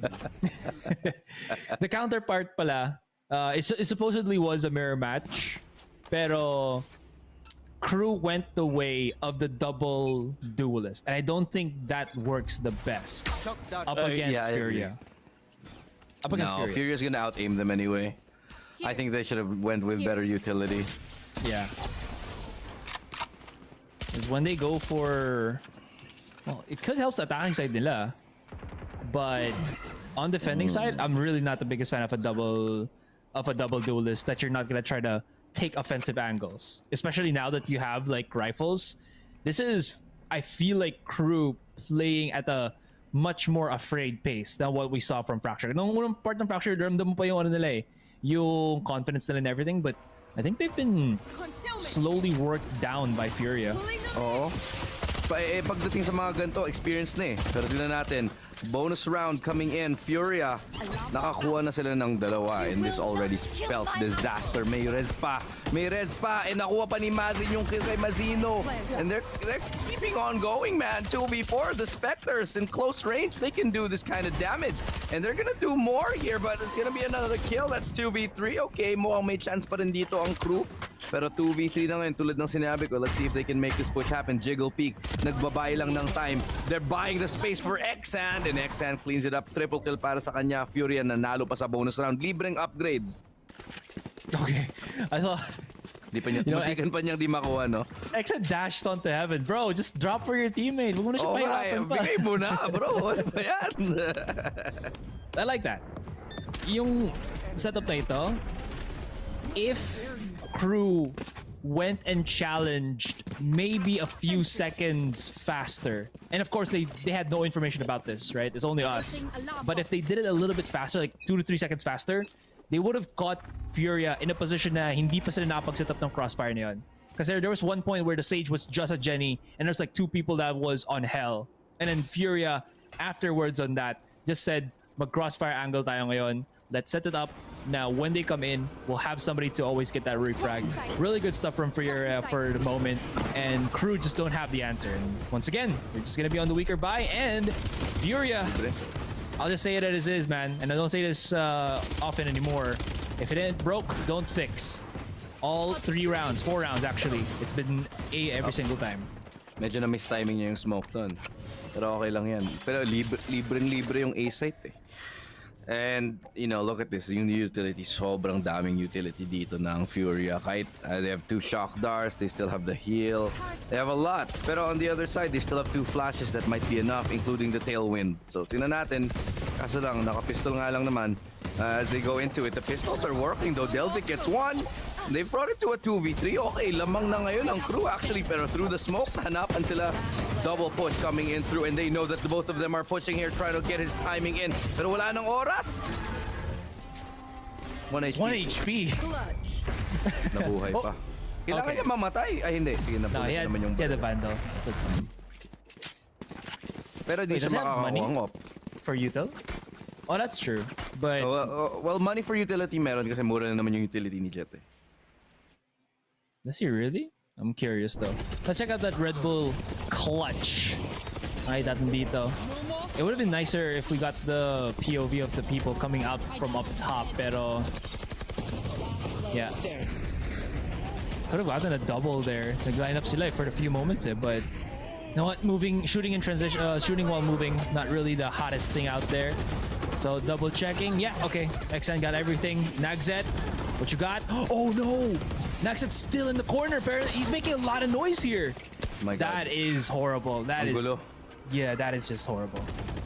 Makita pa di... Ay, hindi pa nakita si Kenzit Deos. Pero...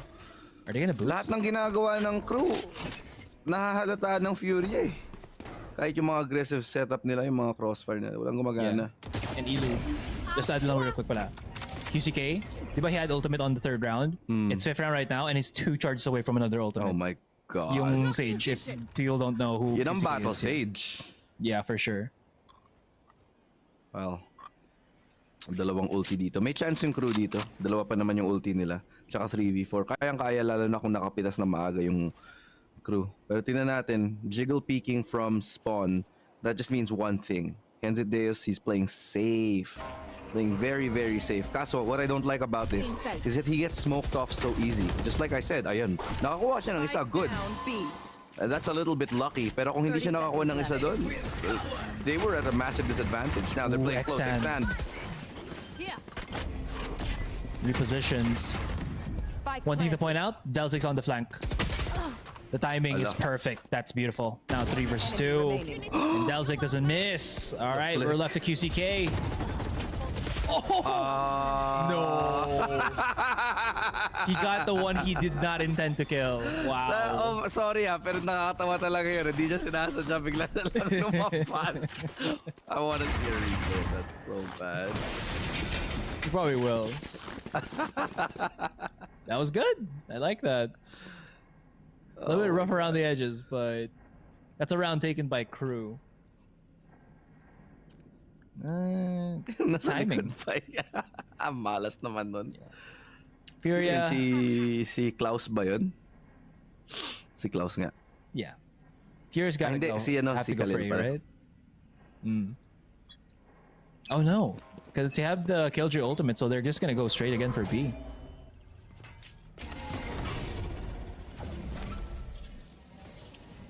Which is what I would say. Pero what they say is... go for mid. Holy crap, they're multi-stacking Fridge. Oh. Maybe they're trying to go for a boost. Could be. Boost me. No, you can't. And they have a wall, pero I'd say that's just a waste of resources. Oh, Nagzet's back. I don't know about this, dude. This is the weirdest round.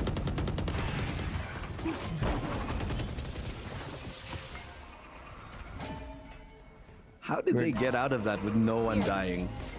Nagzet the whiffed. Oh, they're out in such a weird spot too. Like everybody's looking at the A main, but all the threats are actually coming from short here. And those walls from Fury just allow them to do these kind of shenanigans. No res. Yeah. They use a lot of utility though just to make that happen. Nice shot. Oh. Tap, Deus with a triple kill. Taps him to death. 2-4 tie game. Oh no, almost 2 rounds from a tie. Klaus not very happy about this. 0-5. Operator does come in here for KRU. Lightstorm too.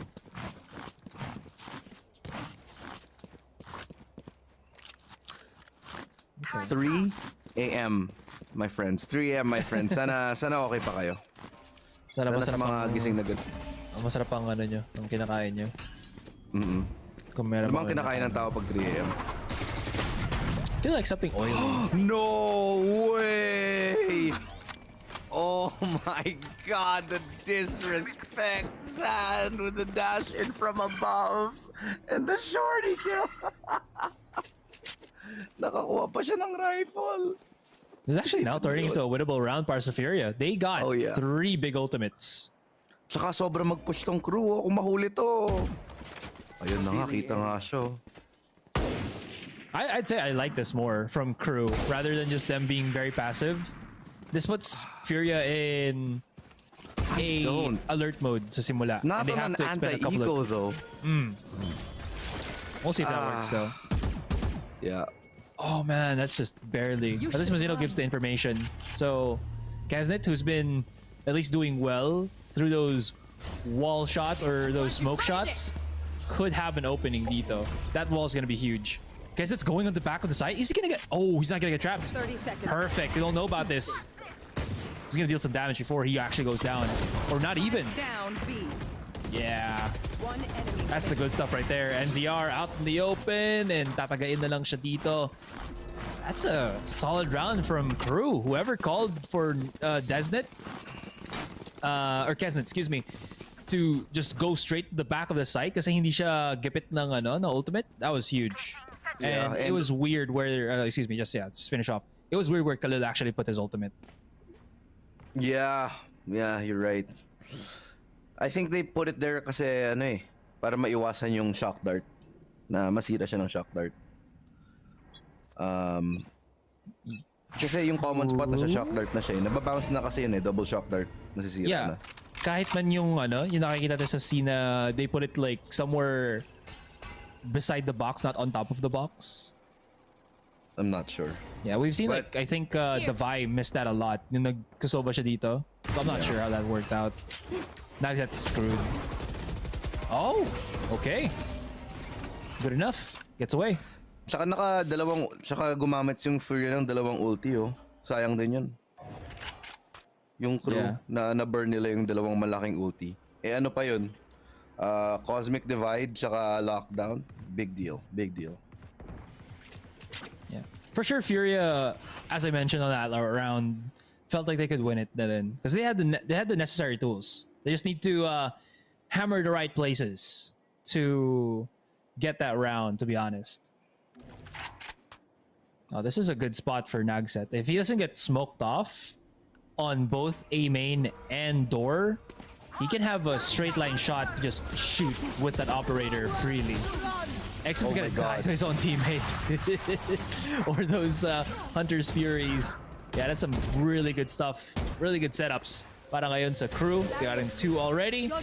UCK, they're really forcing the issue. 19 seconds, and they're still looking to go about this. They've already expended the res, so Furia have to commit. They need to pinch here and now. 9 seconds, there is no time left, and Delzik has still yet to be dealt with. So that's gonna be another solid round for crew, and they equalize 4-4. Timeout na sila. Timeout na kayo. I mean, they've lost already what, 4 in a row? 4 in a row na, no? I think at this point you need to consider timing out. Or, you know what some people do in like other, like parang sa CS. Gagamitin nila yung eco round nila, parang timeout. Mag-chill lang sila. Pero hindi okay, they just go for a timeout anyway. Pero mahirap gawin yun dito eh. Kasi unti lang yung round sa Valorant eh. Di katulad sa CS na 16 rounds eh. Yeah. Na 30 rounds. Di ka lang pwedeng gumamit ng isang round na pang timeout. Sobrang valuable ng isang round dito sa Valorant. Na yung pati yung ego round gusto mong sulitin. Agreed.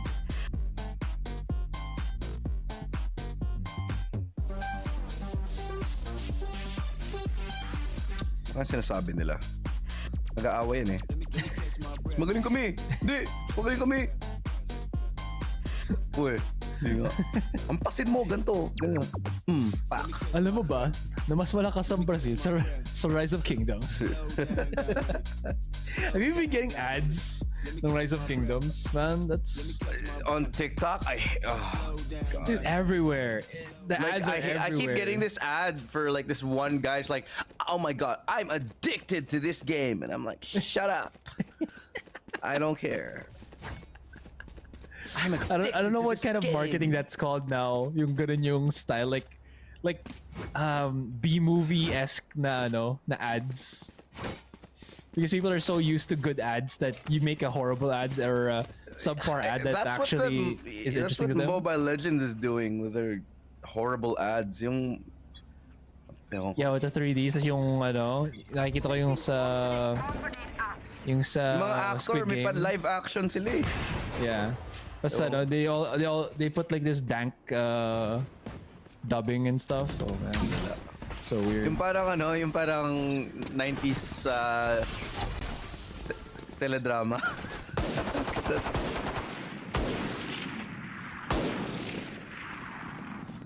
4-4. Eco round coming in for Furia as the Blade Storm comes and from a okay, never mind. Denied. Crew's ready for this, man. They know how to play Ascent. We're gonna go to 5-4, and this is not looking good for Furia at all. Not at all. Yeah. What was their save round though? Yeah. You predicted like 2-0, right?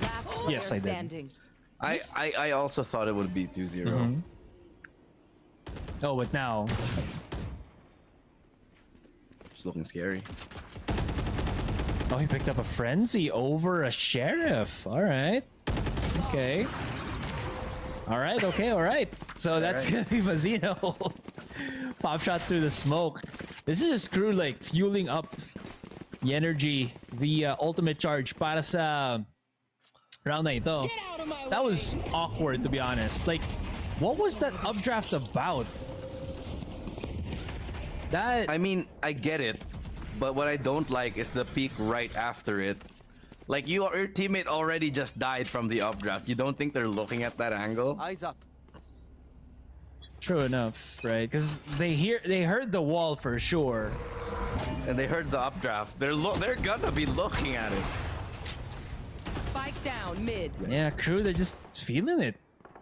Deltic's already gone through the side here. He can hide on the wall, put out a star, smoke out, and get out of harm's way, or mag-double down siya sa position dito. But while that was happening, yeah, perfect. Acend crept up all the way through market. But the door is closed, so the opportunity is slim. And you be assured that if ever crew have to push for mid, they're going to be scanning this because they've already cleared it out for the most part. So for now, on this buy round, once again, para sa Furia, they slowed out the pace of the game. Not looking too hot. And what's going to be the next step dito? I actually would love to see another A take para sa nila. But ever since they lost that one round, they have been slowing everything up and then just going to B. And that's a no bueno situation, to be honest. Yeah. B's just not their friend. Oh. Tignan natin ngayon. 28 seconds, paubos na naman yung oras ng Furia dito. Kanina pa nila ginagawa ito. Wala na naman oras makaplanto. Tingnan nyo. Tatlong defender.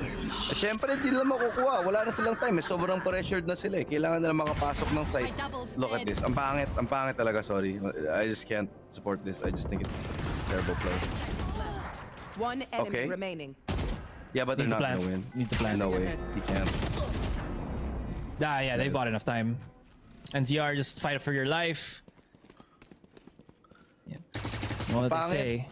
Kung siguro nag-iwan pa sila ng additional like 5 or 10 seconds. Actually, mga 8 seconds to 10. Kaya pa.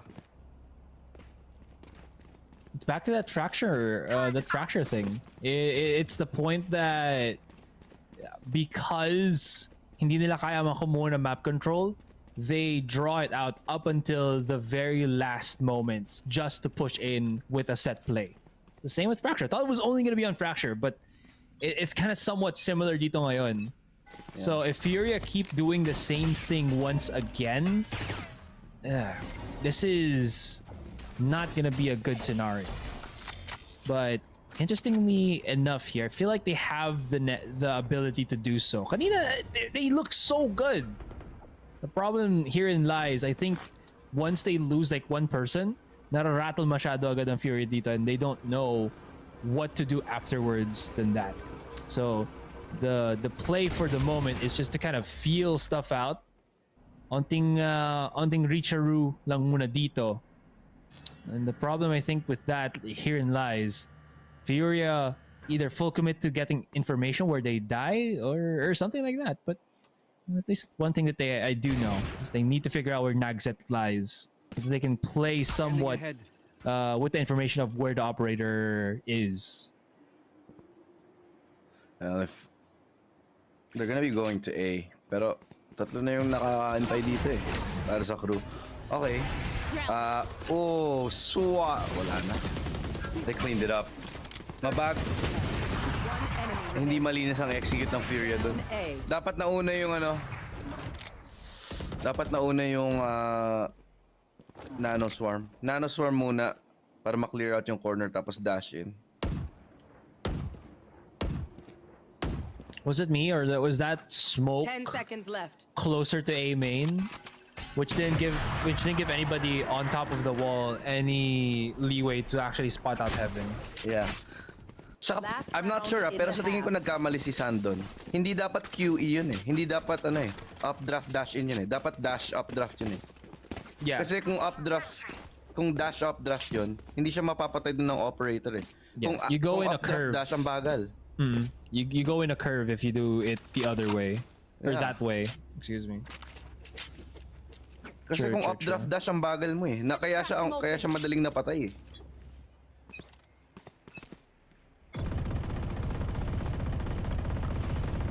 Maybe the play was, aside from also going into the site, he wanted to get that information, but even so, right? What? Yeah. Oh, he was just at B main. Yeah, nag-aggressive push lang siya. Kala ko nag-wallbang siya or something, but yeah, he just aggressively pushed. Wow. Wala, nag-pick lang talaga. Saka natakot sila dahil sa recon bolt. Parang kinoordinate lang nila. Nothing special, but it works. Effective.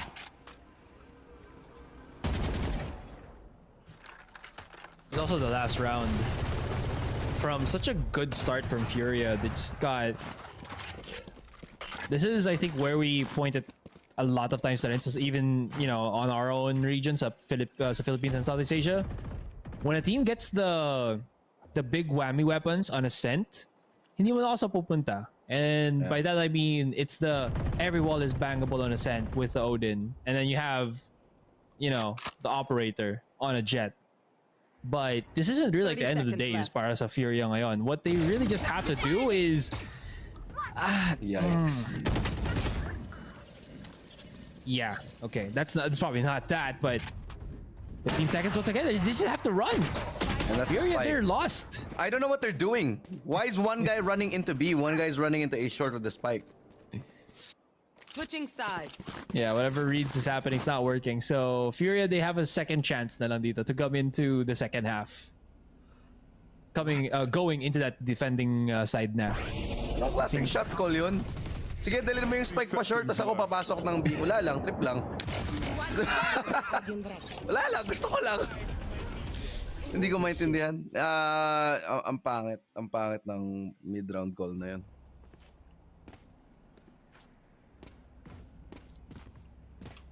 I just would probably add, it just lacked a little bit more smoke coverage from the Astra, to be honest.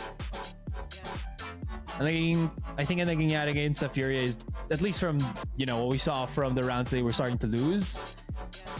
How do you mention it? They're using utility at the very start, but there's no follow through. That was when they actually need it, and they're trying to get like something out of the map, or as they take the map, you know, more map control. They don't have it anymore. And KRU don't shy away from just like getting these fights. They seem to be on top of things now. So Furia's utility usage, it needs to change up. And that being said, they're just gonna go for a malang muna, you know, get their affairs in order. But everything said and done, again, solid ng ginagawa ngayon ng KRU. Yeah. I don't know, dude. They started off so strong, man. Like 4 rounds in a row, and we're like, yeah, they even won the bonus. And now it's like they're not even talking to each other. Parang di sila nag-uusap eh. Kung ano-ano na lang ginagawa nila, parang hiwalay-hiwalay. Kung sino papasok, rush tayo sa A, rush lang ng rush. Ewan ko. Hindi maganda ang nakikita ko. Ang pinagsisigawan na tuloy sila na. Pati yung coach nila, di nila alam sasabihin eh. Guys, ayusin nyo naman. Ano ba yan?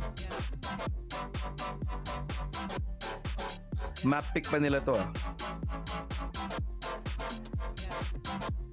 Well, we turned over to cassette tape, man. Side A is done. Now we go to side B. It's a whole different playlist. Shoutout nga pala kay Rere nandito sa comments. Ano sasabi niya ngayon? Hi Asuray, hi Ilo, good morning. Yun lang. Nice. At least may nag-hi sa atin, di ba?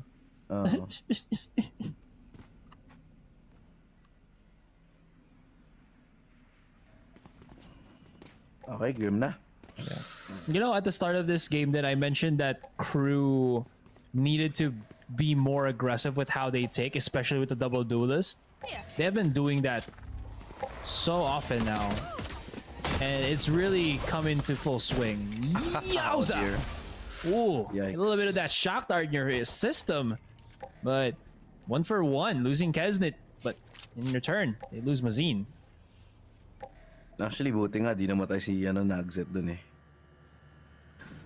Ay, si Nagset tuloy, si Zand. Yeah. Kasi kung nauna yung dash niya ng onte, patay rin yata siya sa shock dart.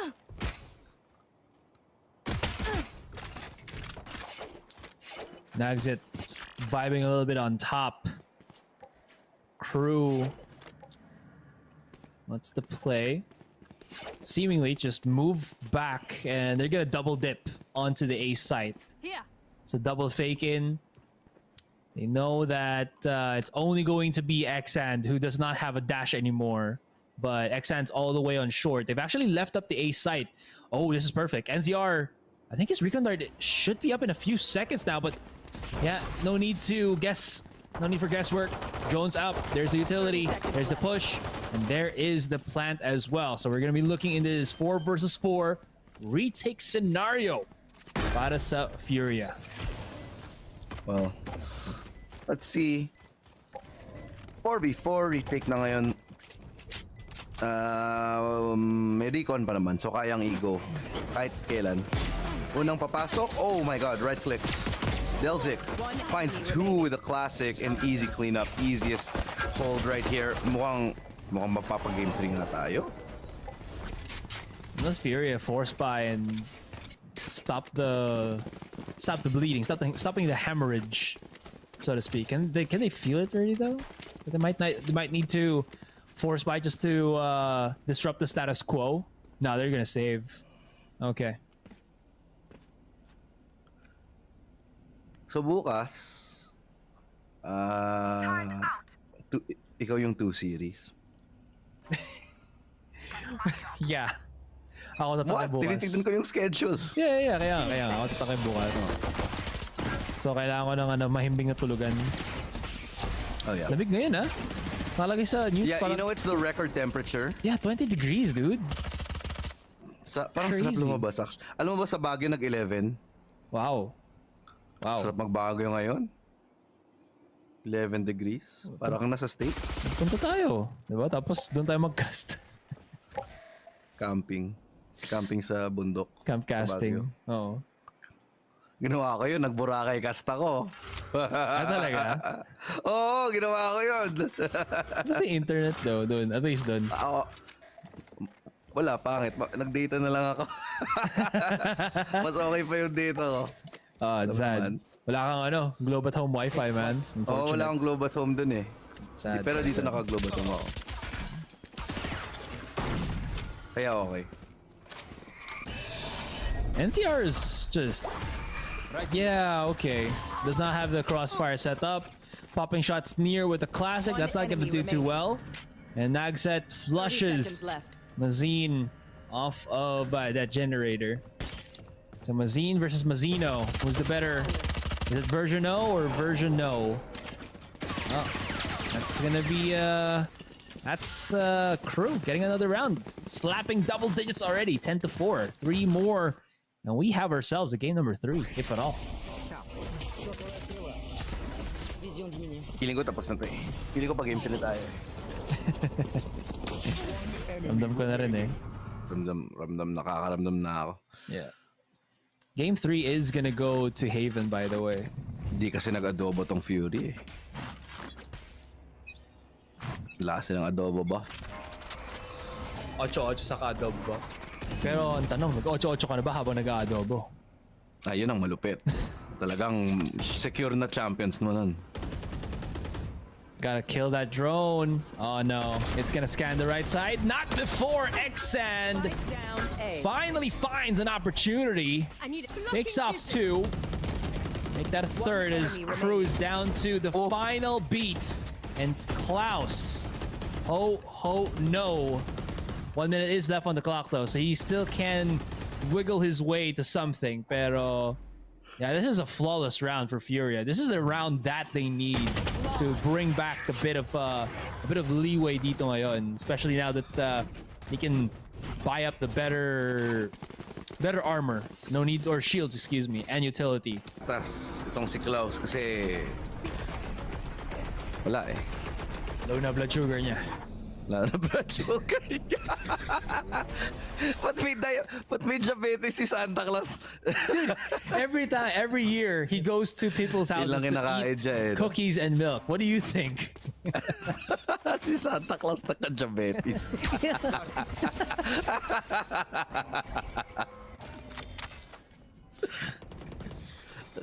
Kada bit.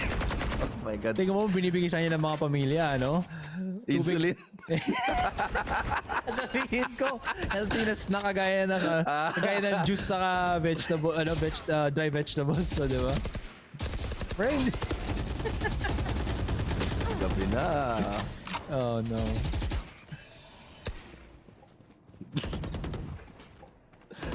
Okay. Back to business. 5v5. Still got low HP onto Kenzid, Deus. Pero kung makapatay siya, mag-heal yan. We got nice map control here. Mid has been taken.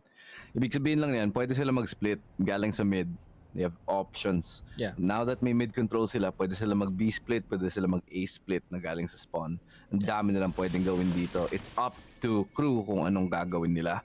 In contrast, when we were in that first half, we never saw crew, or excuse me, Furia play like this in terms of how they positioned. They've been, like, compared to what we saw this Fracture, sobrang reserved maglaro ng Furia ngayon. And I'm not sure why. It's seemingly somewhat effective for a while, but we'll see how that goes in the rounds, because crew, I think, is just willing to always try to do something new. So Furia's got to be on their toes. But regardless, they do still win the round. So great stuff for Furia. Nagzet, 16 and a dream.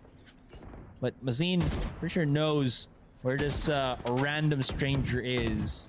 Now we go to that next round. Furia, 6 on the board. And we'll crush it. Kung gusto niyo ng Christmas song na magpapasaya niya sa inyo, i-google nyo yung I Saw Mommy Kissing Santa Claus ni Nora Honor. Yun talaga. No, dude. I saw Mommy kissing Santa Claus. It sounds so sweet, but sobrang medyo meh nung Santa Claus meaning. talaga sabi niya. Santa Claus. Pag nalaman ni ano yan, ni Dad, wala na.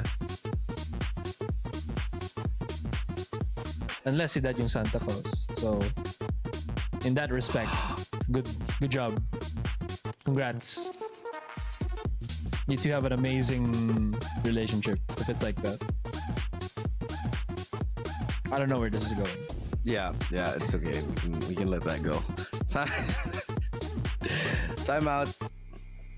Yeah, but what I cannot let go. Yeah, what I cannot let go, Ilu, is ang malayo ang mararating ng gaming needs mo with Globe at Home prepaid Wi-Fi. Just load Home Surf 199 para may 30 gigabytes data ka na, valid for 7 days for only 199 pesos. And then you got ourselves, of course, winning starts at home with Globe at Home Only Fiber up with Plan 2699 with up to speeds of 100 Mbps. Siguradong panalang pamilya with its powerhouse bundle. Wow. I know. Here. Okay, game na. Here. Tamang-tama. Sakto. Saktong-sakto din. Malapit na ang bagong arc ng Kimetsu no Yaiba. The oh my God, Night finally. District arc. Yeah, it was weird. Yeah, finally, because I'm so tired of... Why did they just make a whole recap arc? It's so stupid. It's weird, right? Kasi may movie na nga. Tapos biglang parang may isang buong arc pa na... Yeah, let's do it again. Yeah, the Mugen Train. That was weird. Anyway, B-side is the target of choice right now for crew. But they're sending... Itong nagde-defend dito. Di basta-bastang nasisira yung crossfire na yan. Sige, pasukin nyo. Try nyo. Bam! Isa pa. Sige, refrag. Okay, nice refrag. Way to go, Ilu. They have the crossfire. No way Mazzino hits that. Was he prepared? Yes, he was. Oh my God. Bakit isa-isa nilang pinipeak? Not sure. They do have nice crossfire angles. But as you mentioned... Pero hindi nila ginamit. Yeah, yun nga lang. I thought that was gonna be like them ripping apart. Ang problema dito, I guess, with Furia... I don't know. They wanted to like... They baited each other, dude. Yeah, I guess suppressive fire or something. But yeah, it's weird, just straight up. Weird talaga. Last player standing. 1v1? Oh. What? Yeah, What? That's like immediately peek that. Spray transfer ba yun? Could be. Yun natin. Because that like swung out. Oo, dapat kill yun eh. Kasi sabay sila nag-swing. Actually, ang ganda ng double swing na yun eh. Yeah. Dapat kill yun, pero panalo pa rin Furia dun. Yeah. Gotta say, that doesn't give too much confidence for Furia right now. Oh, there it is. Ayun, tinan mo. Paisa-isa sila nagpipiko. Ang labo. Nagbe-bait lang si Nazero. Trade! Labo talaga. Kung ako yun, sinigawan ko na yan. Oh, wow. He actually just reaction shot that. Adjust lang siya, hindi siya transfer, no? Yeah, he just reacted fast. Damn. Good stuff. Now I'm very curious. Kasi I haven't... Because again, diba, iba yung schedule natin. I haven't watched completely yung match ng Furia dito and how they lost, but looking at how this has played out, I feel like I have an idea. Yeah. Yeah. Now I'm curious then. What happens when a South American team, you know, or Brazil or a Latin team goes up against their Team Secret? I'm always curious about that. Similar playstyle, I think. I would love to. I would love to see the interaction between like Dubstep and like Acend. Oh yeah, that would be fun. Well, we should find out soon enough because Vikings is the next team that Secret is going to be playing against. True. Ayun lang, nabait ka. KRU is smart as heck.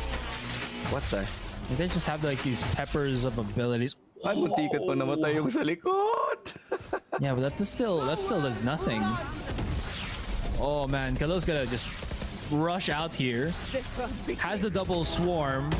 Okay, but he's caught. He's literally had his back against the wall. He could have maybe backed away somewhere else. I don't know if he had a smoke supplement for his teammate, but yeah, this is gonna be a rough retake para sa Furia ngayon. Yeah, never mind. Almost impossible retake. Yeah, no, this is done. They gotta save the op. Sand's gonna save it. Maybe pass it off to the teammate next round, and then use the Blade Storm. Medyo nauna si Nazir dun. Medyo makalat yung nakikita ko dito. Pero it is what it is.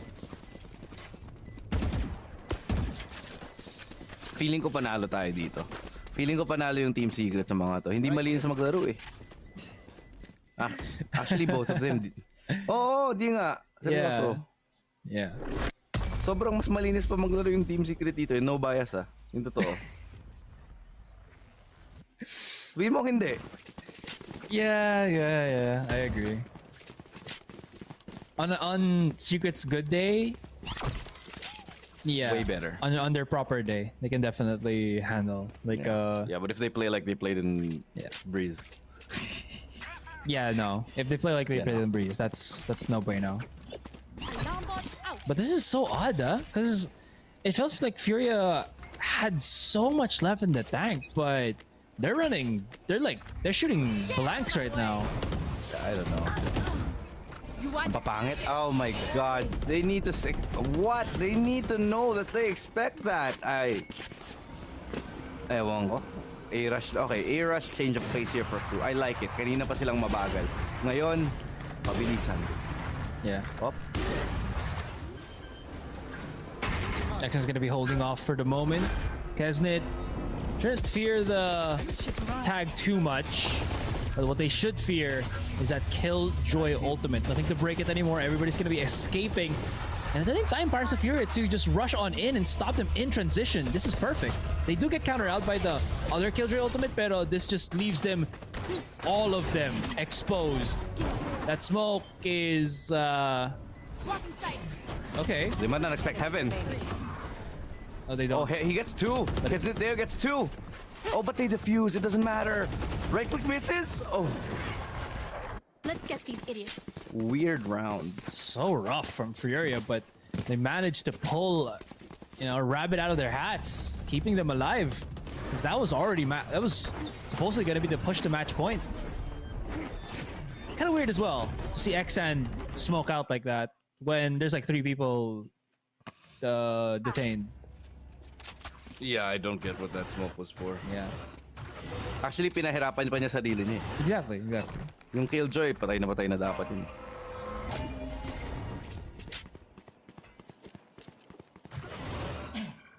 Aggressive mid. I really like how KRU plays. Like their movements and their zone control is really solid. Ooh, timing! QCK! You'll never know how lucky he was. Lucky bastard! Like, he was so near, so close from being choo-choo trained. Thomas the Dank Engine by 3 people. Sobrang swerte niya doon. The timing just went perfect for a half second later, a fraction of a second later, he would have died. Now he's holding this close angle. And this is dangerous ha, kasi kalaban niya Spectre. Sobrang effective ng Spectre sa mga round na to eh. That shot from Sand gonna force him to peek short. Spraying through, can't get it. Falling back, has a res available. Will decide to play passive, pero pinush siya. Nakakuha pa rin ng patay si QCK dito. Traded out by Kesnideus, and the pistols and the sheriffs are working. Okay. Spike's gonna get planted down by Furia. Spike planted. Or excuse me, not by Furia, by KRU, mind you. Good shock dart. Delzik has an operator. He can play far if he wants to, but no, decides to just stick with the sheriff for the moment. They do not have a recon dart anymore. That's gonna, that turret's gonna spot one thing out. There it is, the jump up onto Jenny, the follow through, not gonna be good, and we're left again with NCR. There's no time left. He has to drop down. He jumps again on top. Okay. Last person standing, but the time to force NZR just to try. But he had bullets left on his Vandal. Why? Oh no. Yeah. Frustration plays for sure from Furia here. I don't understand why you would... This one. He had 9 bullets!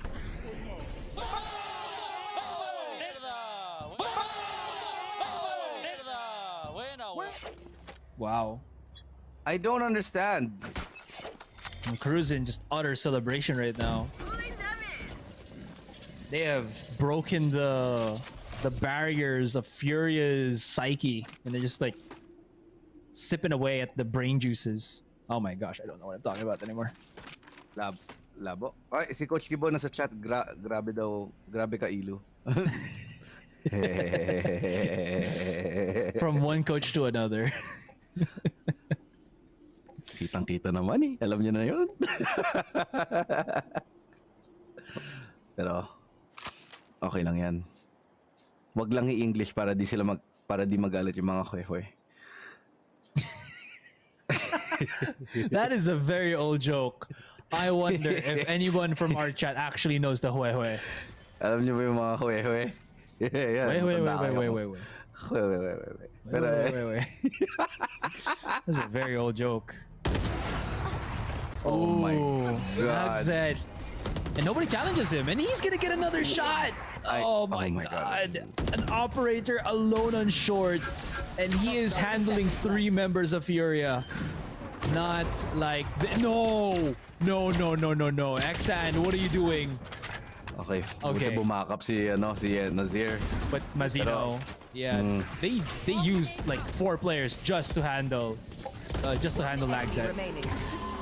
There's no way in hell Khalil's gonna no way. Powers out. 1v3. Oh my God, for a second I thought he had it, but GG. Furia played a game, they lost. Yikes. Yeah, we're gonna fly. We're gonna fly high. 3rd game in this series. KRU coming back. They just put Fracture out of the way because they didn't want to play that map. And this second one, they're back in home territory, boy. They're back into it, Ilu. Ano ba yung last map natin? Fracture. Oh wait, last one, Haven. Haven. Yeah.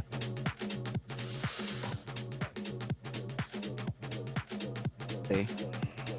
All right. Well, let's go back to our faces and show you guys what's up. What's up? Grabe. That I don't know what to feel about that match, Ilu. That Furia, they started off so strong and then struggled for the rest of the game. Basics to basics. They just had very little to work with in terms of what they wanted to do sa Ascent. And KRU just had more. It's just as easy as that. It's basic mathematics, right?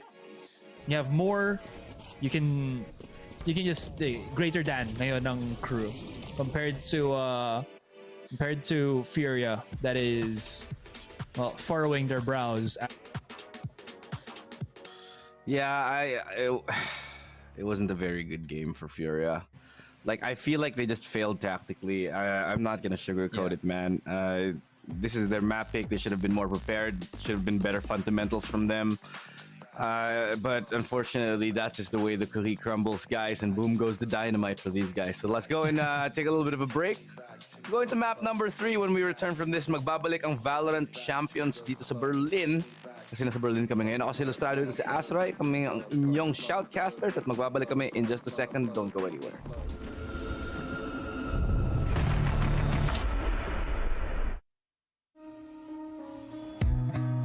Time slows down when it can get no worse.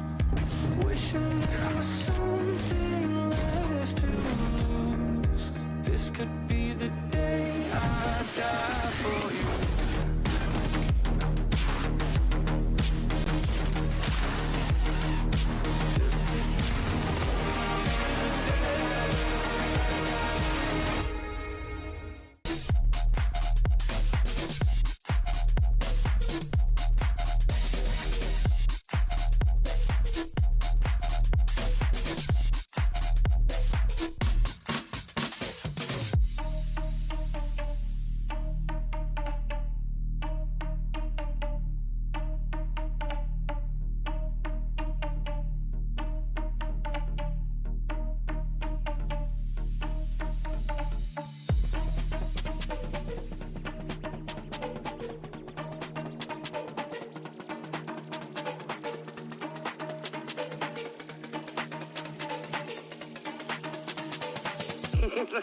Thanks, officer.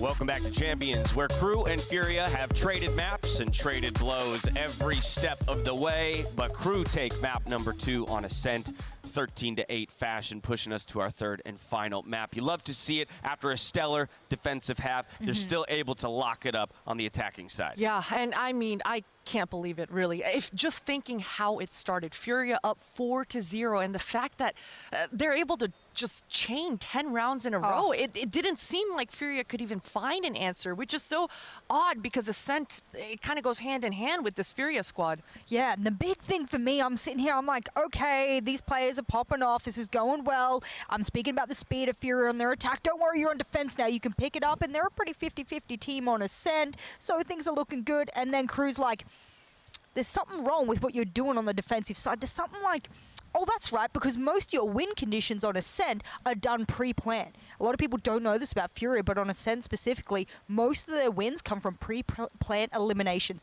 That's a mouthful and a half. That's unusual for a team to do that. Most of their win conditions will be post-planned eliminations through retakes. No. Furia is the team that likes to get it done beforehand. So KRU's like, that's okay. We'll get in really fast, force you into a post-plan. You're not used to winning, though, so what do you do now? And Furia's like, I guess we lose. Right. Yeah, I guess that is the answer. Nagzet, right, on the entries. He was creating a lot of chaos, I think, and finding ways to at least offer a trade, open up those sites like you're talking about so that the bomb could get placed and ultimately create those post-plant scenarios. Jet diff, man. And that's the fantastic thing of watching specifically Brazilian Jets, I think. We talk about aggression with the BR scene and we talk about Jet. Just that, the fact that a Jet is able to really ride that fine line between what can be godlike and what can be reckless. You give it and you take it with an agent like Jet and Zand and the other side. They're fantastic. You love to see it too with Kesnit still atop the boards, right? I mean, he was firing off on Breach. Now he's firing off on Reyna. This guy, he's a chameleon for the team.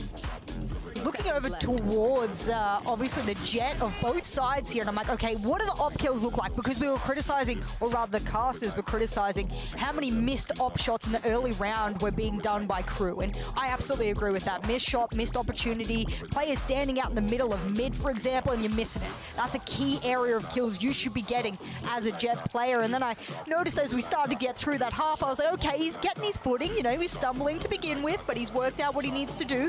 It was repositioning for Nag there over and over and over again. He goes, I'm not getting shots hit from this position. I'm going to move over mid. I'm going to go deeper mid. They won't expect me here. Easy kill, back up, next round, repositions. Understanding predictability there from KRU was key, and then being able to not become predictable throughout that half. It was an interesting reminder, I think, of the team that made it to the quarterfinals back at Masters 3 and have now pushed us to a third and final map. They're going to Haven again, very much like Ascent. We've already seen both these teams play that map here on the champion stage, both teams taking a loss. But you like to believe that they're going to feel relatively comfortable moving into it. Let's start talking about what they're going to bring to the table, though, in terms of compositions, in terms of strategy, pacing, all that. Yeah, I think it's clear that both these teams are pretty comfortable on Haven. They had a lot of good looks, especially around the Killjoy, so I'm expecting Klaus for KRU to be monumental with his ultimate. I think that A main control is going to be crucial. Obviously, Furia should have those tells, and they should fight for that A main when the time comes, but both these squads, we should see more polished plays. I gotta resort back to those missed Astra smokes. It happened 2 or 3 separate occasions where it made Nag's job so much harder, and his job is already hard enough.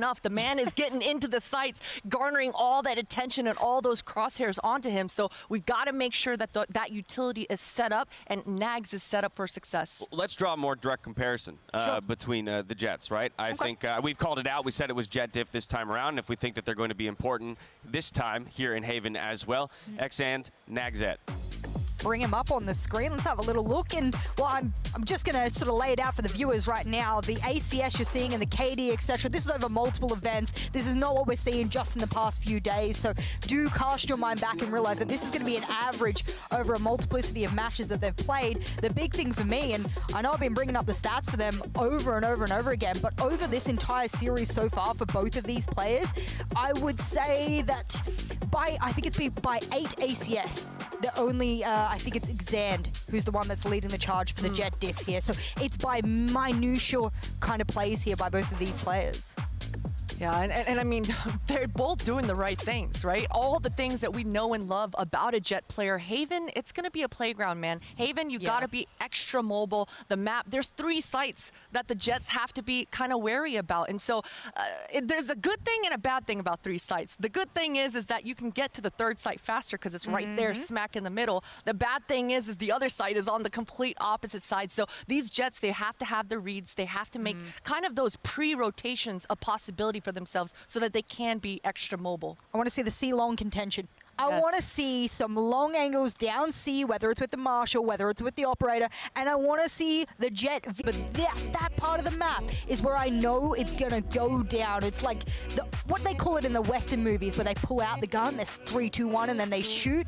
It's like a showdown. Is that what it's called? I feel like that sounds right. You know, there's 3 of us on the desk, and I would have thought one of us would have understood what I was referencing. I'm sure all the viewers have the word, and we don't. But whatever it is that's called. Stupid. Now no, Dash, you're the words man. I wanted you to bring it. I don't know if I'm the words man.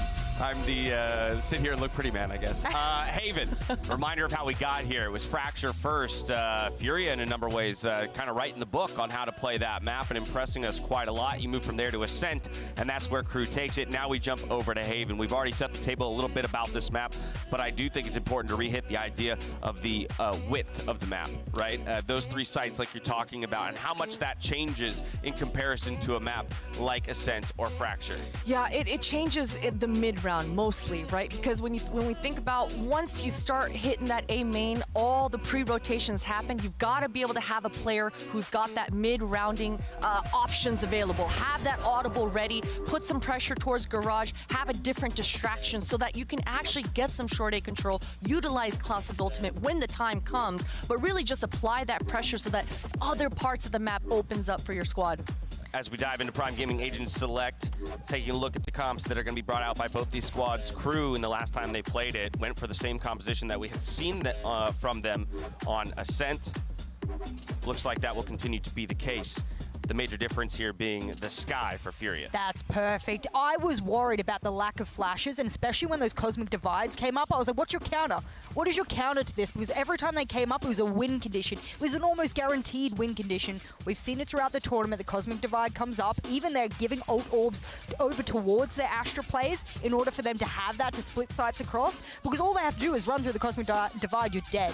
So that will be a really nice counter there for Delzik, who's going to be the one that's popping off there with the Astra. Yeah, and I'm loving to see the Sky on QCK. He did run it versus Sentinels, but just the fact that we're seeing 3 different agents on QCK. Last map on Ascent, he was on Sage in the second half. He was the reason why Fury were actually able to put a few rounds on the board, especially after they got bullied around a little bit in that first half. We look back on the first map, Fracture. Oh, yes, huge. QCK, he was the man in the front. So certainly for him coming over Sky, I'm expecting a duelist Sky. I'm expecting him to find that info. Double initiator here for Furia.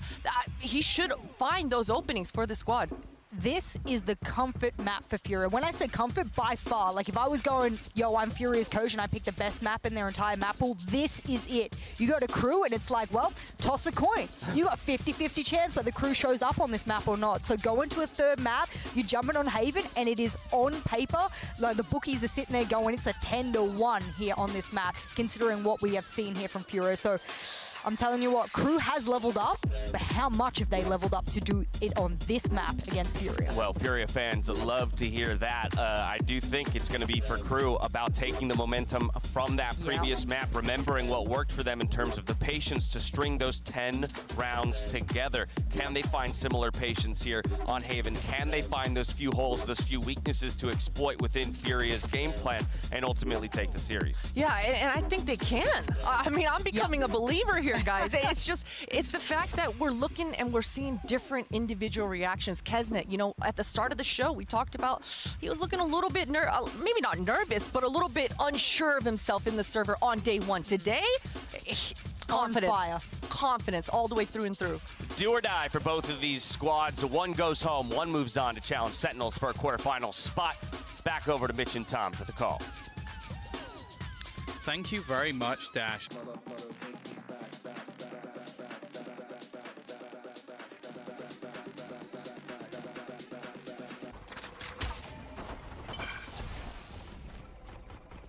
Welcome, ladies and gentlemen. Apologies, nakamute pala ako sa anyway, let's go into the game here. Opened up by Kesnet Deos, and QCK will follow it up with dying here. Low HP on everybody on the Furia side. And it's looking like we're starting the game off hot here in Haven Astra. Furia, as they lose numbers and utility, just try na lang to go straight for B. Ipit na sila na onto dito, and Klaus, beautiful flanks, down to 3 bullets. One more with the click, and that's gonna be it. And KRU, a rather effortless win, I'd say. Lost a couple, but I mean, what can you do? They still do get some hefty little rounds, and Klaus with 3 kills, that only fuels himself even more. Oh, that's a beauty. That's a beauty. Wow. Okay. Lined up. That just happened. Wow. Sheesh. Klaus. Man, guy's dishing out some hot shots here today. Okay, let's see. Literally go to C.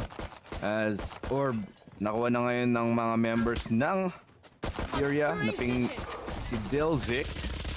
And with this, spray down. Okay, wala na siya makukuha. Just a little bit of damage. Let's scratch that. A lot of damage. I don't know if they have a heal. Wala silang heal. So they're just gonna be forced to sit on half HP for the rest of the round here. So they'll be trying garage, pero may nakaset up na alarm bot dito. So it might be a B hit. B hit's a good idea. If they can go ahead and plant this one, might be pretty alright. They should give the plant to Acend and he just dash out rather than probably committing the rest of the team ngayon. And as I mentioned, they just come in to the B site to die. Yeah. And they didn't get even the plant, so that's actually really not a good eco round from Furia. At least the plant is what they wanted. Maybe a kill, but they got one kill, so I guess it's decent. Yeah. I mean, like I mentioned, they could have used the jet, but the efficacy of that dwindled or like just plummeted so quickly because of the smoke that Zeldzic threw outside of B main. So this is where yung standard setups na Astra tend to help out the defenders more so than not. Nagsel loving the push here, buddy, pero yeah, this is just KRU wanting to get a step up but get tripped in the process. Yep, 2 people dead already. Sand, okay, he gets the other one. And most likely tapos na tong round na to. Flawless round here from Furia. Really, really well played as we get into the actual gun round. It's time for a gun round here, Asray. So, Latin America versus Brazil. What's the majority of the rifles we're seeing? I know we saw a couple of Vandals here and there, pero Phantoms, where we got? Look at that. A couple of quick little highlights then and there. I mean, it was the eco para sa Furia, so nothing really much was had. And KRU, here you go. Here's the process. What you got for us? A little bit of utility dispatch para lang ma-control nila yung A. Pero wala pa namang nagko-contest masyado. There's a flash. Ang dami lang ginagamit na utility pero medyo meaningless I guess they just wanted to clear the close angle. Pero, wow, nice fadeaway shot from KRU. Sobrang sulit ang gamit ng utility ng KRU. Pero yung Furia, hindi nila nasusulit yung utility nila. I don't know. Seems a little bit lackluster in terms of the utility usage here. I guess the problem therein lies not because they're guessing where Furia is or where KRU is, but because KRU in fighting this utility has Nagset and alam niya yung motions of how to get away from that, especially when he has his tailwind still active. That's a good shot through the smoke, followed up. The meat grinder is true. Mazin, 30 seconds. bakbaka na lang siya dito ngayon, but he is very incredibly low and has yet to actually get a reload, down to 4 bullets, unless he can tap away at 3 members. With that very little of inventory, well, there's nothing left to be said. KRU, another round on the board, 3-1. Here we go as you take a little replay. Oof, so creasy. Was that a 1 tap or 2 tap? I think that was a 2 tap and then he just dashed away. That was fast then if it was a 2 tap. Phantom Yeah, fire rate. Fire rate. Tingin ko pag sinabi ko na Phantom user ako, tapos Pilipino ako, diba? Alam mo yung tipo na pag sinabi mo sa tatay mo na hindi mo gusto yung klase ng music niya, sinabi niya, I don't have a son. Parang ganun. Like pag hindi ka Vandal user na Pilipino. I don't know. Is that a thing? I feel like it's a thing. Yeah, it's a thing. Okay, there you go. But I've turned into a Phantom user. You've been using Phantom for a while now. Yeah. Because here's the thing. Movement is king, and you can shoot while moving with the Phantom still. It's really good. Yeah, I've seen it. It's ridiculous. But Furia, okay. Good argument for next round right now as they get into a 3v5. Nakuha na nila yung sight. Good flash. That's a 3v2, 5v1 rather. Now, Nagzet siya na lang mag-isa. Long flank, but too little too late. May nakabantay na sa kanya.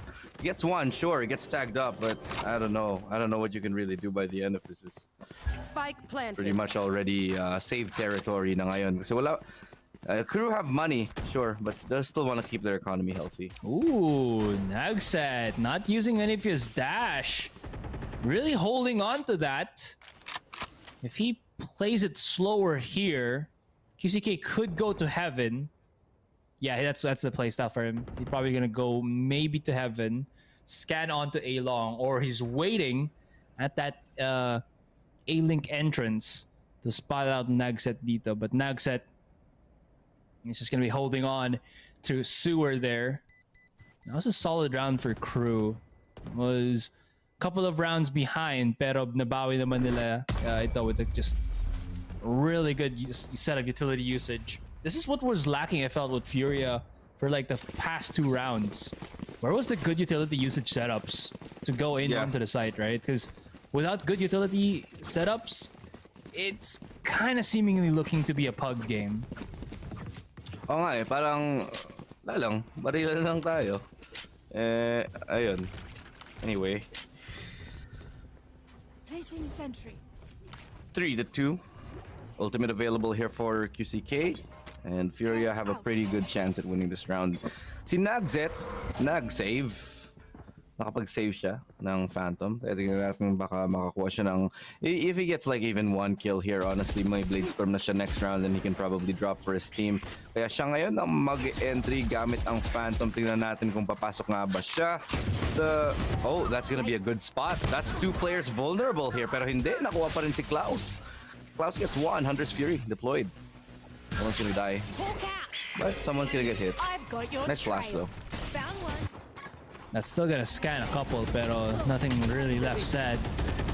Kesnit, he's been duped. Pero Nagset, they're double duping.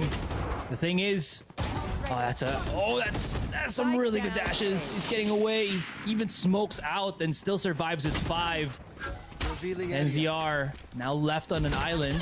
Thankfully enough, natulungan siya dito ni QCK, but what really is tulong when you don't have your bro holding your hand right beside you? Hindi na nangyari. And crew is not missing a beat. Grabe, Nagset from a lukewarm reception on Fractured. He's come and done the 180 on Haven here. Just a full turnaround. He's hot right now, hot as can be. Oh yeah. Just hitting every single shot, getting every opportunity. And finding just ways na makapasok sa defense ng mga kalaban. Grabe, ang ganda ng galawan dito ni Nagset, pero tignan natin kung kaya pa niyang ituloy-tuloy. Quick approach dito sa A. Ang bilis nilang papasok. Gusto nilang mag-contest dito. May operator pero hindi tumama si San. Ang nakakuha isa, Nagset, nakakuha isa bago mag-dash out. Pero na-trade siya ni San, na-spray down. May 2 player pa dito sa A. Pero nakuha yata, exactly. Kedzit Deos, nahanap ni si San. They still know where 1 is. Hunter's Fury. Nice kill from the NZR. Can't find another one though. Kaya magbaback off na lang sila dito. Di na kailangan nila mag-contest 3v2. And instead, they'll wait for the right approach. Mag-iintay na lang sila bago sila pumasok muli sa A-site. Double dipping is probably the best plan right now. That flash on mid. Was it a bait or a scan? Yeah, okay, it's a scan. So they're trying to figure out where the defenders are going to be placed at. But the problem herein lies, I don't think Furia just... Timing for Klaus has to be crucial. Oh, wow. Bigla silang tumingin pakabila sa A side. This is perfect for Klaus, but he's kind of override the situation. Oh, he's not here in the utility. Yeah, that's going to be... This is perfect timing. Mazin's not giving it a no this, pero he drops the shot. That was big unfortunate. So Delzik, he's going to have another try at this one, though. Taking a little too long. Delzik, he's already spotted. I don't think there's anything he can do. There's like 3 players watching his position. He's gonna save. He needed... The only way that Delzik would have tried to get that round is kung nakuha niya yung kill. Kung nakuha niya yung kill on Mazin, siguro ita-try niya yung 1v2. Pero hindi niya nakuha eh. Sobrang alanganin. Fallback na lang siya. Save na muna. Kasi... Yeah. Save. Kasi wala naman pera ang crew. Furia, they come back 4-3. Asre, mukhang malapit na naman tong game natin. Mag-overtime to, promise. Similar to Fracture. We're gonna go to that juicy spot. Mga 10 AM na naman tayo matatapos nito eh. Oh my goodness. Ano ba yung pinaka-late? Sa tingin ko, 8 o'clock or 9 o'clock yung last game. I think 7:30 yung huli kong nakita. Yeah. Not sure if we got past 7:30. Fico will break the barrier, especially with the next match, Full Sense and Cloud9. If both teams bring their A game, we're in for a nice treat. Yeah, that's gonna be good. Dude, honestly, gusto ko talagang panoorin yung Full Sense Cloud9 kaso gabi na eh. Gabi na. Tapos pagkating ko mamaya may titalaak mo na. Joke, hindi na pala gabi, umaga na. Titalaak. Oh, it's still actually a buy round for KRU. So because of the round loss bonus, they do have money. I mean, Nagset is gonna be on that Marshall, but he's got Blade, so you know, not really an issue. Furia testing out the waters a little bit here. Called out a couple of those smokes. I like this because KRU as a team, as a defensive team, they've called out, I believe, a lot of smokes na dito ni Delzik. So if Furia play their cards fast and right, they should be going onto the A side without any form of coverage from KRU. So this could be their go-to moment to strike. Or Delzik doesn't even have any more smokes to actually utilize because he's put it only on B and C now.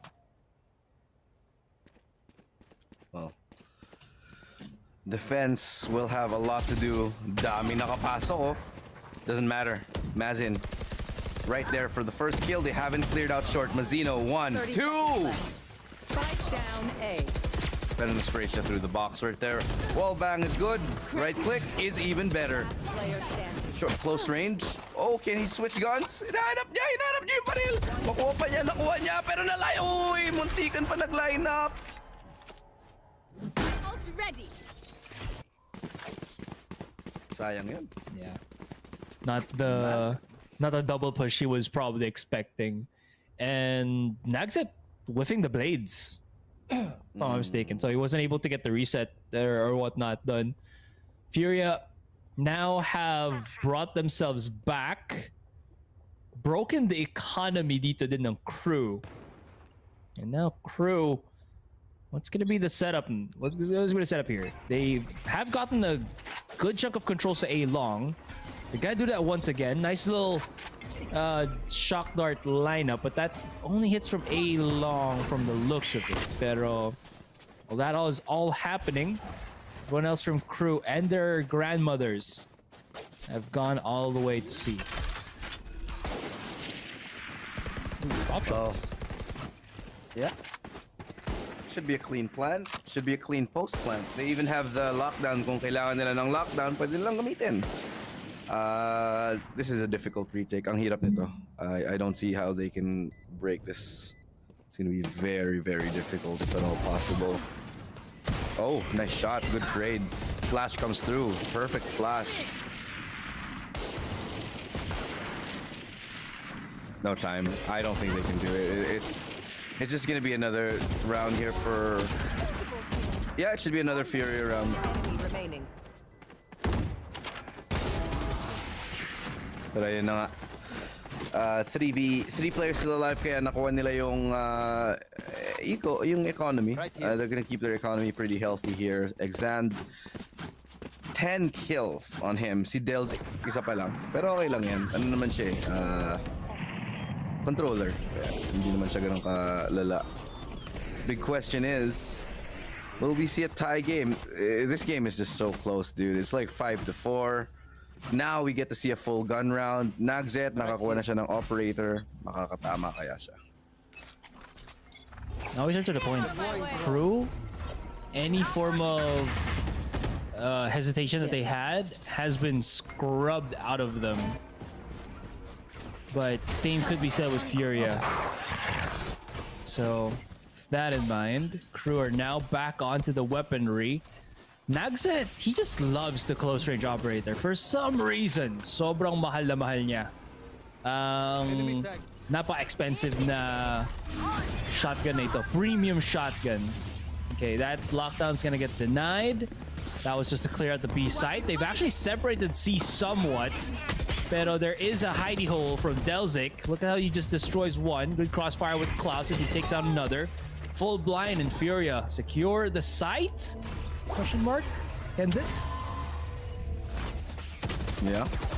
Oh, jump peek. Almost gets punished for the jump peek. So now KRU, jump peek lang siya, pero swing. And they're gonna be giving it up right now. Bibigay na lang. Oh my god, what a ripper of a shot. Manzin is able to not do anything. Si Keznit Deos was able to get 3 kills. Tie game. Grabe, sobrang dikit talaga yung scoreline natin. Parang ayaw talaga magpatalo ng dalawa. The rivalry between the Latin American squad and the Brazilian squad is just on another level right now. If you reverse Ole, it spells as LO.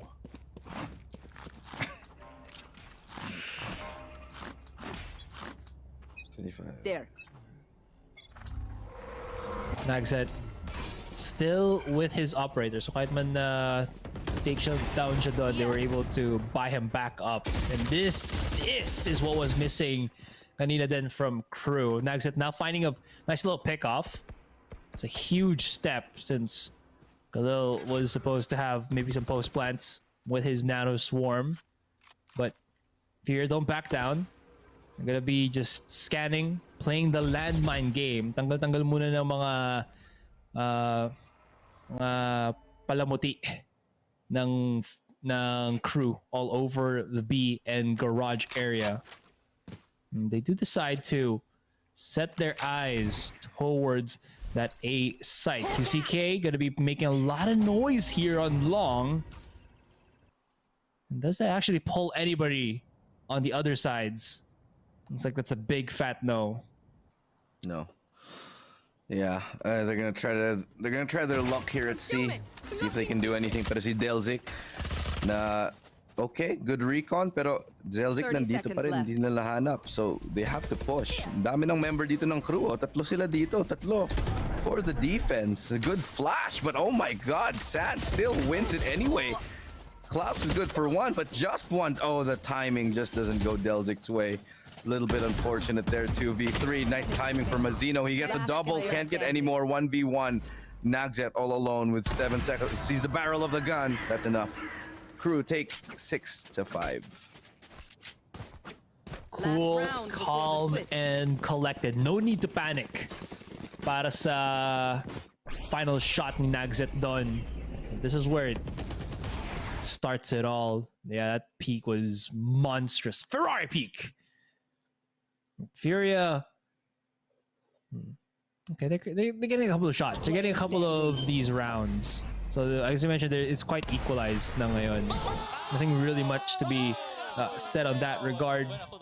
So now in this round, what will be the setup? They still have somewhat some money. Pero since this is going to be that last round, they're just going to force themselves on SMGs. They're still going to have to deal with Nagset. And I like the setup from the defenders here. It's the standard setup where you have one duelist on A main, then along with the side of the Sova, it works. But since you have 2 duelists now, you can spread them up apart and use them to go for aggressive peaks. It's again, since it is that Reyna and Jet, lusot naman sa karayom tong mga to as they try to get info and maybe even get an early kill. Yeah. Oh. Timeout. Was it a timeout? Yeah, tech pause. But player. What does player mean? First time I'm seeing player. I mean, a disconnect. May dislike the shoulder. So may technical difficulty yung player. They need a little Karate Kid moment to pop it back in the socket. Pop it back in the socket.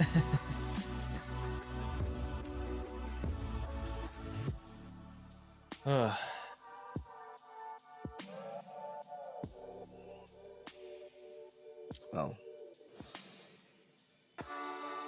Time to chill out. Yeah. Saktong yung music, parang saktong pang chill out, no? Yeah. Reminds me of lo-fi. Lo-fi is great. Very lo-fi hip-hop. People can get to sleep with this.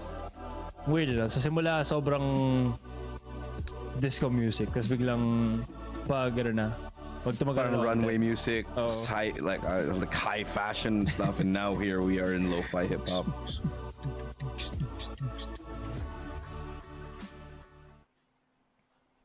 Back from the pause. Last round. What's the step? QCK 1 charge away from ult. NZR 2 charges.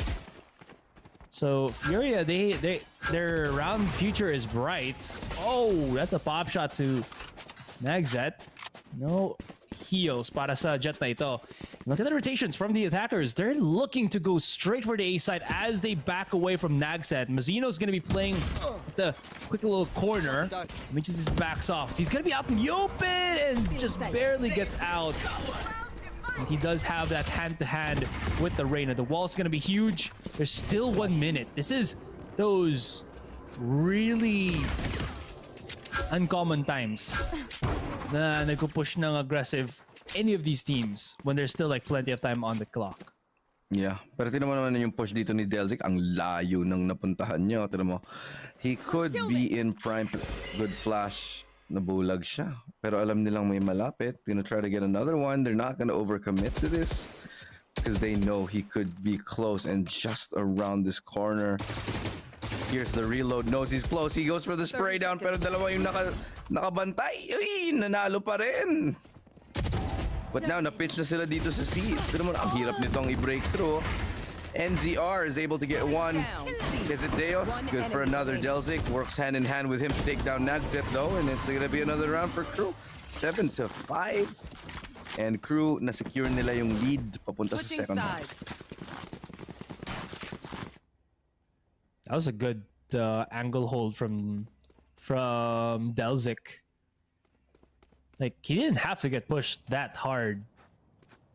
And timing was just good. He just knew when he had to push. I really like that. He waited to hear that QCK was reloading. Literally, that was the start for Delzik. That was the go signal para lang mag-peek out siya sa B. Oh, excuse me, not B, but C long. Right? Yeah. And it just worked. Absolutely. And it worked out for them. So, halftime. Now guys, it's time to sit back, relax lang tayo dito kasi alas 4 ng umaga. Sana kung may kape kayo, magkape na kayo. Yung iba dyan, pagising na. Yung iba, patulog pa lang. Tulog kayo ulit. Tulog.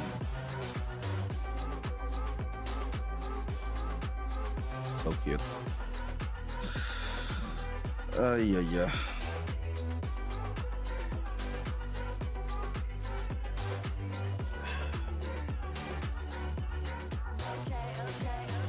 One thing I like about Valorant is that it's so nice to fall asleep watching Valorant. Like sometimes I'll watch like a VOD. Nanonood lang ako ng VODs, nag-aaral lang. Tapos makakatulog lang ako. And you can caption that if someone takes a picture of you. You can caption that falling asleep while watching Bay. Bay caught me slipping. Bay's like Valorant. Bay is Valorant. Exactly. Sarap, taas pa oh. Alam niya na eh. Ramdam niya na.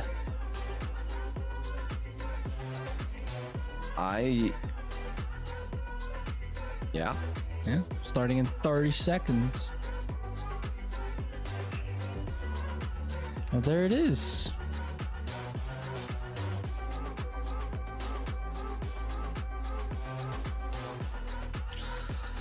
Nice tattoos though. It's a lion tattoo. I feel like lions, for some reason, are very ingrained in South America as like that tattoo symbol. Or is it just me? I don't know. I have never been to South America. Pero may mga lion dun. Sobrang laki ng Brazil. Alam mo ba yun? Sobrang laki ng Brazil. Never been. Have you? No. But I just saw it on... I saw like stats about Brazil. And it's like one of the biggest countries like ever. That's good to know. At least pag pumunta ako dun, diba? Madaming pwedeng gawin. Alright. Oh, yeah. Second pistol round is underway.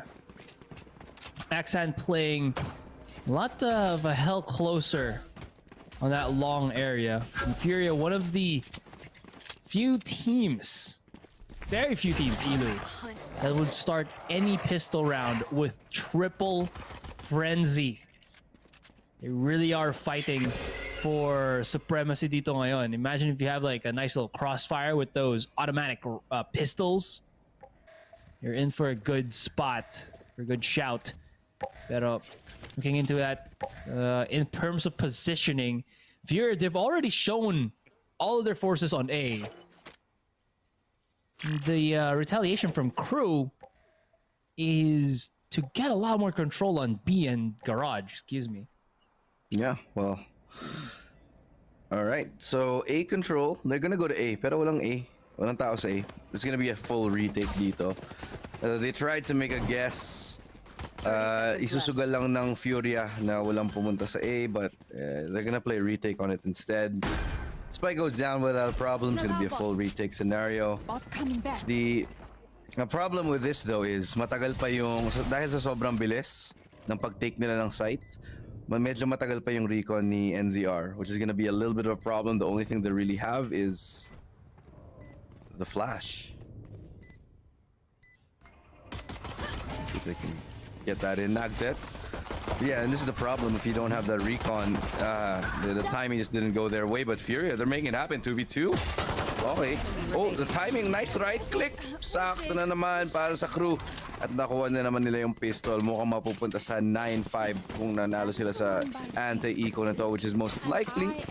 Kaya, KRU, ngayon, hindi sila ang sila ang underdog sa map na to. Pero sa nakikita natin, malaking improvement nila ever since the last time they were here at Berlin.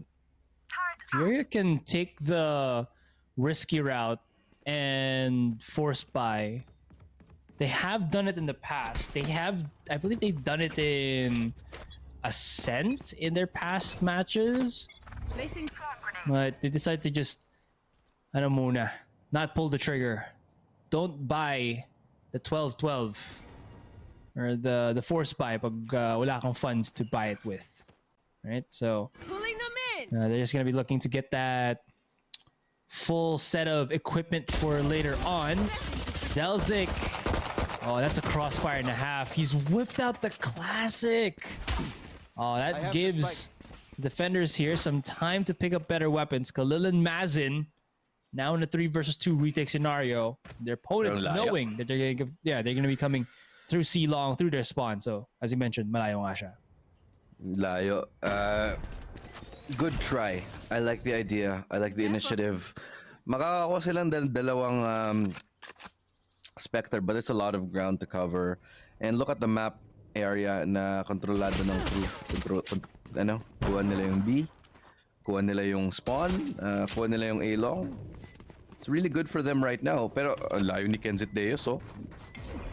Last player standing. I'm pulling them in. It's not gonna matter. He's gonna get the kills anyway. Yeah. Low HP on Mazin, and this is the very last player already. They've got him trapped in this corner. There's really nothing he can do here. They want to lose their Spectres rather than kill Mazin. Just him dying to the spike? No. Kez. Deus. He's on a streak there of bad things happening to him, but works out still in the end. 9-5, so as you mentioned, pero ito na.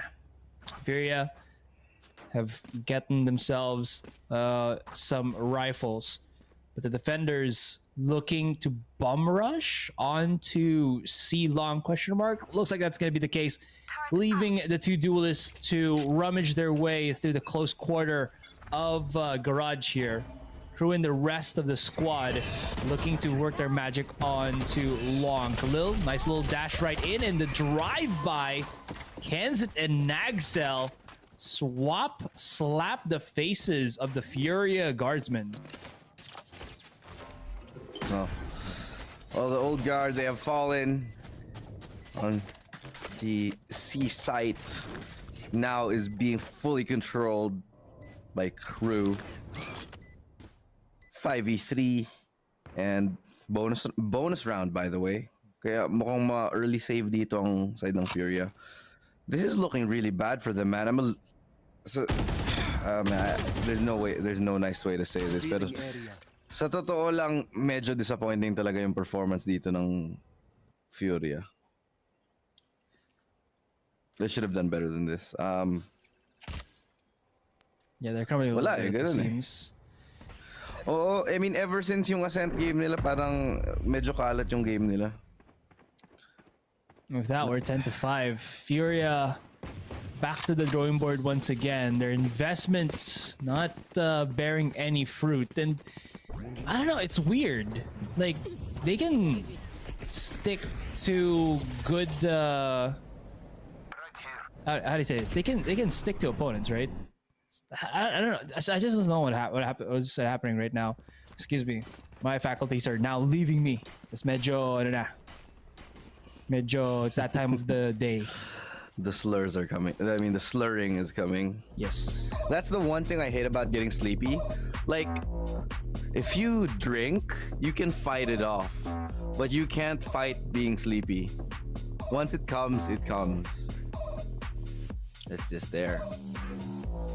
If you've watched movies that yung premise nila is to show you what happens when the world can't sleep anymore, but that doesn't mean that you don't get sleepy. You actually still get sleepy. Get sleep deprivation. It's ridiculous. Like how big people die. Yeah, exactly. Yeah. You hallucinate and your brain autopilots. I'm already on autopilot. I've been on autopilot for a while now. It's like there's a little Dave inside me that's telling me what to do. Yeah. I'm running on purely subconscious now. Have to enter the psyche of Illustrato to figure out what that means. What's inside. This is just my Freudian natural impulses just telling me what to do. Yeah. Kaya palang sa ang galit mo ngayon sa Fury. Ay nako, kung kalaro ko yung Furia ngayon, sinigawan ko na. Dang, coach. Oh. Ooh. What the hell? What in tarnation indeed. They just ran out. Furia with a bit of steps here. Steps in the right direction. That double kill minimizes yung control na ngayon ng crew. Look at how that affects them. Down to Klaus. Klaus is getting run by bullets, pero he still survives and he's quite healthy. If you can catch Nazir on the rotate, just hold on a little bit more, could actually open up the site. Or no, they're not gonna expect him to actually be going to A because Nazir is holding mid. Oo. May angulo siya. Pero kung nanalo siya dito, may option siya. Kaso lang, if he gets a kill on Nazir, may options siya. Pwede siyang makapunta ng A. 30 seconds or left. even B. Pero as it stands, napaka-vulnerable dito ni Klaus. Kailangan niya mag-decide kung anong gagawin niya. Ayun, fake that. Ayun lang, mistiming siya. Nice try though. Yeah. 10-6, and we go into round 17. Couple of ultimates available for Furia. Let's see how they make use of it. Yeah. Didn't know Nazir was gonna be just hovering in that general direction. So catch off was merited. And that was such an important round because if Furia lost that, wala na naman silang pera for like the longest time. For the longest time once again. Looking above. Anticipating the recon. And here we are. Recon's being thrown somewhat. Wonder if any of these recons actually broke a bit of utility then. That's gonna be a huge stat to kind of keep tabs on just in case. But bit of cut noise, just paramdam lang na onti ang crew dito. And I like it. If they're tracking the utilities na bait out nila sa Furia, they should know that they will have an easier time pushing A or C. But from the looks of it, a much more defined push on that A side. I didn't even know that That's weird. Find that angle. I know you can find an angle when you're on A long, but I didn't know you can find an angle when you're on the other side of the farther side of that stone two pile. Ang galing maghawak ng utility ng yung crew. Ang dami pa nilang utility Meanwhile yung sa Furia paubos na. Isang shock dart na lang natitira, tsaka isang flash, tsaka heal. Pero tingnan natin, doesn't matter. Hindi na kailangan ng utility kung ubusin mo na lang pala. Spike goes down, 3v3, and they're just gonna let them plant and then play for retake kasi meron naman sila mga ultimate, Hunter's Fury. There's a pack going to be though. Okay, there's one more charge. So kahit mamatamaan this to Delzik, he doesn't go down necessarily. But this at least solidifies, puts into sharp contrast yung kung nasaan nakaplant yung spike. Nice little catch off, only is good for the 1-to-1, but this tandem, Delzik and his teammate looks well and downed. 9 bullets. Delzik, what's the swing? Well, try to flick 4 hard left, quick left, mind you, but fell to the seams. QCK, very close, but regardless, won the round in the end. Grabe, kahit sobrang unti na lang ng utility ng Furia doon, yung flash talaga sulit na sulit, ang daming nabulag. Grabe, ang ganda ng ginawa doon ng Furia na kahit unti na lang talaga yung utility na gamit pa nila. And that gets them another round here. They're hyped up, they're ready to go because may isa pa tayong buhay na buhay pa ang Furia dito, 10-7. 3 rounds na lang nagta-timeout na ang crew dito kasi hindi nila alam kung anong gagawin nila. Whew. Better yet to actually do that now when they're still on the weaker buy na lang rather than their gun round, to be honest, because they can use their eco round as a sort of extension dun sa tactical pause nila. So they can get that nice little discussion kuning kulang nila to get the rounds. And again, crew no. I think the naging problema na lang dun is they just botched the one of the angles, to be honest. Still works out in the end for Fury at least. 10-7, 3 more rounds to equalize. And this is again the elimination round. Double elimination, and we're now down to. Is this the first team to know if they're? Oh no, that was the one with Secret. This is the second team that we will know if they stay in the tournament or not. Yep. Let's see. Well, also, we have a lot of time, so we're gonna go. Actually, the timeout's done so quick. It is, after all, just a tactical pause. Get out of my way. Little low buy, but still always dangerous. Lalo na pag si Nagzet na gumagamit ng Blade Storm. Oy, na-identify pa niya. Pero Furia Sand is able to save his teammate. Exand gets him. Here comes the nice trader from Klaus. Misses the shot. That's big. Has to pull out the classic, pero inubos agad ng crew. Nakakuha pa nga ng isa. No scope. Standing. But that settles. Crew still have 2 players standing up, and Mazine's exposed. Ouch! 30 HP. Spike's gonna get planted in a double swing from Crew. How did Crew still win that round? Exand was slapping with the operator and his glorious hold on that one. Oh, that's how. Oh, the leer actually did not reach him. Okay. Inunahan na yung Furia na inip. Masyadong maaga nag-push. Linabanan nila masyado yung A. Ano sila eh. That's kind of what happens when you jump the gun. They took too many fights that they didn't need to take. And KRU was ready for the hold, man. Furia signs na nafa-frustrate na sila eh. Laban lang sila ng laban eh. They need to be a little bit better, a little bit more patient with this. Yeah. But it seems to be that's the Furia way, so to speak. I mean, it could work, pero they're leaning heavily on their individual ability to get eliminations, get kills. More simplified. Yeah. Yeah. But when that doesn't work, buggy. you get screwed over. Oh, that spots everybody. Ooh, another one. Oh, they just can't push through here. But they still try to. 1-for-1 exchange. And Khalil being right there to hold hands with his teammate was a huge step. Yeah. That's a big kill for Furia. Kasi wala na yung controller, oh. Wala na yung controller ang aga. And that's the person you want alive. Lalo na may cosmic divide siya. Ngayon, paano sila makakapasok ng site? Wala silang controller. Buti na lang yung C site medyo open. Here's the defender Killjoy with the lockdown. Spike planted. Plant. They can fall back. They have time.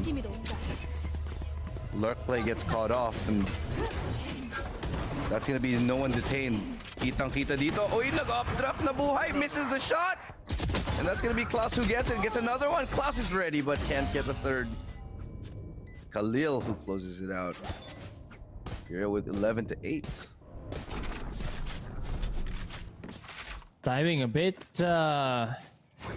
telegraphed to Furia. I think mo galing yung ayos yung timing nila.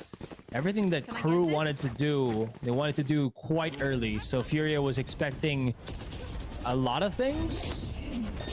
And their timing, specifically on this round, was quite well executed, to be honest.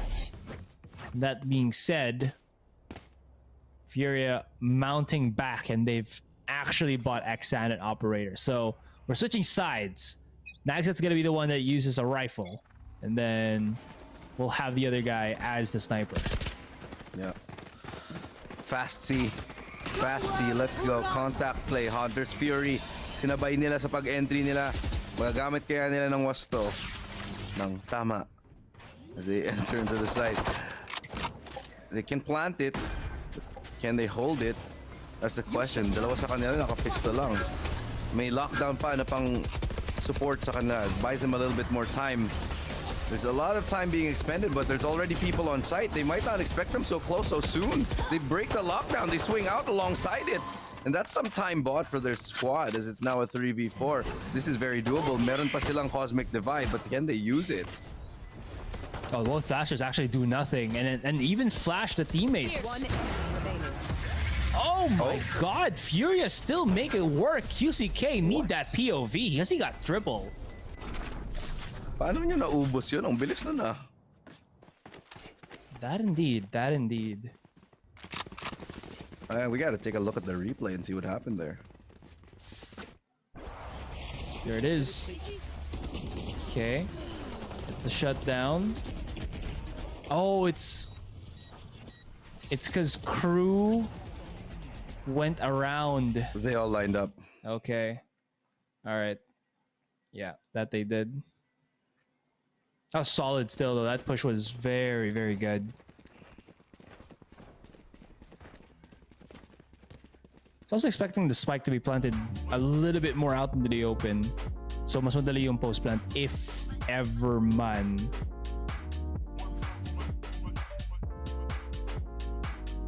Still a little timeout again. Because now we have to sort out what exactly is going to be happening. It's going to take a little bit of a chill pill for the meantime.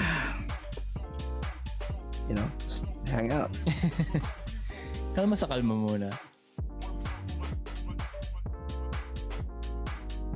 And again, guys, this Filipino broadcast brought to you by Globe at Home prepaid Wi-Fi. Malayo ang mararating ng gaming needs mo with Globe at Home prepaid Wi-Fi. Just load HomeSurf 199 para may 30 gigabytes data ka na, valid for 7 days. Only 199 pesos. Huh? Yeah, it's only 199 pesos, man. You heard it right. Yeah. That's what you need. But back to the game. We go into the next round here, 11-9. Flash should come into Garage just to help them control it. Mazin, siya yung makakaunang pitas dito up onto Nagset. Very important round. Very, very important round. This could force a reset. Delzik able to get just one. Out of charges. Now they're trying to work their way into this garage, and they're really trying to work it. Pero dalawang tao na dito yung nasa C, excuse me.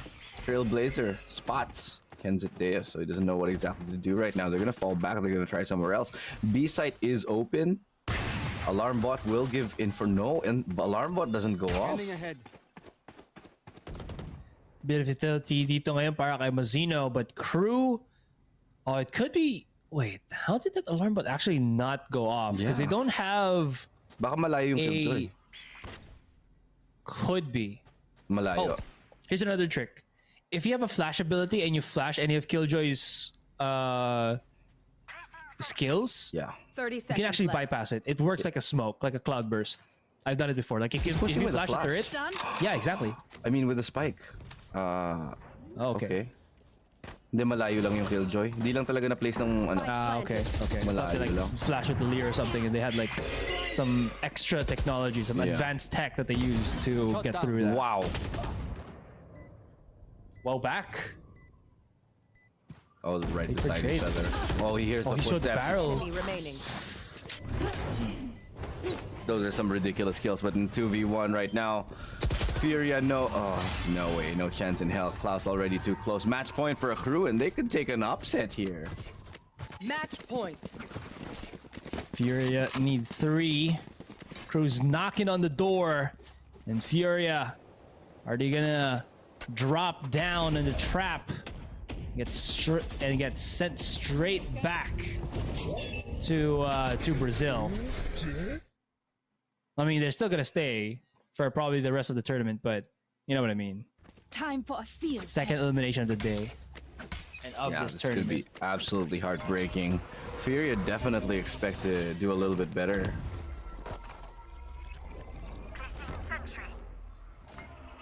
Here. Okay. A little bit of step there. Nice little shot. Tags down Kesnet. No healers. Not as a KRU. But that is the Reyna. So if Kesnet can find that one tap, one kill, he'll have the orb and revive himself. Or rejuvenate himself. Excuse me. That drone very far, but I like it. The drone was meant for A long, and Acend went straight onto sewer. How is he still alive? Never mind. There it is. Oh, there we go. It's gonna be the Seekers coming out. Can't really get that much information, but meron pa rin silang idea na kung saan ang kalaban. Kaya they're gonna just hold a little bit of a default here. Yung KRU, kayang-kaya pa naman nilang bumawi dito. They have one big ultimate, and especially si Khalil, naka-pistol lang siya. Might be coming into play here. I like the fact na linagay nila si Khalil sa B. Kasi most likely hindi naman pupunta sa B yung KRU, and either side they go to, there's a lockdown just to support them. Acend very ballsy. He's not gonna know someone's at the back of the site here. He's so exposed, but oh my god, he gets out. Wow, but they need to plant the spike now. Nagset, very risque. And that spike is nowhere near being planted down. That ultimate, it's gonna be close, and they actually got it in. He ran through from B to C, and it works out. Pero what's gonna be the diversion here? Yeah, the flank from Mazino is gonna be huge. If he can get the timing right. If he can get the timing right. Can he get the timing right? This is gonna be all on him. The trigger discipline, he spots them all. One. Oh my god, he only gets one. That might have been it. Yeah, that could have been it, but he misses the timing. Flashes. Now the information's given, and nandito si Mazino. No one's peeking. It's so tense. Sand spots the shoulder of the barrel. Oh, he wins it. Enemy remaining. Gets it to half. He knows it's half. And he has to push. Oh my god, I think this is it. I think this is GG. He has no time. Didn't have it. Didn't have it. He halved it. But it's not enough. Did he? He didn't? He didn't. It still had the 2 segments. Oh my, yeah, you're right. I thought he halved it, but oh my god, crew. Furia will be so disappointed, heartbroken here. They were the favorite coming into this, but they just got destroyed. That's a big GG. That means Furia, yeah, they're gonna be going home. Sure na ba yun? Yeah. I mean, double LMs. I mean, they're not physically gonna go home. I'm pretty sure, I don't know, they're gonna stay. But figuratively in the tournament, they're gonna go home. They're out. Yeah, there, see? Was not diffused at all. Oh man, I thought they halved it at least. Heartbreaking. GG's. GG's, well played. Yeah. And with that, we still have one more to go. Looking at you, Full Sense and Cloud9. Another elimination match here, and That another Southeast Asia team. I remembered pala Ilu. What was it? I believe that was APAC LCQ, where there were multiple Korean teams that were dropped to the lower bracket. And I think like 3 of them. Yeah, like 3 of them, right? And then sila nakakabawi. Are we gonna have all Southeast Asia teams drop to the lower bracket and all of them come back from the lower bracket? 'Cause we're already there. Like, we're already in the lower bracket right now. And the story has yet to truly unfold. But that's a tale for another time. As again, this is the win from KRU. Man, I gotta love how this team played out. A little bit rough around the edges for sure, but very much so that they have a lot to offer. They're not afraid to use whatever they have. And to be damn honest, South America aim looks so crispy. Yeah. You know what I mean? Very crispy. Oh, I agree. Sigurad, syempre. 100% full deserved. And gonna go back to us as they exchange hands, and the congratulation is final score 2-1 KRU. Furia was just sitting on 1. And as we exchange the high fives across the board, celebrations all around. Well deserved, well played. Let's go back to our faces right now. And again, before we go on this break, we do have to say a big thank you to all of our sponsors who have made this happen. Again, a big thank you to Globe, who has just been absolutely amazing in this one, making this all happen. Yeah, I do have to give a shout out. Hold on, let me pull that out for you guys. Yeah, there we go. Malayong mararating ng gaming needs mo with Globe at home prepaid Wi-Fi. Just load HomeSurf 199 para may 30 gig data ka na. Valid for 7 days, 199 pesos lang. So yeah, that's gonna be it for us. We're gonna get some a little bit of rest here today because I think Asarai and I are on the cusp of exploding internally. Yeah, we're gonna leave you guys in the capable hands of Dax and Ray, who will be taking over para sa game number 3. Sila na ang magiging shoutcasters nyo for the last one. It's Full Sense versus Cloud9. Kaya ito na, SCA again. Kaya abangan nyo. Isang mahabang win streak, kaya nating lahat. Equip your home with fiber fast internet. Para pati si mommy, sure MVP. Get your fiber upgrade right away with tons of freebies. Plus health essentials when you switch to the new Only Fiber Up. Apply now. And if they want that to be the case, they got to take 2 maps here.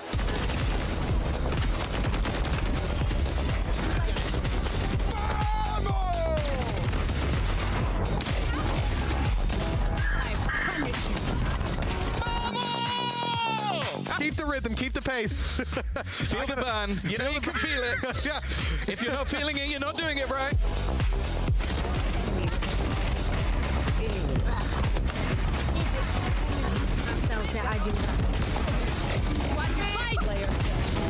One enemy remaining. Destroyed.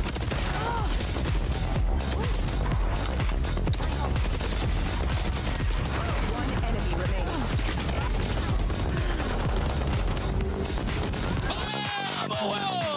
Vamos!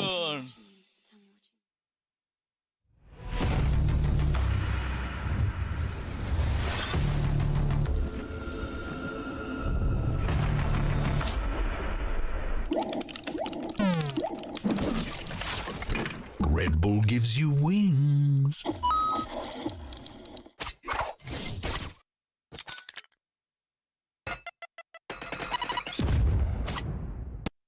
Red Bull gives you wings.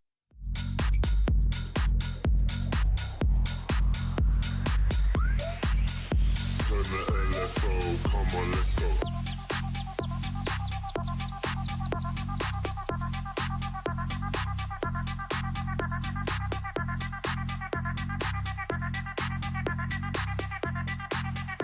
Turn the LFO, come on, let's go.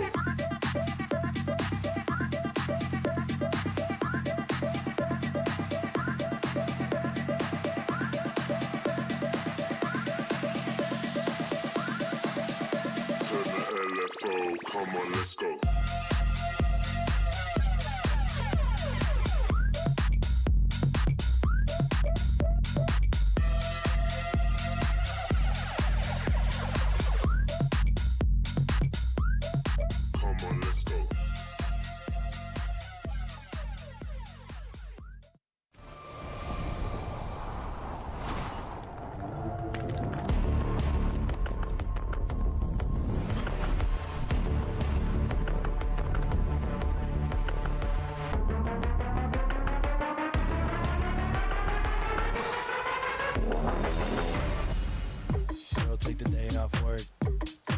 Welcome back to Champions, where KRU have found a way to keep their tournament hopes alive by taking the series in 2-1 fashion over Furia. The last two maps will go their way. And I think so much of the story of this series was how they found their rhythm as the series went on. Yeah, aged like fine wine, as most people know me to say, but I also have something else to say, a little bit of an apology, because after the desk, I'm going to have to eat this. And it's called words, because I laid down some heavy words on the pre-desk. I laid down some heavy words before the last map. I said this is Furia's map. It's their playground. It's their stomping ground. And, well, I am not going to enjoy eating this afterwards, I tell you that much. Shout out to the KRU fans. You've proved me wrong. And, I mean, it's really just the reads, right? That Klaus was making the man of the hour. That round, it was round 21, where he finds himself back B. I mean, the casters were just as bewildered as we were on the desk. How the heck is he back gone? With Spike? With the Spike, with an alarm bot still active front B, right? So certainly for Furia, they were not expecting that move whatsoever. But those were the kind of curveballs that we were seeing coming out of this squad, right? And the dedication, the commitment, anytime that site hit came, it was beautiful. And you love to see Klaus stepping up in the third and final map, because that's who we pointed to at the top of the series. While it was Kesnit, top of the board, the first two maps, Klaus comes up on the Killjoy this time around. You know what? In the first two maps, I said it. I said he struggled. We highlighted in the pre-desk, and we're like, we need him to stand up. Map 1, oh, he struggles. Map 2 struggles even more. And I'm like, oh, God, Klaus, they need you. They need you now. Dig deep, my friend. And, well, dig deep he did, because he ended up being the MVP for his team on that map. Moves out, not just with the assists, not just with the utility usage, which I wish, Potter, we could quantify with numbers statistically. I want people to know the kind of impact that players have, and maybe in the future we can get it. But I mean, at the moment, all we can say is that that man stood up when they needed him most.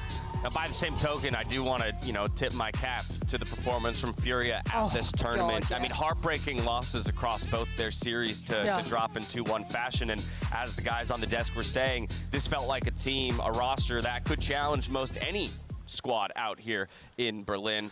It just wasn't their day today. Yeah, certainly. And it feels bad, right? Just the woulda, coulda, shouldas that are running through all of our minds right now of what could have been if it was a 2-0 on day one. What could have been if they're able to convert that second. So, Furia, feel bad. Tough for them, but on the flip side, again, for KRU, this is very much a team that has grown and evolved so much across the course of the year, from Reykjavik to Masters 3 and now here at Champions. when you're an analyst on the desk, you prepare everything on paper. You've got all the stats, you've got all the research, and then sometimes the stats lie. Sometimes you come into an event and you're like, the paper says this. It says that Furia should win 2-0. And I even, gave KRU a bit of a 2-1 at the start there. I gave them a bit of a nod.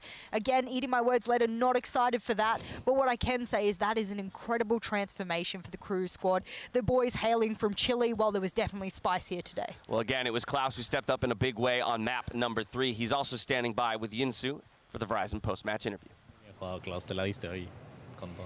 Thank you very much, Dash. That's right, I've got Klaus with me here, also joined by our translator, Malix. Hello, guys. Congratulations on your victory. You guys were so hyped all the way through every single map and also when you won in that moment. And tell me how much it means to you, to beat Furia. Bueno, para nosotros es muy importante porque ya es esta iba a ser la tercera y la última vez en el año en el que le íbamos a jugar a Brasil y obviamente teníamos que terminar con un 3-0 y ser dominantes ante Brasil. It actually meant a lot for us because it was the third time we were facing against Brazil in the international events. So we couldn't lose that score. We wanted to go 3-0, and at the end of the day, we did it, and it was great. I want to talk about that because Sharks, Vivo Keyed, and now Furia, every single time you've gone up against Brazil, you've eliminated them. Do you feel like you guys are the best team from South America? Yes. I don't think that needs a translation. No, yes. no, it does. I thought you were going to say that as well. Now, I want to quickly rewind, as you guys see on your screens, back to that Fracture pick. I believe you guys are the first team in this tournament to first pick Fracture. Why did you do that?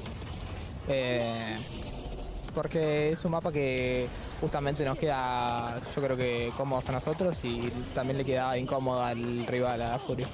It was a really comfortable map for us. We practiced a lot, and it was also a quite uncomfortable map for Furia, so it was the best pick. Well, in terms of the Asian compositions on there, you playing the Viper for the first time, Kesnet on the Breach. What's the reasoning to have you guys sort of switch up your roles for that one map? Creo que fue un tema de conformidad, de que se sentía cada uno jugando, que le parecía mejor y nada, quedamos en eso. Que Kenny ya jugaba Breach antes del principio, yo jugaba un poco Viper, Massino también jugaba Sentinela, así que sí, somos bastante flexibles en ese sentido. It was basically just comfort. We practiced, we had played the other roles way back. So it was just like, yeah, we feel comfortable that way. Kesney has played Breach in the past, I have played Viper, and Massino has played Sentinel in the past. So it was just that, and we're really flex about it. And lastly, your next opponent is going to be Sentinels. You have to beat them to get out of groups. Do you have a message for them if they're watching? We are not Furia. Oh, okay. So what does that mean? What does that mean? ¿Qué quieres decir con eso? Que no... ¿Qué fue? I don't know what to say. No nos subestime. No nos subestime. Don't underestimate us. Oh, I love that. I love that. Thank you so much, Klaus, for joining me, and thank you, Malix, for translating. That is from us here. Don't worry, guys. We have more Valorant action coming up. We're going to throw to a break, but when we come back, Cloud9 will be taking on Full Sense.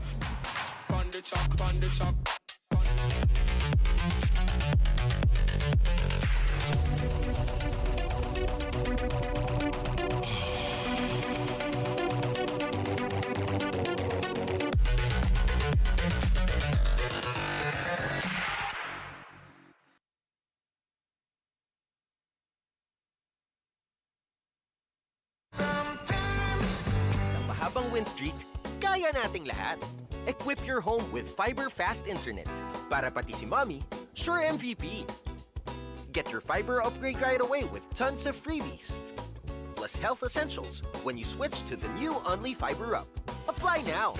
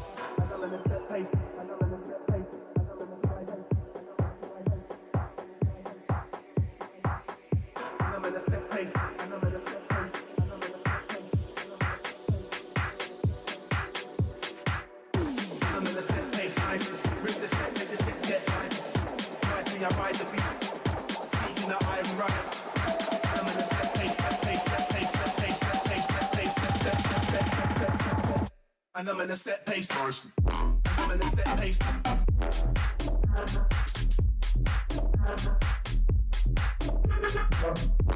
in a set pace.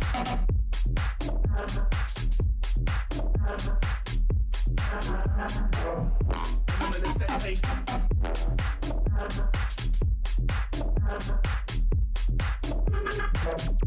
I'm in a set pace.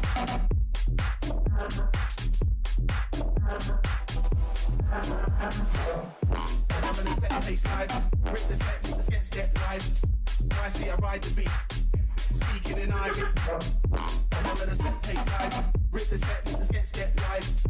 I see I ride the beat. Speaking in Irish. I'm in a set pace live. Rip the set, make the skets get live. I see I ride the beat. Speaking in Irish. I'm in a set pace live. Rip the set, make the skets get live. I see I ride the beat. Speaking in Irish.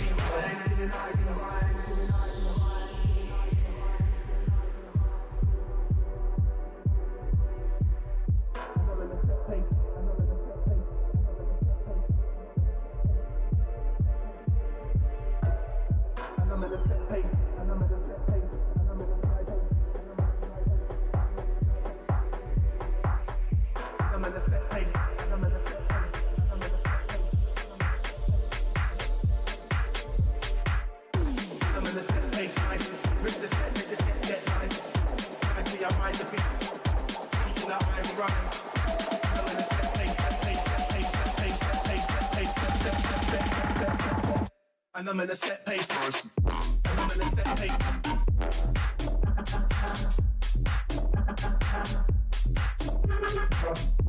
I'm in a set pace.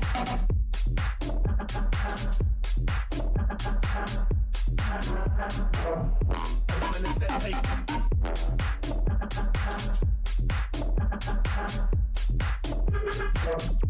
I'm in a set pace.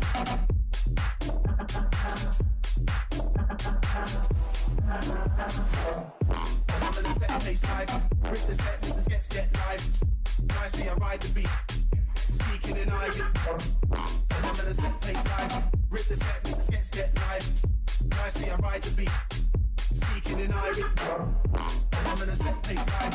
Rip the set, make the skets get live. I see I ride the beat. Speaking in Irish. I'm in a set pace live. Rip the set, make the skets get live. I see I ride the beat. Speaking in Irish.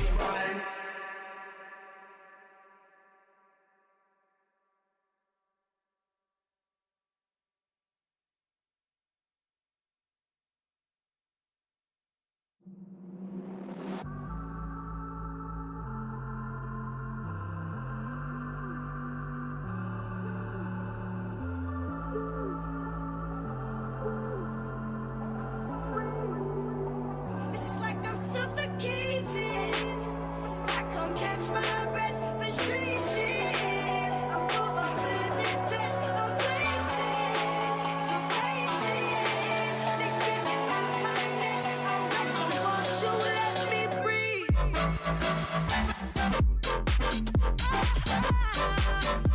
Yeah, won't you let me breathe?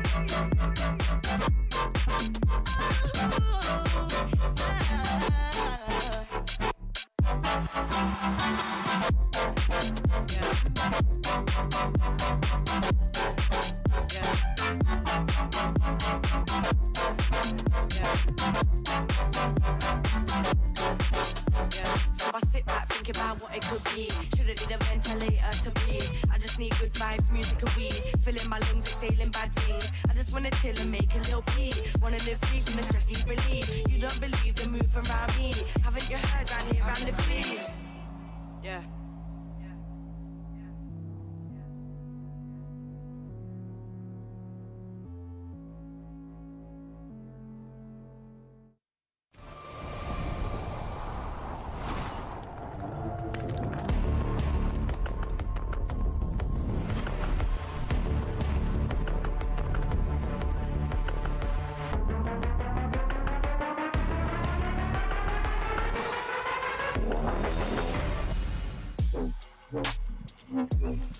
Welcome back to Champions, where over the last 5 days, a whole heck of a lot of Valorant has been played out here on this stage. So before we dive into our final matchup of the day, I want to take a quick look at our bracket, get a refresh on where we stand, because we've had a few teams qualify through, we've had a few teams exit the tournament at this point, and a whole bunch still fighting for their tournament lives. As we know, Fnatic was the first to make it out, Gambit as well, and now Team Liquid, 3 EMEA squads in the quarterfinals. I was going to say, can you cast your eyes around that bracket right now and, you know, spot a similarity between them? There is a trend. There is a trend. Does it follow? Not sure. We'll see, but they're looking pretty. Even Fnatic, you know, these boys get to have, I believe it's 4 days of a break in the middle of the biggest tournament at the end of the year. That means a lot for this squad. They're just sat back in their rooms watching all the action go down. And it's that very group where our next matchup takes place, right? Fnatic already through. Cloud9, the team that dropped to them. Full Sends having dropped Division Strikers before. It's going to be Cloud9 versus Full Sends. Let's start on the side of Full Sends, because I think it's fair to say that in this matchup, they should be considered the underdog. Absolutely. They only have 10 rounds to their name throughout this entire tournament. Yes, only one series played thus far, but that is one of the lowest round counts that we can possibly give you throughout any of these matchups we've had so far. And the roster themselves, well, they were touted as being maybe some dark horses in the tournament. Unfortunately, they're only giving us a dark figure of not much at the moment, and that is something they are looking to change here. They have to, right? I mean, they have to. But you know what? Listen, I've had some copium, I think. I'm not sure what it is, but I'm a believer. I was watching back the VODs last night, and look, I know the score lines are very one-sided. Okay. And the ending of that, I can't even lie. Full Sense, they were outclassed. But the first 6 rounds, there were opportunities laid out all over the place. And it did seem like this squad in Full Sense, the 180 from the first 6 rounds to the last 6, I mean, it's just completely different. The confidence, this team looked shut down completely.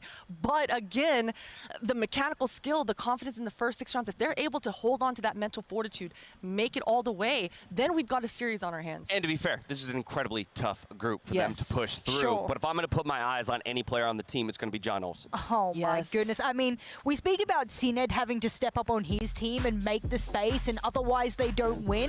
Some people say the same about John Olsen. And okay, let us not forget that he's played, I don't know, was it 8 different agents in the past, like 4 months? I mean, the man knows what he wants to do. Now it's Jet predominantly, so he has settled on an agent, he has settled on a role, but what he does on that agent is incredible, and he's expected to be the one to make the difference on his team. And the copium that you are absolutely inhaling over on the other side of the desk there, Potter, I want some of it, but I think that's coming down to your man, John. It is, and it has to. I mean, look at this, crisp shots, and it's the reactions. It's not even about the aim, but it's about these dashes, this forward aggression. The reactions after his teammates get contact, or he's able to find that one, he's usually always good for the second, if not the third. And that sort of superstar patterns forming on John Olsen, I mean, shoot, hopefully it just keeps going up and up.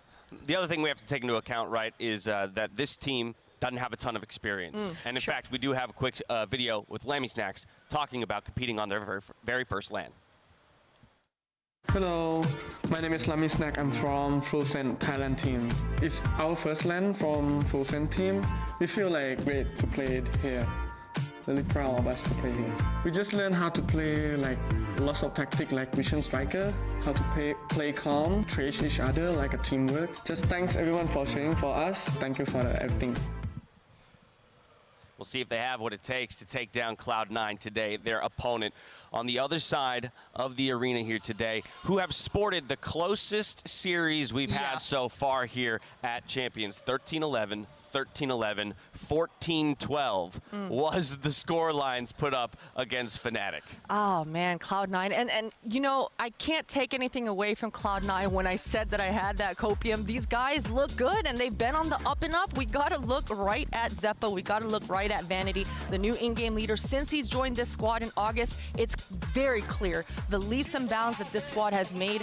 His leadership, you can't deny it. And it's the innovative stuff, right? It's the small things. That Asher wall, he's just so comfortable on that agent. He's able to really find all the openings for his squad on those bratty lurks. And it's one end of the spectrum to the other. When it's Cloud9 Blue and we're talking about how close they pushed it with Fnatic, the very first team to be able to, you know, qualify themselves for the playoffs, a lot of people turned around and were like, oh, Fnatic were playing bad, this and that. I was like, oh, whoa, back it on up. Cloud9 Blue, they played good. Let us not forget. They went to Fracture on a map that Fnatic was trying to, you know, tout as their brand new playground, I suppose, and they brought it so incredibly close. So I actually think people are underestimating how good Cloud9 played the other day. I mean, again, off of that series, people talking about Fnatic as well as the Vision Striker series, of course, as a tournament favorite, and Cloud9 played them that close. They are a team that should be feared. We talk about John Olsen, we should talk about the guy who's going to be charged with handling him and challenging him, and that's Leaf. Yeah, oh my God. I mean, I was going to make some autumn joke there and how the leaves don't fall very far from the tree. Well,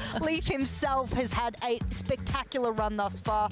And okay, yes, you expect him to. That is his role. There's a lot of pressure on his shoulders, but we've seen an incredible job from him, and he's kept cool, calm, and collected for the most part throughout it as well. For the most part, or maybe just on the Jet part. Sure. Yeah, you know, and that's his bread and butter, right? He's looked fantastic on Jet, but he only plays Jet on, what, 2 maps for Cloud9? The rest he's on Sky. And his Sky performance, it was pretty lackluster, I can't lie. He was getting bullied, especially on split. So for Leaf, you know, he's one of those players that he shines when he's loose. He shines when the rules are bent and he's able to just do whatever the heck he wants in that server, right? So I think that's the crux of Cloud9, but also the strength. I think versing up versus Full Sense, Cloud9, they got to be careful not to play to Full Sense's game and play to Full Sense's hand and start, you know, accepting their aggression and start throwing their own. They got to stick to their game plan here. No fire with fire? Yeah. Oh man, I was hoping for fire with fire. Well, maybe fire with fire. I don't know. One stat I will point out that I think we could be critical of for Leaf in that last series is that he was -10 on his FKD, right? So he was losing those opening duels fairly often, and if John Olsen gets the better of him, that might kind of create the opportunities that Full Sense needs to take it. It's really funny you bring up that stat because I was going to bring up a counter stat, which actually paints an even worse picture than we were already painting for Leaf. And okay, yes, Jet plays and everything like that. When he's put in a clutch situation in the late rounds, the man can only, and I mean only, win 1v1s. He has never won a 1v2, a 1v3, so on and so forth. The man only has the opportunity. I'm looking here. 0 wins, 13 losses, 1v2. 0 wins, 12 losses, 1v3. 0 wins, 7 losses, 1v4, and 0 wins, 6 losses on the 1v5. Well, I mean, what? Yeah, it's going to be tough. We're going to have to see, right? It's a totally different opponent. It's a totally different day. This is one of the biggest stages that any of these players have ever played on. So let's hear from Zeppa for what it's like to step onto it. I'm Zeppa from Cloud9. I play the duelist show Flex Agent, and here it is. The feeling is always great to play other people. The stage is obviously a big difference from what we usually play. I mean, it was the first time playing on LAN. Really appreciate everybody that tunes in and supports us, and glad to have you guys, and keep watching us. Now, Zeppa was a top performer for them in that last series. Excited to see him step back out there with some Rays play today. Let's start talking maps. Sure. What are we thinking here for a team like Full Sense, right? They have a whole mountain to climb here. So what map is going to set them up the best to do that? I wrote in my notes Haven. I mean, just because, again, that Copium, again, that VOD, the first 6 rounds, I think they go back at it again one more time. You know, I know the latter end of that half, it didn't work out, but their initial game plan, John Olsen, he certainly looked comfortable. He was finding those aggressive picks. Take it back to Haven, man. I want to see Ascent, personally, just because if I put the ranking of the maps of like what I expect Full Sense to be most comfortable on, Ascent is the one I rank up in there. I know Split is close and everything like that, but that's where I'm throwing it at the moment. Yeah, but Cloud9, it's kind of their go-to band. Maybe they fool around with it this time and let it float, but I think Cloud9 might just take that out first. Oh, okay. They're like, we did not like what we saw against Fnatic. They're like, we ain't about that life. Get rid of Fracture, which is sad because I wanted to see more of that, baby. I want to see more different regions, and I said I wanted to see them on Ascent, and C9's like, we take away that good map. Removing it from the pool, but that does mean that the Haven is still open, like we talked about, and so we'll have to see what about Split? Hit the split. There's your answer. What about split? They want it. There you go. That's what I expected. If it wasn't going to be like Bind for me or Ascent, then it was going to be split. And well, they're going to pick that one straight up, and that's a comfortable map for them. It is, and it's very interesting, right? Because Cloud9, they had an okay showing on it. In fact, I think they won. That's the one they won. Right. That's the one map that they won. Out. So that's a good sign to me, actually, in fact, because that says, you know what? They made a read. They feel like even though Cloud9 showcased that they can win on this map, their game plan, they feel like it's stronger.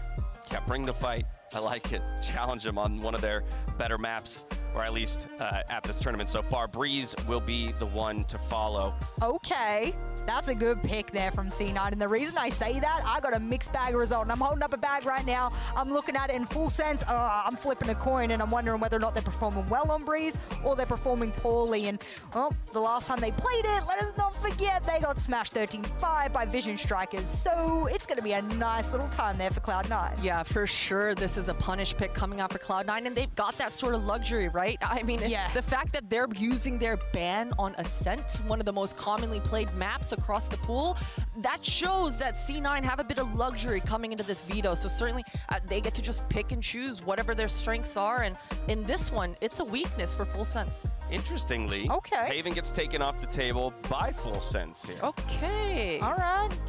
I mean, do you get rid of like the lesser or the greatest evil? Like, is Full Sense turning around there and going, you know what, we like the map, but Cloud9 also does pretty good on that map, so do we just get rid of the greater evil and go with what's left? Yeah, they just want to throw that kind of random card out the window. And, you know, another thing is I believe all three of these maps are maps that Cloud9, there's a lot of video footage and film out there for Full Sense to just write down those notes and write exactly how Cloud9 like to approach these. That's a really good point. If we do make it to that third map, it will be Icebox, just to bring map vetoes to a close here, with Bind having been removed by Cloud9.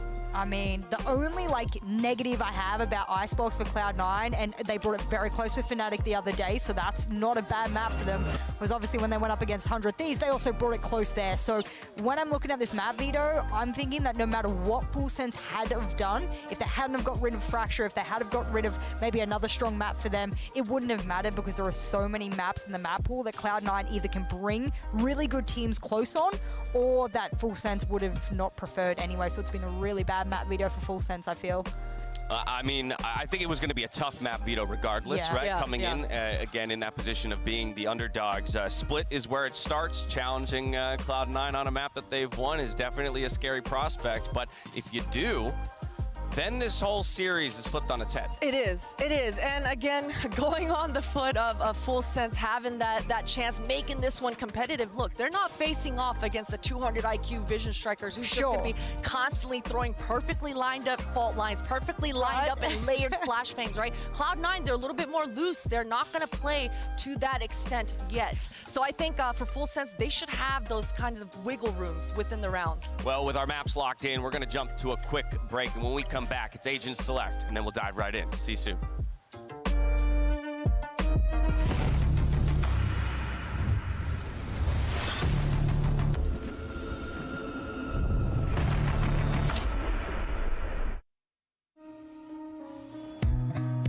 Time slows down when it can get no worse.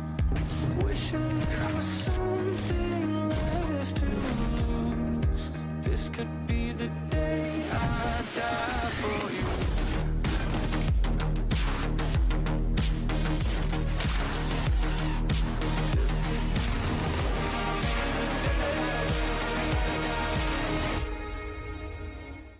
Bailar, dame un beso.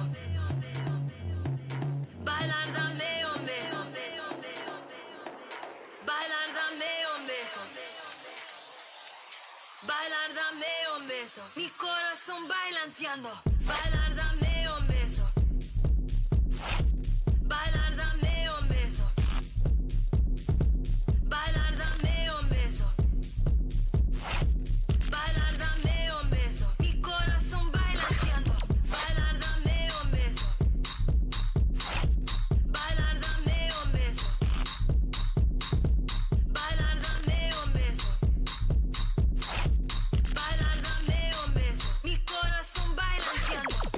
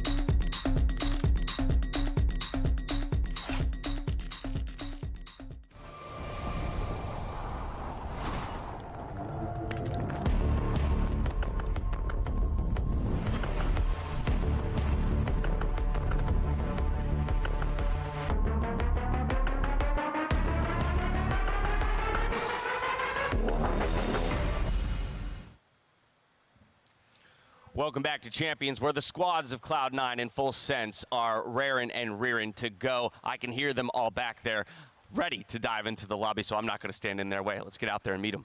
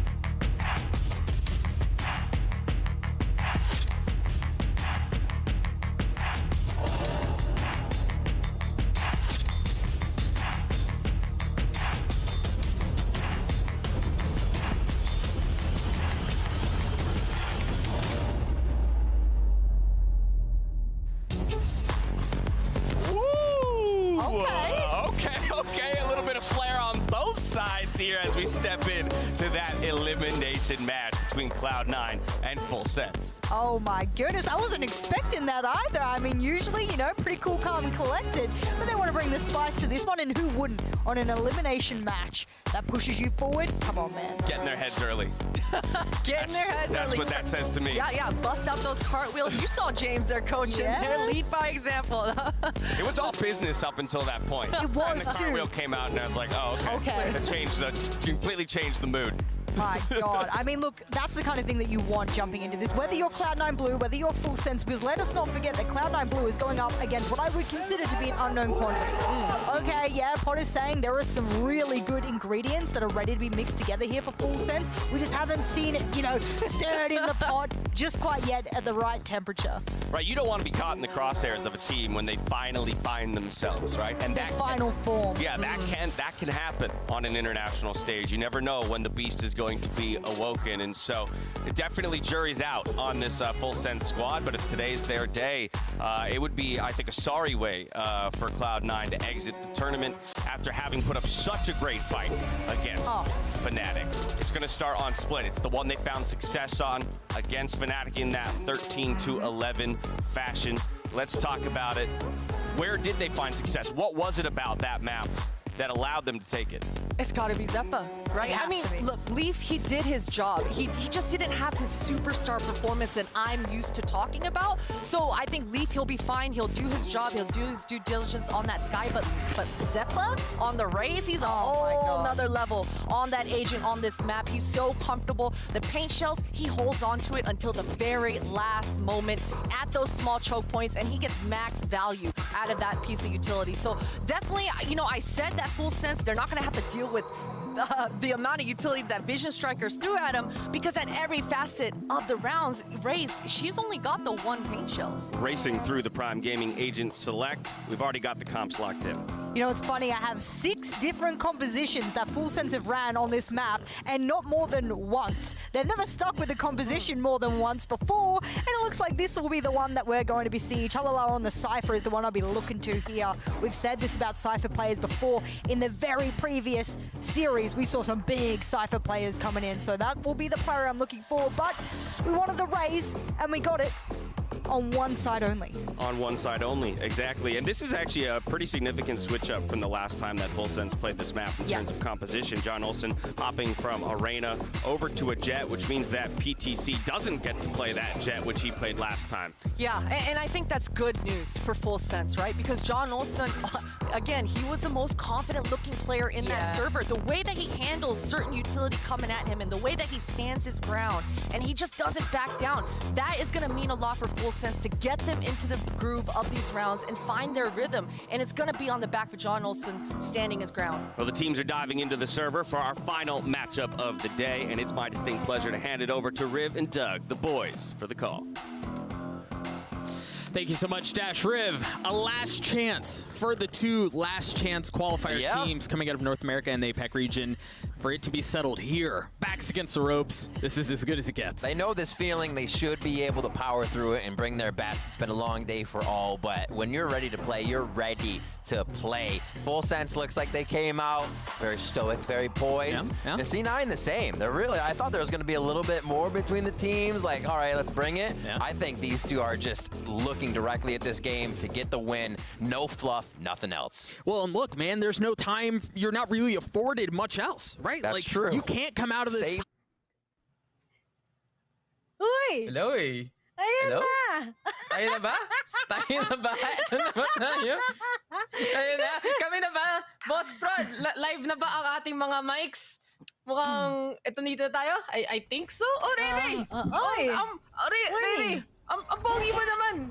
Akala mo pala, no, Rivington pala yung last name mo eh. Ang lupit. Ako si ano, baby girls eh.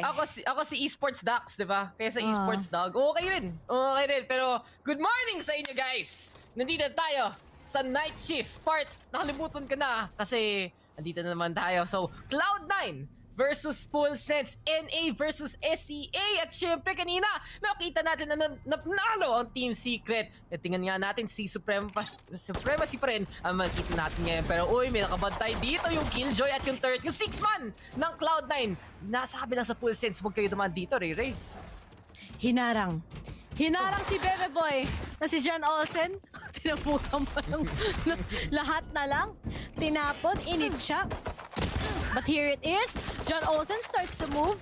Mauna na kagad niya si Liv sa isang iglap at biglang checking out every corner na kagad ang Full Sense. Pretty big sa kanila. Kasi ine-expect natin talaga na dapat it's now or never game na ng Full Sense.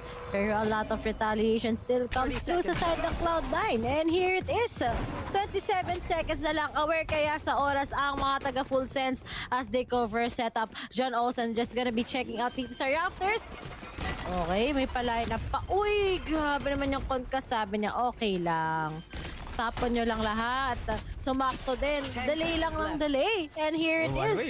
C9. Ano na? Nako, mukhang meron talaga dito si Ray na Team Secret Serum kasi hype na hype siya sa umaga natin. So guys, good morning sa inyo. Pang pagising na to, Full Sense mabuhay pa ba? O yung Cloud9 pa mananalo ngayon? First step, sinipa lang si John Olsen dyan. PTC magagaling dito sa taas. Backstab muna kay Zeta yan at goodbye na sa kabilang breach. PTC, gonna get to. Ayan yan si Lami Snacks at Full Sense. Mukhang mag-iinit sila ngayon dito, Ray. Ayan na. Ito na talaga ang tunay na gising ng Full Sense kasi nung kalaban nila yung first round nila, yung Vision Strikers, parang na-jetlag pa sila dun eh. Oo, namin na. Balita ako, marami daw na-jetlag ah. Napakanta ka na lang ng jetlag by simple plan.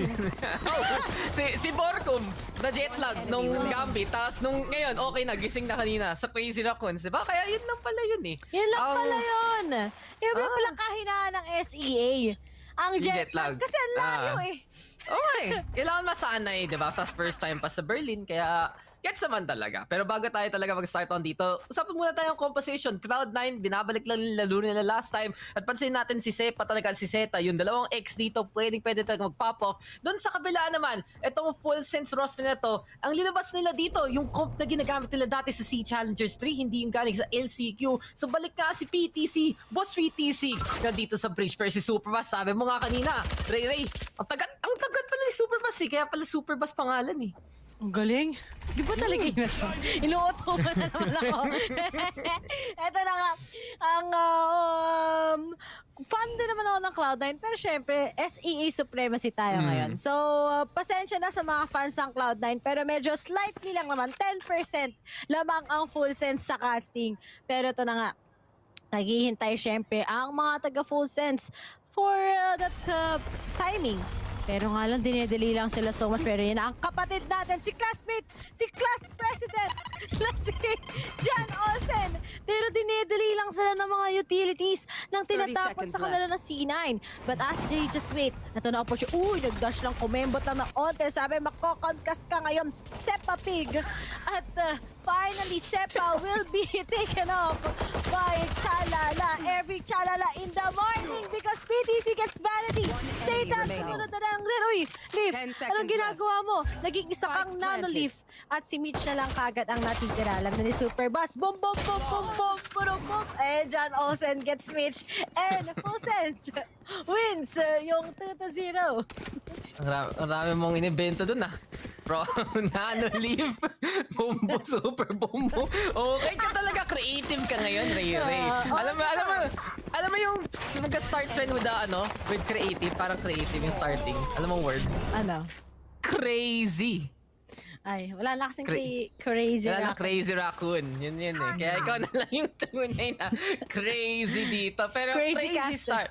Crazy caster. Crazy start para sa Full Sense. At ang interesting part nga dito kasi Cloud9, pag yung unang tingin na map pool, naku, nasa kanila advantage. Full Sense, pipiliin mo yung split, pipiliin mo yun. Pero yung Full Sense, ang rami lang plano dito at makukulit talaga galawan nila. PTC nga, flash lang na fast, super fast, pwede rin nga. Mag-play lang their chan. Pero si Leaf at si Sepa, makakadalawa na kagad dito. Cloud9, sabi na, tama na nga to. May rifles na silang hawak-hawak at yung unang push dito na Full Sense, yung bomb rush sana nila papunta na A-side, wala rin mapapala. So, Chalala in the morning. Dito lang sa kanan. Okay ba?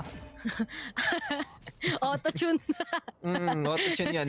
Oy! Alam mo, kung dala ko lang yung visual effects ko, makakarinig ka ng auto-tune dito. Lagay mo nga mamaya. Wala eh. Nasa kabila eh. Nandun sa singer-songwriter, shoutout sa Dion na yan. Pero ayan. sige, ayan, Shoutout diba? sa girlfriend ko. Si Dion. Ano na nga, sila Miss Nax. Waiting yan, guys. Ang tens ng SEA. Kita mo kawig na medyo si tens. And ito na nga. Popping off those flashes coming right through. Wala pa naman talaga. Huy, 30 seconds na lang. Full Sense. Ano nang balak niya? Ito si Seto. Di ba Seto dapat dito ka sa SEA? Ito na nga. Sila Miss Nax na bawasan. Chalala will be able to get at least Steve.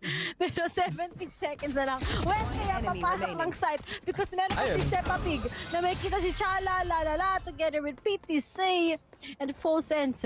Matatalo nga sila sa bonus buy talaga.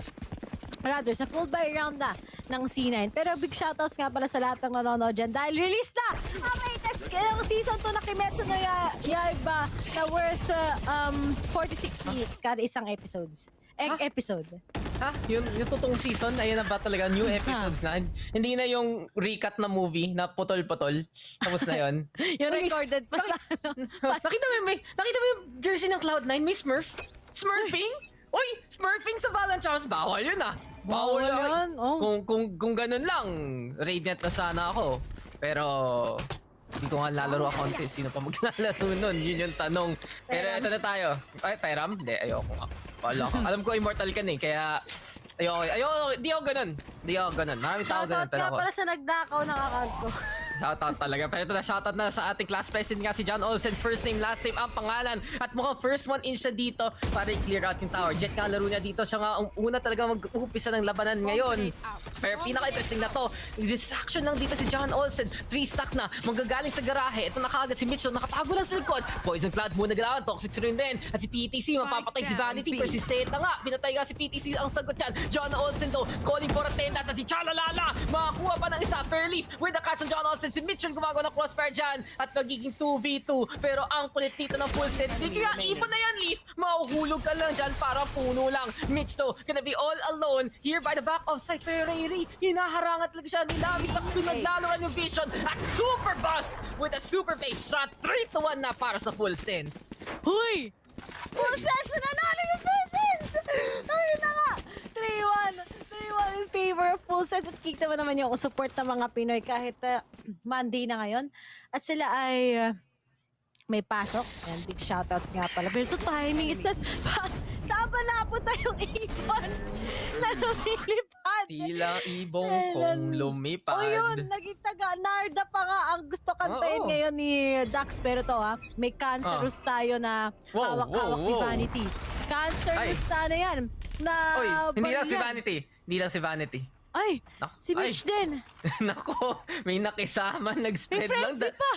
Nako, lahat ng pwedeng gamitin, lahat ng pwede ilagay sa Riot Please Nerf Me list, hawak-hawak kayo ng Cloud9. Yun yung maangas dito. Pero yung full sense, may free win button. Tingnan mo, PTC.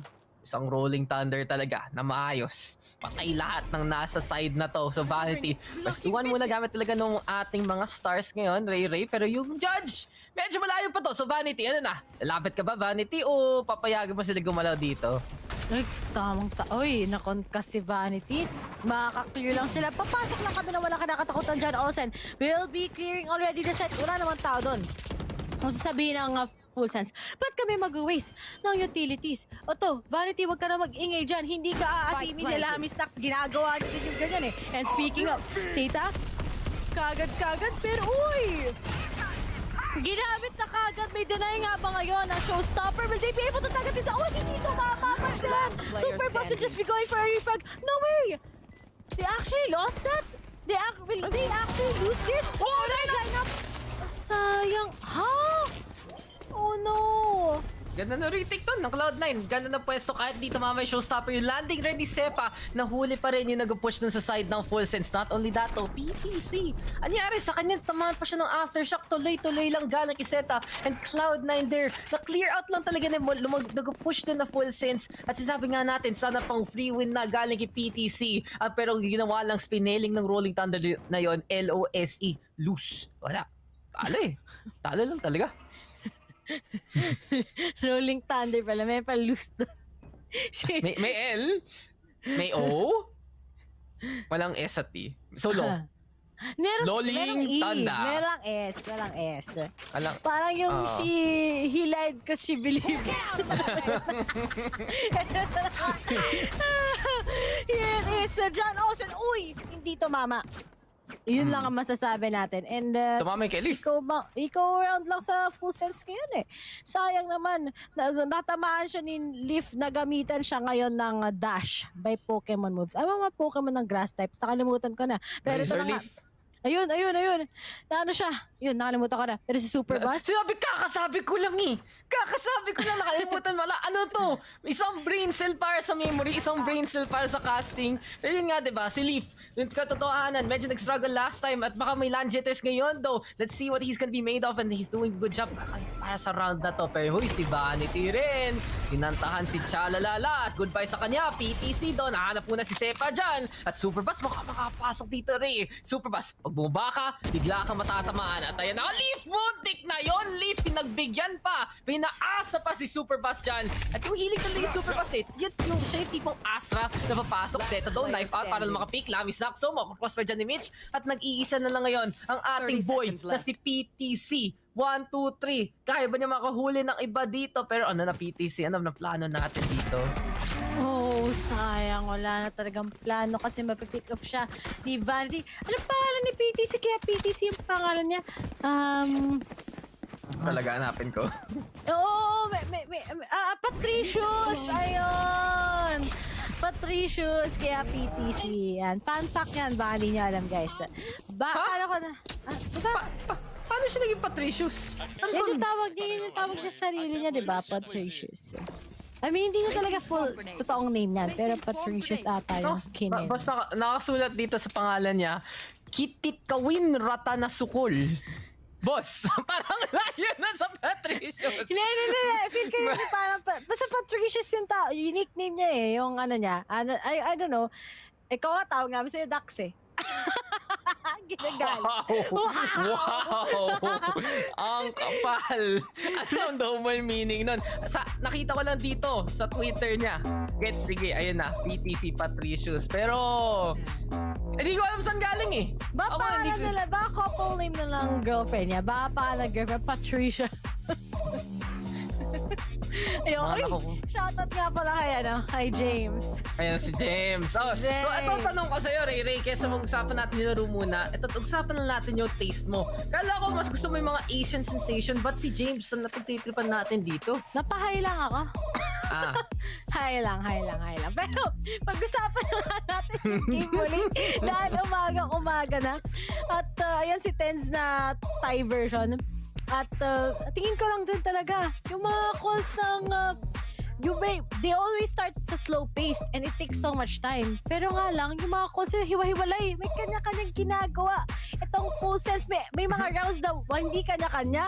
May rounds na kanya-kanya. Pero nasayangan lang talaga ako dun sa yanig na ginawa ni PTC kanina. Medyo sayang talaga yun. Yan, yung sa may A-side. Sayang nga kasi yung Cloud9 nakapwesto pa. At tama ka dun, Ray ah. Kasi may mga rounds na gusto nila gumawa ng hero plays at alam mo pag ganun, kung yung tipong baka nga may distractions kay John Olsen or yung tipong papasok si Superbass ng malayo talaga. And more often not, dito sa SEA, gumagana yung mga plays si Superbass. Pero mga pinapakita ng Cloud9, pag ginawa niyo yun, mas mahuli pa kayo. At itong Cloud9 rin eh, may pagka-individualistic sila eh. Kaya pwede sila taga tumapat dito sa full sense. Kung yun magiging galawan nila, so pansinin nga natin kung ano mas plano dito na full sense. Kasi doon sa umpisa, yung mas coordinated gameplay ang nakatulong sa kanila. Pero yung crossfires nakakatakot dito sa Cloud9 eh. Distraction ng isa, yung tikpong taga-stall, tapos bigla ka na ma-flank sa side ng isa pa.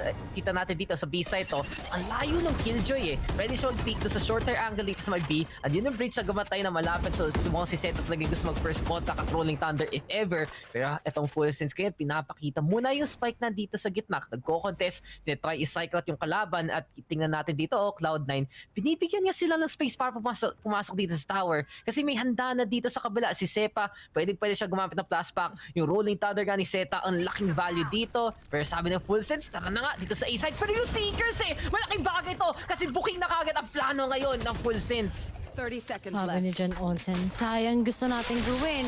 Keso nga lang si Seta, magpapadali lang siya. Sinabayan kagad ang Rolling Thunder. Sasabayan pa kagad isang follow-up concuss. But PTC, okay, he will be able to get at least save pa. Pero nga lang, delay lang ang ginagawa ngayon na C9 against full sense. Lahat sila pupunta na ng Ascent. Magpapadali pero looks like kita mo naman. Tama. Swap. Mga chup-chup ang ginagawa nila. I think that's just it. Si PTC makakapag-plant. Oo, pero nga lang, magpapabulaga lang si Vanity. And that's just it. Nag-plant lang. At wala na nangyari. Kundi si Lamis Nax na lang. At ito na lang. Pero nga lang, oh no. Yun lang. Hindi binitawan. Tapos nagtanim ng turret sa harapan niya. It's like, oy, dito ka na lang, burn lang kita gamit ng turret to. Pero Cloud9 nga, di ba? Isang Seekers lang para makuha yung intel. Rolling Thunder para sa stall. And the side of full sense, it wasn't the worst round in the world kasi nakaabot pa sila dito na A-side. Medyo pilit lang though. And you can see it here, Vanity, Mitch, and Leaf getting on the board. Ito yung pinaka-strength ngayon ng Cloud9 eh. Yung pag-setup nila in terms of those shots, pag-setup nila, pagpasok dito ng full sense. At huling-huli lang sila sa mga ginagawa na Lamis Nax. So with that effort at the very end, at least nag-peek out dun sa tower kasi marami hindi nag-expect yan na hindi aabot yun sa oras. With Cloud9 still able to survive and win that out. So a relatively close round even though it was Cloud9 na may control dun. So full sense, may pagka-scrappiness agad dito, Ray. Ayaw magpatalo ng ating mga taga-Carne Norte pero habang ngayon, itong full sense, nag-iintay na lang para sa mid-control na naman. Yun na naman. Medyo dehado na naman ang full sense. A switch.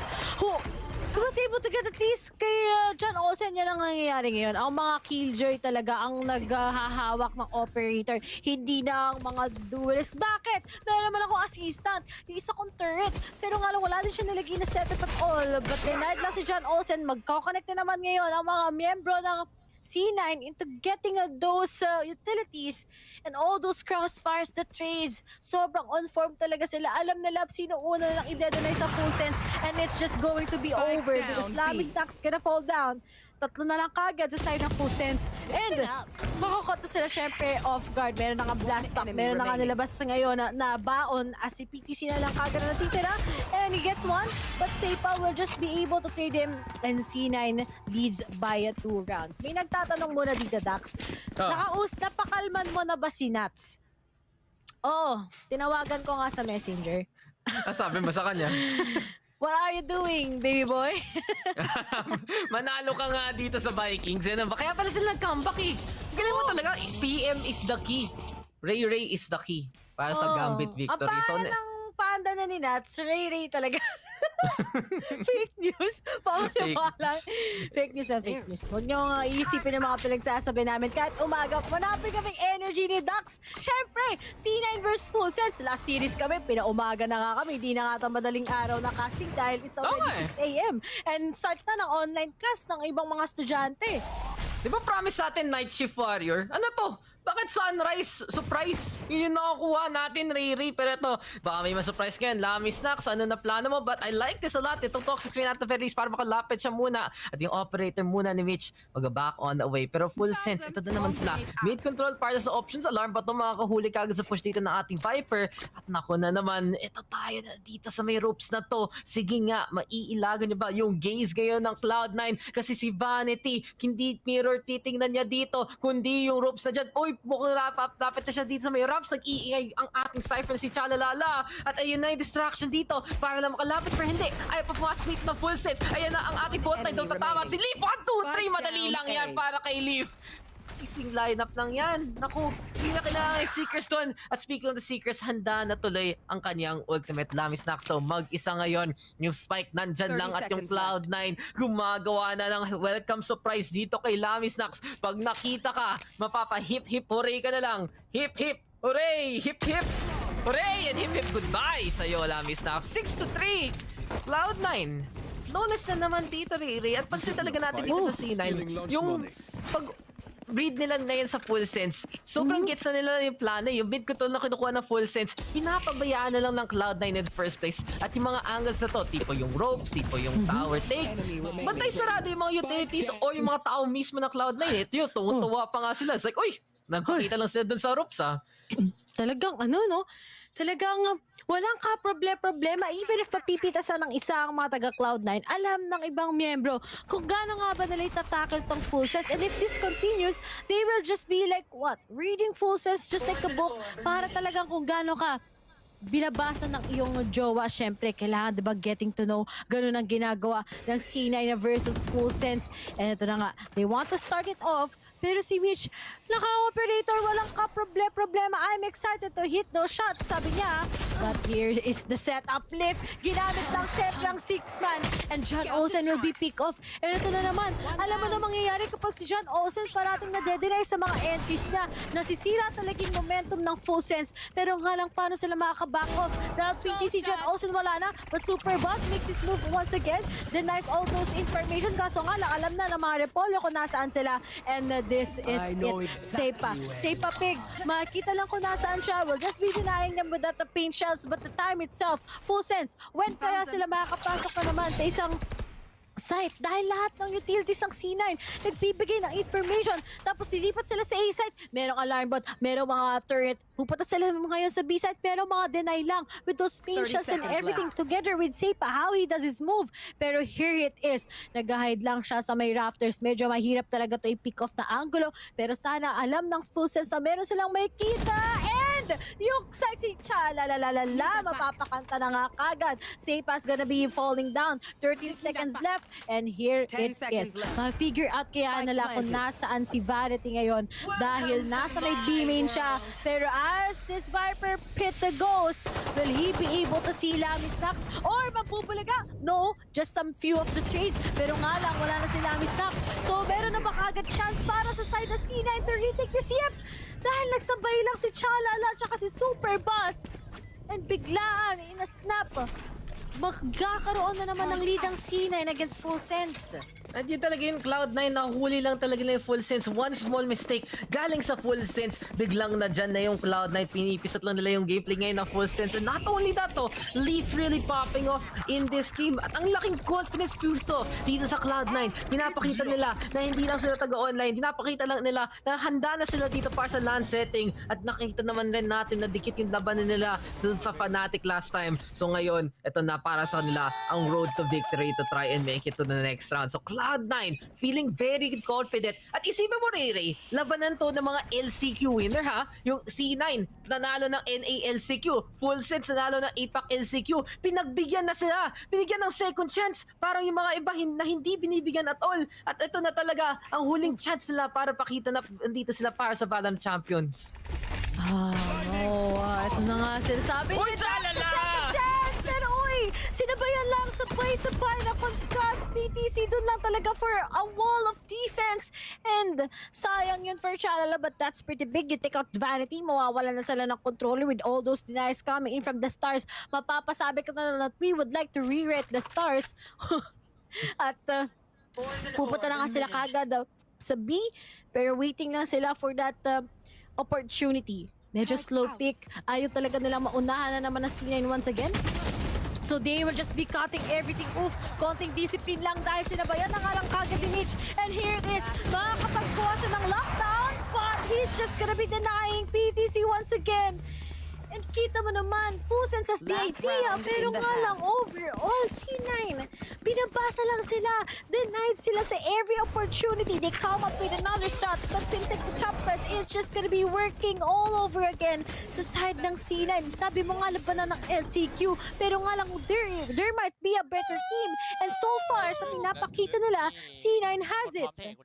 Yun nga, diba? Labanan ng LCQ, pero parang sinasabi ng Cloud9 lang ngayon, see you, full sense, see you. Balik na sa airport yan. Pero ito talaga yun sa Cloud9 eh. Ito yung mahirap sa mapul na to. Ang galing ng Cloud9 di sa split. Makipakita nga nila, especially in the matchup nila against Fnatic, how strong they can be. And yung talaga yung pag-control nila eh. Si Zeta, ilang beses na may value dito sa Rolling Thunder. Ilang beses na rin tayo nakakita talaga yung pag-control between that Astra, that Killjoy, as well as that Breach. At pag nag-pop off pa ng ganito si Leaf, naku, ang laking bagay ito para sa confidence ng Cloud9. At itong team na to, yun yung big pag-similarity ng full sense at Cloud9 eh. Kung confident sila, doon sila palong-palo. Pag doon sila, pag naglalamig sila, medyo doon talaga sila parang na-overrun eh, nasa steamroll in terms of the rounds. Pero mas malala kasi sa full sense yung bagay na yun. Sa Cloud9, mas maganda at mas madali yung mga recovery nila. And that is where the C9 squad is able to prove superior. Pero ito natambay pa si Zepa. Pero PTC, pumalag naman. 8-3, gusto mo yung 8-4. Gusto pa ng full sense dito makakuha na points. And if ever naman nakuha na pala itong round na to, kayang-kaya pa rin. Kasi ang second half natin dito sa split, sila na ang magdedepensa. Pero Mitch, ito na naman, operator, tingin dito sa taas just in case. Iniisip niya baka magtumalon dyan si John Olsen, pero wala muna mag-pick dyan. At full sense ngayon, tower control na naman ang ginahanap dito. Pero tingnan mo utility, so tambay na naman ang Killjoy sa baba at sa taas. Napakaganda talaga parate ng kanilang crossfire. But here it is, they're gonna be going in. Pero nga lang, si Leaf always check. It's just gonna be denying once again. Isa-isa sila nahuhulog sa kanyang kalamangan. Pero John Olsen will be able to get him. Pero nga lang, sinabayan na ngayon ni Vanity as he gets him. And we only have a 1v1 Shalala against Zeta. Pero wala nang oras. And 9-3 nga. Pero, Dax, 9-3 curse ba to? And Fusense might be winning sa sa second half natin? Or C9 just gonna be having that momentum? Dahil kita mo si Leaf, 14-7 siya si Chikorita. Malakas si Chikorita sa Pokemon eh. So, 2.0 KDA ang meron siya. And speaking of naman sa Fusense, nagkaroon sila na magandang consecutive 2 rounds. Pero hanggang doon na lang ang nangyari.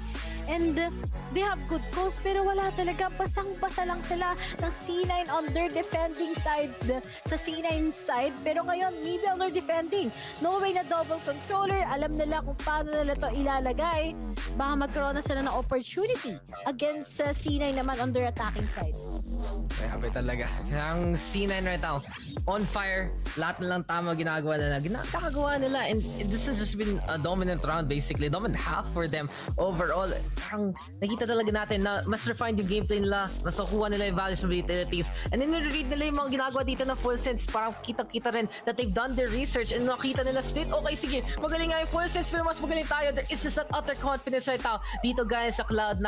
And the way I see it here for the side ng C9, it's really boils down to the pop-off performance na nakita natin dito si Leaf. A happy Leaf is a great Leaf. At yung happy yung si Leaf, happy talaga ang C9 sa setup nila. Wala na yung problema na nasikita natin sa Fnatic. Hindi sila gaano mahihirapan in terms of that momentum. Kasi from this point on, sila na talaga yung nasa driver's seat. Kasi para sa full sense naman, paano pa sila papalag? Now, in terms of the defense, I'm still looking forward to what Chalalala and Lamy Snacks can do here. PTC rin as Superbus makagawa ng play. Pero it really boils down to them to make those plays happen kasi hindi naman nakaka-pop off na naman ang full sense duelist natin si John Olsen. It's hard here for full sense to get the performance na talaga nag-trust sa kanila dito sa world stage kung hindi nila nakuha yung talaga yung pinaka-value ng mga players nila. And in this case right now, Cloud9, parang nade-difference lang sila eh sa in terms of the whole round eh.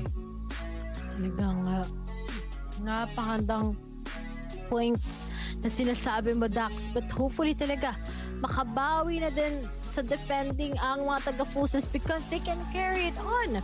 But here in split, Cloud9 talaga makes their magic. Pero Nice napakaganda ng performance ng C9. This is something that we are expecting syempre from them.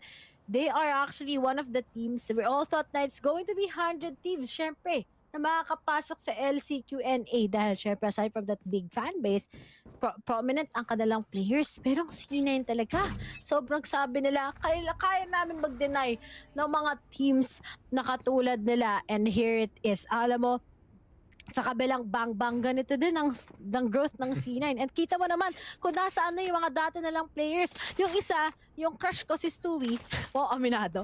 Nasa liquid na siya, 'di ba? So, ganun ang mga C9 ang ginagawa nila, yung mga players nila. Nag-grow talaga. Pero tignan natin kung ito na ba ang sign of growth dahil full sense pa rin naman, may laban pa sila. Ayan ang kailangan natin i-cheer on syempre para sa mga SEA teams. Pero Sepa Pig does his move, tries to go with a pick-off. He will be starting already with the paint shots, denying nga si PTC together with John Olsen. But as the connection goes, may cyber cage pa tayo nakikita. Hindi parang kagad aasimin ng C9. Hindi pa sila magmamadali. Diba? Hindi naman sila ganun at Cloud9 nila nakukuha lang naman yung control dito sa taas. Ang laki na ng value para sa B-side take natin. So Mitch, tago muna dito sa may box. Mukhang si Chalalala ang malalapit dito. Pero si John Olsen, date na kagad 22 HP. Puti na lang, classic lang yan. Kung hindi, patay ka na. Pero PTC, Pico na para lang mamatay. Leaf right now with that take na Chalalala. Mag-push pero kakata siya para sa isa. Pero ang tanong, ayun pa yung second ray frag. He wants to go for more. Pero siya pa yung tumalon para lang mamatay. Mitch right now with that take na Vanity go frenzy for si Mitch ang taga-alaga sa iba. But Lamy Stacks at least will get that takedown. Now then, Lamy Stacks trying to go for more. Leaf gonna go on. Paul Supas will get the takedown of the Sepa as well. At si Mitch na lang ngayon. Yung turret, yung 6-man na out na rin. Yung 6v5, naging 5v1. Ito 2v1 rather. But Lamy Stacks now gonna fall, making it a duel here between Mitch at Superbus. Pero yung Astra, may health advantage. Ano na ang galaw dito? Nag-iingay muna si Mitch at si Superbus pa rin ang magwawagi. Ito na ba ang simula rin ng Night Trickers? Kasi full sense ang mamananalo dito sa pistol. Feel ko ito na simula talaga. Walang ka-bias. At C9, natalo nga sila ngayon. So most probably it's going to be a 5-9 talaga. And masa-stuck nga ba sa 9 lang ang C9 dahil C9 equals to 9. Smart. And ito na nga. Even if he was able to get at least 1, but then Lamy Stacks talaga with those kills. Plus low on HP na nga si Mitch. And knowing kapag si Superboss sa mga gantong situation, kayang-kaya talaga nila. Ano kaya sinabi nila? Ano kaya? Naintindihan mo yung sinabi nila? Yeah! Woo! Ganun. Diba? Okay na. Hanggang ganun lang ako eh. Sorry. Hanggang ganun lang. Sorry, ito lang ako. Ito lang ako. Ito lang talaga ako. 9-4. Ko talaga mananalo full sense dito sa round. Unless. Pero mag-a-akim si Lamy Stacks! Trade lang! Sumabay kasi ng bayang mga taga-Sinay dahil ng 1v1 situation earlier na plant pa yung spike. So talagang denied ngayon si Lamy Stacks together with Superboss. Something they didn't expect. So there's a big probability of them winning this pa against Full Sense. Yun nga talaga. Full Sense. Paano pa? Palag pa rin dito at the very least. At Cloud9 ngayon.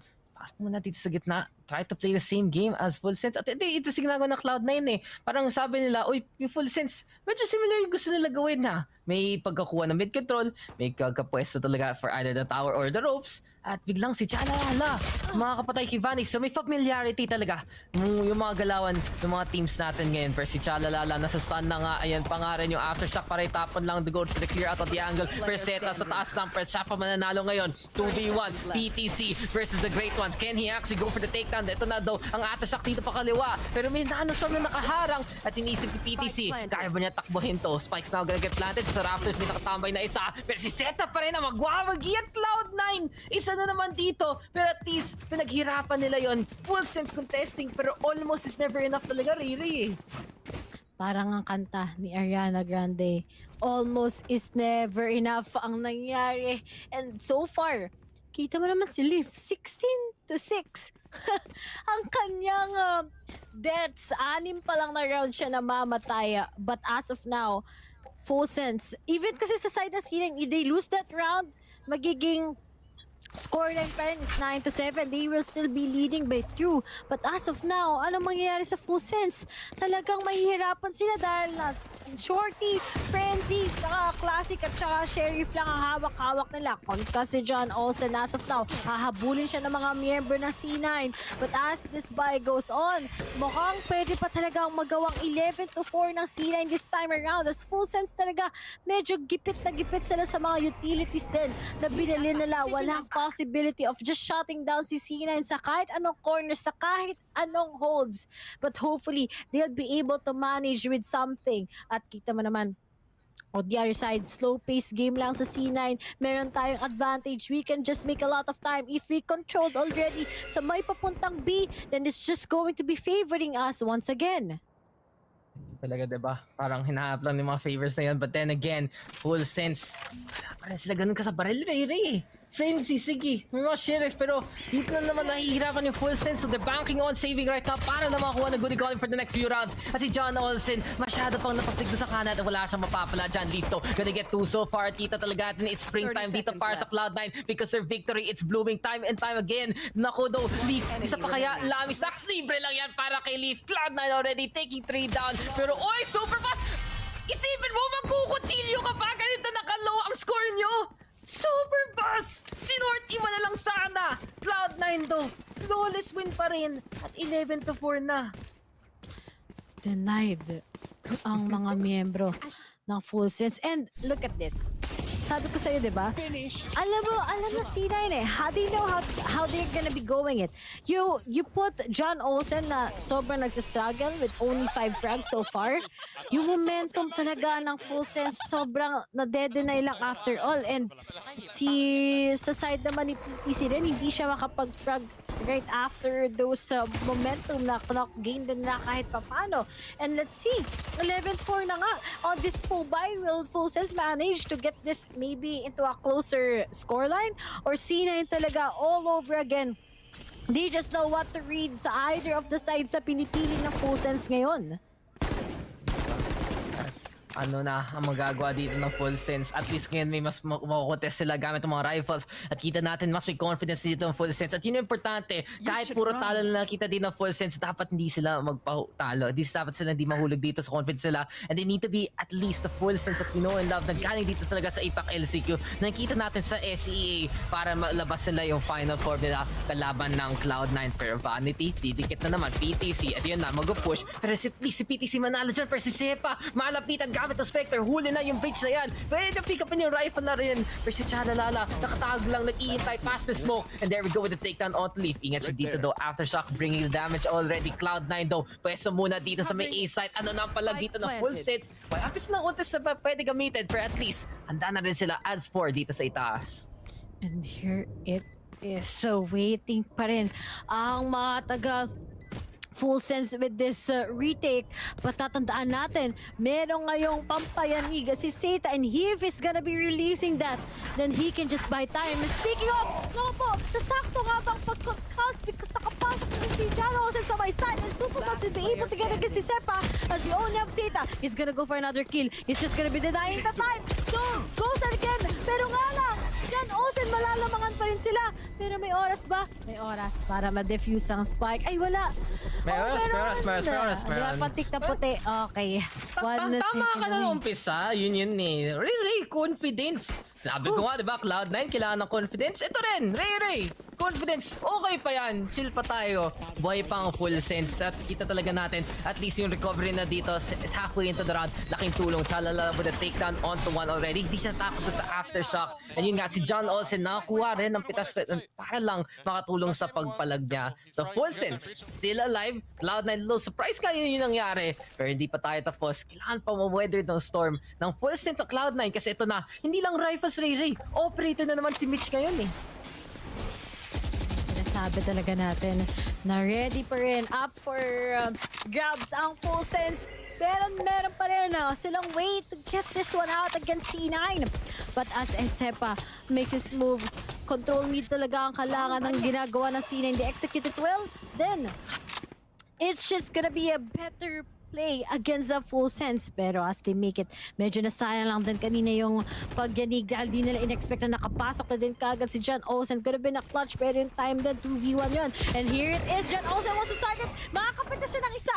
There's just a flash coming right through pero Sepa is gonna go down. And apat na lang kagad ang natitira sa C9. Yep, they have those Seekers. But then when they're gonna be using it, dahil currently underman sila, may Cosmic Divide, may Viper Spit, meron pang Neural Theft na pwedeng gamitin ng full sense just to get this round against C9. But here it is, nakabang lang si Super Boss, he gets to get with John Olsen, tapos may Gravity World pa na ginamit, at Vanity na lang kagad at Zeta ang natitira. Napakahirap talaga when you're on the attacking, but here it is, PDC finishing out Zeta, and that's Science of Life. Humihinga ang full sense, idinete na yung C9 sa pagkapanalo dito sa pinakaunang mapa. Di ba may laban pa dito ang full sense at kita talaga natin, no? In terms of the team effort, wala naman sa kanilang hindi nag-pop off na gano'n. Yun may nakakills naman, 11-11-11, parang Shopee sale lang, tas 10-10. It seems like 3 versus 5 ng full sense, all scattered around, everyone's still getting the kills that they need. At wala naman biggest weakness ngayon ang full sense. It's just Cloud9 overall has been playing better than full sense in what is needed to be done. Pero ito na, ang pagbabalik ng full sense at kita natin dito Cloud9, di dapat sila gaanong masyadong atat para manalo. Kasi pag bigla na lang tuloy-tuloy mga wins dito ng full sense, naku, parang C9 is looking themselves in the mirror saying, ganito pala talaga pwede maging kagaling ang kalaban natin. Pero PTC, ito na naman talaga ang ating hero. Pero hindi! Zeta with the takedown. And speaking the heroics, hero rifle dito para kay Zeta. Big pick off right now. Kung pwede lang kunin ng Cloud yung mga baril na yan, pwede lang ang kanitong round na to. Pero si John Olsen, handa na. May operator, pwede pa siyang blaze. Bako na may muna to si Chalalala. Pero kahit nakuha pa yung tripper sa kalaban, hindi na mababaril dahil sa utilities dito ng Cloud9. Beautiful fault line there from the page. Here we go though with Super Pass. Makakuha ng isa doon sa lurk sa may B-side. Pero makiking 4v3 na to. At John Olsen, lahat nakatingin sa'yo. Lahat na nakatingin kay John Olsen. Tignan natin, meron na bang added highlights na ngayon sa John Olsen? Pero yung timing ba, papabor pa rin sa C9. Pero Chalala gets Vanity. Sumunod na si John Olsen. May kasama pang Playstorm. He gets two! At si Leaf na lang ang natitira. He can just deny those possibilities as the time is just gonna be kicking. But Super Bus sees him and locks 11-7. 7-11. Convenience store, pero mas convenient share pa sa full sense dahil kapag nakagain na sila ng momentum and kita mo naman si John Olsen is already hitting his shots. Signs of life. Tumihinga na sila. They're actually climbing up with their KDA. And maybe this is it. Umahabol talaga ang mga taga-SEA ngayon. Just a little bit nga ng jet lag pagkikita natin. Pero John Olsen talaga is right back on track. Tama nga naman, di ba? Tumatama pa rin, lumalaban pa rin, and convenient equals confidence. Full sense! Hindi pa rin sila patay dito. At dito na, Cloud9, kailangan nila rethink yung mga kinakalaban nila. At kailangan talaga nila ayusin talaga pa ng mga rounds na to on the attacking side. Pero ako may play nut dito ang nakikita natin from the side of full sense. Need control pang palag kanina pa. Sige nga, Viper Spit ang sagot. Pero maraming clearing tools dito. Ang Cloud9, si Leaf na ambisyoso. Siya mag-push kahit wala siyang pakipaki doon sa decay. Boombot rin, nandyan lang pero lamis stacks right now. Sige, keep up lang niya. Parang talaga nag-bake siya dito sa oven pero siya talaga yung taga-init dito. Ngayon, ano na ang galawan ng Cloud9? Kitang-kita may green dito sa gitna at full sense. At least holding off the opposition. Pero Cloud9, magiging heavy stack to. Papunta na B-side. At ito na naman, John Olsen. Your time is up. Your time is now. Pero it's time to show everyone what you can do. You are divided! Is waiting talaga for something to happen. And ito na naman, Papa, let's go! And si Seba! Oh no! Sumakto pa rin si PTC! Naging open na nga kagad ng B-side rather for all those opportunities na pwedeng gawin ng C9 against them. But here it is. Sayangan kahit biruin mo na gravity well ka na, nasupsup ka, kaya-kaya mo pa rin magkaroon ng kill. But here it is. John Olsen's gonna be making pitas kaya Leaf at tatlo na lang kagad versus C9 na mangyayari. Pero knowing full sense, they have what it takes. May init na nga kagad si John Olsen. Pero si Chalala low on HP na din kahit papan and all those lineups for the post plants. They're doing it dahil C9 was able to tag against John Olsen. Goes for the second frag. back, and we only have Chalala. 10 HP and a dream, pero Sita gets him, and finally a match point sa side ng C9. Pero nga lang full sense, okay na sana eh. Kaso nga lang, hindi nila in-expect ni PTC na siya ang madedenay, syempre ni Sipa Pig ng kanyang showstopper. Kesa tinawag si George, nakita na lang niya tumama pa kay PTC yung showstopper at problema ko si time. Hindi din maharap sa mga projectiles yan, and then Zeta playing the hero. Ito talaga yun, Zeta, magkapangalan. Pero kita talaga natin na sila ang taga-clutch dito ng side ng Cloud9 at full sets mapapa-timeout na lang kasi ito na ang huling hinga nila dito sa split kung matalo pa sila dito. At huwag natin kalimutan Ray, map pick to ng full sense. Gets naman natin dahil ang galing nila sa SA region, isang comfort pick talaga nila against many opponents na nakikita natin talaga sa mga challenger system natin. Pero iba pa rin kalabanin dito ang Cloud9. At doon sa dulo mabibigay ka na sana efforts doon. Galing sa Cypher natin, kinuha pa niya yung operator, nakakuha pa ng isang pitas, pero wala pa rin 1v3 situation, full sense right now. They were getting things done. Nakita nila na nakakuha sila mga right calls, pero yun pa rin, kung bigla nilang pipilitin ang Cloud9, pumesto sa ibang na yung tipong ma-read ng full sense, kailangan pa rin nila ma-execute yung mga tao na papasok sa kanila. So, pag bigla lang yung first contact, sila dapat yung manalo. Sa nasa kanila na yung intel, diba? Hindi sila nag-i-expect na doon pupwesto yung kalaban. But since na-open up pa rin ng Cloud9 yung mga site, di doon sila nalugi dito sa half na to. Talagang full sense. Medyo nakakaba na to para sa kanilang mga fans. But then, it's just only 5 rounds before it's going to be an overtime. But alam mo, we kind of get it already. Bakit ang C9 pinili nga nila itong split map? Pero as for full sense, timeout muna. So, big shoutouts nga pala syempre sa ating mga nanonood dyan. Alam kong umagang-umaga na, pero nandyan pa rin ang sinasend yung pagmamahal syempre sa amin ni Dax. At maraming salamat actually sa mga nandyan ngayon na sumusubaybay kahit meron kayong pasok. Ingat kayo papunta sa work, pero ito na nga ba, last work na ba na C9 to confirm this map against Full Sense in the very first map, or ang Full Sense pa rin ay mag-retaliate at alam nila na pwede pa rin nila itong makuha. And speaking of, sakto lahat, dinedenay nila. Siyempre si John Olsen, the class president, sa pagkuha ng pickings, and mapapaback off talaga sila ni PTC. No, but it's okay kasi kung nagstay sila doon, ang hirap pa rin Trailblazer operator sa kabila. I'll give it the full sense this time. That was the right call to back on away, pero ito na, reposition dito si John Olsen. Pero kung magpika dito ng dry na malalagot ka talaga. Ayan na yung third to get that confirmation. Good intel, naghahanda si Mitch, pero at least ito isa pang reposition dito ni John Olsen. But again, ito na naman yung mga calls ng mga tao dito. Smoke right now to get the covering fire on. Makakatawid na dito ang Cloud9 versus Sepa. Tinurog agad si Lavi Sakti sa kita. Chalalalado, feeling it from the last round. Finds Vanity instead. At 4v4 muna tayo dito. Pero Cloud9 na, nakapasok na papunta ng A-site. Makuha lang talaga ng backstab ng Leaf. Makukontrola at John Olsen. Masyadong bantay, sarado dito sa security guard. Hindi nakatingin sa likod. Nakita na niya yung barrel ng operator to. Mahaba-haba talaga yung dragon ni John Olsen. Pero pinutol na lang ni Leaf yan kagad. There's a takedown. Cloud9 needed para makapasok dito sa A-site. 4v3 na. At mukhang countdown to destruction ito ng full sense kung hindi pa nila makuha itong retake na to. Speaking of, ito na ba kagad? Meron pa silang Cosmic Divide. Will that be worth it? Dahil the post-plant itself, we already know that it's just going to be seen, and unless si PTC, meron siyang magiging magandang performance. Pero concuss by concuss, alam nila kung paano nila i-dedenay ito. At sama-sama na nga silang magsisilabasan dito. Pero nga lang, mag-audition nga ba sila dahil yung oras? Kailangan mo talaga panindigan. At si Chalala na lang kagad. And on that last hit itself, Zeta will be able to get him. And the C9, that was a good call, but we gotta give it to Leaf. Without that, without denying si John Olsen dun sa kanyang mahabang, of course, na operator, hindi magiging posible yung panalo ng C9 on that particular round. Pero we gotta give it to them. Biruin mo, kamukha nila yung mga magwagwapuhang fraud team ng alam mo na, ng mga kasama na bumubulong sa atin.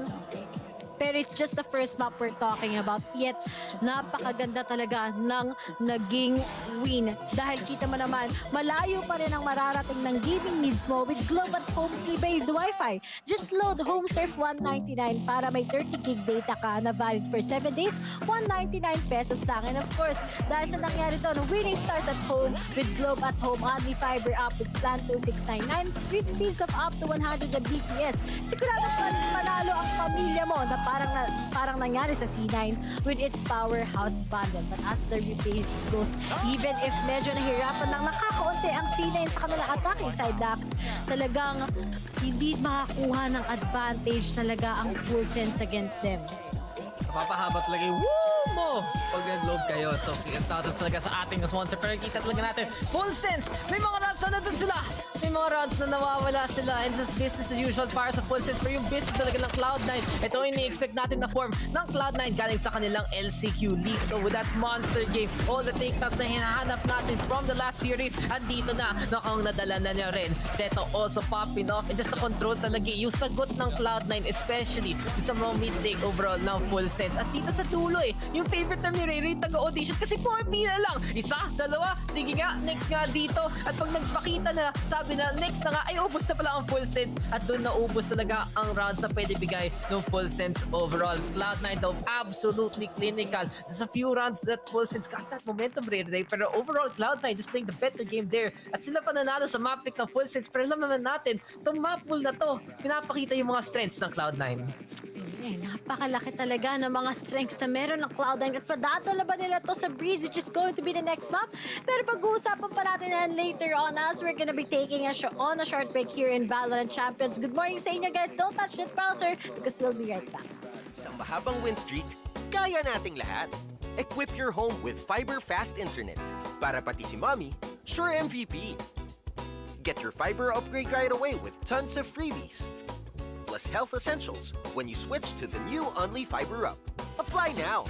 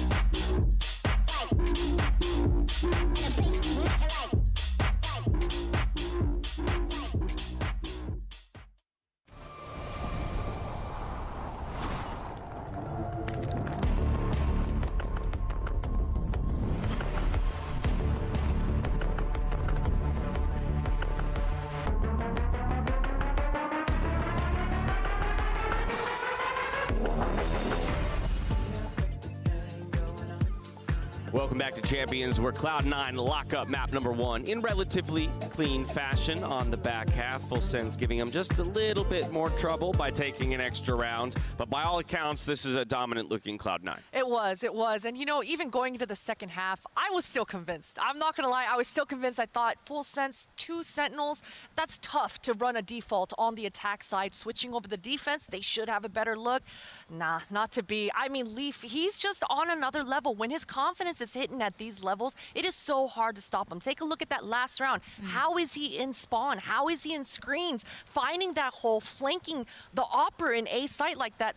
These kinds of holes that Leaf is able to find, it really just, it garners so many rounds for Cloud9. You're speaking about the opera as well. I know, I'm like a Mitch fangirl all of a sudden. I'm just sitting here like, please keep picking up the Killjoy operator.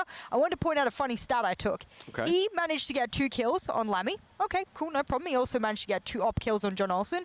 He got 3 op kills on PTC, and every single time all those 3 players had attempted to kill him back, they lost. Flawless going up against those 3 players on the other side of the roster. My goodness, if you wanted a Killjoy operator, he's your man. Well, and that's going to make it tough for a team like Full Sense. You heard Doug call it out, not a single player on the team positive when it came to the KDA. And so if you're not winning the gun battles, it doesn't really matter how much strategy you have behind it. But you called out the 2 players.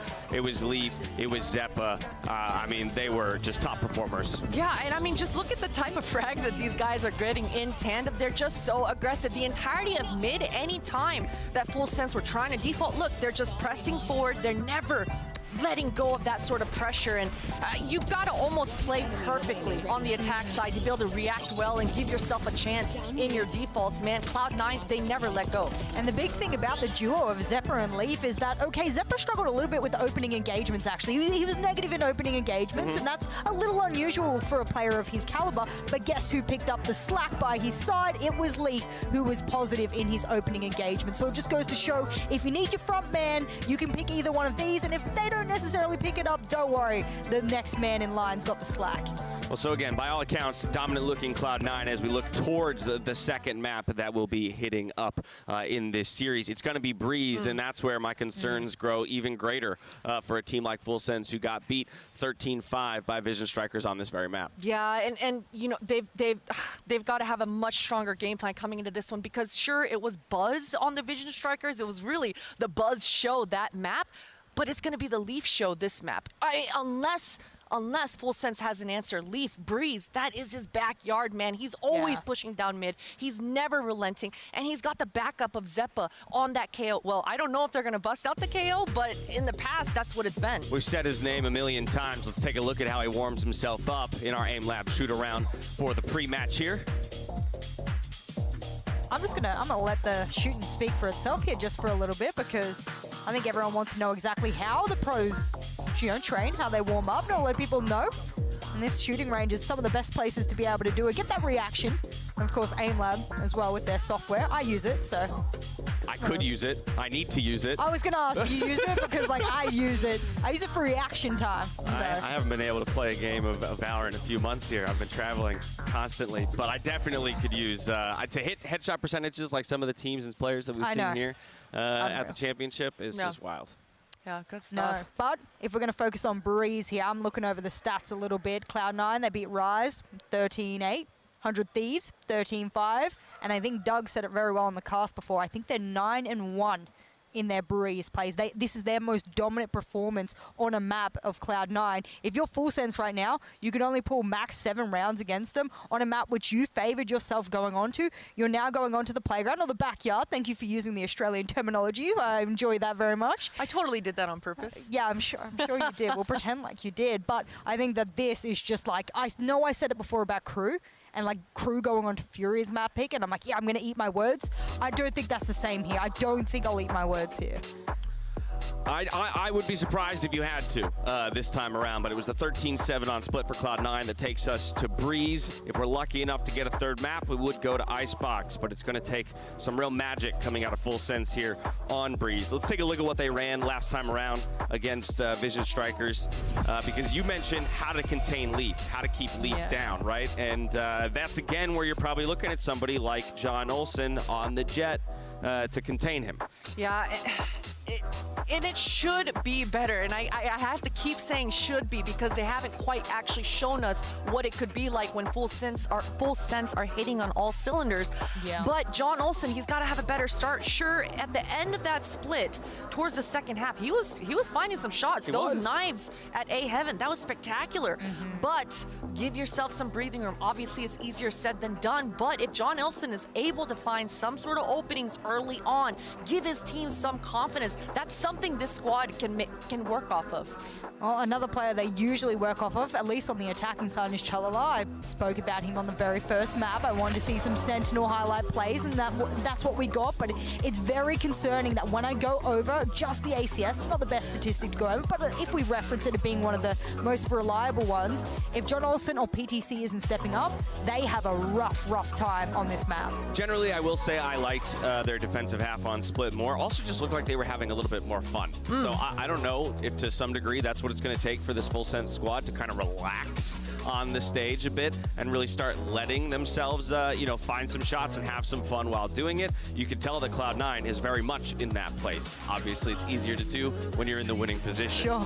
Yeah, and I think that's such a good point, right? Because even the casters pointed it out early on, Full Sense, they were aim mapping a bit, right? Those first 4 rounds that they put on the board, they were all over the place. They were loosey-goosey, taking those aim pools. And, I think that's a good point. Coming over to Breeze, hey, it's a huge map. The type of angles that are on Split, those small choke points, those are non-existent on Breeze. Well, maybe they could have read Cloud9 just a little bit, because I tell you what, if there's something to be able to counter-strike Cloud9, it's that they almost always plant A. So maybe you can just look at that and be like, all right, let's stack A. Let's see what we can do with that. Well, then that's the man right there who's going to have to have done it as he checks the notes heading into Breeze. For any eagle-eyed viewers as well, when we were peeking over Cloud9's shoulders, we may have gotten a quick peek at what Agent Select would look like, but we will wait on bated breath to get our official answers.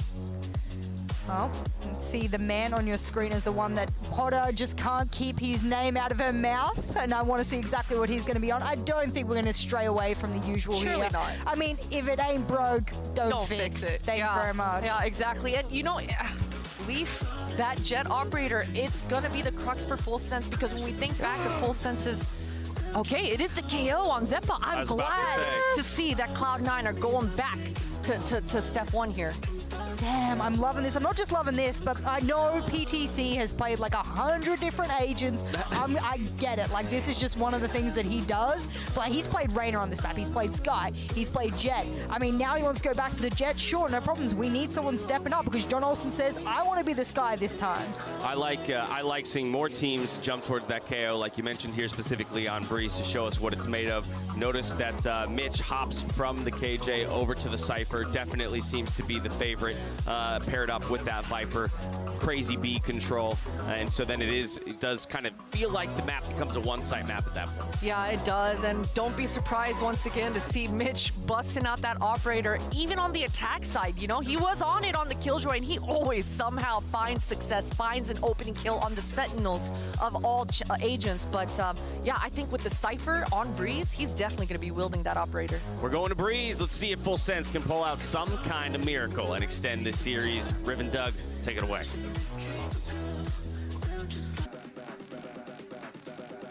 Ang tanong, di ba, papalag pa ba ang Full Sense o mapapauwi? Tingnan natin dito. As andito pa tayo, guys, sa Valorant Champions. Good morning na talaga sa inyo. Tunay na talaga. Sun is out. We are ready dito sa night shift natin. At nagbabalik tayo. Kasi Dax, kasama ko naman palagi the fabulous Ray Ray with all her poses. Pero masabi ko na lang, ang tanong, kaya pa ba maglaro dito ng Full Sense? Kasi kita natin, di ba, SCA teams kind of struggling on Breeze. Full Sense rin historically. Doon sa Vision Striker sa matchup, nahirapan sila. At ginawa nila ngayon, iniba nila kung sino magadulis. At ito naman yung flexibility ni PTC at ni John Olsen. John! Ako na nga dyan, ako nandyan nasa jet role ngayon, pero Cloud9, ninabas na naman yung ating KO at talaga yung Mr. Roboto naging famous pick na dito sa ating Valorant Champions. Pero guiding light muna dyan, mukhang 0 point lalabas na galing dito sa side ng Cloud9 at Full Sense to, dehado para lang lumusob into the cave. We go with PTC at si Leaf nasa sulok lang at ayan na, flick to the right hand side. Beautiful headshot there para umpisa ng round na to. Uy, ginagalingan na ni paring PTC. Oof!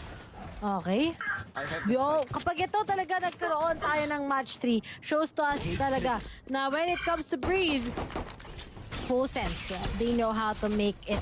But speaking of, safe pa na lang, tsaka si Seita, he still gets a Shakuda 2 against kay Lamy Snacks. Set pa na lang at Seita, letter X to letter X. At as of now, wala pa talaga may kita na incredible playstyle for Messina inside. But he still gets Shalala. Pero 24 HP and 13, medyo mahihirapan sila dito. When Seita will be surprising PTC. It's not yet over. It's going going to be 1v1. Okay, 28 HP to 28 to 13. One Sino shot. kaya magkakaroon? Oh, no, it's the Sepa! Oh, with the classic versus Ghost. Oh, C9 still wins it against Full Sense. What? Notch pa talaga. And C9 Ray, alam mo, win percentage nila dito sa Breeze, 90%. Isang beses pa lang natatalo ang Cloud9 sa official VCT circuit and more sa map na ganito. At kita talaga natin bakit sila ganito galing. Cloud9 finding the angles. At isipin mo yung Sova nila, nabuhay pa rin. Sinaktat nga sa pagbumuka and Fulsis was like, ayun na guys nandun na ang good start natin. Anyari, ba't di pa natin sila napatay? So Fulsis right now, back to the drawing board. Pero ito na talaga, linalabas na ni PTC ang kanyang heroics. Sobrang do or die talaga to para sa side ng Full Sense. Kung si PTC mag-pop off, baka pwede pa madala dito ang Full Sense ngayon kasi umaasa talaga ang Full Sense dito talaga sa isang tao na pwede mag-init para lahat sila on the same page. Pero Cloud9 on the flip side, kayang-kaya pa rin i-outclutch yung kalaban. And it's just interesting kasi itong talagang mentality dito ng dalawang teams, may pagka-similarity but Cloud9 again, just finding a little bit more para manalo. Pero Super Basso, ayan na naman, makulit tong si Super Bass. Ang hilig mag-flank, ang hilig mag-push. At tingnan natin kung may mapapala yung Viper. Tatakutin ba niyo ang kalaban gamit ng toxic screen niya? Kasi ito na, biglang bait muna, Vanity. Tinitingnan niyo yung harap, pero hindi yung likod. Super Bass to, not gonna go for the shot as of yet. At mukha talaga mind games dito kay Super Bass. Ang tangkad-tangkad, ang laki pa ng utak. Pero PTC mapapaback off dahil sa Aldron, yan yung guiding light. At mukhang space ginagawa dito na ngayon ng Cloud9. Speaking of, naghihintay lang syempre itong C9 ng pick-offs. Kaso nga lang, the advantage, dinedeny lang din sila talaga ng Full Sense. It's all about the mind games. Pero si Mitch, 30 seconds mapipick left. off ni Chalala. At mukhang Brian Olsen extends himself. Sabi nila, no! Anong vandal ako ang kukuha ngayon ng mukhang RTX. And speaking of, naghihintay pa rin ang C9. Anong mangyayari? I think that's just gonna be it. Last And player standing. Dax, out of a sudden, 10 seconds sabi ng left. Full Sense, kapag nasa defending kami dito at kahit 90% ang win percentage nyo, kaya namin mang-deny. And speaking of, that's just it. Magiging 1:1 ang ating scoreline. And Dax, biglang naging trap na cage off, syempre, ang mga taga C9. Diba, pinapasok lang talaga and Full Sense sabi nila, welcome to our lair, welcome to Full Sense side. At bigla na lang sila nagulat yung Cloud9 natin kasi andun na naman yung Full Sense nakahanda para pumalag. So 1-1, kita talaga Just need those heroics, need those shots to hit, and need those plays na talagang unconventional gusto gawin ng Full Sense na gumana dito against Cloud9. Pero ito pa rin, Cloud9 now gonna be going for the full eco. Ang tanong, baka sino kaya dito pwede mag-ultimate bigla. At bigyan ng pag-asa dito ang Cloud9 versus Full Sense, getting these rounds early on, getting inspired that confidence. Pero Lami Snacks mga sa dalawa na yan, nag-ulti siya ng kaya. Setado, gonna be able to find take out Lami Snacks, PTC Jones, Olsen, clean up house at Full Sense rin ang magwawagi. At the very least, nakakuha ng isa doon ng Cloud9, pero ang problema, tinapon lang ni PTC yung Marshall. Sabi niya, uy, free gun. Thanks dito, teammate. At 2-1 na ngayon para sa Full Sense. Ay, binalik! Good guy, PTC. Binabalik yung mga rifle. Nagpapahiram ng rifle si PTC. Pero C9, ano kaya ang next na magiging move nila? Dahil ano ba ang 90% win rate sa isang team na ayaw pa umuwi, na ayaw pa magpaalam. Syempre, hindi pa naman nila gustong tapusin to kagad because fun fact guys, kapag nagbabay na ang Full Sense dito, babay na nga talaga. Either of them talaga ay uuwi na pabalik sa kanilang country. Speaking of PTC, sinasabi talaga ngayon ng Full Sense at sinasabi lang talaga ni PTC that it was the right choice to go as a duelist. And tatandaan mo, Dax, when PTC starts like this, Full Sense will really have that advantage. Alam mo na sobrang mag-iinit sila and C9 hindi na about sa tactics anymore, kundi yung individual styles ng Full Sense talaga ay magmamax out ng kanilang capabilities. At because of that, 3 na lang kagad ang natitira sa side ng C9. Diba? Para sa Full Sense, isang bayani lang, bigla na lang sa mag-iinit.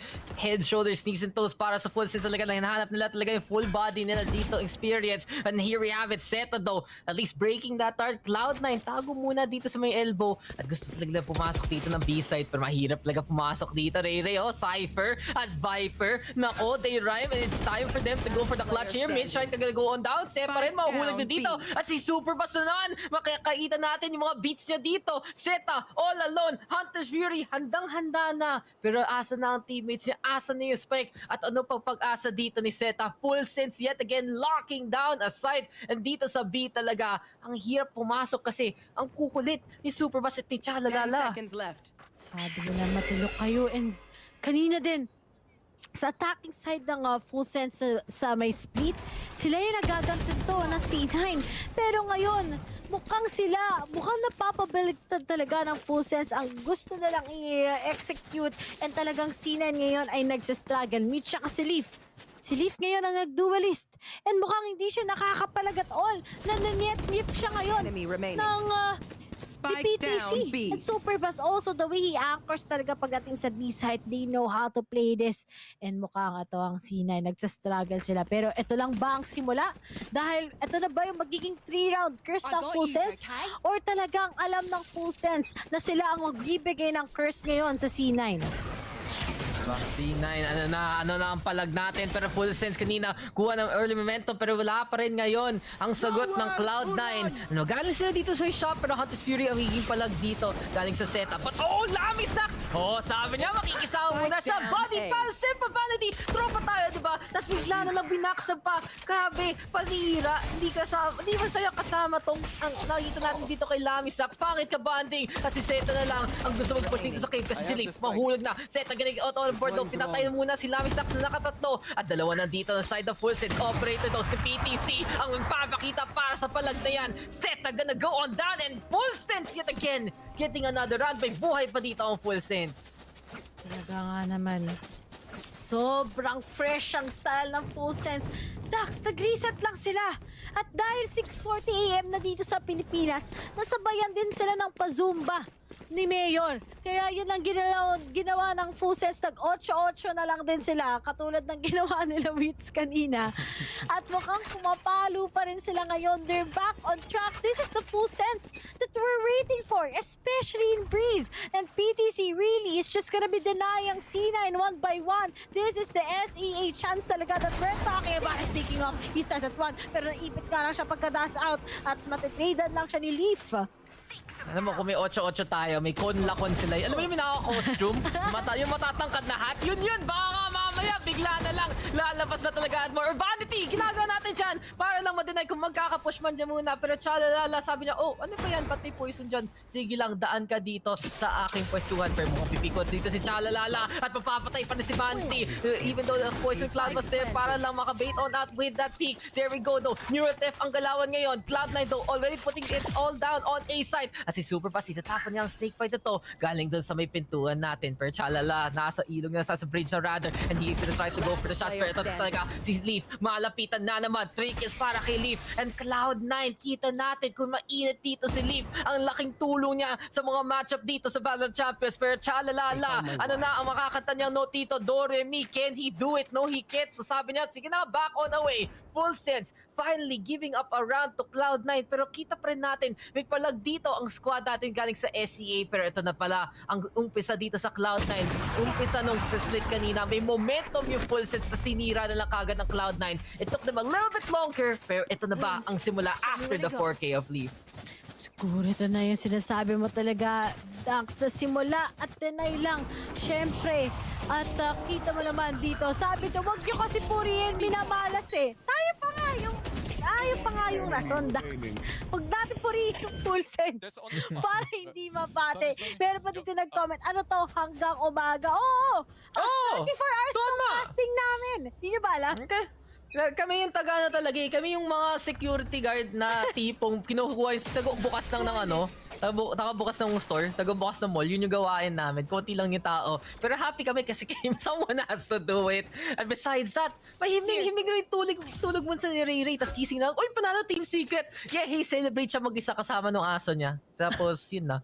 Little too late to the party. But then again, ito papanurin natin yung Cloud9. Ito talaga the party maker himself, si Leaf. Bladestorm handa na rin. Operator nandyan na at Cloud9 na naman. Papush na dito ng A-site. Ito na opening daw na hinahanap nila. Sepa here, ready with the null command. Sa few plays to ginamit mo ng Leaf para makashot ng konti. Leaf, marami stacks. Shutdown gamer. One there, John Olsen with a frag on the kill na pwede pa i-rest dito. At mukhang isi-stabilize na yung core na yan. Ito na kagad ang 5% natin. At shalalala, naghahanap pa ng iba. Pero Vanity, na-rest nga muna ang ating Mr. Roboto. So 3v3, very good snake fight. Magagaling dito sa side ng full sense. He gets a bit of damage done. Vanity though, tago dito sa likod lang na to. Sepa gonna be watching the flank as well. Pero mukhang concentration ngayon ng full sense. Paharap ng talya. Toxic rin gonna get set on up. PTC nilabas yung shorty. Pero walang kakwenta-kwenta kasi huli siya ni Vanity na yan. Superpass, try to go on in. Mukhang yung Viper Swift mahulog na yan. Superpass though with the take out the setup. It's now 1v2. Can he do it?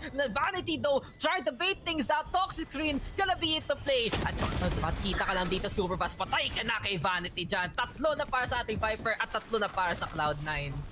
Oh, nakabawi sila ngayon against Full Sets. Maraming ginawa. Sabi ni Vanity, okay, i-revive kita, Sepa Pig. Maglalabas lang ako syempre ngayon ng Viper's Ultimate ng Viper's Speed para lang talaga matake out ang cover bago tayo maasim na mga miyembro syempre ng Full Sense. At kahit talaga nagkakaroon ng momentum ang Full Sense, C9 on those rounds na matter the most, talagang hindi sila nagpapakaroon ng kalamangan. Gusto pa rin nila manlaban. And kita mo yung lineup ni Vanity, tinatapon niya yun hanggang Ascent. Diba? Why are you my Vanity? Yun lang yun eh. Alam mo, may nag-comment dito sa YouTube, antok pa kayo. Hindi kami naantok ni Dax. Ano nga to? Energetic nga kami ngayon. Ayun, binigyan ng, may delivery kay Sepa. Biglang may taga-grab. Umakyat lang ng rope. It's like, oy, sa'yo na to. Thank you. Oh, driver, si pipicturean ka pa. Yun yung kakaiba eh. Dinay-deliver na, pipicturean ka pa. Parang selfie muna, tapos biglang mapopost na lang online. Send this to my friend. Nakita man lang, Facebook. Nakatag ka pa. Hindi mo kilala yung rider. Nakatag ka pa. Pero ewan ko kung nangyari yun sa inyo. Feel ko baka ako lang. Pero ito na, 0 point muna. Tatapon natin dito. Separate na trying to go for that intel. At si Leaf tagabukas muna ng pintuan. At yung operator na yan, locked on in. Gilami stacks. Pero nahuli pa niya si Vanity dito, Ray. 4v4 na to. John Olsen, didikit na muna. Makikisama muna dito sa side ng Cloud9. Guiding light karami na call. Biglang yung operator didikit sa katawan ni John Olsen. At ayun na para sa C9. Napatay ang dalawa. Okay na sana yung play doon ni John Olsen. Pero masyado pang malapit sa off ngayon. 3v2 now, spike being implanted. At sayang yun para sa side ng Pulset. Sinasakpatan pa nga si PTC dito eh. Yun na nga, may mga nasasaktan. Pero masakit ngayon dahil PTC at Chalala na lang ang natitira. At alam pa kung saan siya manggagaling. And as this Mitch gets Chalala, PTC na lang. Pero ako, isa-save ko na lang yan para sa next round. Pero nga lang, ini-sprayan siya. Tapos talagang tinatag nila si PTC. And Mitch, sabi niya, hindi ka makakapag-save. I'll slowly crawl up us to where you are. Pero wala na din kagad. Hindi na nila pipilitin kasi may mga bagay na hindi na dapat pinipilit. Ayun na nga, pinilit pa Sepa Pig. And finally, makakapag-save nga ang Full Sense. Pero si Mitch talaga, okay, hindi na siya aabot sa tingin ko. Unless, ay, oo nga, umabot! Namabot pa. Ay, nabati ko. Sorry for all tuloy. Nabati mo. Mag-sorry ka kay PTC. Sorry. Ano pa yan? Sorry, di ko siya lalagyan ng ano. Sasabihin ka na, sorry PTC. Hanggang friends lang tayo. Binati mo na, tapos pinenzo mo pa. Grabe talaga. Pero mas masakit pa rin yung no scope na yun eh. Isipin mo, gagawa ka ng flash play, tapos bigla ka lang babaril sa bumukha mo, hindi na nga nag-scope on in. So 4-4 na to. At eto na naman eh, parang napatagal lang ng konti yung unang run ng Full Sense. Pero biglang naka-adjust na naman yung Cloud9 at tied up na naman ang ating scoreline. Pero ito na, PTC, Heroics yet again. Marshall plus the Bladestorm. Ano ang palag natin dito kasi may Poison Clyde nakaharang muna dyan. PTC na flying on high.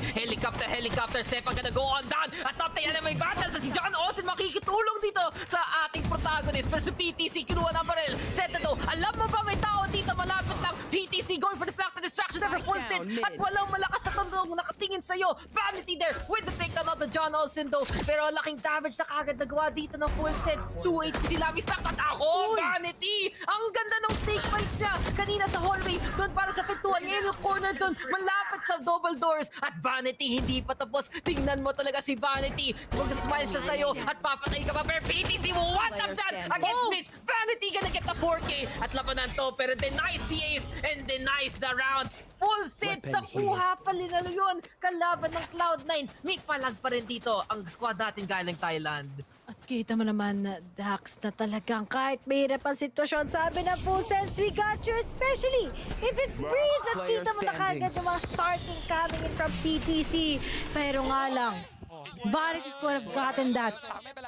Pero sabi ng mga taga Full Sense, kaya namin yung mga clutch, kaya pa rin namin makipag-battle sa 1v1s. Pero, mapapatime out ang Full Sense ngayon.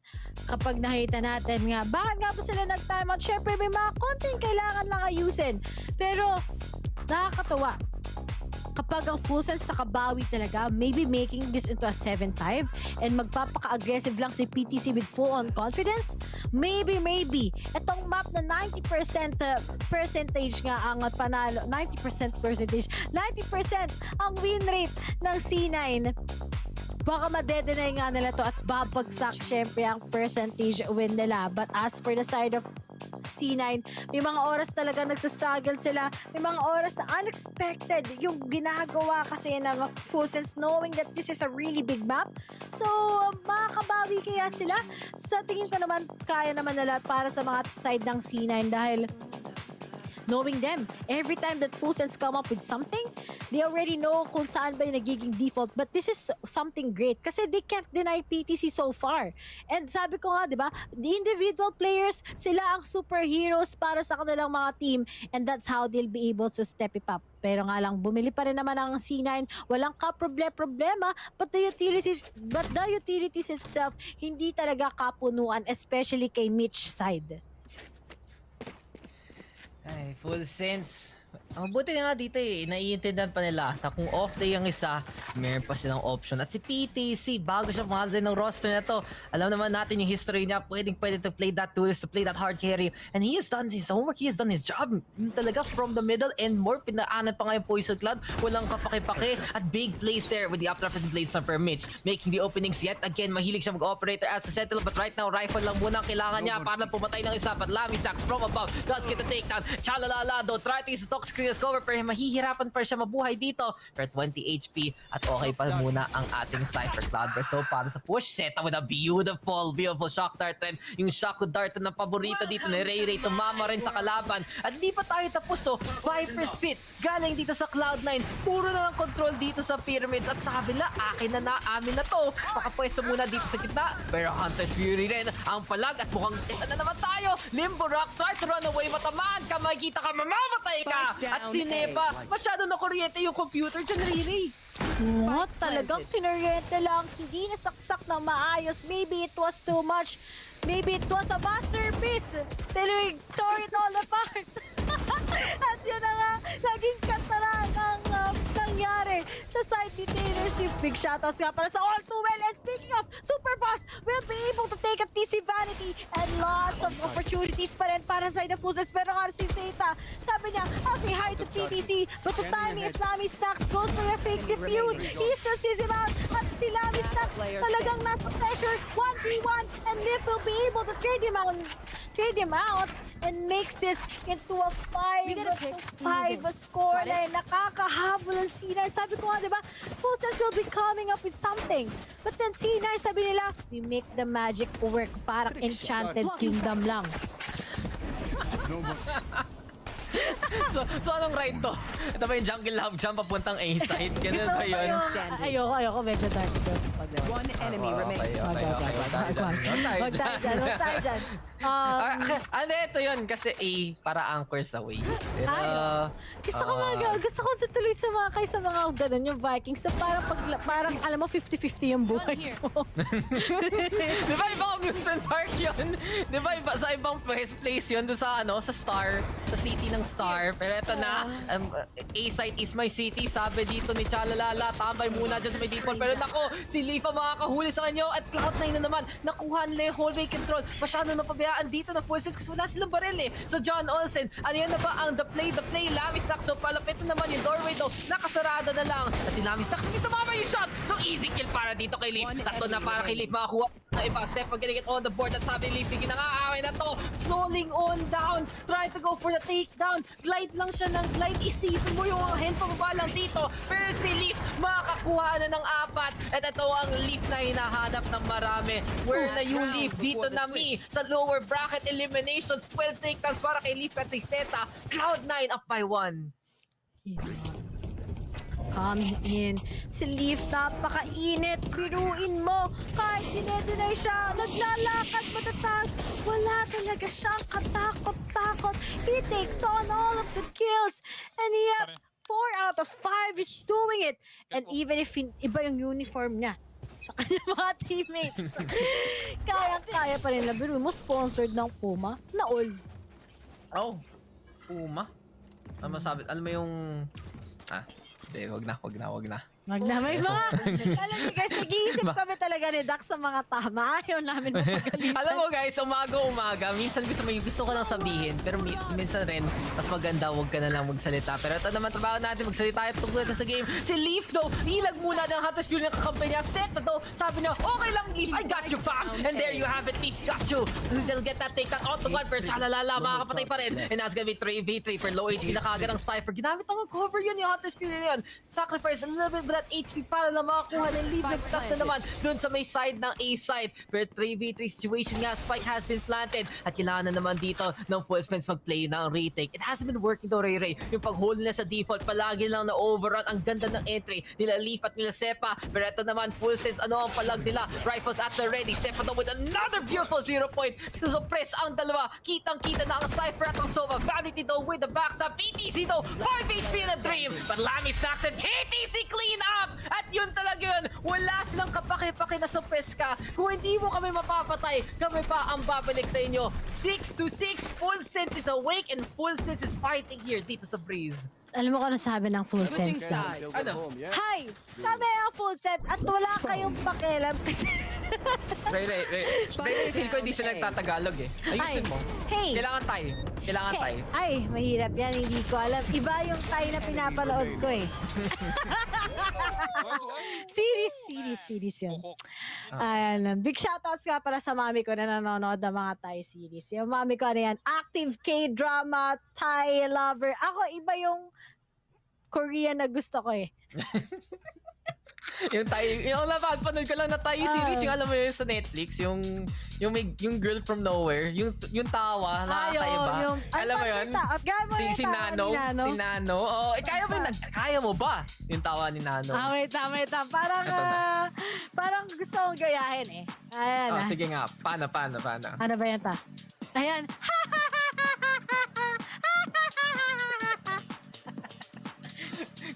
Kaya pala nagiging ano eh. 40% ka, 60% tawa eh. Yun yung tawa talaga na hindi mo makakalimutan eh. Pero sige, Habang may oras tayo mag-analyze, 6-6 scoreline, full sense, pumapalag pa rin. At kita talaga natin yung pag-rating potential na nakuha nila through a few heroics. PTC, putting him on the jet, big play right now. And it does seem like John Olsen, willing na willing talaga sabihin, PTC, alam ko namin na you got us fam, na ready ka pa rin pumalag. And he's not too bad on the sky as well. Maganda yung mga flash dito ni John Olsen. Problema lang, minsan napapahamak pa rin siya even though he's making those solo plays. And that's a little bit of a difference kasi yung mas bagong Sky compared to the older Sky na na-patch noon, na buff, it was very solo-oriented in a way, yung pop flash in the first place. Right nowadays, it's not that efficient.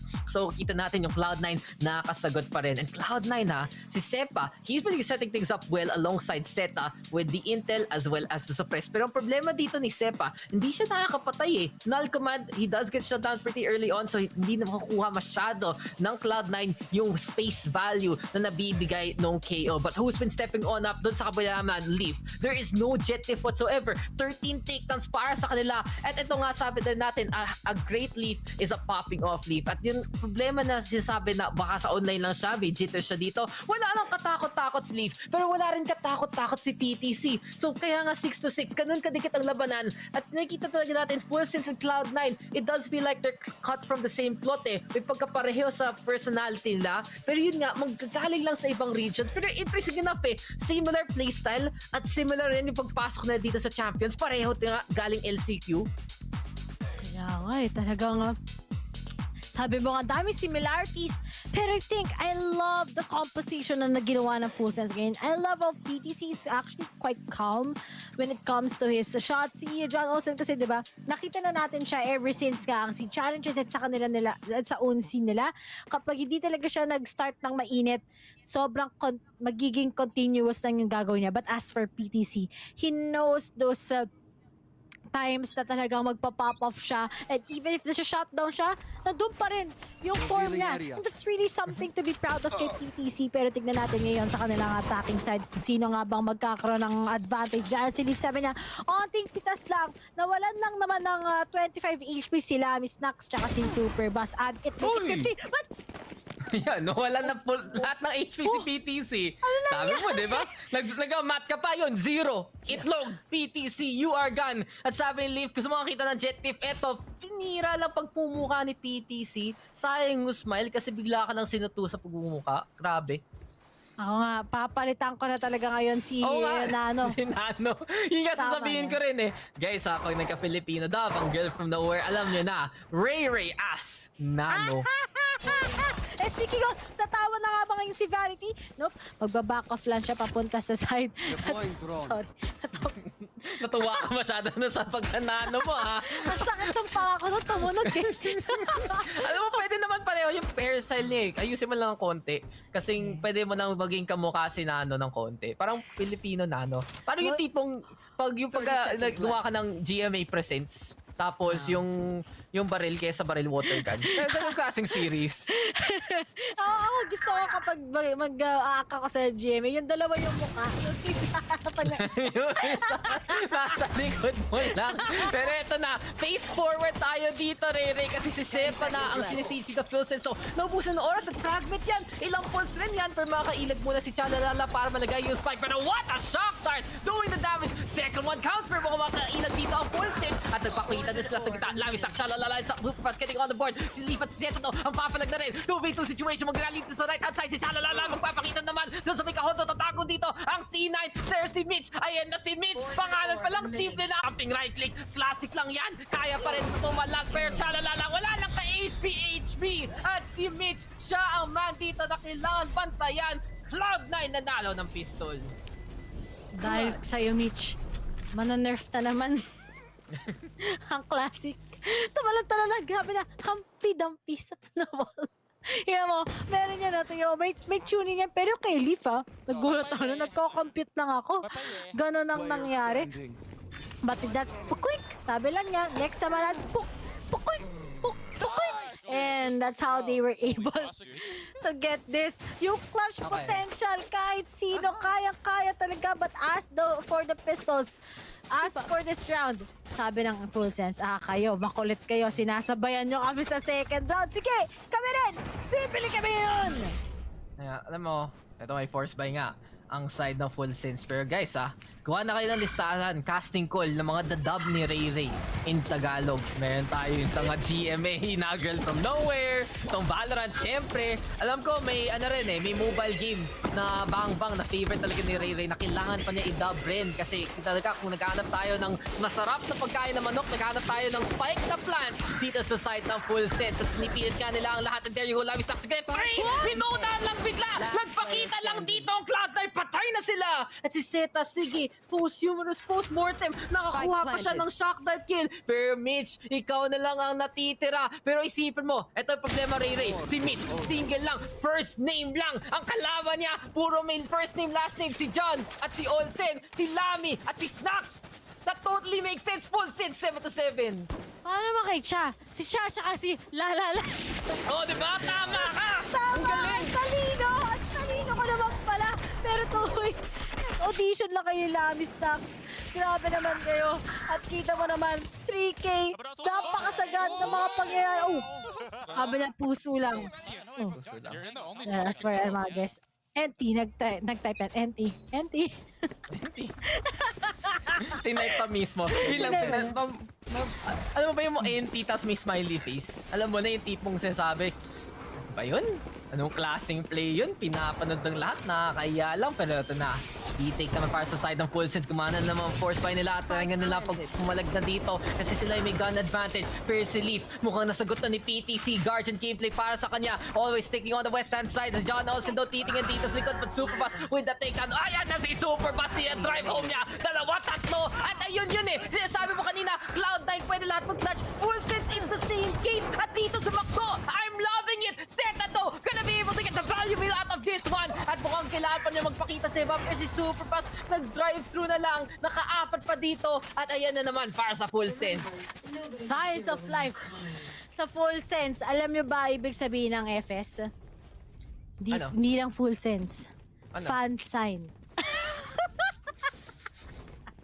Okay guys, narinig nyo yun. Sinabi na ni Ray Ray. So pagkatapos nitong game na to, mag-fan sign si Ray Ray live on stream. Kukuha na siya ng illustration board, kukuha na siya ng marker. Pero hindi niya gagamitin yung board eh. Isusulat niya sa unoon niya. Ang pangalan niyo. Pag nanalo yung Team Secret sa Vikings, maglalagay ako ng sa noo ko. Pero hindi maliit lang noo ko, si Nomad ang Panginoon. Alam mo, maling call yun kasi kaya nga eh. Kala ko sasabihin mo pag nag-champion yung Team Secret. Alam mo natin! Pwede! Mangyari! Kasi love nating Pinoy team natin. Doon mo dapat in-bet yun. Pero sige lang, bet lang natin yung play dito. Leaf PTC, ba't ka naka-knife out? At Cloud9 na naman yung agresibo nilang kino-contest yung mid na to. Si Leaf walang katakot-takot. At yung nga sabi natin, di ba? Confident dito si Leaf, ready mag-pop off. Isa na lang para sa Blade Storm. At tingnan nga natin kung makuha pa nga niya yung orb dito. Kasi may chance talaga yung Cloud9 makasetup ng mga hero plays galing sa jet nila eh. Talagang nakikitaan mo ng potential pa rin ang C9. Grabe naman, sa Breeze, sobrang pang-finals na pala ang labanan between C9 and Full Sense. But here it is. Slow steps lang. At syempre, magkakaroon ng advantage ang Full Sense kahit papano. But as for Cloud9, ano kaya ang signs of hope para sa kanila dahil kailangan talaga nila ngayon magpaka-aggressive. And speaking of, sabi ni Lamis Nax, sabay kayo dito Alam ko yung mga kulit, sasabihan ko lang ng pop flash, sabi ni John Olsen. Alam ko kung saan naiintindihan ko sila. And now, speaking of, kung may maintindihan ba sila, dahil ngayon naglabas na din kagad ang Hunter's Fury ang sa side ng C9. Pero walang mababawas, kundi naging advantage pa nga yun para sa side ng Fuses. But since I got it wrong, naging advantage pa nga para sa side ito ng C9. Suddenly, Super Boss is the last guy standing. And bigla ang C9 nag-snap out, making this into an 8-8 lucky. 8 all of us, sana maging lucky sa mga ginagawa nyo ngayon. But as for Full Sense, sayang ang mga pagkakataon. Pero nga lang, marami kasi silang small mistakes. Tignan mo naman, PTC, anong ginagawa mo? And suddenly, the crossfires ay nasa side talaga ng C9. Now, I'll be honest, PTC, parang okay, bakit ka nag-knife out pick like that? Kasi na-expect na dapat yung Cloud9 mag-push. Pero at the same time, napahamak doon si PTC. In all honesty. Kasi diba may scan malapit sa spawn at doon nakatutok si Leaf. Biglang, uy, ba't may mas malapit na target? Sige nga, easy kill and PTC goes down. At alam naman natin, laking bagay siya sa mga push dito ng Full Sense para sa mga run na to. And from that point on, mahirap na. Not only that though, kasi natin rin yung value na naman yung KO. I'm surprised na parang hindi tumama sa Aldron yung suppress, pero at the same time, tumama pa rin doon sa mga humahabol. At sabi ng Full Sense, kahit pa natin pilitin guys, gumagalaw pa yung Aldron, big mistake kasi yung Cyber Cage sana ng Cypher dyan. Uy! Shoutout! Ray Ray, shoutout mo na muna. Shoutout sa'yo, James Boy. Pero yun lang naman. So tapos ng shoutout ni Ray Ray sa kinikiligan niya. Yun talaga eh. Para sa Cloud9, ma-shutdown lang nila yung gusto gawin ng Full Sense. Madali na yan lahat. Especially kung wala si PTC. Kasi yung nadala na jet, yung sudden impact nga, di ba? Bigla na lang may mag-dash on in, may biglang makailag doon sa 0 point, makailag doon sa KO utility, and baka siya pa nga yung mag-pop off para pumatay. So, para sa Cloud9, nakuha lang nila talaga lahat ng recipes of success there. Nakuha lang nila lahat na talaga para pagpanalo doon. And it's just so easy for Cloud9. Pag umpisa pa lang, hirap na ang full sense para mag-push. Pero hindi pa tayo tapos. Kita natin dito, 8-8 scoreline. Gumagastos ng pera dito ang full sense para pumalag. Uy! May meeting dito ah. May pinag-uusapan kaya nila, Ray? Pinag-uusapan na dyan. Nakikimarites sila Wi-Fi. And speaking of... Ano password? Ano password dito sa Breeze? Sabi ng isa, ito yung mga marites, yung nasa may mga tindahan. Yung sabi dito, bakit?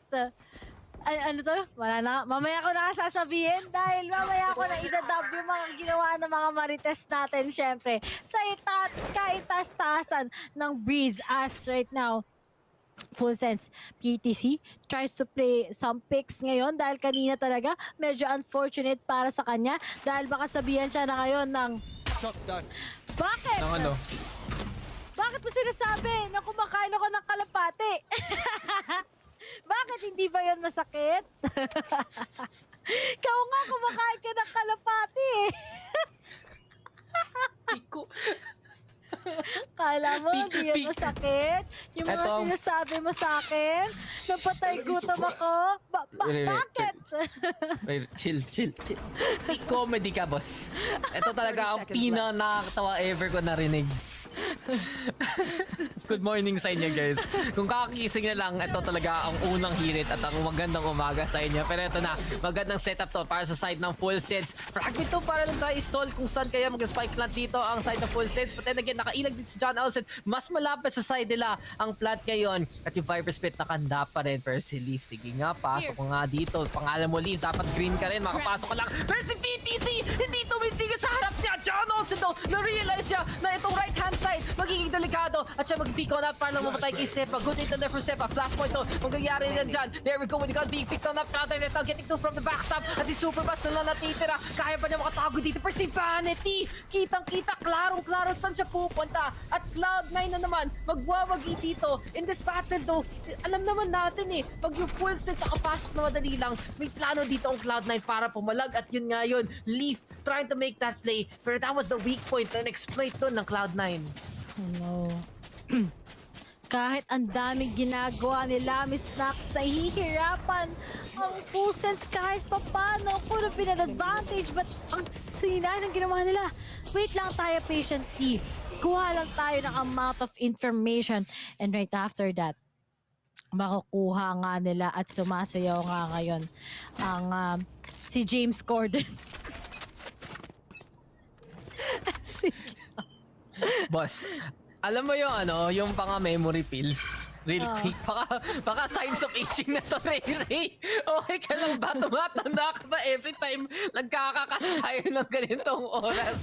Okay lang yan, Lola. Maalala mo rin ang mga point mo dito na nakakatawa na sobra-sobra. Pero point still stands. Yung full sense, they're one map away from elimination.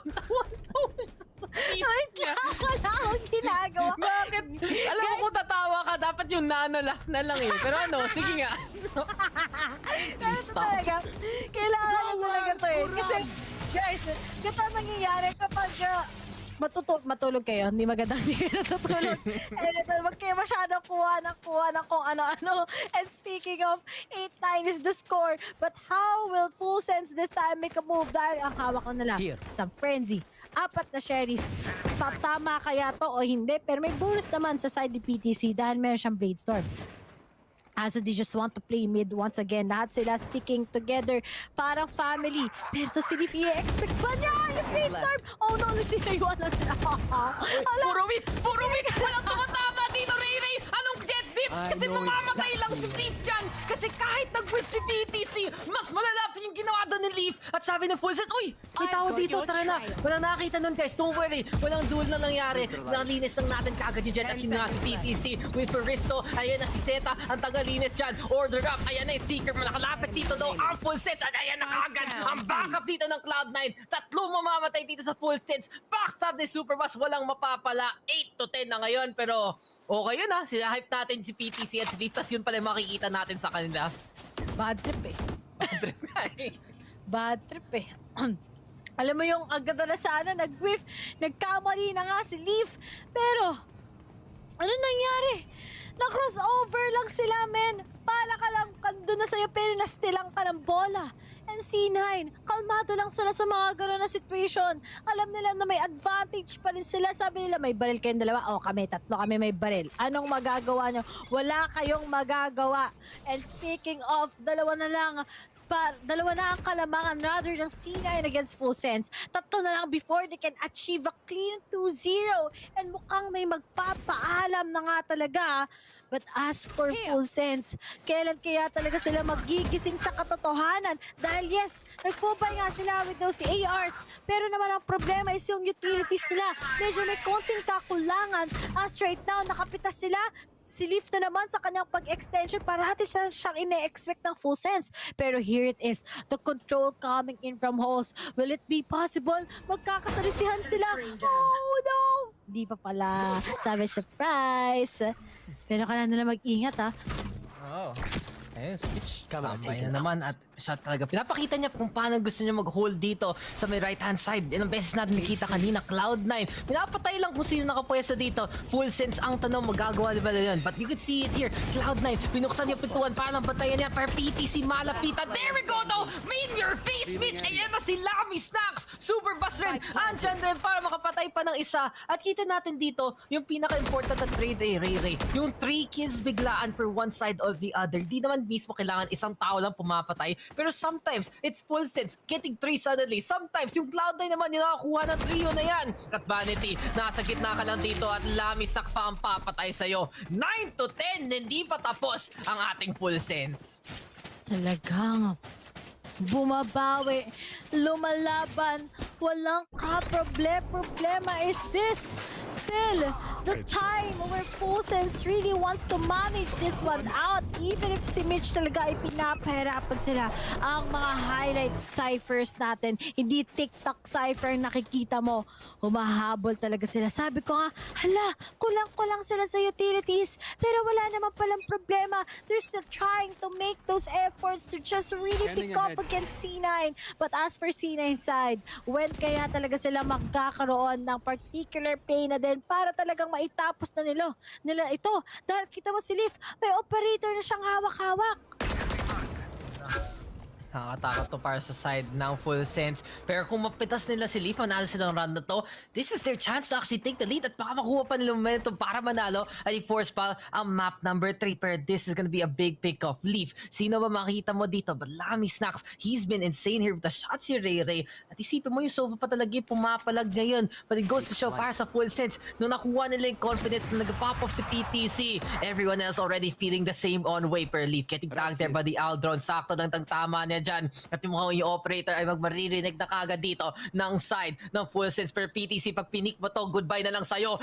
Bumping muna though. At masyado mababa yung reticle dyan ni Leaf. Isa pa, kung makulit ka, mamamatay ka. At mukhang natuto na dito ang Full Sense ng konti, pero hindi pa rin. Nasa na yung smoke setup. Ayan na yung toxic screen. Full Sense though, looking for the stack. Gusto nila mag-push. Pero nako, super fast. Siya talaga ang super idol dito para maging isang tunay na ninja. American Ninja Warrior, pero ito na PTC. John Olsen tried to go for that A-side. Nakuha rin nila yung push dito, Ray. 3v2. C9, paano nilalaro rin to? Paano na, Mitch? Sabi niya, okay, may camera, may na-picturean ako. Pero Vanity, how will this Vanity Mitch connection ang mangyayari going up against 3? Lalo na't buhay pa si PTC together with John Olsen. How will they probably do this? And speaking of denied si Vanity, waiting sila. And here it is, Mitch behind the scenes. Pero he gets 1, he gets 2, no, because John Olsen's gonna be papaying to you. 10-10, 10-10. Ang mangyayari, and Dax, akala natin the advantage ng C9 looks like denied nila. Denied sila ngayon ng Full Sense, and even if kita mo, they have that KO, and nakita naman natin na practically it's giving a lot of impact sa side ng C9, but I think right now, sobrang alam ng Full Sense how to dictate the pace na ginagawa ni Sepa, and at the same time, nagsastruggle ang C9 sa mga pushovers ng Full Sense. Kanina nagigets nila. But then sabi ng Full Sense, confidence lang ang kailangan natin and we can actually take this one out. But as Leaf extends, may nanonood ba sa kanya? Meron? Pero okay, magbibig mo. Guiding light? Tama. Sige, kaya pa yan.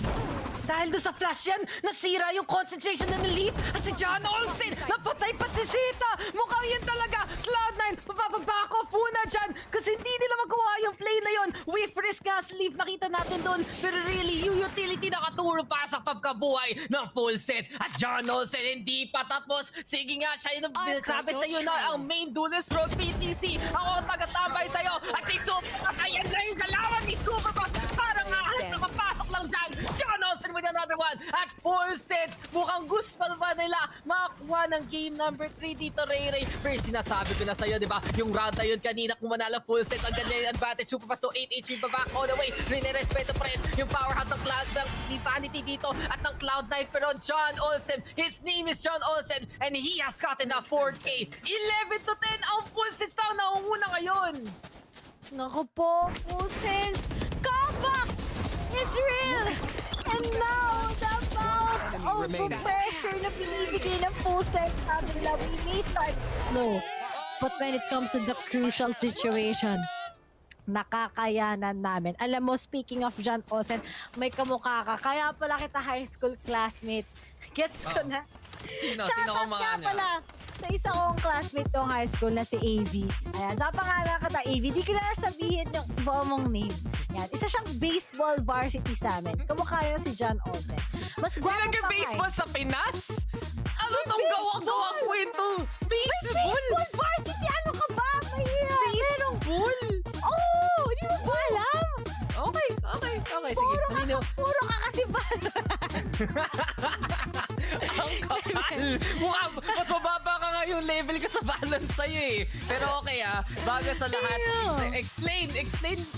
Dinududa ko ang kwento ni Ray. Mag-explain tayo rin quick. Kasi yung split, Ray, map-pick yun ng full sense. Pero yung Cloud9 nanalo. Tapos ito naman, Freeze, map-pick ng Cloud9 at full sense. They're getting in position para manalo rin sila. Pero ang tanong, paano pa nila nagawa to? At sinasabi ko nga kanina, that round na kuha pa ng full sense yung pagpitas kay Leaf sa ka-operator, that was the round that really swung in their favor. But it is in the second half on the attacking side. Nagkagawa lang nila yung ginagawa ng C9 sa kanila in the first place. Just the openings there being made nila PTC at nila John Olsen, Lami Sakso. Talaga siya yung pinaka-cleanup crew dito eh. At sa full sense kasi, nakakalapit sila sa mga Cloud9 members na busy pa nag-set up ng utility, na gusto pa gumawa ng counterplay, at bigla na lang sa pagbumaka mo, may tsalalala na kumakanta sa'yo, nagkakaroling sa Christmas. Kay sigla ng gabi. Ang lahat ay kay saya. Yun na ba ang nangyari? Not the song I would pick para kay Chalalala. Pero sige lang, ano man para makakuha ko piso sa labas ng bahay na to. Ay, ako, kapag nangangaroling ako, yung mga kasama ko, parang pera lang yung gusto ako, yung taga-kanta lang eh. Pero speaking of, yung ba ang gusto natin? Ano ba ang Paskong handog ngayon ng full sense? As all of them are just gonna be going here in a B. Wala nakapag-dash in sila, pero si Leaf talaga, amount of power that he needs to go because he's gonna get down by 2 kills kagad. And mukhang may amount of protection na kagad ang mga taga-C9. Vanity the nice one. Chalala tries to hit at least 2. But then, they're just gonna be going with that as si Lavi Snackso lang natitira pero caught off guard na siya. And suddenly make a wish. 11 na nga ang mangyayari. Sino ba ang gusto mong manalo? C9 ba o full sense? Kinaya kasi ng kulot eh. Ano? Kita mo? Focus yung kulot. Bigla na lang 1 and 2 and isa pa. Dash on away. Vanity rin. Nakatago lang. At tingnan mo to yung intel. Naka-back to back pa. Yung full sense. Sabi niya, uy, ipit na tayo dito. Nagagawin na natin. At Cloud9.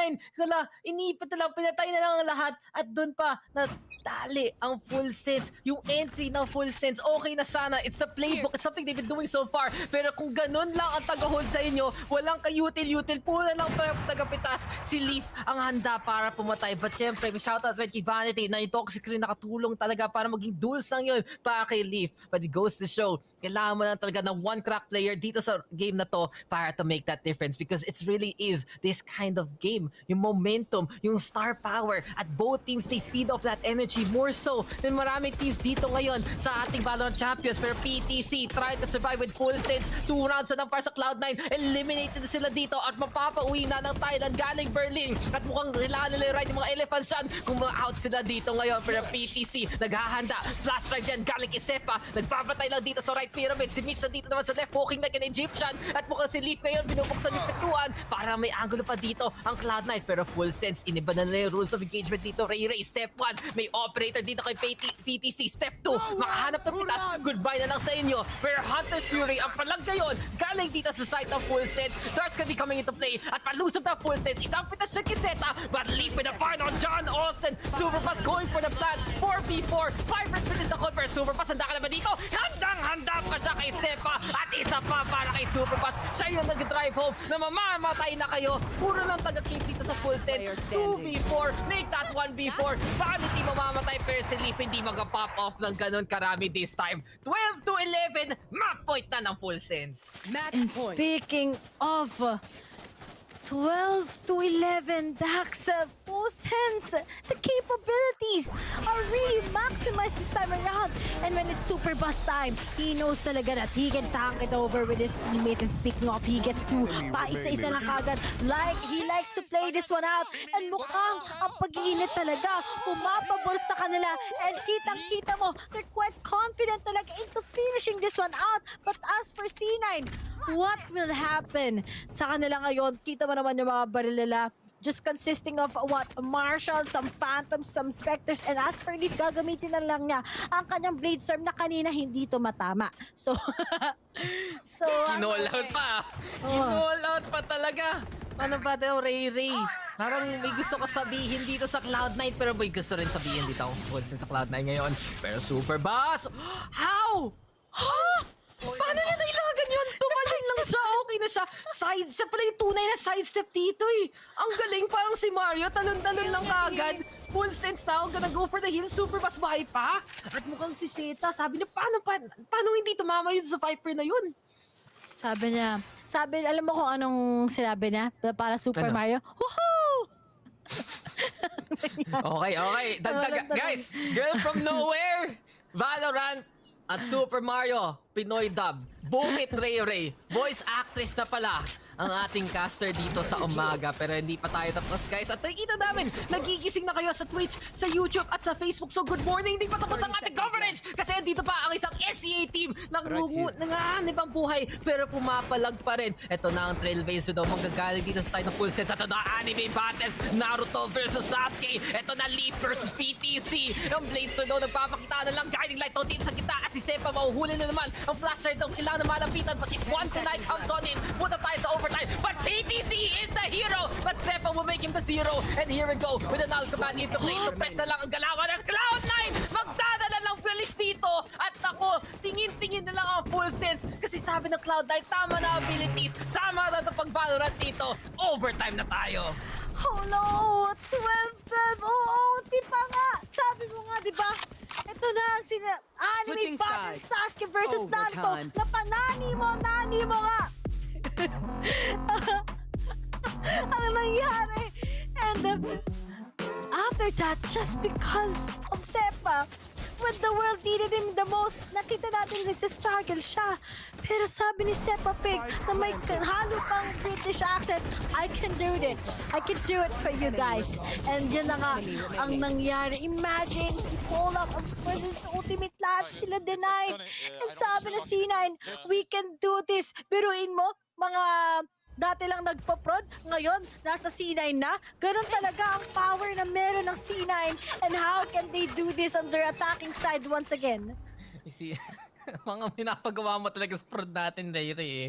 Pinapalaro mo rin ng Valorant. Hindi lang tipong inaayos yung stream. Sila na rin maglaro. Sige nga, kaya nyo na yan, boss. Pero Derek, ano nang gagawin dito ng ating group of directors ng Cloud9?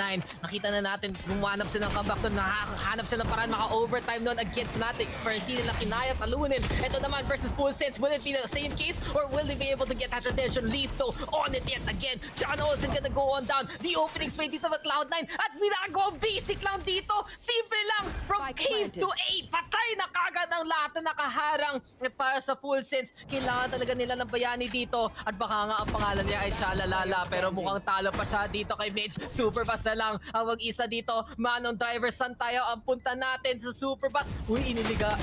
Happen muna yung ating Cyber Cage. Isa dito, pero nag-ingay na siya. Shock Dart coming his way. Second one, di tatama. Pero Super Boss, ano na, tumakbo ka na dito. Kaya mo pa ba pumalag ngayon? 1v4 pero overtime. Ba't ka pa nagsisave ng baril? Tumakbo ka na para na pumatay para mag-dex ranta tayo. Kasi Cloud9, nakuha nila yung push nila ngayon. At eto na si Leaf para sa isa pa.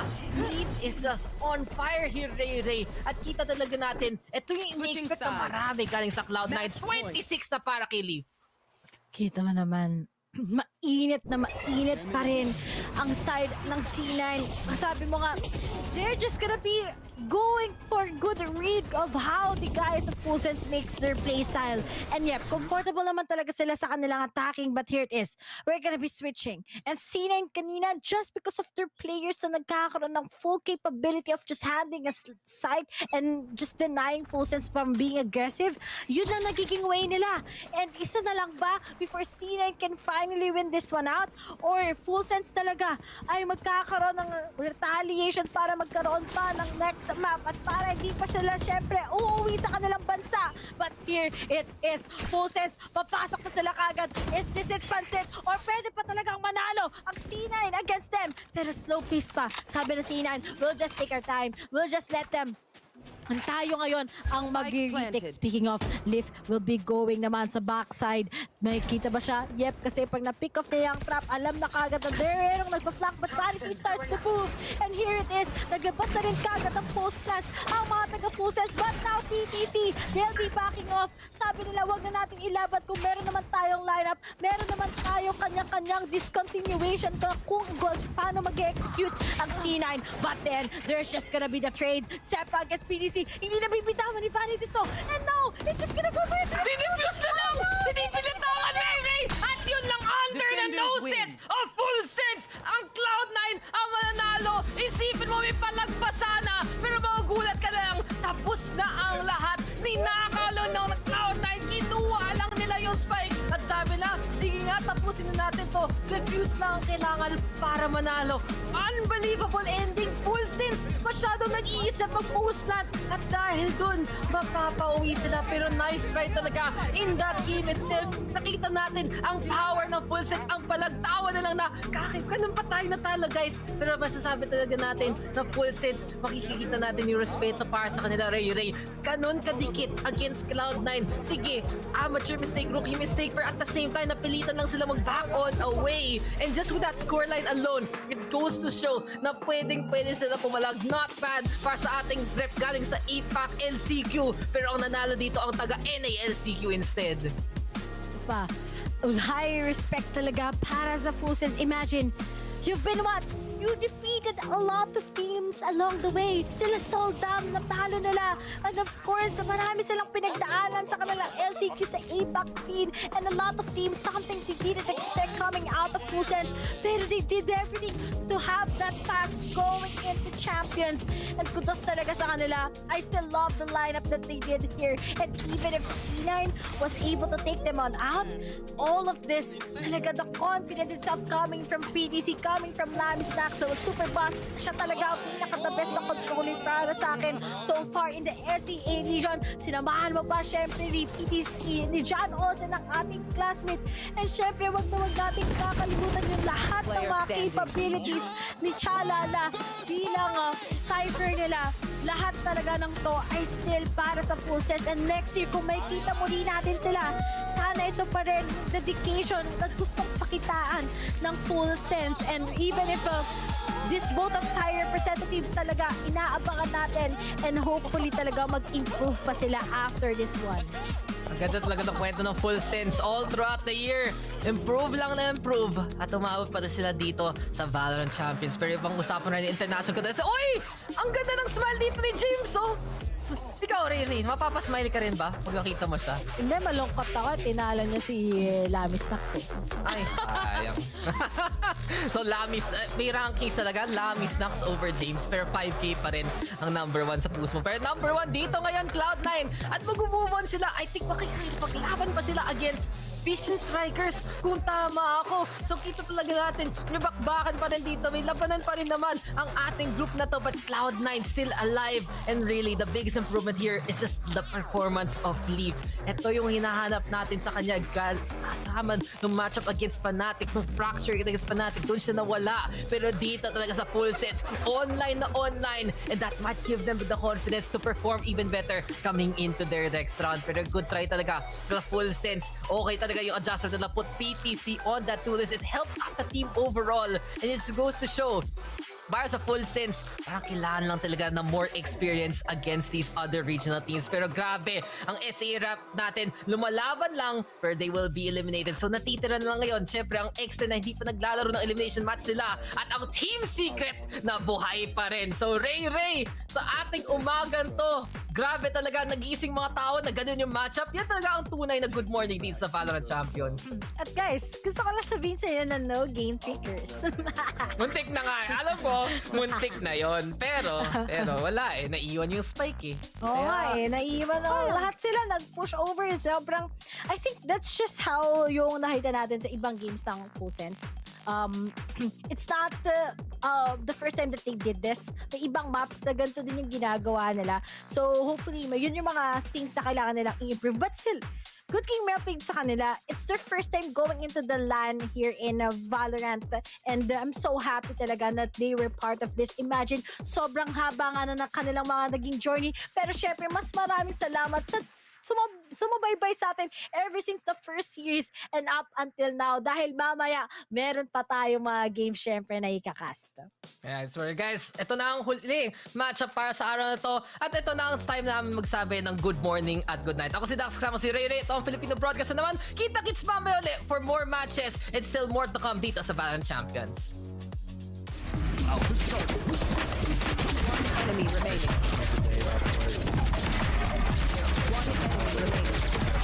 It's a birthday.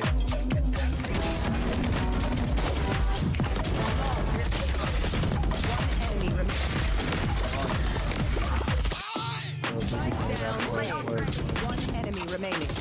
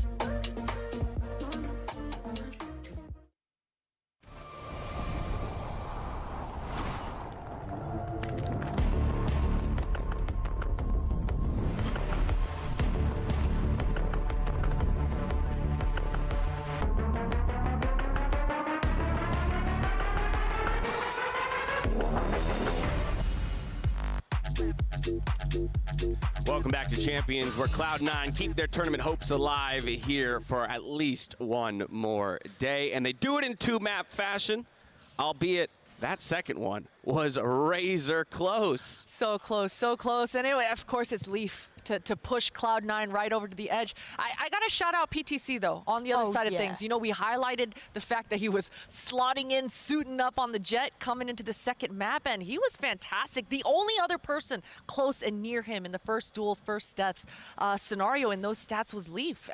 In fact, PTC beat him out in those. So a good look, individually speaking. Unfortunate that they get knocked out in 2. I mean, it's close for a reason. 6 attack for both teams, 6 defense for both team, and then you get into OT, and it becomes essentially this like best of 2, and all of a sudden C9 have the wherewithal to be able to push through it and nail it down. I tell you what, I said that Full Sense thrives under pressure. Sheesh, they thrived under a lot more than that. Yeah, it was an impressive showing, and I'm glad we got to see that version of Full Sense out here on this stage. Leaf was in the kind of form that we asked him to be in, though, today, which is why you see him up there with the MVP tag. But I want to talk about the guy just behind him in Zeta, because we did a lot of Leaf talk on map number 1, and Zeta today as well definitely showed up. Yeah, and Zeta, you know, it's hard to give him a lot of kudos when you've got flashy players like Zeppa and Leaf constantly taking all the highlights from you. But Zeta, he steps up when he's needed. He's a rock. He's not going to ask for a lot of flash,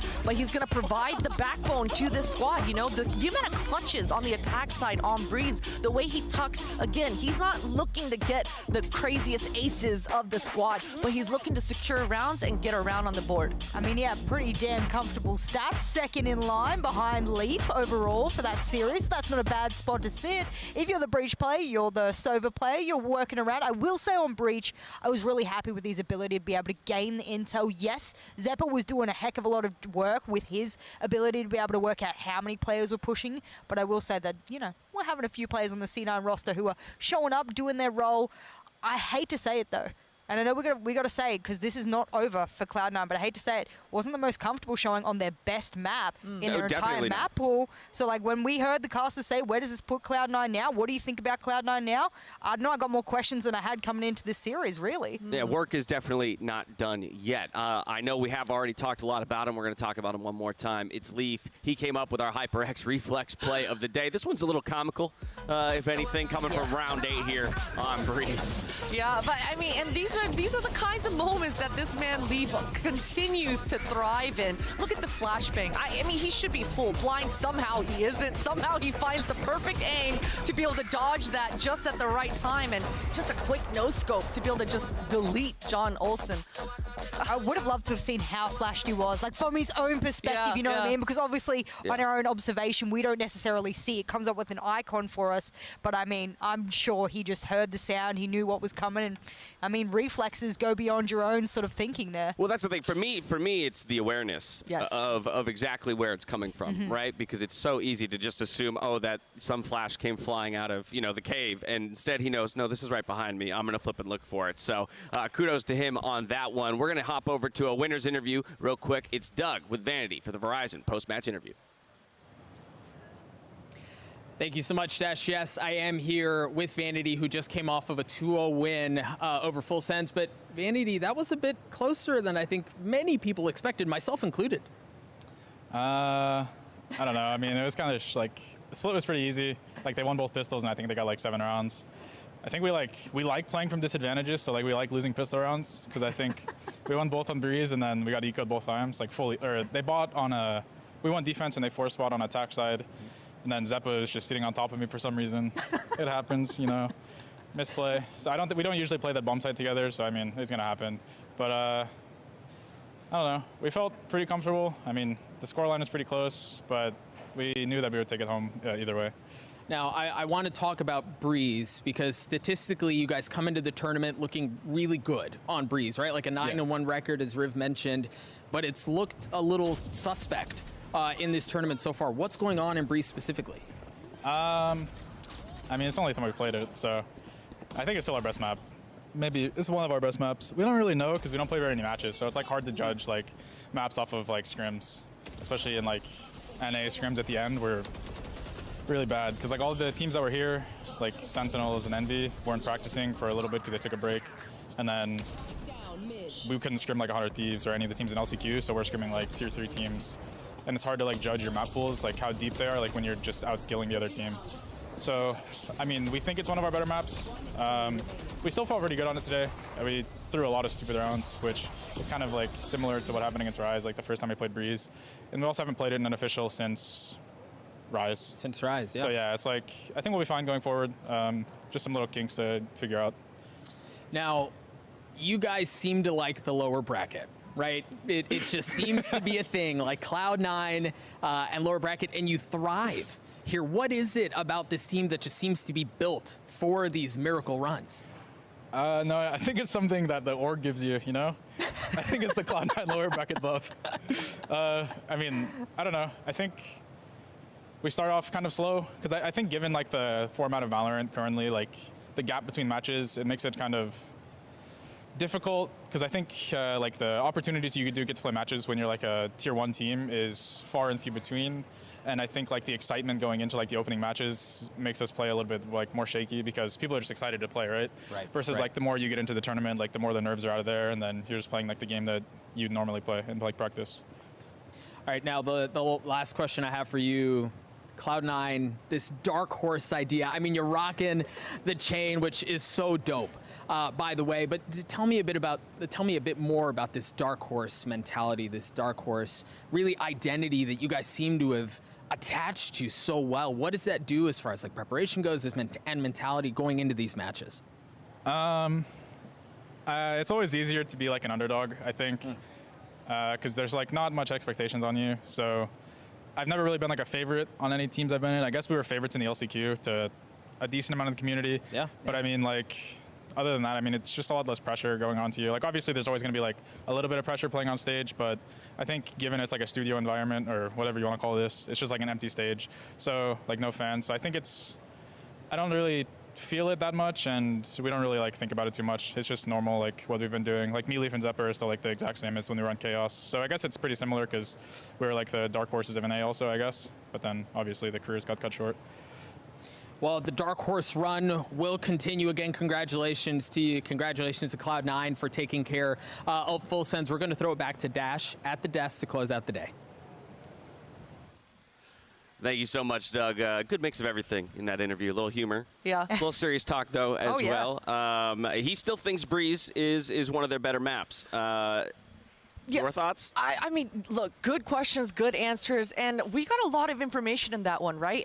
And I think bottom line is Cloud9 need reps, right? I mean, the practice formula in NA, he mentioned it, the tier 1 teams is few and far between, right? So I think just the squad getting the reps in, losing enough, and winning enough is gonna give them a different identity than just that dark horse one. He also made a really key point about map pools for multiple, not just his team, but I think this is going to span across all teams in this tournament.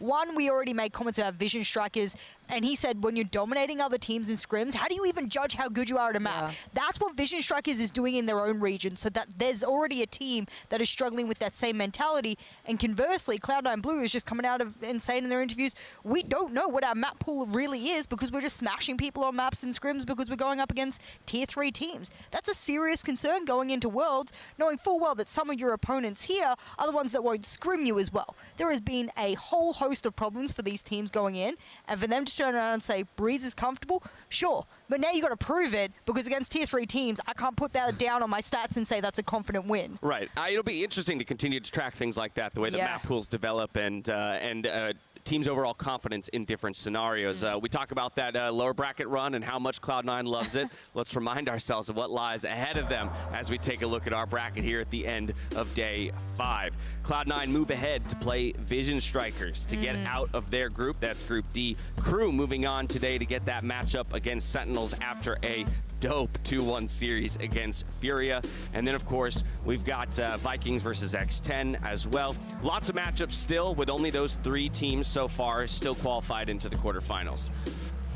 Man, I cannot believe C9. I mean, I know it's the group of death. We already said this going in, but I can't believe C9 has to beat Vision Strikers to make it out of their group. Like, it wasn't going to be easy, was it, for Cloud9? They love the lower bracket. Or do you also like going up against an opponent that is ready to tear you apart, strat after strat after strat? Oh, man, I do not envy Cloud9 Blue. Cloud9 Blue have an imposter, though, guys. They don't even have just one imposter. They've got two, right? They've got Autumn. They've got Zeta. Okay. They're pretty familiar with that whole Korean meta, the Jet, the Breach Flash dashing in. So I think this is going to be spicy. I cannot wait. It continues to ramp up this tournament. End of day 5. This was an incredible day of Valorant action. We got 3 more matches that promise plenty more tomorrow. We're going to shut things down here at the studio. We'll catch you tomorrow. Until then, stay healthy, stay safe, and be good to each other. Good night.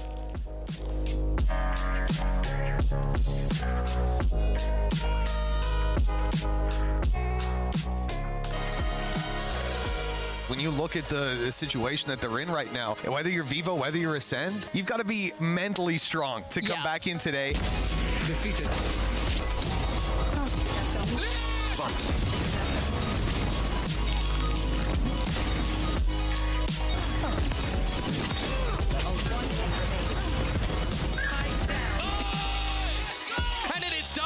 It took Ascend a long time, but it is not quite enough for Vivo Keed. This is it, the first elimination match of Valorant Champions. It's time for Team Secret and Crazy Raccoon to take the stage. My eye. One enemy remaining. Let's go.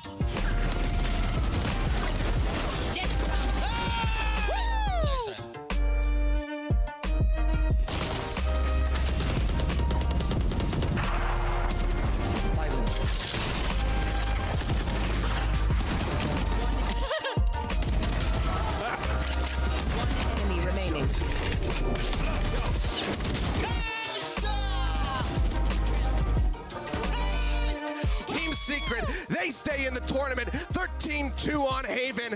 They eliminate Crazy Raccoon. Respect shown between the players, between the coaches. But for both of these squads, they want to make sure that this is not the last time they step out onto this stage. And if they want that to be the case, they got to take 2 maps here.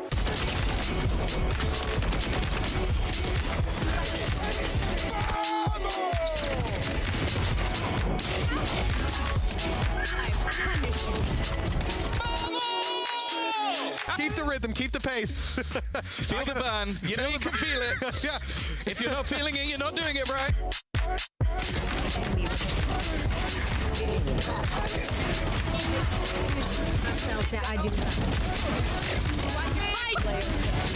One enemy. Destroyed.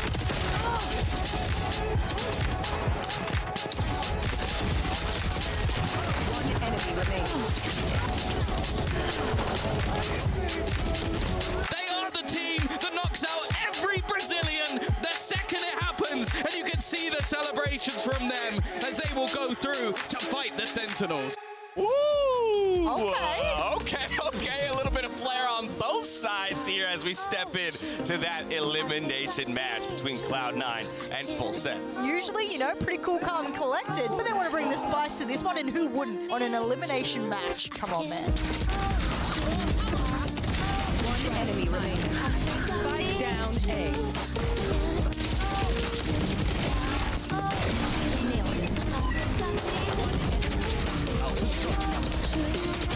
Enemy remaining.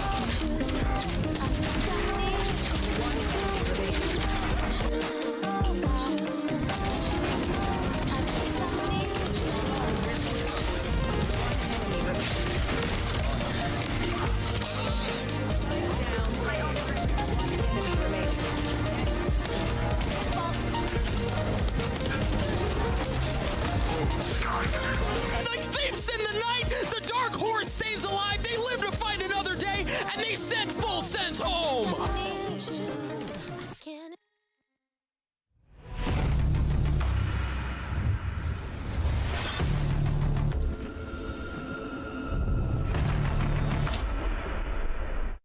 Isang mahabang win streak, kaya nating lahat. Equip your home with fiber fast internet. Para pati si mommy, sure MVP. Get your fiber upgrade right away with tons of freebies. Plus health essentials when you switch to the new Only Fiber Up. Apply now.